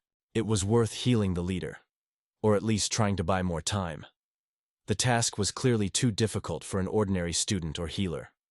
Only Chun could help in this situation and heal the elder. Chun said that the elder would definitely recover. The young man would surely justify the clan's trust and do everything on the verge of a miracle to help the leader. The man was satisfied with his answer and placed all his hopes on him. The door opened and a whole whirlwind of air burst out from there. The young man stood stunned by the fact that he would have to enter this room, which at first glance looked more like a burial vault. After hesitating a little and gathering his strength, the boy went to the center. He was filled with hopes and intentions to help the old head of the family, to heal him and return him to his rightful place. The voice of the master in his head promised that they would handle everything. The young man hoped for this, as his determination was not as ironclad as at the very beginning. He wondered what he would see behind the screen. There lay a man. He was not old, but illness had done him harm. He was the head of the Dan Xianzi clan. The master's voice in the head hinted that it was worth checking the patient's pulse first. Chun never studied the art of feeling a heartbeat, but he understood perfectly well that a man's heart was beating too hard and very fast, giving the impression that it would soon jump out. The boy informed his masters that it seemed to him as if there were various poisons in a man's blood that made the blood boil and stir. The masters wondered whether a master of such a level could have made such a mistake. The masters carefully watched their student from the hill. They thought and consulted on what to do in this situation. After all, this person's life was very valuable to the kingdom, and a mistake could not be allowed. One of the mentors advised to use chi energy and apply it during needle pricking. Therefore, it is worth concentrating the energy now and directing it to the man's face, then spreading it through the body.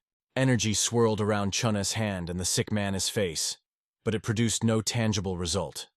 The boy was confused, but the teachers calmed him down, as they had even expected and prepared for something like this. In contrast to such an influence, he gave a chance to identify the main toxin that had been poisoning the clan elder all this time. The old man reported that they were dealing with corruption, a hybrid of poison and curse influence. These components perfectly complemented each other. But it turned out that this was the fruit of black magic, which someone used against the elder. This is a unique technique of poison curse used by true masters. This case was a vivid example of what happens from the fusion of poison and curse. The boy understood this perfectly. He had even once seen something similar, and the memories were not pleasant even after the victory. Chun asked if there is an antidote. The old master assured that even without it the man's body fights the infection in his body, but he should be helped to cope with it and recover completely. The elder's consciousness was unclear, but the desire to fight far outweighed it. The man's willpower was truly colossal. He held out alone against the poison curse for such a long time. For this, it was necessary to prepare a special decoction to neutralize the poison. The master assured that this time it would not be so simple. Decoctions alone would not suffice, and ordinary spells might prove powerless. If the demon cult put a lot of power into the curse, then he could have easily died many days ago. It is worth using the skills of the masters of Mount Mo. After all, only they could have come up with what to do with the man. One of the masters assured that everything was correct. But this mountain stands on the very western border, and it is very far for an ordinary person to travel to it. Delays and time expenses can become very bad for this. In the end, they decided that the boy's magical power and energy would be enough to try to remove the poison and curse, but they would have to act very carefully, because they could make the patient's condition even worse. One of the masters said that there is a more humane solution to this issue. While everyone was guessing what he meant, he explained that it is possible to cut open the patient's skull and thus help him. The current elder entered the room. He asked the boy what he had managed to find out. Chun told about the poison and curse that were used against the elder. The treatment requires a lot of time and effort, and nothing can be guaranteed. The man rejoiced. After all, he began to believe that the boy had inherited all his abilities from Hua Tuo. So the master would soon stand on his feet, despite the demonic nature of the disease. He was very grateful, and bowed to the youth. The elder asked what they would start with. Chun pondered and fell silent. He inquired how much time he had for treatment, to which he received the answer that there was no need to rush. After all, they would not have to resort to trepanation of the skull. Silence prevailed. The youth decided that it was not worth keeping silent about this. He squeezed out that they would indeed have to deal with the patient's skull, and possibly even his brain. The man did not like the idea. The elder hoped until the last that it would not come to this. It was hard to believe that they would be in such a state, but the situation could not be considered hopeless and without options. In fact, everything could be resolved. The master on the mountain began consulting with his comrades. He assured that there was a way out of the situation. His friend did not want to believe that they could have betrayed their student, but the master calmed him and told him something. One of the elders looked again at their student. He emphasized that it was worth considering using his option. He, however, acted only in 6 out of 10 cases, but it was worth trying. They could not risk the elder's life like that.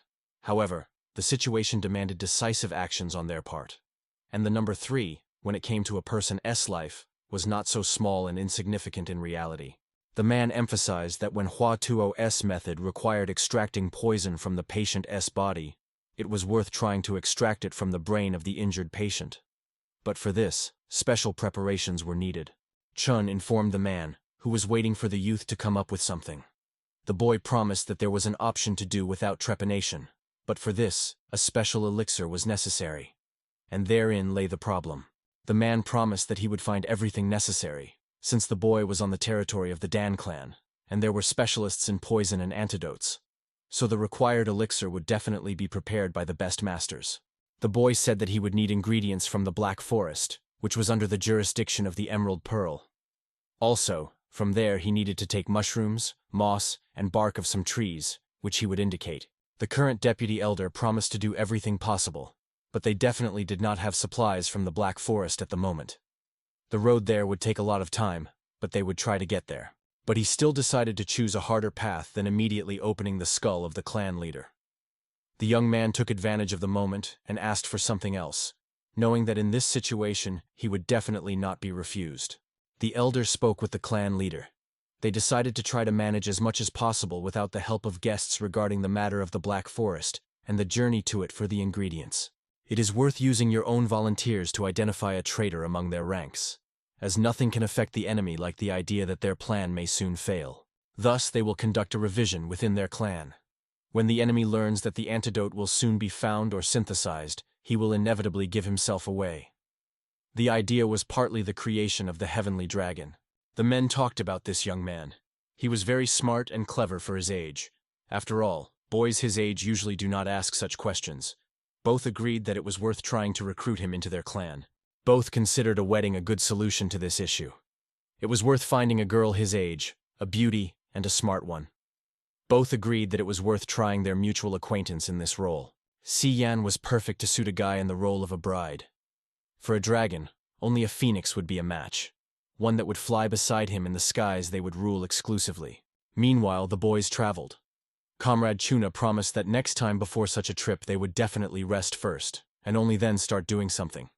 Otherwise, they would soon get tired. Chun said, who else would he go on a mission with if not his comrade in arms? After all, only he can come to his aid at the most critical moment, and the great dragon cannot refuse him. By evening they really arrived at the destination. They decided to spend the night in this place, and then in the morning head to the middle of the forest. Now it was necessary to decide what to do with the mysterious traveler. From the very beginning of their journey, they noticed that someone was following them. They could not just leave him like that. After all, he could be the one who poisoned the clan leader and would now try to interfere with them. Although no specialist could do anything as he watched them. Perhaps he was really just pretending to be someone who knew nothing. But losing vigilance was absolutely not allowed. They distracted him with conversations. Using their secret skills, the boys found themselves on both sides of the mysterious stranger. He had nowhere to run or retreat, but he himself was not going to do that. After all, there was nowhere to retreat. Comrade Chuna lunged at the stranger, trying to immobilize him with a strike to a pressure point. But Chuna himself guessed something. He looked at the stranger, and everything fell into place. The young man rushed to the stranger and loudly ordered his comrade not to do it. It seemed that it was too late to change anything, and with a quick move, Chunu managed to toss the stranger's body high up the mountain, thus saving him from a powerful and quite painful blow. The boy as companion did not fully understand what had happened to him. When she held the stranger who was chasing them in her arms, he asked why she was chasing them and why she hadn't joined their group from the very beginning. The girl simply remained silent. She had no choice but to keep quiet. She told that when her plan with the poison failed, she wondered why not try them in another situation. And then everyone around started talking about the upcoming trip of the newcomers to the Black Forest. Comrade Chuna asked his friend if it was the first time the girl was telling everything about herself and her aspirations and motives. He asked his comrade to keep quiet and not distract him from an important matter. The boy guessed that it was the same grandmother who tried to poison them. They were also curious about how she found their trail. She said that she immediately followed them to the place. The girl took off her cloak. She showed everyone that she was the granddaughter of the great elder. Her name was Dan Xian. It was hard to believe that she wanted to deliberately harm her grandfather and put the entire clan at risk. It was possible to try to determine what exactly made the girl follow them. But she behaved in such a way that any suspicions about her intentions had no basis. Chun suggested that since it had come to this, they should start acting together to avoid various kinds of problems and issues. The girl was delighted because she thought it was a proposal to travel together, and that she would not be driven away. The comrade watched his friend closely, who most likely was simply in the spotlight of a girl for the first time. It was pleasant for him to see him in such a state, as if he had finally managed to relax. On the way, the boys told that the elder was actually under the influence of a curse, not poisoned as many in the clan said. Chun asked the elder's granddaughter who she thought could have done such a thing. Dan replied that there are actually many suspects. If you start listing them all, the question will be very long. Although if you think about it, the circle of suspects can be greatly narrowed down. The Dan clan was known for rarely giving their girls in marriage to foreign houses and clans, but now sons-in-law usually join their clan and become loyal servants of the latter until the end of their days.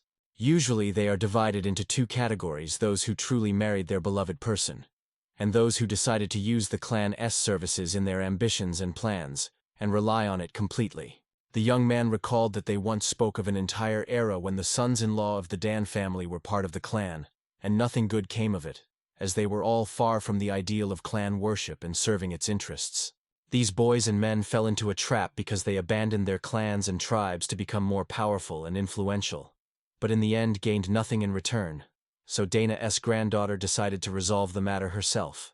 Many wanted to change the power structure in the clan, even if it meant changing their attitude towards the cult of demon worshippers. It was with their help that one could overthrow the clan and gain supremacy in it. Chun somehow expected that the Dan clan would become the foundation in the future war with other clans, but inside it, not everything was fine either, and all because of sons-in-law with an excess of enthusiasm regarding their own goals. While talking, they arrived at the entrance to the Black Forest. The place seemed quite gloomy, and the boys understood why the forest was called Black. They did not really want to go in there. The comrades teased each other. The girl could not understand why they called him Black. After all, everyone actually called him Great. Chun asked to forgive him, as he was studying from old written records, so he calls him exactly that. The girl realized that she had heard about this name about 100 years ago when it was used, of course. When studying everything through the works of Hua Tuo, it all fits together, and it was about a boy, a god. One of the great masters was watching his student closely. He thought that the student probably had nothing to do if he was flirting with the girl all the time, so it was worth giving him a task within his abilities. His comrade approached the master. He asked if he regretted that they had recently gone against his decision to save the elder using trepanation. Everything would have been ready long ago. A company of 2 boys and a girl decided to split up in order to explore everything around. Chun showed mushrooms and moss with bark, which they must definitely acquire during their search in the Black Forest. It was necessary to be careful during the search, as many spoke of strange creatures that had lived in this forest many years before humans arrived here. But still, it was worth finding the ingredients as quickly as possible. The masters helped the boys in searching for the necessary components. Overall, this was going very well, but sometimes it happened that the old familiar places changed so much that they could not orient themselves there. Where the trees had grown into a single wall and the teachers ordered to bypass the obstacle, Chun used his power and simply cut a way through. The mana around his hand shone with a bright blue glow, and the boy slipped through. He easily overcame all obstacles and asked the teacher how he liked such a maneuver. The teacher advised practicing more, and then skill and mastery would truly come to him. The master advised the boy to look under his feet. There he would see the remains of a tree. They were left by the girl who was also going straight through. There was something similar and common in these two. The girl was supposed to be his partner. The elders and masters ordered the boy to follow her and collect what the girl missed. They joked among themselves that the apprentice had to go deeper into the forest and chase the poor girl. Suddenly Chun stopped. He felt that someone unknown was approaching him.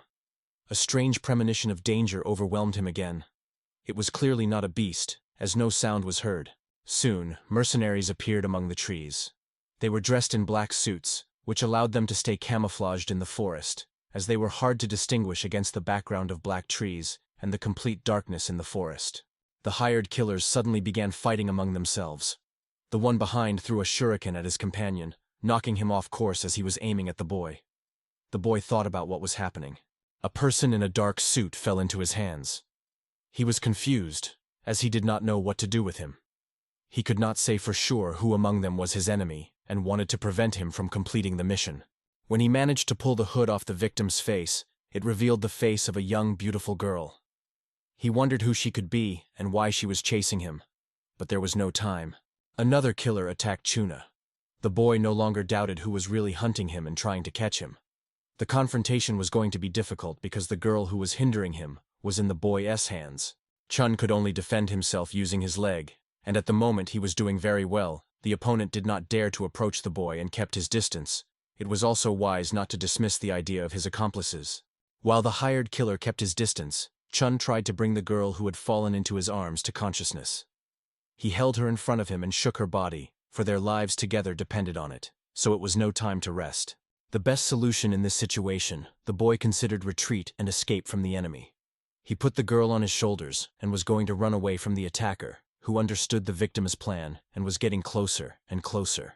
Everything turned out not to be for nothing. The girl opened one eye and looked around at what was happening. She understood that Chun was carrying her, and now it would be difficult for him to engage in a duel with the opponent on equal terms. The stranger activated something using her mana. The young man did not immediately understand what was happening. He was clearly burning with mana energy. Energy swirled around him, and he felt a surge of energy and vigor. Chun and his pursuer struck simultaneously. The boy felt his legs buckling and gradually losing strength, but at the same time he could now resist the enemy. A real explosion occurred between their hands. The force of the explosion scattered them in different directions. The opponents did not expect this, and clearly did not even manage to regroup. It was quite painful and unpleasant for them to feel that each of their plans would fail. Chun was sitting with the wounded girl on his back. He carefully examined the hand and tried to understand what had happened. After all, it seemed to him that the very divine power had burst out of him and was giving support. Teacher Xianfong was furious. He felt he might lose control. He was embarrassed by what was happening. The plans of the heavenly demon at the moment seemed known and now clear to him. The young man still could not get rid of his pursuer. He was already approaching. The girl on his back was definitely not going to regain consciousness anytime soon. She barely tried to say something to him in a whisper. She said that before them was a demonic guard of a demonic cult. No explanations for the attack should be expected from him. His main goal now is to get rid of both of them as quickly as possible. The stranger finally said that this opponent should be feared. After all, they were all of quite high rank and the highest level of training. From early childhood their tongues were cut out and they were taught martial arts. Thus, the highest officials of the state could order them to carry out the bloodiest orders and directives, and did not worry that compromising data would be collected on them. Such an opponent was very dangerous. After a series of attacks and escapes, Chun understood that negotiations were not to be hoped for. So it was necessary to prepare for confrontation. Although with the girl on his shoulders, besides escape, he could not yet think of anything else. The enemy did not retreat a step. He was confident in his advantage, and believed that the opponent with a girl hanging on his back was incapable of anything special in terms of a duel. But the opposite happened, and pride was punished. Chun lured his enemy and deceived him by cunning, destroying all his plans. With a powerful blow from above, he struck the mercenary in the head, smashing him into the ground. The idea crept into his heart that the fight was over. Finally, there was a moment to rest. The boy decided to find out what was the reason for the girl being pursued by demonic assassins. Clearly, she did not want to tell, but there was no choice. She was already ready to tell when she looked behind Chun's back. There was some strange sound. The boy did not want to think that it was the same mercenary assassin. His regeneration was surprising. He turned and rushed to attack the opponent. The young man's intentions were quite serious, as he finally wanted to put an end to the enemy's pursuit of him. Otherwise, the elder would not recover. To help himself, Chun wanted to call down thunderous wrath with this very technique. He wanted to resolve the issue once and for all. The enemy did not expect such from the pursued victim, but Chun's attack was parried. The mercenary assassin seemed to have bound the boy's hand with dark mana and did not let it go. No matter how hard the boy tried, he really could not succeed. The enemy held firmly and did not release. Chun decided to turn his defeat into a victory. He pulled the opponent closer and suddenly attacked him. But the latter was clearly ready for such a turn of events and counterattacked him. A powerful blow struck the young man's chest and threw him very far away. He was clearly unprepared for such a turn of events, facing such an enemy for the first time in his life. His strength began to leave him. But it is worth fighting until the very end. Behind him stood a girl. She was ready to help him, although Chun himself was about to drive her away so she would not get hurt. Her hands tightly wrapped around his chest, and a bright light flared there. The girl promised that now he would begin to feel something unusual for himself. The divine power of fire filled him again. Soon flames were already raging around him. The girl still held on to him the same way. Now he no longer opposed her presence. After all, he felt a considerable surge of strength from her presence. She had asked him to hold her tighter. The enemy also activated an unusual combat technique. He attacked using an ice river. Hostile energy gathered around the boy. It seemed that against such an enemy, he definitely had no chance left. But by the power of will, and with the help of the mysterious girl, Chun felt such a surge of strength and energy that he simply could not hold back. With one blow, he made a breach in the enemy's defense. He carefully studied the opponent. The decisive moment of the duel has come right now. The opponents rushed towards each other. Their gazes met and their fists flew towards each other. But the mercenary, to his misfortune, missed. The decisive blow, surprisingly, was delivered by a stranger. Her fist blazed with fire, and she simply could not resist striking directly at the heart of her opponent and probable killer. He clearly did not expect this. Chun finally finished him off. He brought his strike down on the enemy, thus ending the matter once and for all. The thunderous blow turned out surprisingly powerful. He had never felt like this before with a girl on his back. Their joint efforts united not only bodies, but also mana. Fire and lightning became a harmonious combination of each other. They rapidly approached the enemy and wanted to finish him off once and for all. Something flared up high in the sky that at first glance could have seemed like a new star. In reality, it was a mighty strike that hit the attacker like a lightning arrow and scattered him like ash in the sky. Finally, the battle was ended with a decisive victory. The young man sat on the ground. He wanted to rest after everything that had happened to him. The girl was nearby and asked how he was feeling, but he did not want to talk right now. Only later did he emphasize that he was very lucky because the combination of these techniques worked very well. The impact from the strikes was incredibly painful, but they defeated an enemy far superior to them. But he could not shake the impression that he was well acquainted with the secret technique of lightning and fire. It not only repels her, but seems to subjugate her and force her to obey his will. The boy remembered the first time he used the technique of the heavenly demon. Now he wanted to learn more details from his mentor, but he was not answering. This made him feel awkward. The masters carefully watched Chun and said that his main mentor was not nearby now. He disappeared somewhere when an unfamiliar girl appeared before him. It seemed like quite a peculiarity. Chun thought about the stranger. Who was she, if even his famous master left him alone when she came? And he felt incredible energy for the first time now. So Chun asked who she was. The girl introduced herself. Her name was Yi Hua, and it was a great honor for her to meet such an outstanding warrior. Chunu felt embarrassed by her praise, but there was no time to listen to compliments either. Suddenly she placed his hand on her head and promised that she would remain a faithful servant of the heavenly demon. She swears eternal service to him and will be a loyal assistant. The boy could not believe what was happening. He asked if from now on he would be a celestial demon. The girl responded approvingly and said that with her he would reach unprecedented heights in his development. For this matter, Chuna and his new girlfriend were caught by a comrade. He watched attentively the scene that unfolded before his eyes. But even more, he was surprised by the conversation about the heavenly demon. The young man held a bunch of mushrooms, moss, and bark in his hands. He completed the task. Behind him stood their old new friend from the Lan clan. She also could not figure out what was happening and who this stranger kneeling before Chun was. Friends demanded an explanation about who this stranger was. Chun could not tell them who she really was.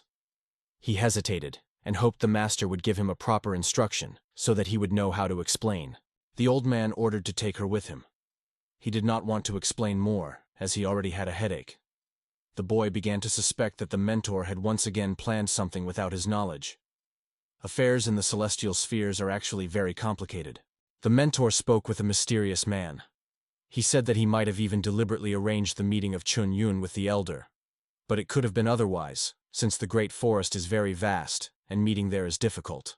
The old teacher inquired whether he really wanted to place the young man on the throne. To which the stranger assured that his role in the boy's life was indeed insignificant and almost unnoticed by an outside observer.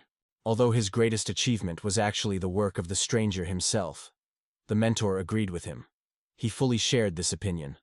For there was a grain of truth in the stranger's words, although he did not want to admit it. The elder was assured that the stranger had already achieved everything he sought. So now was the time to engage in a joint endeavor. It seemed that everything coincided very successfully and timely. The man told that before the journey to the forest, a great celestial demon pointed to the great forest. He also told that someone among the great mentors had revealed the boy's future plan to go to the forest. The mentor understood that it was about Ban Shui. He could not suspect it in any way. But the picture formed in his mind. Dan Jianqi was trying through the celestial demon to become a great immortal healer. The elder recalled that the great clan were renowned healers. And now the leader was in a severe condition, but his consciousness was active. And soon he would be able to become an immortal healer of the highest category. Dan carefully examined the stranger. The girl asked her if they might have met before. For the appearance of the latter seemed somehow familiar. The behavior of Chun and his companions seemed pretentious to her. The boy assured that if it were not for this girl, he probably would not be able to speak with them now. He even felt that beside her he managed to meditate and relax, and the magical fire inside was growing. The story of this girl seemed to him quite simple, and at the same time classic. Her family was slaughtered by demons after they attacked the clan. She escaped into the great forest. It turned out that Chun saved her from a cult servant. Chun saw how the girl began to cry. She did not want to separate from him. It seemed that it was painful for her to do so, but the girl was either very smart or very cunning. Chun's companion warned that if they intended to take the girl, then all responsibility for her would be entirely on him. He had no objections, since the great teacher also ordered to take her under his wing. Chun said that he would also take her to his home. So it is worth thinking about how the friend's companion will get along with the living girl in the same room. This was supposed to become a cause for a scandal in the future. The elders in the sky began to get angry. They were waiting for the disciple to finally go to treat and help the sick old man. After all, he himself pushed his friend to the great forest and hoped that everything would succeed. In the city, a drunkard and a young man sat at the same table and drank. The man asked the boy if he was the one whom the demon twins recently tried to poison. The boy asked how the interlocutor knew that. He assured that his clan is considered the first in the matter of reconnaissance. And it is also worth knowing about the great doctor who recently came to their city. He was the one who had the opportunity to develop an antidote for the sick man. The boy was glad that his interlocutor was very talkative. Thanks to this, he would be able to spread rumors that the great doctor and healer is also a great heavenly dragon who deserved to be punished.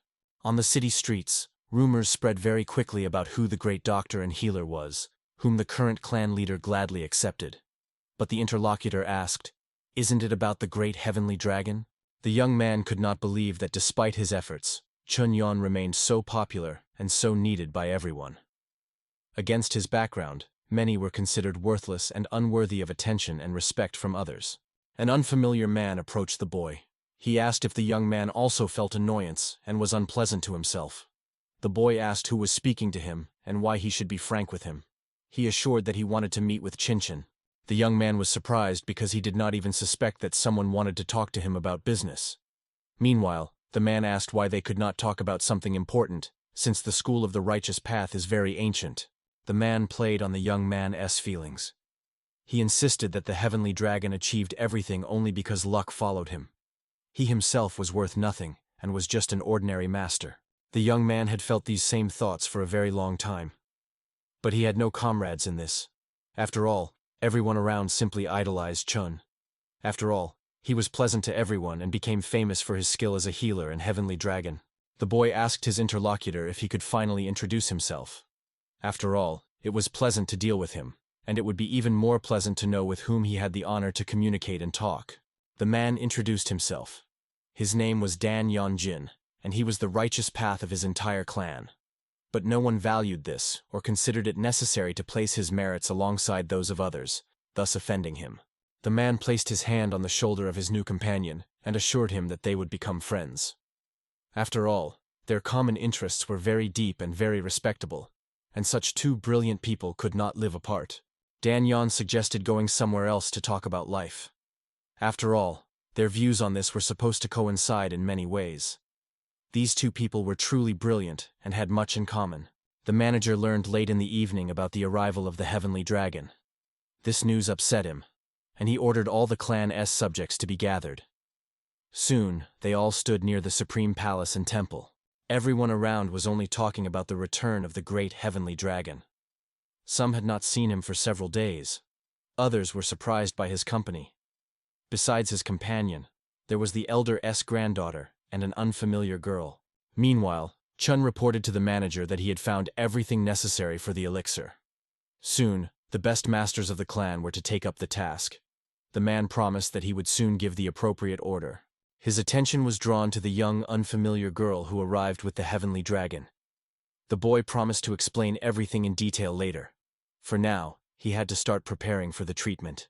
The man agreed, as the priority now was the elder's life. But the girl, the elder's granddaughter, had to go with him. The man promised that he would resolve all issues with her finally. Meanwhile, Chun was examining all those present. It seemed that not everyone liked the news that he currently had everything necessary to treat the great elder. Some began whispering behind his back. The companion of the heavenly dragon received clear instructions to stay alert. After all, some were completely displeased that the newcomers would treat the elder. They did not want to share clan secrets at all. The elder's granddaughter nevertheless promised her own support to the boys, and would ensure their full loyalty and assistance. Military cunning was now in place, and she would adhere to the doctrine of victory over the enemy. A man separated from the group. He was clearly upset. He did not like the idea that the medicine for the elder would soon be ready. The heavenly dragon was not supposed to find the necessary ingredients. Instead, he was supposed to get into trouble.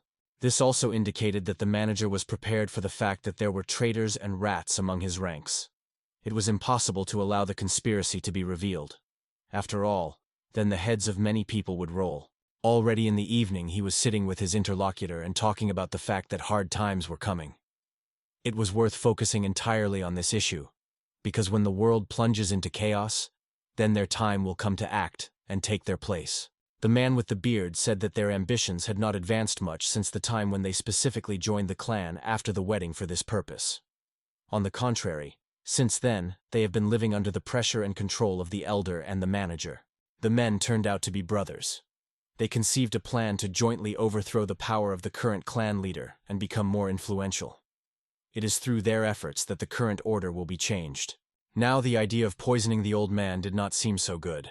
The only option to avoid retribution was to flee. As soon as the uprising rises, he will definitely escape and hide somewhere until everything calms down. For the man, the main thing now was to preserve his own life, since family was not a value for him. He entered into marriage under pressure of circumstances and never loved either his wife or, even more so, the children, whom he also did not want. His brother interrupted his thoughts.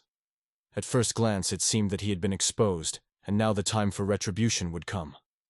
But the brother only emphasized that they now had to kill the elder and start overthrowing the regime. The man also emphasized that from now on, his brother would be the main one, and all paths to solving this difficult issue now converge on him. He really did not want to get involved in this, but it was too late to turn back. The manager was now receiving guest travelers. He was talking with Chun and his company about whether they really thought that a traitor had slipped among them. After all, no one was behaving strangely. The man emphasized that it would be unpleasant for him personally if he found a traitor inside the clan. However, it was still too early to make hasty conclusions. The young man suggested using another method to identify the scoundrels. The boy suggested dividing the stock of ingredients in half. Part would be given to partially cover the need and attract the attention of possible criminals. And the other part, they would prepare themselves. The scoundrels would definitely not miss such a chance. The man thought for a long time, but finally decided that this would really be the right option. It was hard for him to believe that a rat, a scoundrel, and a traitor of the common cause had appeared inside their clan. The manager specifically announced in the presence of all the clan's main figures that he trusts the novices to prepare the medicine, intending to draw the scoundrel's attention and provoke him into acting rashly. When they finally came to the room where the elder was supposed to be, the man asked if the girl, Chuna's companion, really knew so much about the herbs gathered in the Black Forest at first glance. He doubted it. He opened the door to the room with the patient and urged the two to hurry so as not to miss the chance to help the old man who was suffering from a prolonged illness, not only in spirit, but also in body. Preparations for treatment soon began.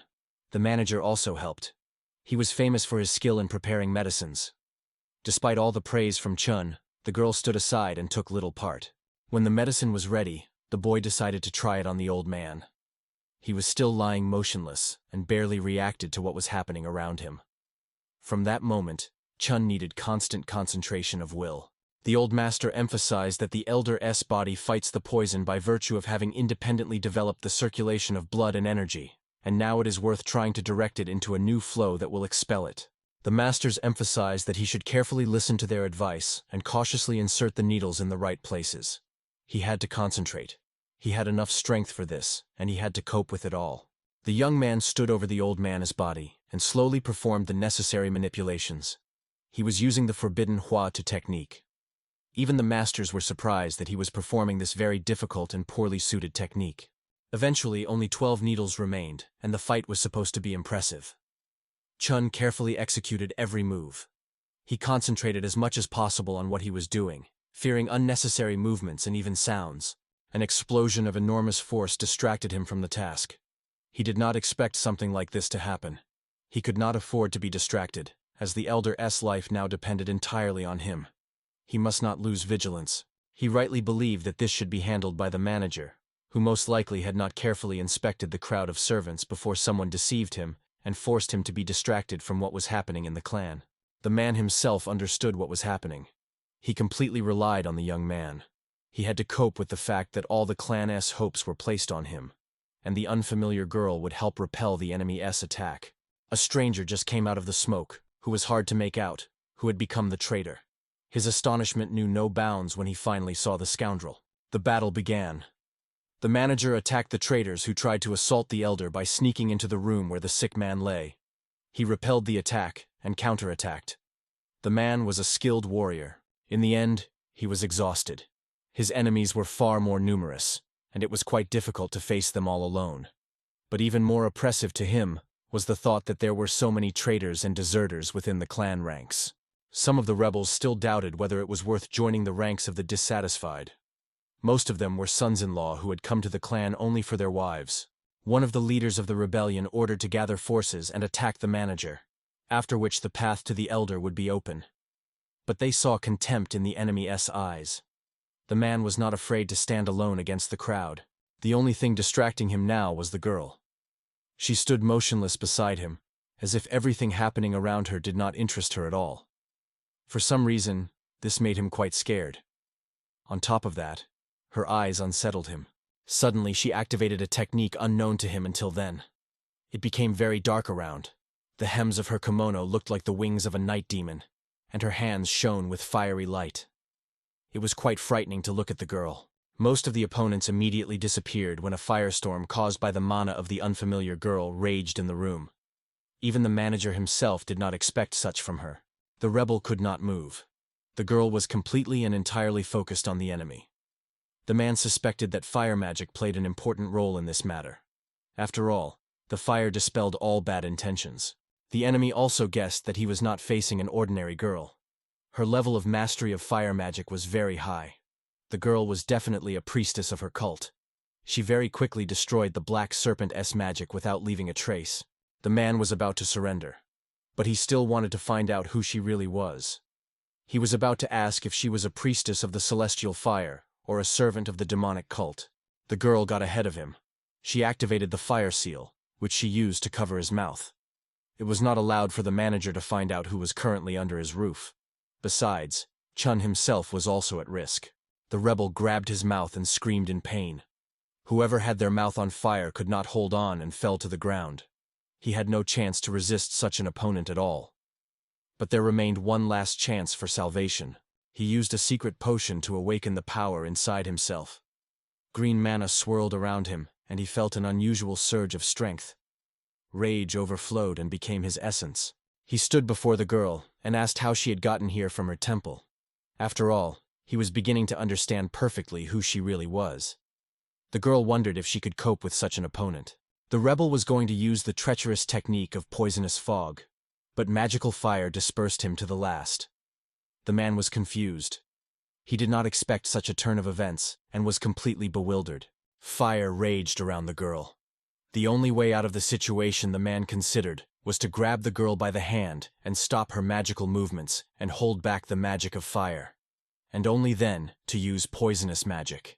His plan partially succeeded. Soon he was holding the girl by the neck and trying to strangle her so that she would lose consciousness. The controller saw all this, and he could do nothing about it.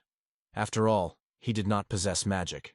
Despite the fact that everyone around witnessed this, and no one dared to protect the girl, the man launched an attack. He understood that it could get even worse. But he could not allow the defenseless girl to be mocked. The elder rushed into the fray. He understood that this was partially very dangerous for him. But he could not allow an innocent girl to be killed before his eyes while he did nothing to save her from scoundrels. The poor girl had already begun to suffocate in the opponent's hands, and he squeezed his hand on her neck even tighter.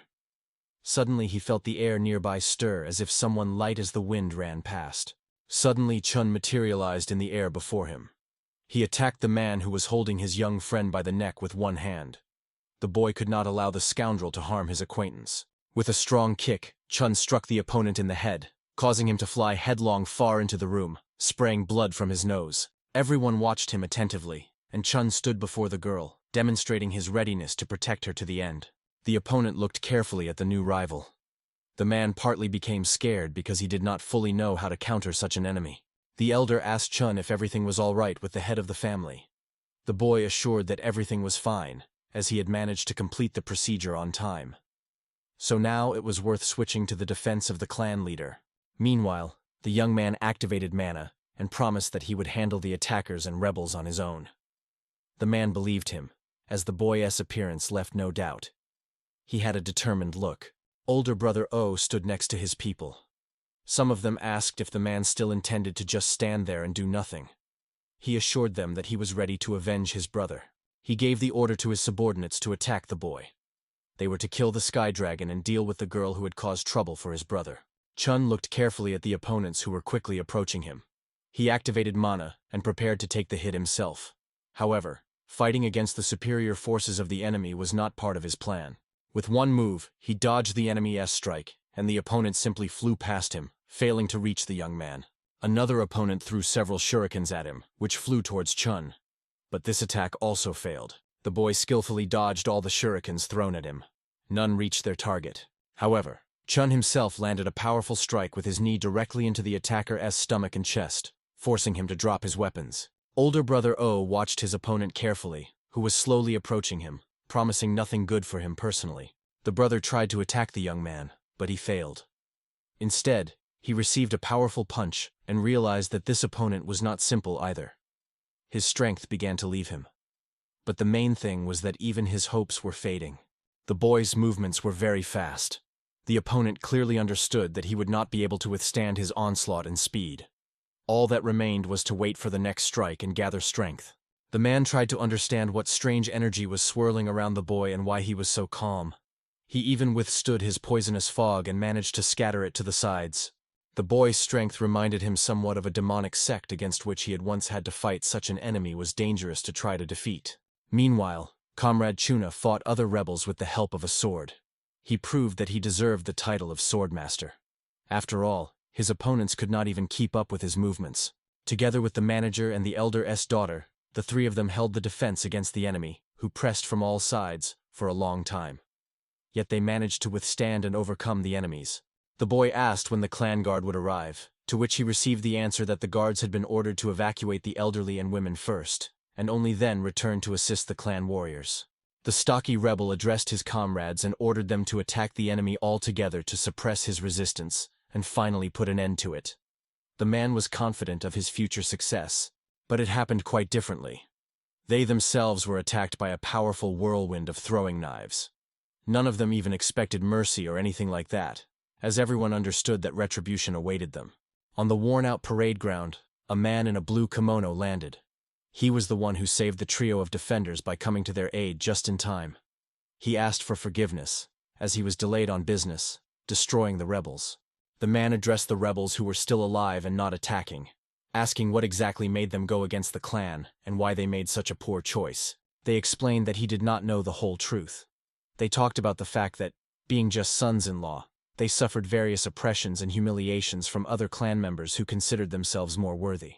One of them hinted that enough talking was enough. After all, for them, there was simply no other way. The entire crowd of traitors rushed into battle in their final attack. The defender repelled all attacks. A whole hurricane of knives and shurikens was flying at him, but around him, it was as if a whirlwind formed, deflecting all attacks and all objects aimed at him. Meanwhile, Chun found out where the emanations of the demon's energy and his sectarians among the rebels came from. Since there was nothing around infected with corruption, the conclusion suggested itself. Meanwhile, the young man thought about all the encounters with those infected by demonic emanations of sect and clan servants. It turned out that all orthodox sects were full of followers of the demonic cult. Meanwhile, the brothers themselves were deciding an important question among themselves. The elder brother O inquired whether his brother really worshipped demons and where his combat skills came from, since it was not the martial art of the Dan family. The man only became angrier at his brother O because he could have avoided asking unnecessary questions and simply taken his side. By doing so, they could have gotten rid of the clan leader and become its rulers. The son attacked the scoundrel who used poisonous spells. However, his brother stood up to defend him. He shielded him with his body. He tried to protect him with all his might. The youth's fist crashed into Bharat-O, throwing him off his path. He realized he was finished. After all, there was little chance of escape from such technique. When the older brother saw what happened to Brother O, he became very angry. He developed a desire to attack to avenge him. Chun did not give in to him. The young man avoided direct confrontation in every possible way. The man tried to reach him to deliver one devastating blow, but he failed. The opponents fought each other with their last strength. Both understood that only one would come out alive from this battle. Therefore, they exerted themselves to the maximum. The young man aimed a bullet of fire at the enemy. He put out his hand because he could not dodge the projectile. The man believed that in such a case it was better to get hit by the bullet with his hand than to risk his whole body and die. In despair, he took small explosive balls in his hands and decided to escape after blowing up the house and causing trouble as a final act to his former oppressors. Soon, an explosion sounded, and the man fled from the house where Chun and everyone nearby were coming to their senses. The adept of the demonic doctrine hoped that he would manage to save his life. The young man did not intend to leave the enemy. He was preparing to pursue him, and was gathering mana reserves so as not to fall behind the fugitive, as the latter had significantly outpaced him. Soon the young man was catching up with the rebel, who realized that he could not avoid the final duel. No matter what plans Chun pursued, the traitor himself knew that he had to prepare for a deadly duel. In his hands he clenched a piece of something resembling a bamboo bottle. It was actually a very formidable and serious weapon. You just had to throw it far away and say the activation words. When the bottle exploded, a whole swarm of needles and sharp shells formed around it. The young man had no choice but to activate the special protection technique. Soon he was before his enemy and told him that there was no attack or assault technique he could not repel. He did not want to kill the rebel he intended to spare him.